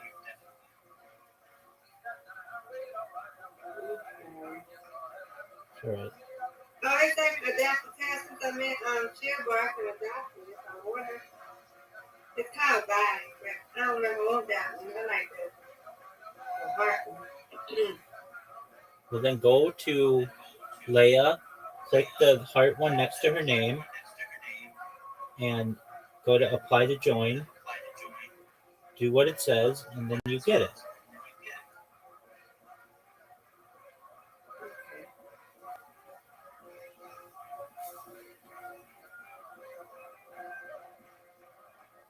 I like that better.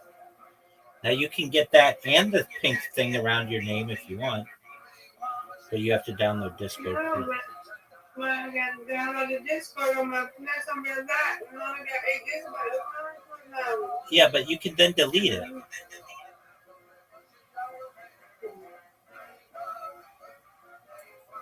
It'll erase the megabytes if I delete it? Exactly. Oh, I have to download Discord? Yeah, but it takes like 2 minutes. Well, so where's the game at? Okay, we'll walk you through it. First, I'm not doing it right now. Let me finish eating. go to Leia. Click the. Let me finish eating. Can I eat? Can I finish eating? Yes. I'm finish eating, Rabbi. I got it.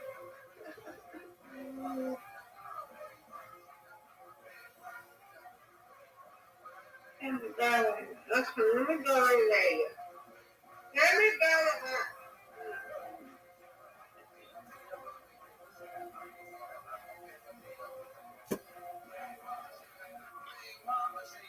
Go later.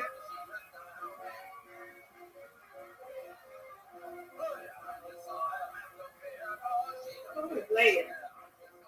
She's in. I got it. Okay. Now click the UWU next to her name. And click apply to join. So see, they got all these other stuff. They got LGBT skills, social evidence, reference. I have emotes. That's fine. Just press apply. Well, you just do it just to do it? Yeah, so you get the little pink heart next to your name. I just want the pink heart. Okay, now, why are you doing it? The slides, the tag, or put the tag?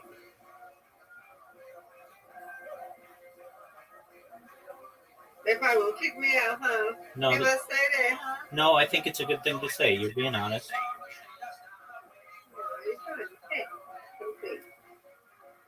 Okay, let's finish. You'll get another time when there's an update. Oh, Lord. My application's pending, so they got to check it out.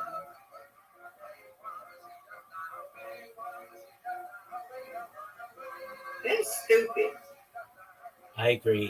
I think all that stuff is stupid. Why wouldn't they just let you have it? What's the use? Don't withdraw it. You already tried that. You already came this far. Well, I just have to wait. All right. Now, you ready to download the app on your computer? No, because it might be a lot of gigabytes. No, it's not. You're going to uninstall it right away. So it'll only be a lot of gigabytes. What's the point? Is it the game on Discord or something? Yeah, so it's on Discord. What you're going to do is download it on Discord. You're going to play the game for 15 minutes. Then you're going to get the pink thing around your name. And then you're going to uninstall it on Discord on your computer.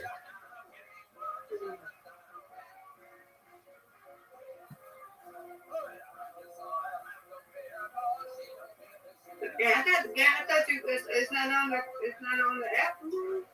It is on the app. All right, it's on the. Oh, so it's not on the regular. I thought you had to download the game. No, it's on the Discord app. I had to do it through the app. I can't do it on the ground. Correct. No. All right, so Miss Aquarius, on your I gotta go to my app store. No, you go to your computer. I'm on my computer. I have to go to the app store. Just go to discord.com. DISCORD. Go. No, we're doing this now, girl. Discord.com. I'm not doing it right now. I'm gonna eat. Sorry, my food gets home. Why don't you just download it while you're eating? Download it while you're eating. It's Miss Aquarius. It's 2 clicks. It's 2 clicks away.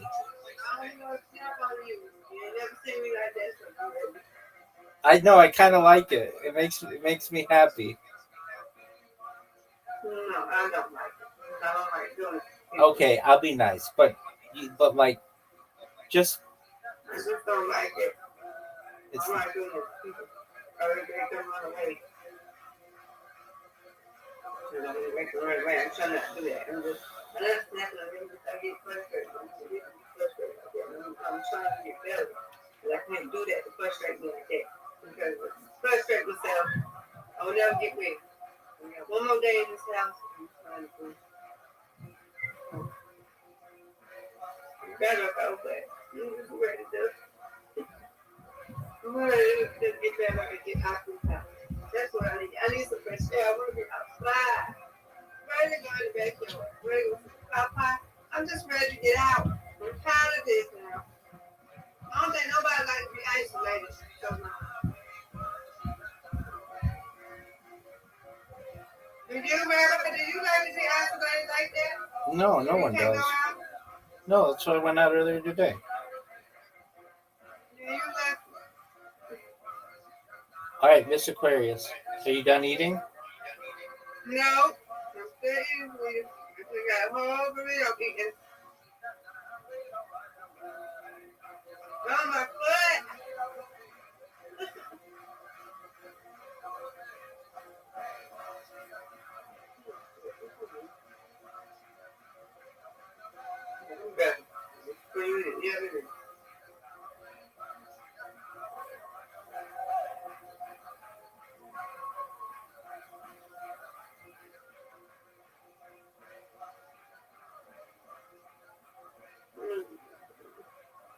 Alright, I'll be back when I get to it, okay?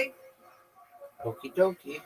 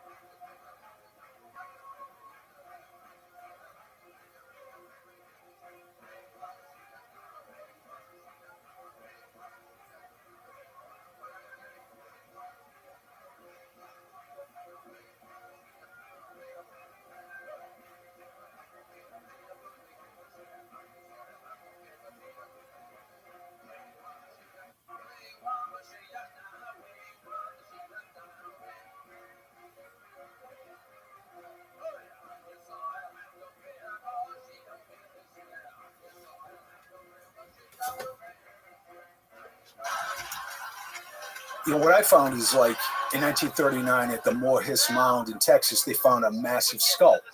And there's a picture of it. And William Duffin was the archaeologist. It was like a WPA works project in 39. And I went to talk to him, and he passed away at like 106 a couple of years ago. Yeah, right? But anyways, the skull rests at the Texas Archaeological Research Lab, and it's enormous.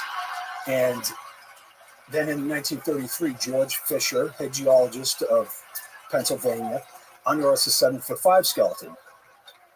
Donald Cadzo joins him on the dig. He is Oxford-trained archaeologist. He writes this article about finding a 7'5" skeleton, and then about 3 months later, he's cruising in a van with the 7'5" skeleton, talking about it, going to Harrisburg because the Smithsonian requested that it goes there, right? So that's where I go with this. It's not just like this drunk farmer from 1720. It is like respected professionals, including in the 50s and 60s, Don Dragoo, head of the anthropology department at the Carnegie at the Cresat Mound in West Virginia. They were destroying it for an oil and gas project. So he excavated and he found a 7'2" skeleton with massive bone structure, huge jaw. They call it the Adena jaw. And Webb and Snow at the Dover Mound in Kentucky, funded by the University of Kentucky, unearthed another 7-foot skeleton with massive bone structure. The Adena people elongated their skulls. There's all this mystery here, right? So you might say, 7'2" shacks that big or whatever. But there are so many of these accounts with massive bone structure, the jaw bones that fit over the face, of a much higher percentage than today's population. If you read through all the ancient documents. So, I mean, I'm sorry. So there was a lot more shacks walking around. There's a lot more shacks, but they were like NFL linebackers. They weren't like skinny dudes either. And every explorer you can name encountered giant native chiefs. Tuscaloosa in Alabama, DeSoto, him and his father. And the archaeological narrative is, the Indians were like 7 foot, 5'7", 5'8", and the Spanish, the English, they were 5'2", 5'3", which is true. The general population was, but their leaders, the tall ones, the chiefs, they were on their knees. They towered over all our tallest men. You read the accounts and these explorers who were trained in the art of observation, and they are talking about absolutely enormous tribal chiefs, all the way down to Patagonia.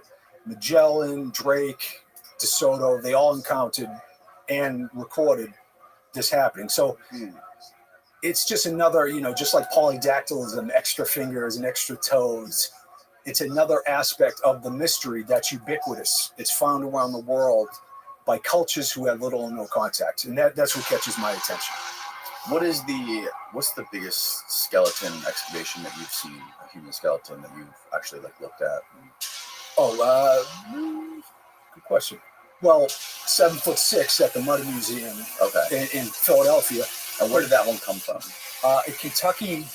It came from Kentucky, but part of getting it is that they sent it to the Mud Museum with the understanding that they couldn't say where it came from. So I know it's very strange, but there's a 7'6" skeleton that's believed possibly to be one of these mound builder giants. But I will say we have that photograph of like an 8.5-foot skeleton that was found and shipped to the Smithsonian in 1933 that we found during our show in the microfilm, and we got it in our book.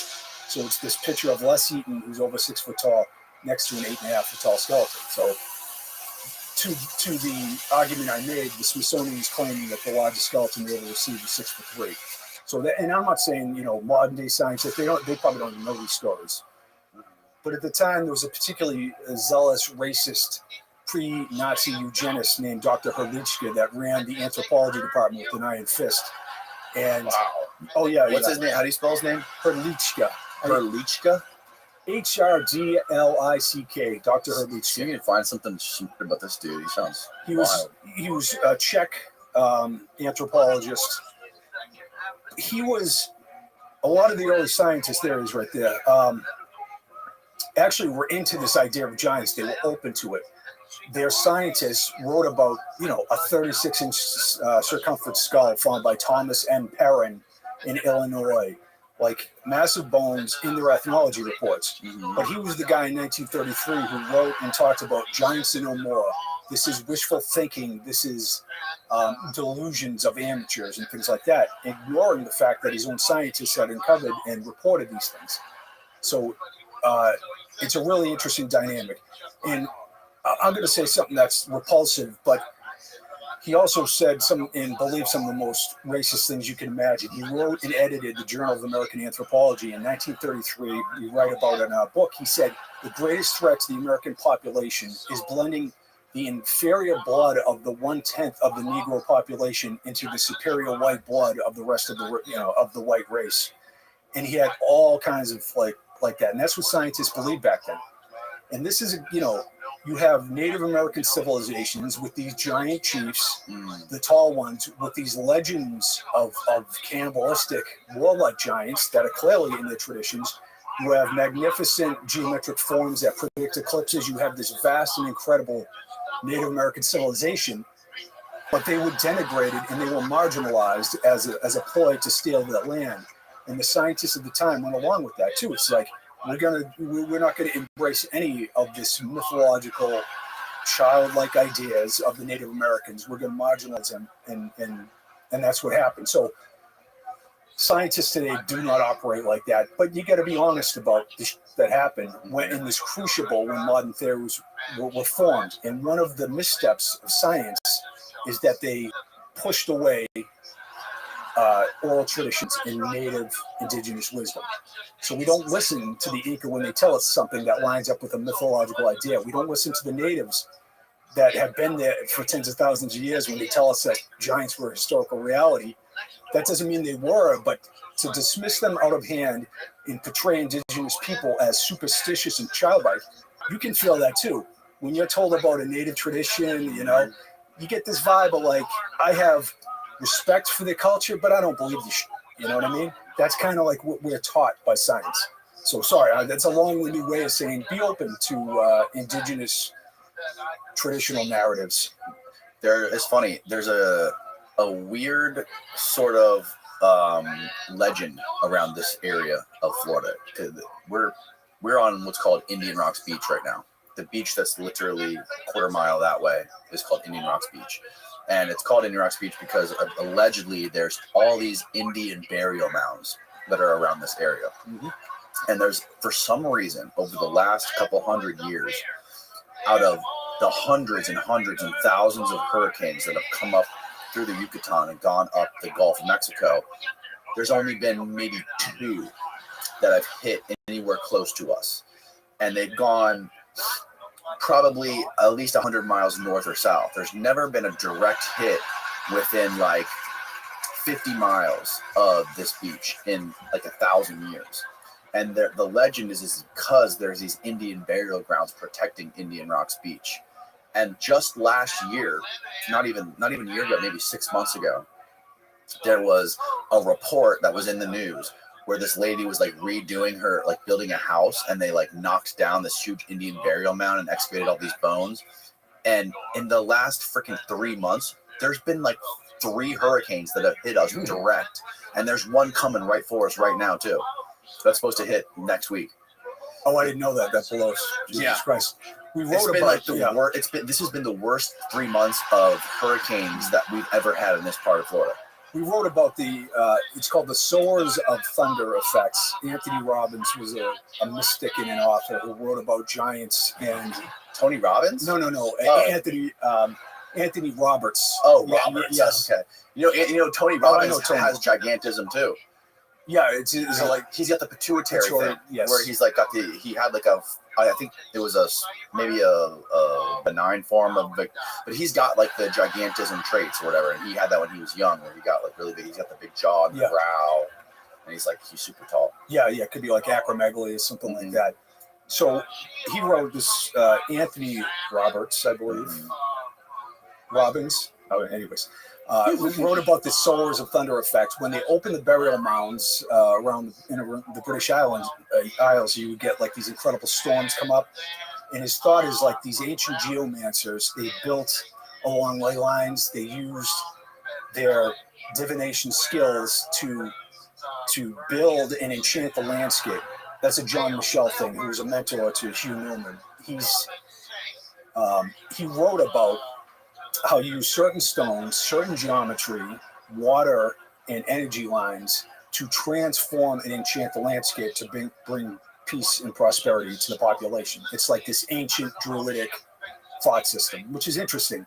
But every time you would open these burial mounds of the ancients, you would get wild storms, and they're all documented, and we get pictures of them, like old woodcuts of the explorers would go on the weekends and look for pots, and they're digging, and then the second frame is this wild storm comes up. And the same thing is, it's like, you know, natives were into weather shamanism and the mystical world, and that's another thing that's dismissed, you know, this idea that there's another reality that we interface with. And I've spent a lot of time with indigenous wisdom keepers, with shamans, with tradition holders, and they tell me very specific and very strange stories about the nature of reality, about the invisible realm, stuff like that. And it's my personal experience, but I got to say that is exactly what they're saying. So you can dismiss them if you want, or you could say, maybe there was something to the story, you know, just like your burial mound stories. At least be open to it, I would say. Like, what's your intuition? What's your experience telling you? Right. Like, who is that freaking gatekeeper in your mind? Who is the tyrant that is like smugly knows better? The ego, right? Insidious, tyrannical. It feeds you self-loathing and doubt and conflict and judgment, instead of forgiveness and empathy, you know? Right. Like the subtle voice beneath the surface is your real state, your natural state. And the over-identification with the movie character, like, this is the only existence I have, I gotta freaking fight and scratch, and I gotta get things externally.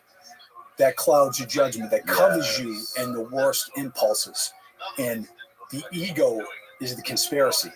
You know, there are conspiracies in the world, but the ego is like a bad software program that makes you believe that your only experience is this right here, and that somehow it's like, you know, once they throw you in the ground, you're done. Right. Instead of the screen of existence, the ocean of existence, and not the wave. Your real state is eternal, unchanging, blissful, and God's at home, and we're the idiots who decided to take a walk. The allegory of the prodigal son. That's what the mystics tell us. So, right. I think technology has been one of the big reasons that we've sort of lost this connection, this sort of spiritual connection that, like, we had, you know, like the Native Americans would have back in the day, or like the experience that you get when you're on drugs or on psychedelics like DMT or ayahuasca or whatever. Because there's people that talk about how, like, when they first go to the Amazon or whatever, and they walk out into the jungle barefooted, like, all of a sudden all these deep senses sort of arise, like from deep within them, that have been buried because of this technological advanced society we live in North America, where we're surrounded by screens. You can call a car to pick you up there's an app on your phone to deliver food to your house. Like it's insane how much, like, electronic shit and technology and just the evolution of technology that we've surrounded ourselves with, I think, is sort of destroying that connection to whatever sort of ethereal layer of consciousness that exists out there that some of the ancients would talk about. Bingo, you nailed it. Even Rudolf Steiner, the mystic, called it Ahriman. He called it this dark, cold technological force that would overtake humanity, but it would be chosen by humanity. And I studied with John Gardner. He was super old when I studied with him, like in the 80s, and he actually knew Steiner. Steiner was like a mystic, like Edgar Cayce, and he talked about this cold technology would be accepted and wanted. So at the time, we're like, what is this technology that's coming around? My friends who studied Steiner, we joke, it's like, oh, you're putting on the helmet, or they're going to have a TV that you have to leave on 24 hours a day in your house. We didn't know it would be the iPhone. It would be this insidious, dark, cold technology that brought about the worst impulses in humans. Yeah. It agitates you. It gets you addicted to outrage. And just be honest, you know what I mean? We've all been, you know, our dopamine slot machines. Bingo, right? And I don't want to talk up my game, but, you know, part of my spiritual journey and my plant medicine ceremony is to look at all my embarrassing behavior, all my shortcomings, all my judgments, all my desperation around, you know, is my soulmate, you know, this heartache that we often feel.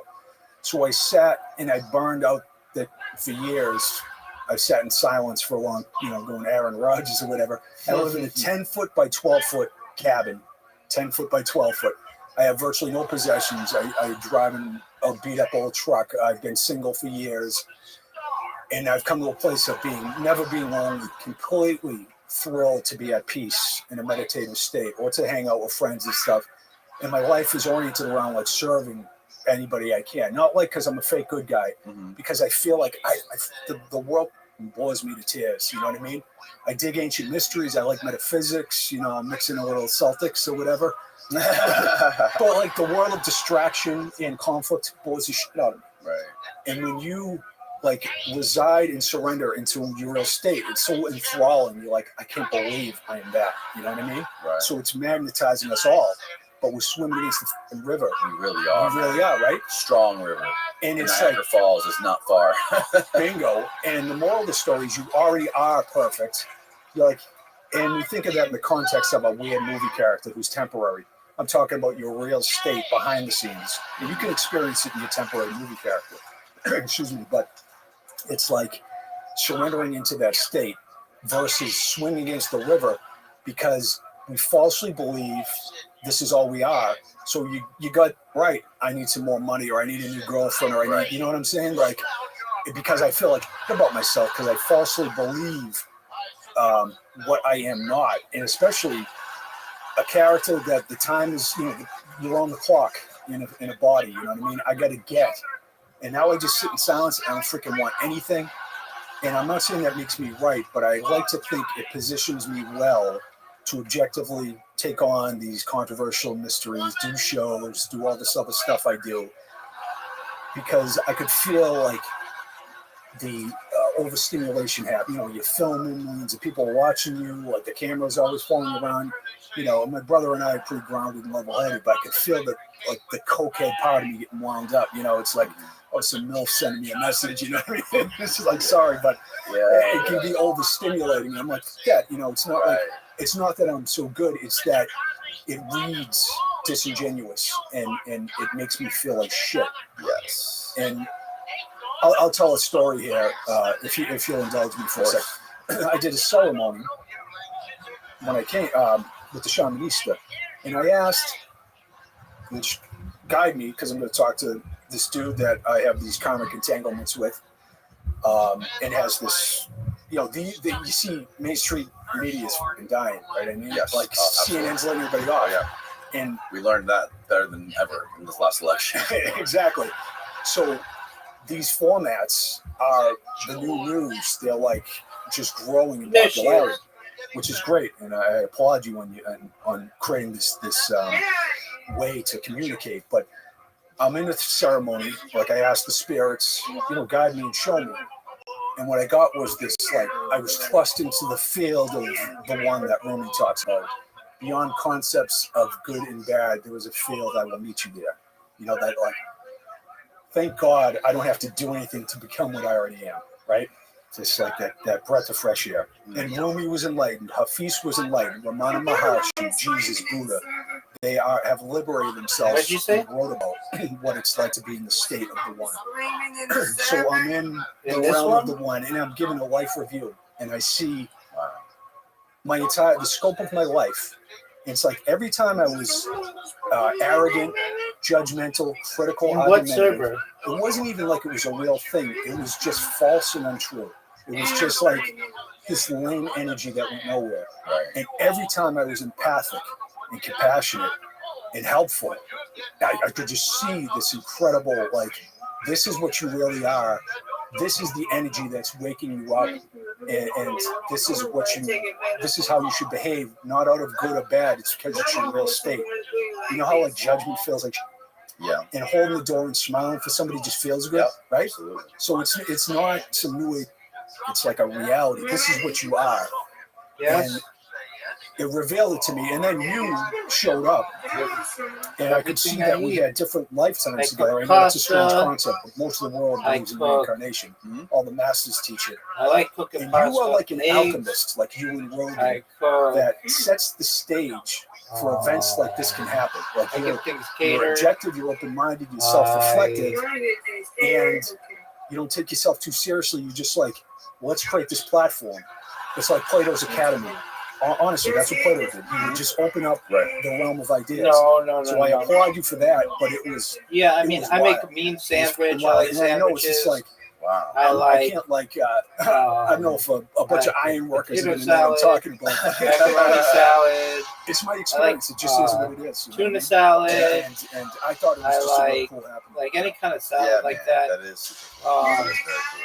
What Yeah, I like so macaroni and cheese. Big fan of macaroni and cheese. He was kind of explaining to me that you are really big into the investigation of the background of the Atlantis salmon occasionally. And from what I understand, sometimes other kinds of fish. Donnelly was one of the first people to I actually love write a steak, book about Atlantis. so that's Right. probably my favorite food. I love fruit. I love vegetables. I love grilled Flint vegetables. To talk about Atlantis and all the shit that Flint talked about. Me and him disagreed on a lot of stuff. We disagreed on the bases, the Egypt stuff. But one of the things that I think that made a lot of sense. Did you download Discord on your computer yet? I can't get out of my mind is his the way he explained Atlantis, the backstory of Atlantis. It's hard one. And Flint That's what I told you. to be it's discord.com.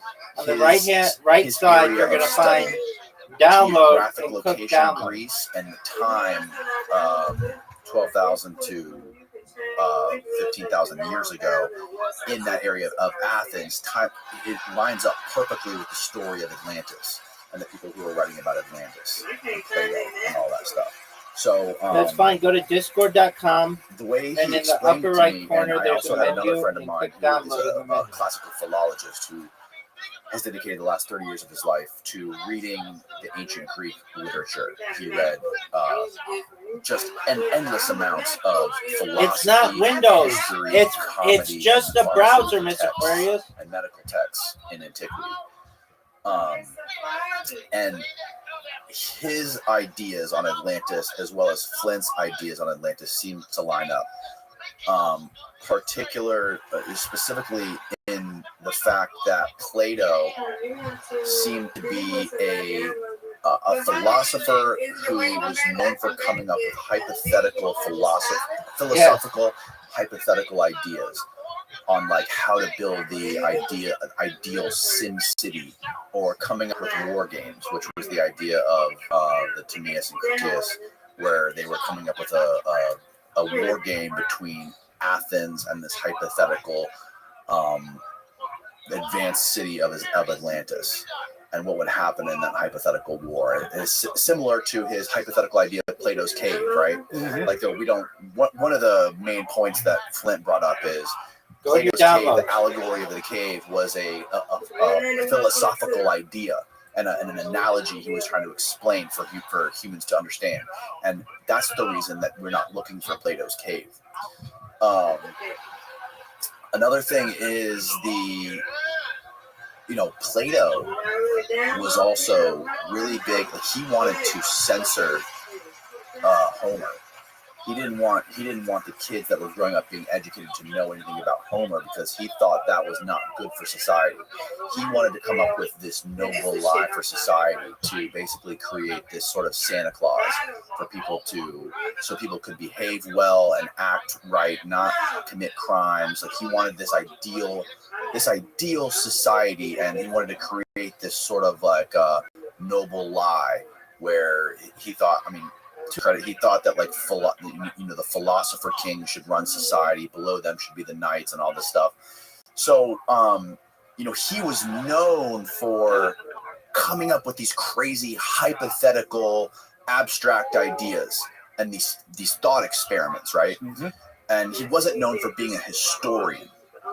So if you combine that with what we know of Plato, with the historical timeline of what we know about Atlantis, which is an oral tradition. The first time it was ever talked about was like 1,000 years before Solon. Go to your downloads. Right? And it was an oral tradition for like 1,000 years.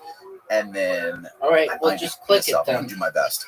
But then Solon told Pliny the Elder about it, and then there was like another couple hundred years, and then Pliny the Elder told his grandson, Pliny the Younger, who was 10 years old, and then there was like another 100 years, and then there was like an Egyptian priest who read some sort of texts. Maybe this was before all of it. The temple priests of Sais Yeah, the temple priest, right. transmitted the story to Solon. Right. But then there was never any actual evidence of that text. Like Where's it was, your he wasn't download? actually consulting the text. Where when are he your told downloads? Solon, right? Oh, so okay. this was prior to all the. Up in the, go to your search bar. Yeah, go to your search bar. Just type Discord. Where's my search bar? I already downloaded it. Okay, click on applications. Where's the damn application? I don't see it. Go to your search Let's bar. download. Go to the search bar for your computer. Where's the search bar? Where is the damn search bar? Right here, right? Because I'm thinking, where is it? Right, what's it put? It's a magnifying glass. Look for the magnifying glass. Okay, where am I supposed to put it? Discord. Discord. I already did that. And what shows up? You did it, see? Okay, so that opened? No, don't care. Open it, open it. Open Discord in the browser. What's this? Things already open, but I don't have the download. I don't think.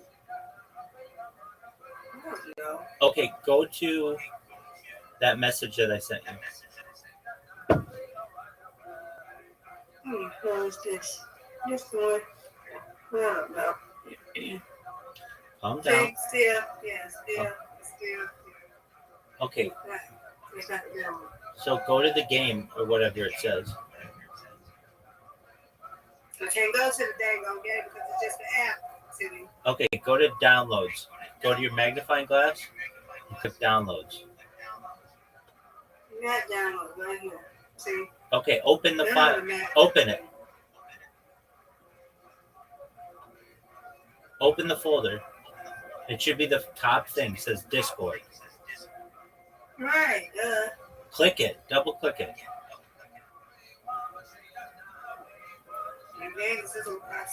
Oh, okay. And then move that to applications. Just drag it.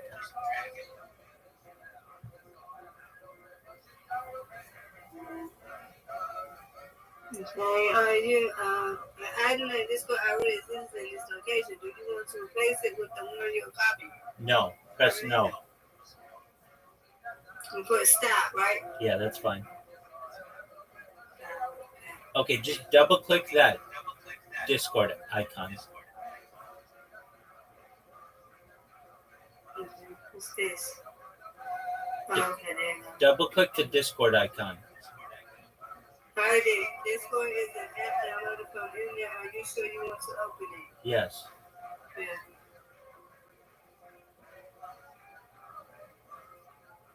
Privacy and security. Discord was prevented from modifying apps on your Mac.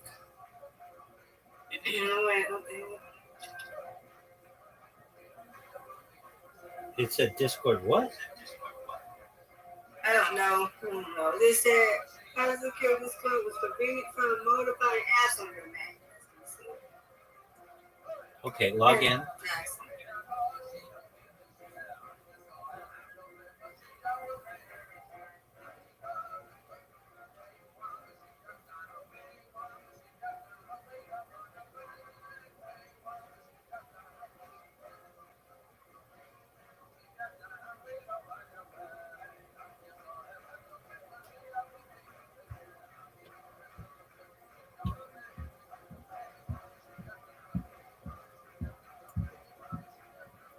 Are you logging in? Yes. Hold on. All right, well, how would I know? I don't know how you will know. I put it down. So you got to hold on and give me a minute because I can't hold that and do it. I understand. Oh, no. At that point, you would just say, hey, just give me a second. I need to log in. Yeah, hold on. Just trying to figure out what the hell going on. What's going on? No, I don't have a cat like that.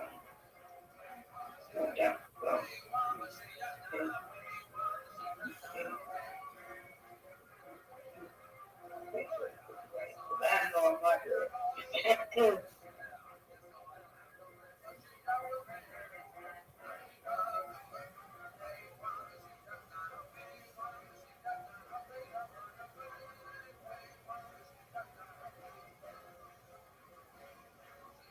the hell is fucking going fuck? Hey, what are you doing? I know I'm doing this wrong. Okay. You need to put in your email. Hold on. I know what to do.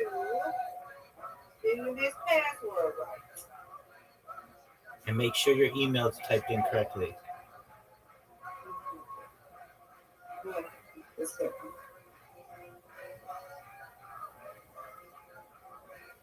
What the fuck is the fuck going on?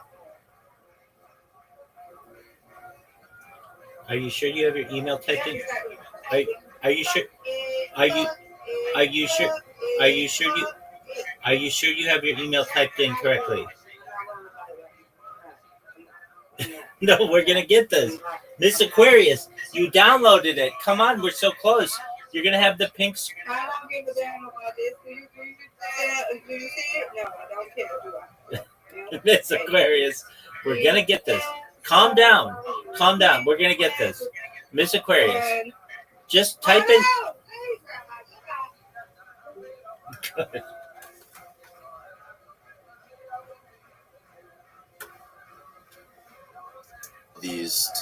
These transmissions going down this chain over thousands of years, and then 50 years after Pliny the Elder's grandson Pliny the Younger told Socrates, then another 50 years goes by, and then Plato writes about it. Mm-hmm. No, those are all good points. Flint is right that Athens in 9000 BC was bedrock. There's no evidence that it was advanced culture. Right. So it's like that feeds into like, is this a noble lie or not? You know, is this an allegory? Right. And he did he did operate like that. And you know, these ideas that excuse me. Okay. Great. Now go to the message that I sent.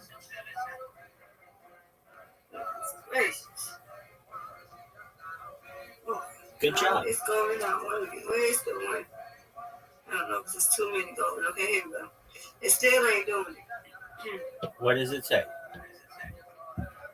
It just say complete the task to unlock the reward. Okay, so complete the task. Complete the task. What is the task? What does it say?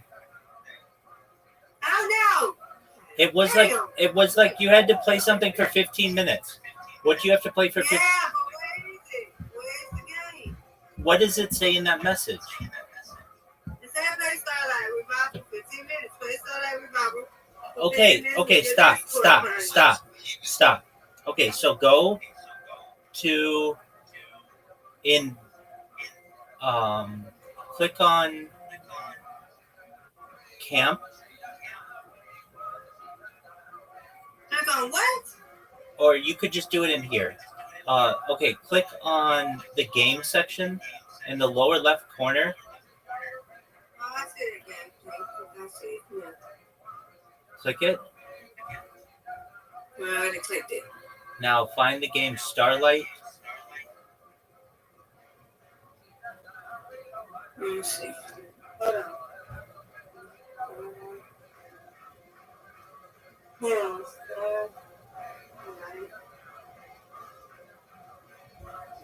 It's not in here. It's not in this damn game thing. What the heck are they talking about? The fuck is wrong with this? Shit getting on my nerves like this. I don't either. It's not in here. Okay, what's the name of the game? Starlight, whatever. What's it called?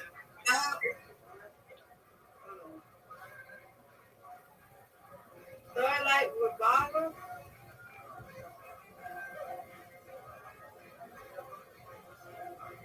Starlight Revolver.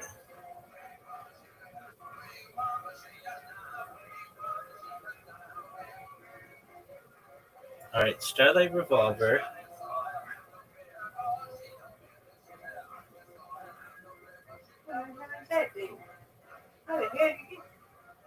Oh, Miss Aquarius. Miss Aquarius, you're gonna flip. You're gonna flip. You have to download it. So what is? It's a game that you download. You're never gonna figure it out. No. Hold on though. Hold on. I know. I don't want you to. Stop. It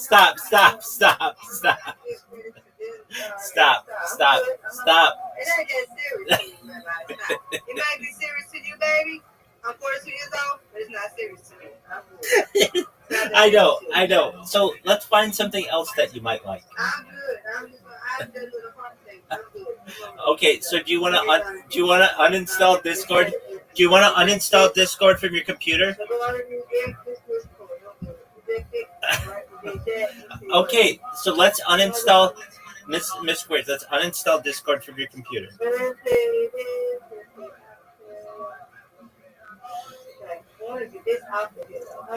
Exactly. Okay, so go to your applications. Go to your applications folder. Miss Aquarius. What? Hold on. Before we have you leave. I know. Just calm down. It's gonna be fine. Calm down. Let's see if there's anything. I don't want that. I'm just trying to get this right here out. That's all. I want to get this out. I know. Okay. I know. So here's how you do it. Oh, here's one that you can do. Hold on. Oh, wait, that ended. Okay. So you go to your applications folder. I don't know what the hell they said. Okay. That's just I don't know right there. okay. Go to applications folder.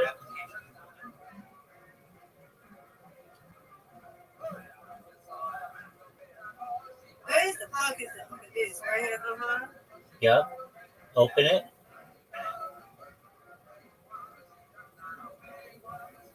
I open it. I'm trying to Double click on it. I know we're gonna get rid of it. Double click on it on your applications folder. And click on it. Good. Okay. Now find Discord.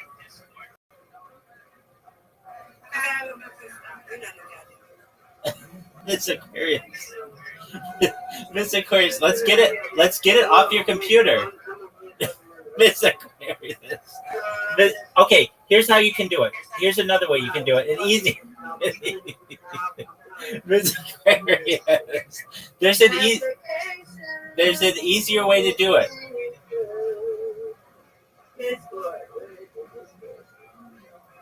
Miss Aquarius.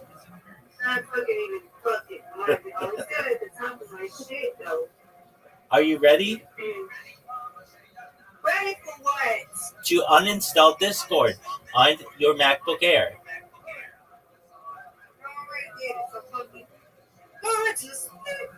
You didn't delete it. You didn't delete it. It's still on there. It's still on there, taking up all kinds of space. Okay, hold on. You got it. Do you see that? Wait, hold on. Don't do anything. Let's just do this. It'll be easy. At the bottom row, do you see the Discord app? I see it right here, baby. Hey, do you see that? Yeah. Okay, here's what you do. Okay, do you see the Apple key? The Apple key is right next to your space bar. I don't give a fuck about no Apple. Okay. I want to get this shit out. Okay, right click on it and then just hit uninstall or delete. What Apple key? What are you talking about? Next to your are you using a mouse?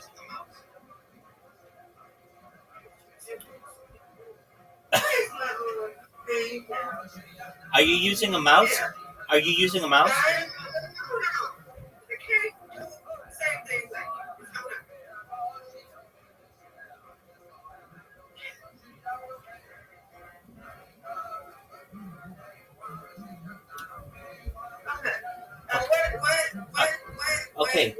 Okay. Oh, wait. You're in the right folder. Good. Go to that folder, find Discord, right click, and hit delete. Oh, there ain't no Discord on this Yeah, yes, there is. It's under Miss Aquarius. It's under Miss Aquarius. It's under D. It's under what? The letter D. Your applications should be in alphabetical order. Miss Aquarius, your application should be in alphabetical order. Look under letter D. Give me a minute, I'll be right back.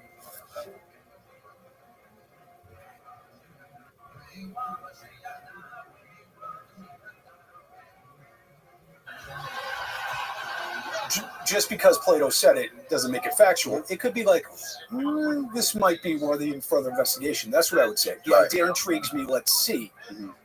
I would say that there are other sources that talk about, like the Tuatha De Danann show up from four Atlantic islands, and they show up in ancient Ireland, and these supernatural beings. And you have these stories of lost worlds and gods, and the Agdoad and the Ennead in Egypt. And at the Temple of Edfu, you have the building text, right? Mm-hmm. I saw you talking about the building text, right? So I reached out to Mano Safe-Sadeh, who was translating them from German to English. Now, Dieter Kurth is a doctor who, since 1986, has been translating the building text of Edfu into German, right? And, the old French translations leave a lot to be desired. So Manu is friends with Dr. Dieter Kurth and interfaces with him, has him over for dinner, and he's taken these incredible texts and he's translating them now into English. So I just spoke at the KC conference with Manu, and I'm friends with him. And I asked him about this dynamic of is Hancock's version of the Edfu text kind of a patchwork of wishful thinking? And he said, no, he got it right, stunningly, because they're very difficult to translate. The Ptolemaic hieroglyphs are very, very difficult in context. It's very difficult to understand. But he said, you can believe it or not, but these writings about the primeval land and the land of the gods and the first time, they are claiming that there was this lost island of the gods that was destroyed in the flood. In the Edfu text. In the Edfu text. And when were the Edfu texts written? It was a Ptolemaic temple, so 200 BC. I hope I got that date right. But so after Plato wrote about it. But no, the traditions go way, way back. They're oral traditions carried and written down. And like the pyramid texts of Unis are super ancient, but they're even from more ancient traditions. And I will say Homer talked about Ogygia. That's his Atlantis. Ogygia? In the middle of the Atlantic. Yes, Ogygia. The Ogyggian flood Plato talked about in Laws, Book 3. And he says it was 10,000 years before the invention of writing and music. So the date is like 10,600 BC that Plato points to for the time of the Ogyggian flood. And Plutarch, and there's another geographer who's escaping my attention now, said that Ogygia lay 5 days west of England in the middle of the Atlantic. That they pinpointed this Ogyggian paradise in the middle of the Atlantic. Oh, there we go. Ogyggian flood is a flood in ancient Greek mythology that occurred during the region of Ogyges, a mythical king of Attica and Boeotia. Fact checked in real time. Yeah, look at that. Community notes. Interesting. It says survivors moved to Egypt, which was called Ogygia. Do you see it in your application? Like a timeline, maybe, or like dates. Okay, right click on it and press. Click on the Wikipedia. Did you hit Plato delete? gives it a date of like 10,600 BC. Oh, okay. In Laws 3. It's for Homer, it's this mythology, this Mr. Aquarius. The gods, it's ancient time. We're going to walk through this. What are the options? You see it. I need you to look. I am, but I don't have the vision, and I don't. Okay. Let me see if I can see them. Move the trash. Move the trash. Stop. Move the trash. I can't do it, you dummy. Why? God damn. I don't know. What happened? This book can't be moved to the trash because it's open. Oh, you have to close it. Okay. So then we'll close it. It's fine. But how the fuck do you be able to close it? I'm going to teach you. Do you see the icons at the bottom of your desktop? Do you see the Discord one? Yeah. Right click on it and press close. It doesn't even right click on the setting, but options, show all windows, show quick. No. Do you see the Discord at the bottom? I'm on it. And I just right click. And this is what it says. Okay. Now I see it. It's not fucking Okay. like a fucking Open it. Press open. Press open. Open where? Where the fucking shit is opening? I don't know. Miss Aquarius. Brother, I want to get this shit off my thing. I'm not playing with you. I'm dead ass serious. I'm not fucking. I know. Calm down. Calm down. We're going to fix it. Okay. So what you want to do is just click it. Left click it twice. Okay. Now in the upper left corner, do you see an X? No.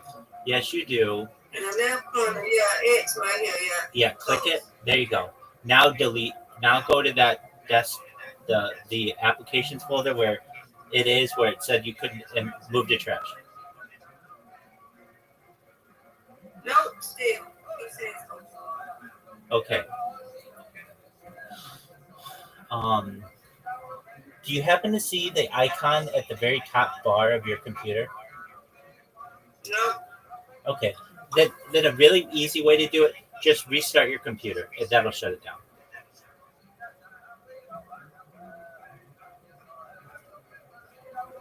Do you know how to You don't know nothing about no damn on that. You just tell me shit because you just know stuff about it. No, I do. I know them very well. I've at least people. About MacBooks too? Yes. Did you restart your computer? Are you restarting?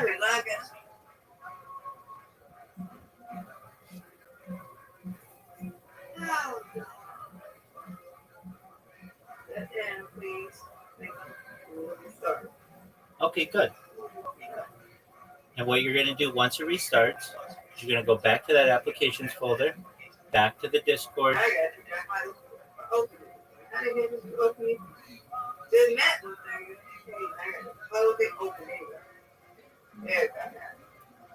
Good.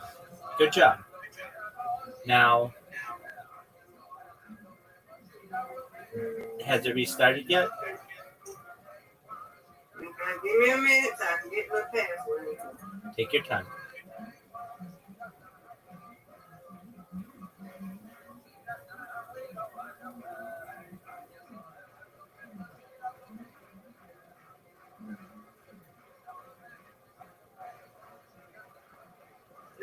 Excellent. All right, now go to your applications folder. I don't even know what the fuck it was. Okay. Then go to the magnifying glass and type applications. What magnifying glass? There's a the magnifying glass. Oh, I thought you didn't know what I was talking about. I don't know because I don't tech savvy, so I don't know it like that. I know. Okay. Applications. Open the folder. No, it's not it. You don't want the browser yet, baby.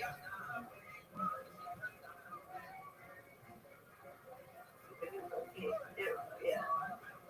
No, I want to install it. The folder, yeah. Okay, right click it again. What the hell? Okay, go. Move to trash. Move to. There you go. Okay. Okay. Good. Good. Okay. Thank you. Yeah, no, you're not done yet, though. It's still on your computer. It's in your trash. Okay. So now what we want to do? It's all good. No, it's. Yeah, it's not off there. It's not off there, though. It's in your trash. No, it's not. Okay, in the bottom right corner, do you see your trash can? Right? Yeah. Right, Delete it, right? right click on it and press empty trash can. There we go. Empty trash. Good, it's gone. Goodbye. Thank you. Okay, but hold on. There's still the download we want to get rid of. So go to. No, it's already gone. I already did. No, you didn't. Go. I did. How you gonna tell me? Miss Aquarius, just calm down. Just. Do you know where the magnifying Miss Aquarius? Do you know where the magnifying glass is?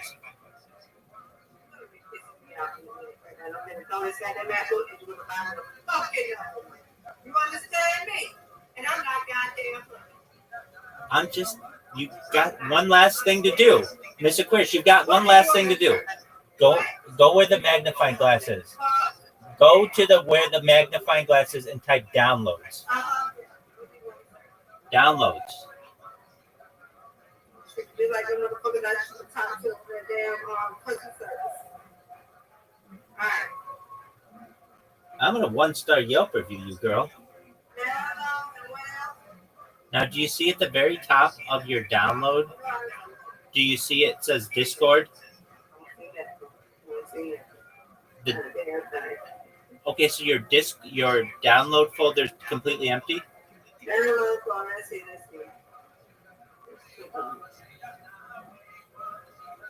Alright. Okay, so here, what else I'm supposed to do? Move the trash? Yeah. Yes? Well, do you see the Discord in there? Yes, I do. Okay, and empty your trash bin. All right, you're done. Good job.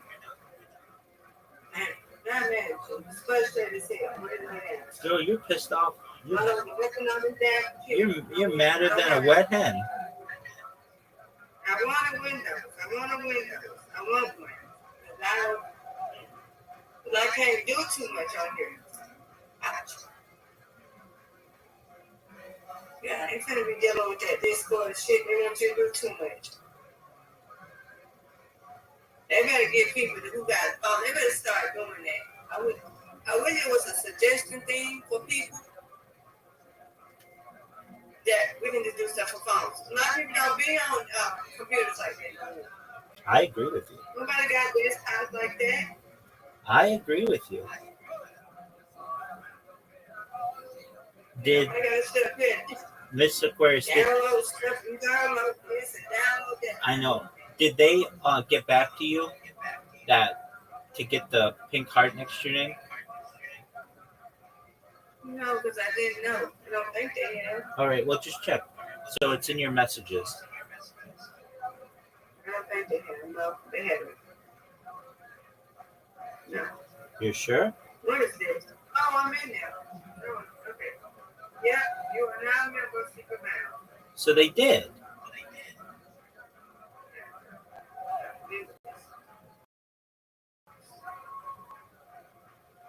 Yes. Got you. Got my dope. Next.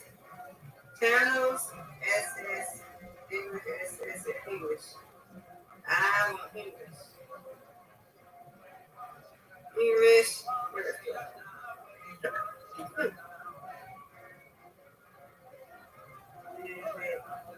Alright. Content creators.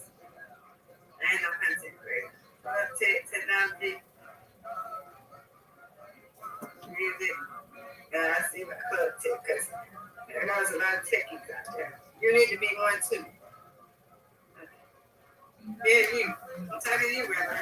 I hear you, girl.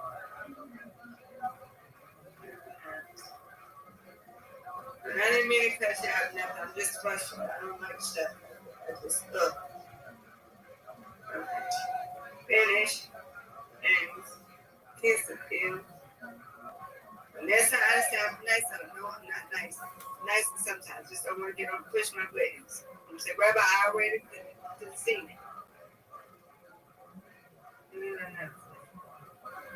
And that's how she sound nice. I said, no, I'm not. Rabbi already experienced. I like it. You're feisty. This is a crazy story. Try does not do it. So I know some people don't like that. I'm not trying to be a just it's a kid. What is this? Giveaways. We don't find giveaways. I don't know that. Okay, there I go. Did you get your badge? Go ahead, sir. Check info. Stop time. It's invite. Oh, shit. Invite 5 friends to get this. Or 10 friends to get. Please consider boosting our service. To offer you more. Oh, that's how you get. Oh, yeah. Never mind.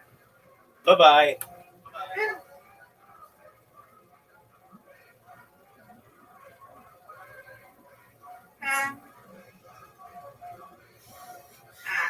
Ain't nobody got time for that. Yeah, you gotta do stuff for the tag. Ain't nobody got time for that, Miss Aquarius. Ain't nobody got time for that. You're right. Okay, let me leave this, sir.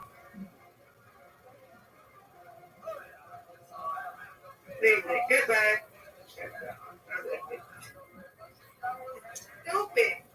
Oh, what is wrong with these people? I'm not gonna invite every no 5 people.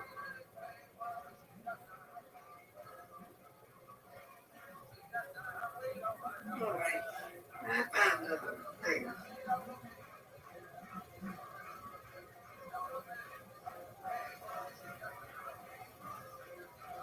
Okay. What you doing, Rabbi? Watching Bill Cosby stand up and watching a podcast. Oh. I'm gonna go do last week. Well, look at this. I'm gonna go do it until I get better. No, it's not true, Rabbi. I'm trying to calm down. I just get all my anxiety. I guess I just not. Did you drink your water? Yeah, I'm drinking my juice now. You didn't drink. You didn't drink your water. You and I both know that. You did not drink an entire bottle of water. I drink this juice. And then I drink my water. I got some water over there. Okay, well, it's not in you, though. It needs to be in you. I have to drink this juice. I haven't finished shaking this juice. I got a whole half a thing of juice I gotta drink. Okay? No one's forcing you to drink the juice. Okay, do you see? Look at my juice. I got a half thing of juice and then my water's over there. Okay. I'm drink the juice and drink my water. Just right now, I'm just coming up. Have my madder than a wet hen. Hmm? You are madder than a wet hen.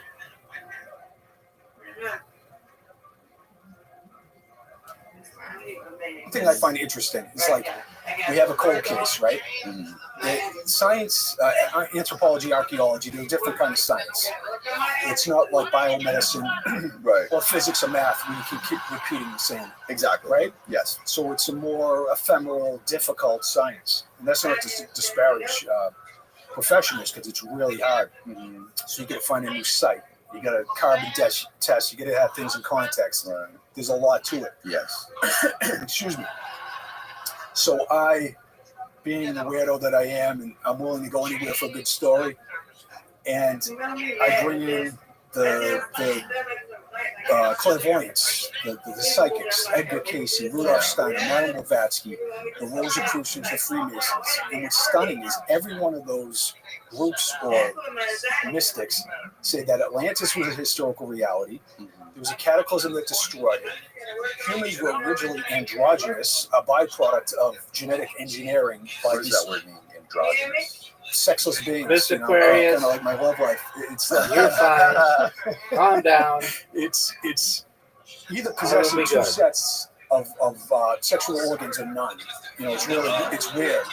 Even Plato says, Aristophanes displays the myth of the ancient androgen, and Zeus cuts us down the middle. We were first androgynous.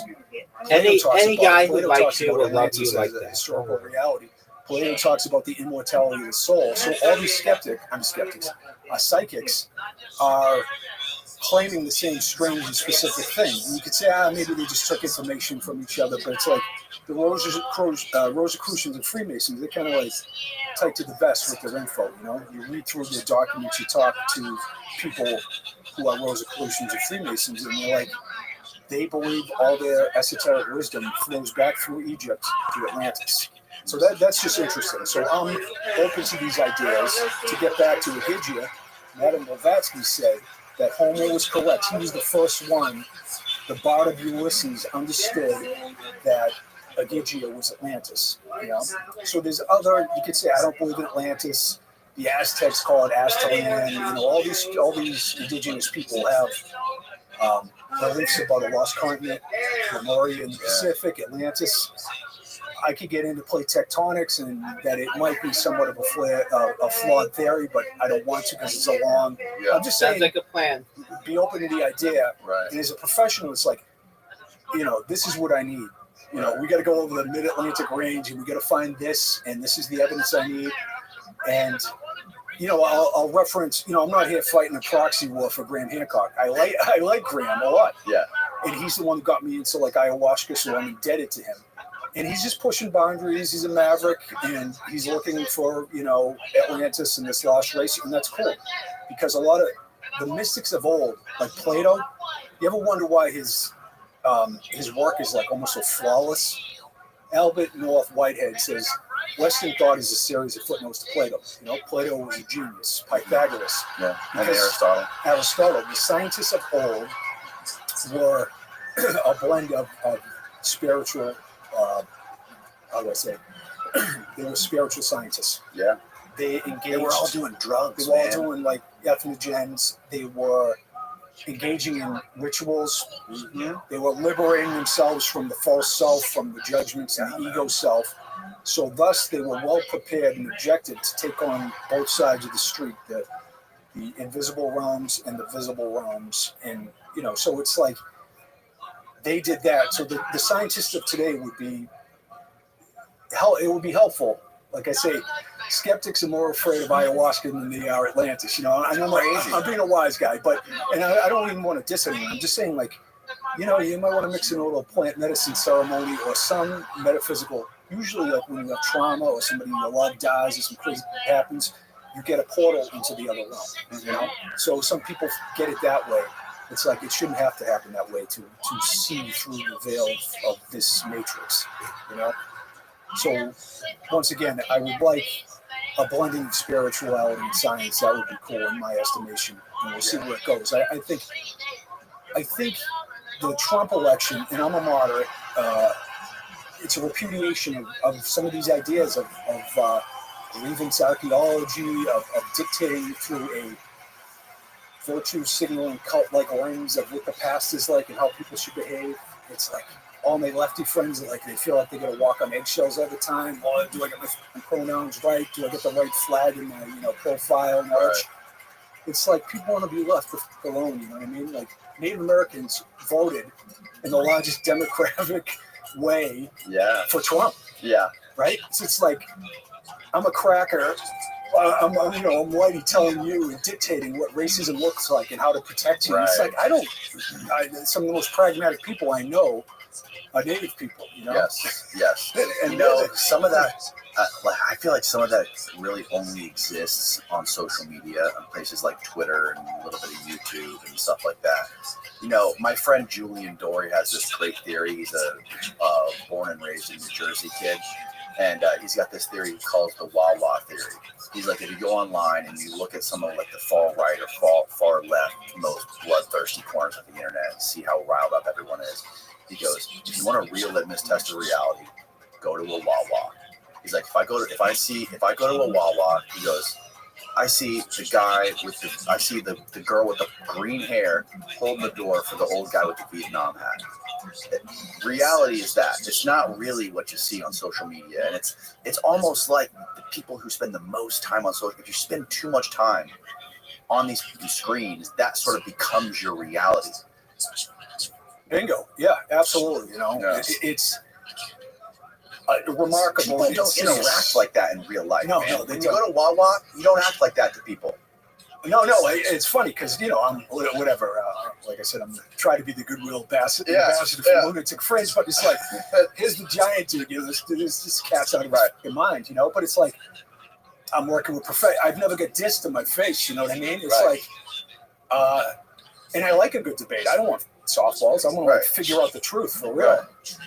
I absolutely feel that, and it's a manufactured. You can get into like the CIA, and go listen to Bobby Kennedy Jr. and they iced his father, they iced John, and my house was like a shrine to the Kennedys when we grew up. Right, my parents grew up in East Boston. My mother was Irish Catholic. Yeah, MLK, John and Bobby Kennedy all over the freaking house. Yeah, and it was like the promise was that the Democrats were going to deliver a world without war, a world of sanity, a world of respect for everyone. Right. And then the left started falsely believing that's coming back if we get the right candidate, if we get back in power. And it never could happen. Biden passes the largest defense bill in human history. The left loves World War III now. We're fighting this fucked up proxy war in Ukraine. And Putin's like, we're putting trillions of dollars in the U.S. and because it's the reserve currency, that's what's causing inflation, not supply chain bottlenecks. And he's just like, they had England and the United States pulled Ukraine away from the peace negotiations, 100%, right? Yep. And then the Guardian, before it was a left-wing rag, was writing about that and cozying up to neo-Nazis and what the U.S. is hankering for World War III. And now it's just like, the freedom fighters are taking on, because Putin has some conservative views about like LGBT, people and stuff like that. And so he's become this demon, and I've never heard him. He says like, I'm all for people believing what they want and doing what they want. I'm not going to get into that debate. The moral of the story is like, you have this insidious control system that divides people. That's why they're easy to control. Like it says, you hold the door for someone, you give a shit about someone. Right. And I felt it myself with the whole COVID thing. I got vaxxed, I got boosted because I thought I was being a good citizen. And then I'm taking a step back and I'm looking at how people are treated, like Aaron Rodgers. Yeah. Is it Djokovic? Who's the tennis player? Nadal or whatever? Oh, I don't remember tennis. And they're totally getting demonized, right? Like they're complicit in mass murder. And I'm like, so anyways, it happens on the right too. I don't want to get long, too late. I don't want to get too long-winded. But I just want to say that you're absolutely right.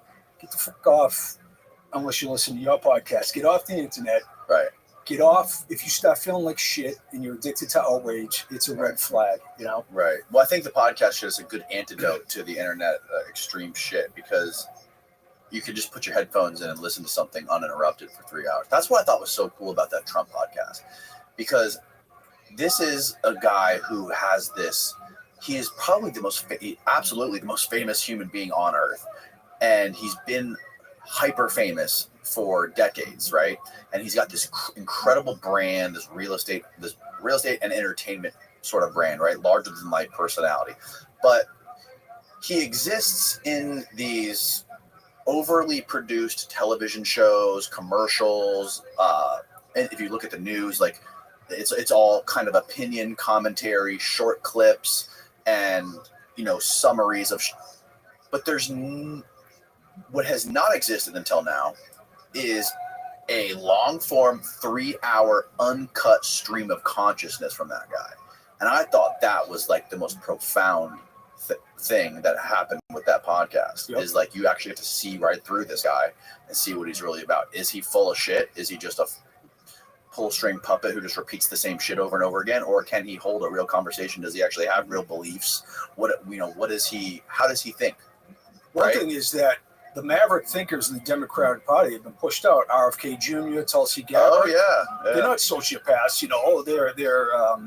they're marketing conspiracy, the trafficking conspiracy, and all that shit. Right. Like my left friends, I was like, I like RFK Jr. Man. He talks about. I love that guy. Fuck, this is how the CIA was formed. This is how they operate, and like I don't want to end up dead in a dumpster. But this cat is right on. And he's the first president talking about this crazy epidemic of cancer and autism and diabetes and obesity in the country. Like, that is the number one problem. That's like the biggest killer out of anything. And he's the first president to actually talk about that in his campaign.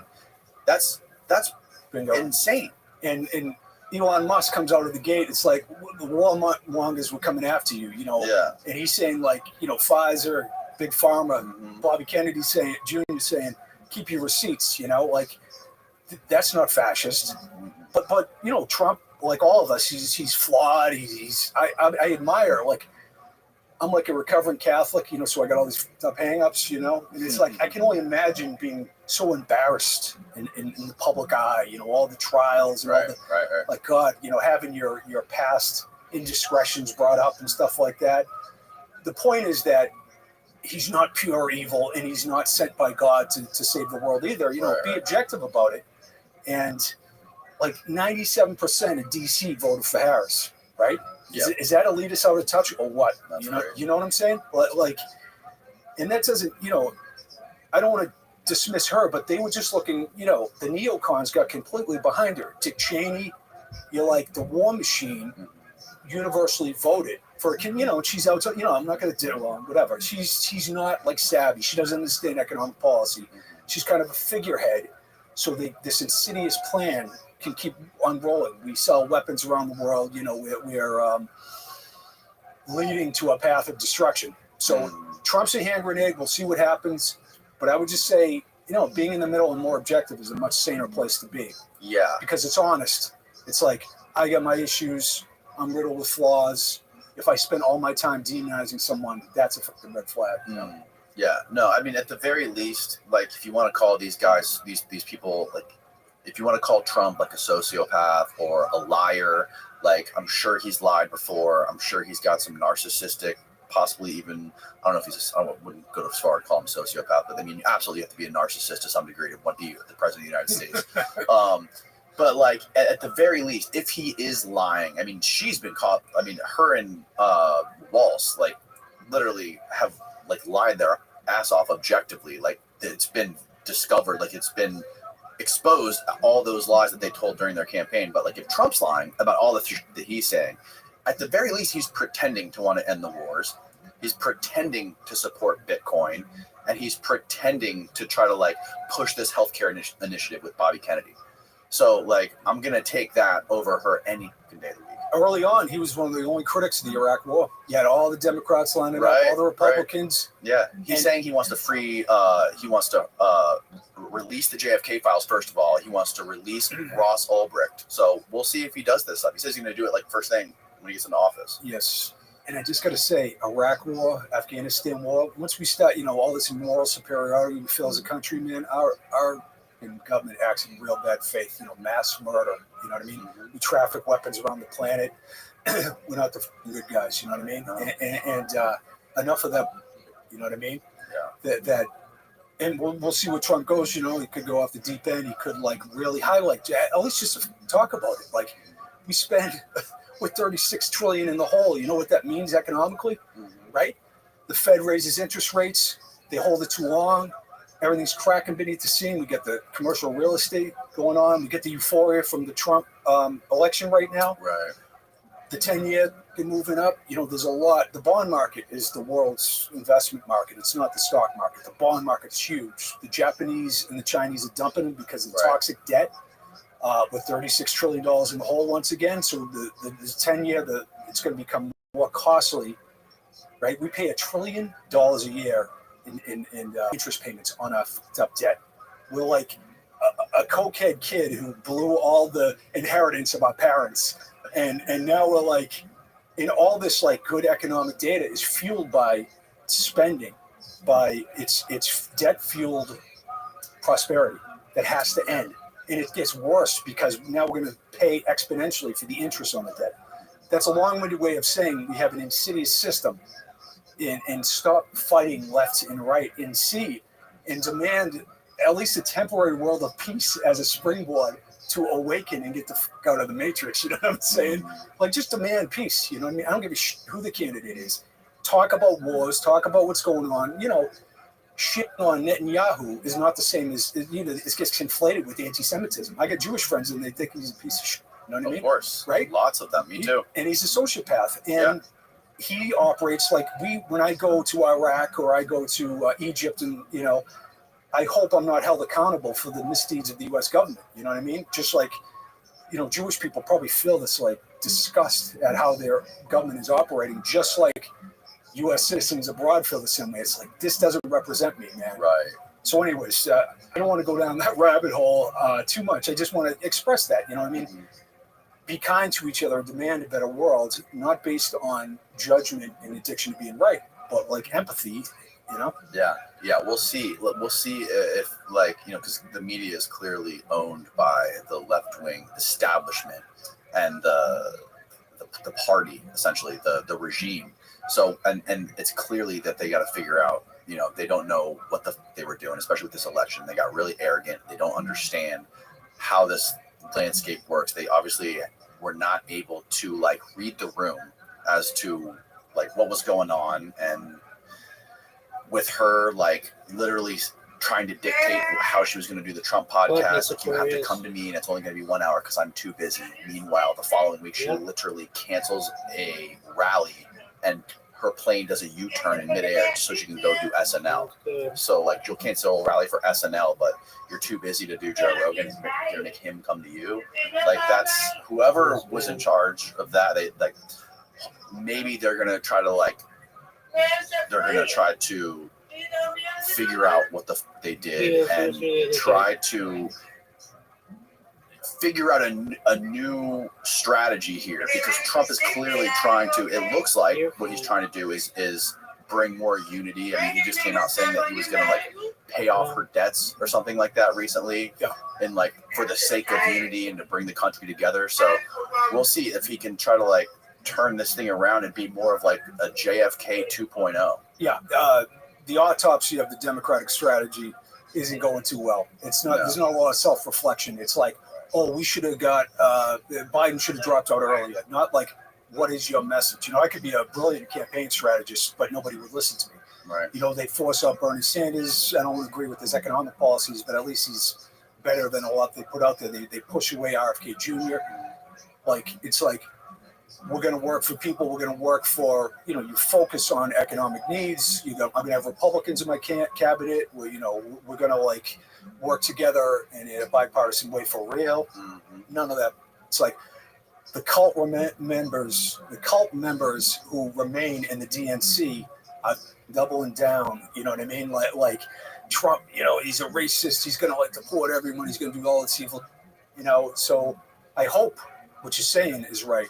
But what we really need is a multi-party system that doesn't have political machinery and funding behind it. And term limits. And Trump's been talking about that. So, we'll see where it goes. This is just for people who, like, you know, and I'm like a lefty my whole life because, like I said, I had this. So was I. Yeah, this glorious dream of Bobby and John coming back, right, and liberating us from the octopus. You know, it didn't happen. Yeah, you know? No, I was same way. Raised, like, super left wing by my mom, who was has a master's degree in fine arts, lived her whole entire life in the university system, still that blue no matter who, and, you know, like, having conversations with her nowadays is like, I know it's rough. Tough. It's rough. Thankfully, my parents are in the other realm. God bless them. But we never talk it's politics. Like now, the Democrats today they're like the ones that support the Iraq war. It's crazy. That's true. And the intolerance that came out of the left that I never dealt with, you know, I never saw that because, and it's not to shit on anyone because there's of intolerance on the right. It's like a religious cult thing, of evangelical thing on the right that's a little over the top. And there's more of an atheistic cult thing on the left, you know, and it is what it is. It's more like, you know, evaluate what's going on, this binary dynamic and how it doesn't work. Yeah. And I did want to, can we shift gears and talk about fish gods? Let's shift gears, talk about fish gods. Before we do that, I got to take a leak real quick. Take a quick pause. Fish gods. All right, are we rolling, Steve? We're still going. All right, let's talk about some fish gods.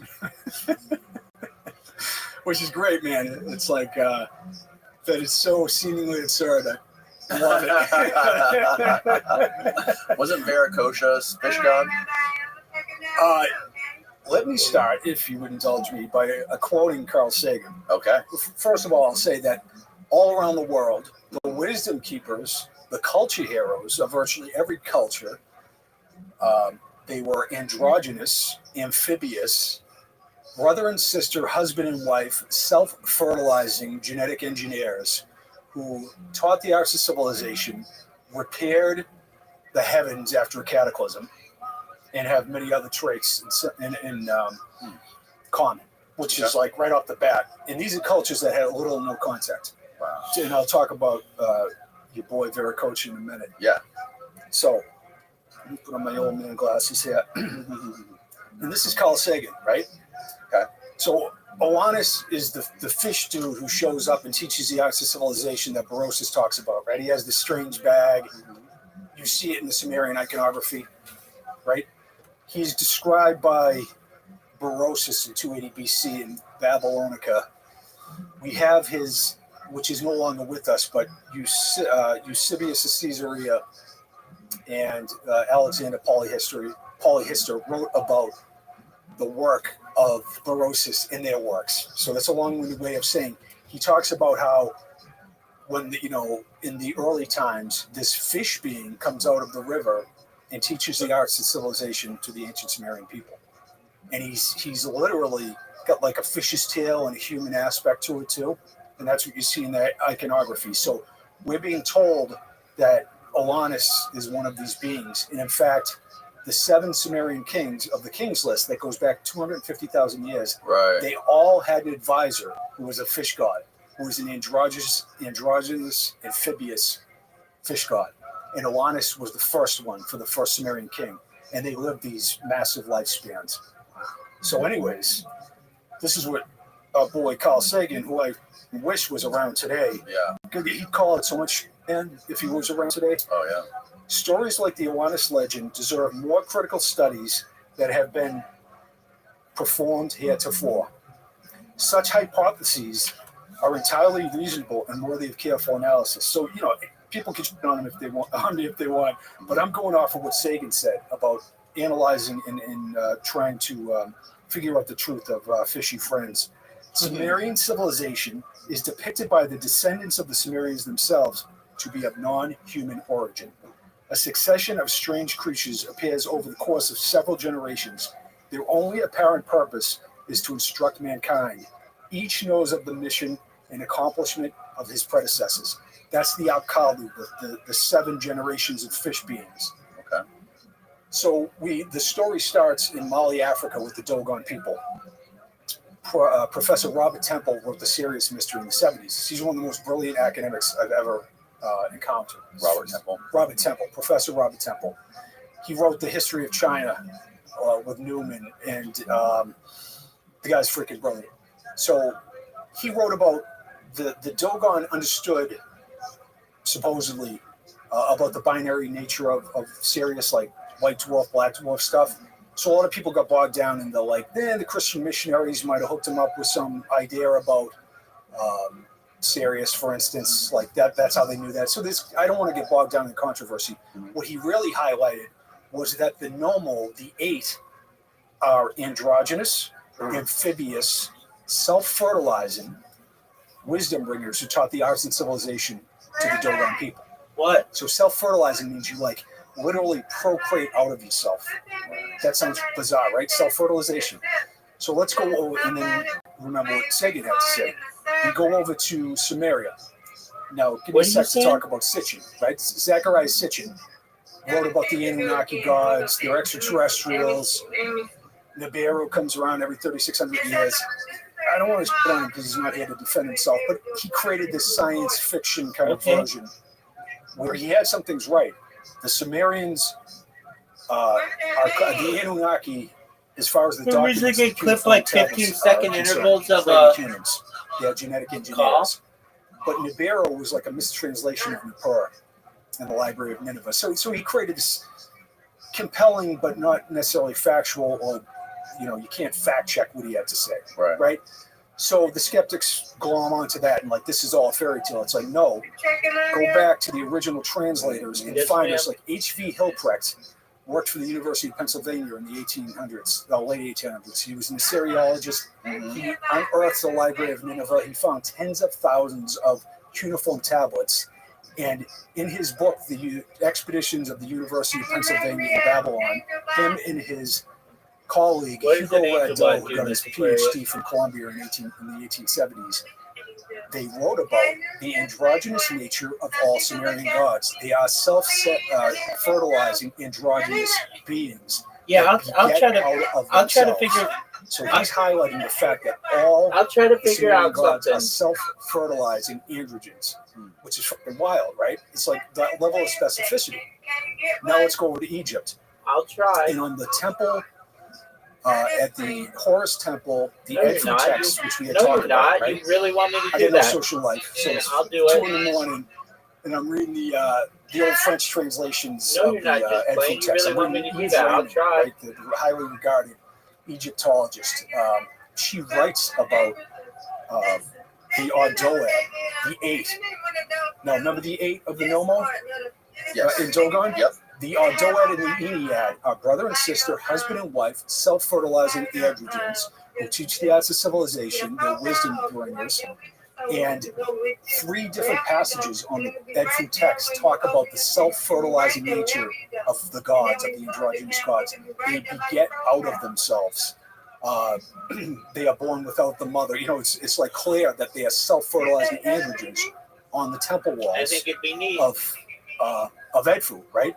So you have this theme that is carried to China. Who creates humans? Fuxi and Nuwa. And Robert Temple writes about it. He wrote The History of China with, I forget his colleague's name, Joseph Newman, I think. So anyways, Temple says that the Chinese people firmly believe that a fish-tailed, androgynous, humanish hybrid, brother and sister team, twins, created the Chinese civilization. They taught marriage. It seems like a genetic experiment. We're going to teach you animal husbandry, the arts of civilization, marriage. We're going to control the population.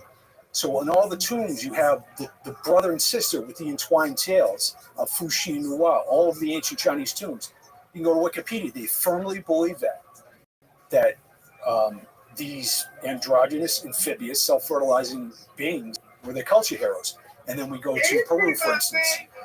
Viracocha emerges from Lake Titicaca. No, what do you say? He is covered in fish scales at the Bennett monolith. His wife and sister and twin, Mamacocha, is also amphibious and androgynous, and there were temples all around Lake Titicaca before that were documented before the Spanish destroyed them, of her as like half human, half fishtail, right?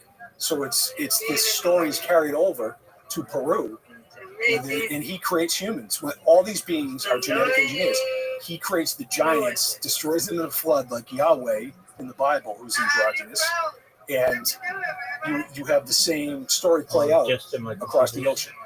So I'll give a couple more. Sedna in Inuit lore, I'm doing what I Greenland can. of all places, is androgynous and amphibious. And you go find this freaking stuff on Wikipedia. It's not like I'm cherry picking the data.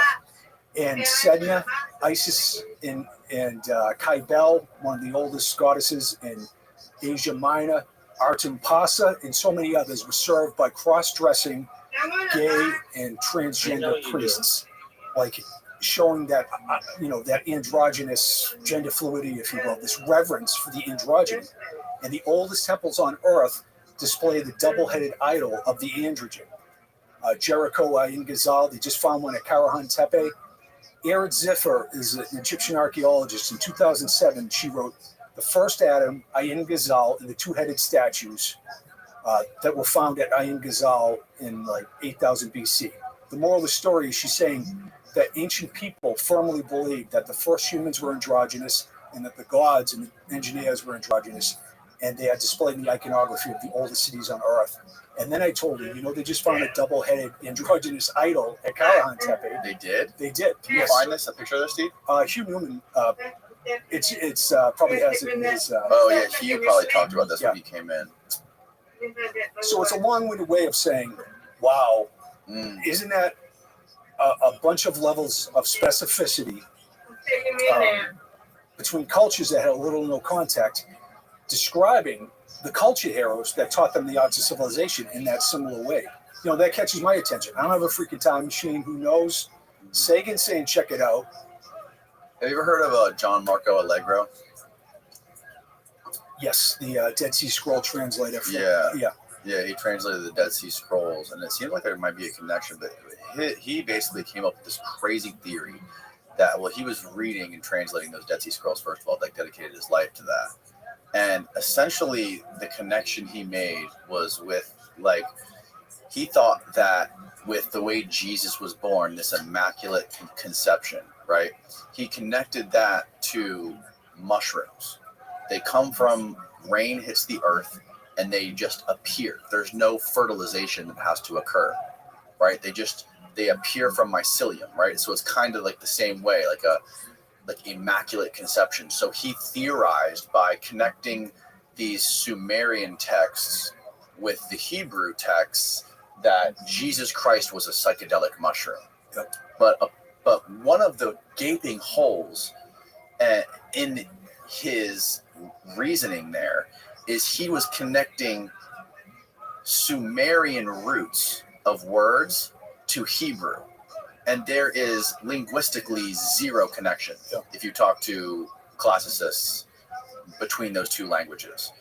So for what it's worth, you know, that's an interesting connection. Oh, there's a double-headed idol right there. So I tell Aaron Zephyr that I said you should do a victory lap because the paper is brilliant. He's like, I would propose the idea that the first humans revered by these cultures were androgynous. You know, Aristophanes displays the myth of the ancient androgen cultures around the world. I was going to say, Marcia Silverblatt, professor from Duke University, writes specifically that there is no doubt that Veracocha is androgynous. All these, like, an academic will tell you, these people believed that these were real beings who were androgynous. You could say, I don't believe it, it's a mythology, but the traits that I discussed are, an academic will tell you, yes, this is exactly what was being said there. And the iconography is remarkably similar at all these places as well. As if, you know, this is like Hancock. I don't want to speak for him, right? But he's like, even in the show, he's talking about Oannes, he's talking about Veracocha, right? He's beating around this bush of, like, androgynous fish gods showing up and being the wisdom bringers. It's such a strange concept. So he's like, oh, Jesus Christ, I'm so far on the limb anyways. I don't know his mind, but maybe he's like, I'll just keep it as like some lost wandering beings who teach civilization. Because if I get into the fish gods, watch out. But he's the one who kind of pointed me in that direction along with Sagan, you know? So to your point about Allegro, I've read all his stuff, and I think he was off base in some. But like mermaid literally means virgin of the sea, right? Thoth, he born without a mother. The pyramid texts in Egypt, utterance 534, Neith, who is androgynous. Oh, I'm sorry, Nephthys. Her born without a vulva. You know, basically, it's not a real world, Housewives of Egypt diss. It's like claiming that she is androgynous. She is a self-fertilizer. All these beings are described as having, they don't procreate in the same way as we do. So anyways, see, it's like, oh, you believe in mermaids, you're an idiot. You know what I mean? Mm-hmm. Like, that's how a skeptic would take this whole thing. But I said, my boy Sagan is saying it's worthy of further investigation. And you would look around these traditions, and I'm not a hyper-diffusionist. I don't think there was contact between all these cultures.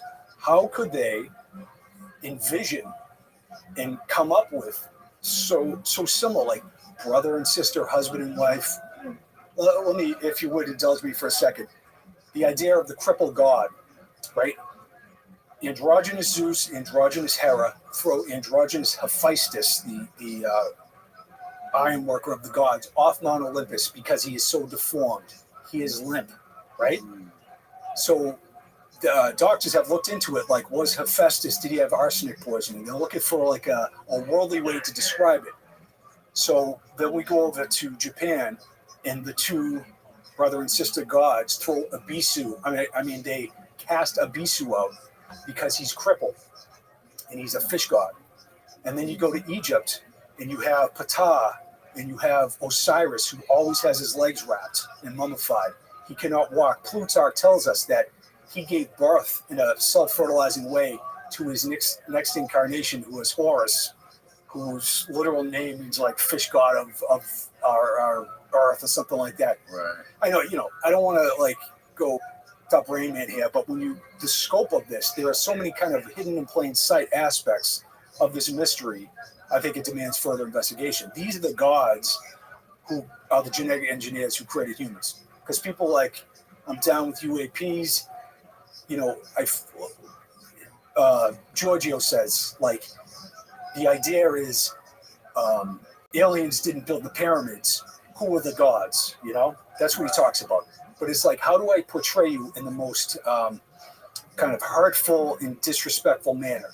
You're a moron.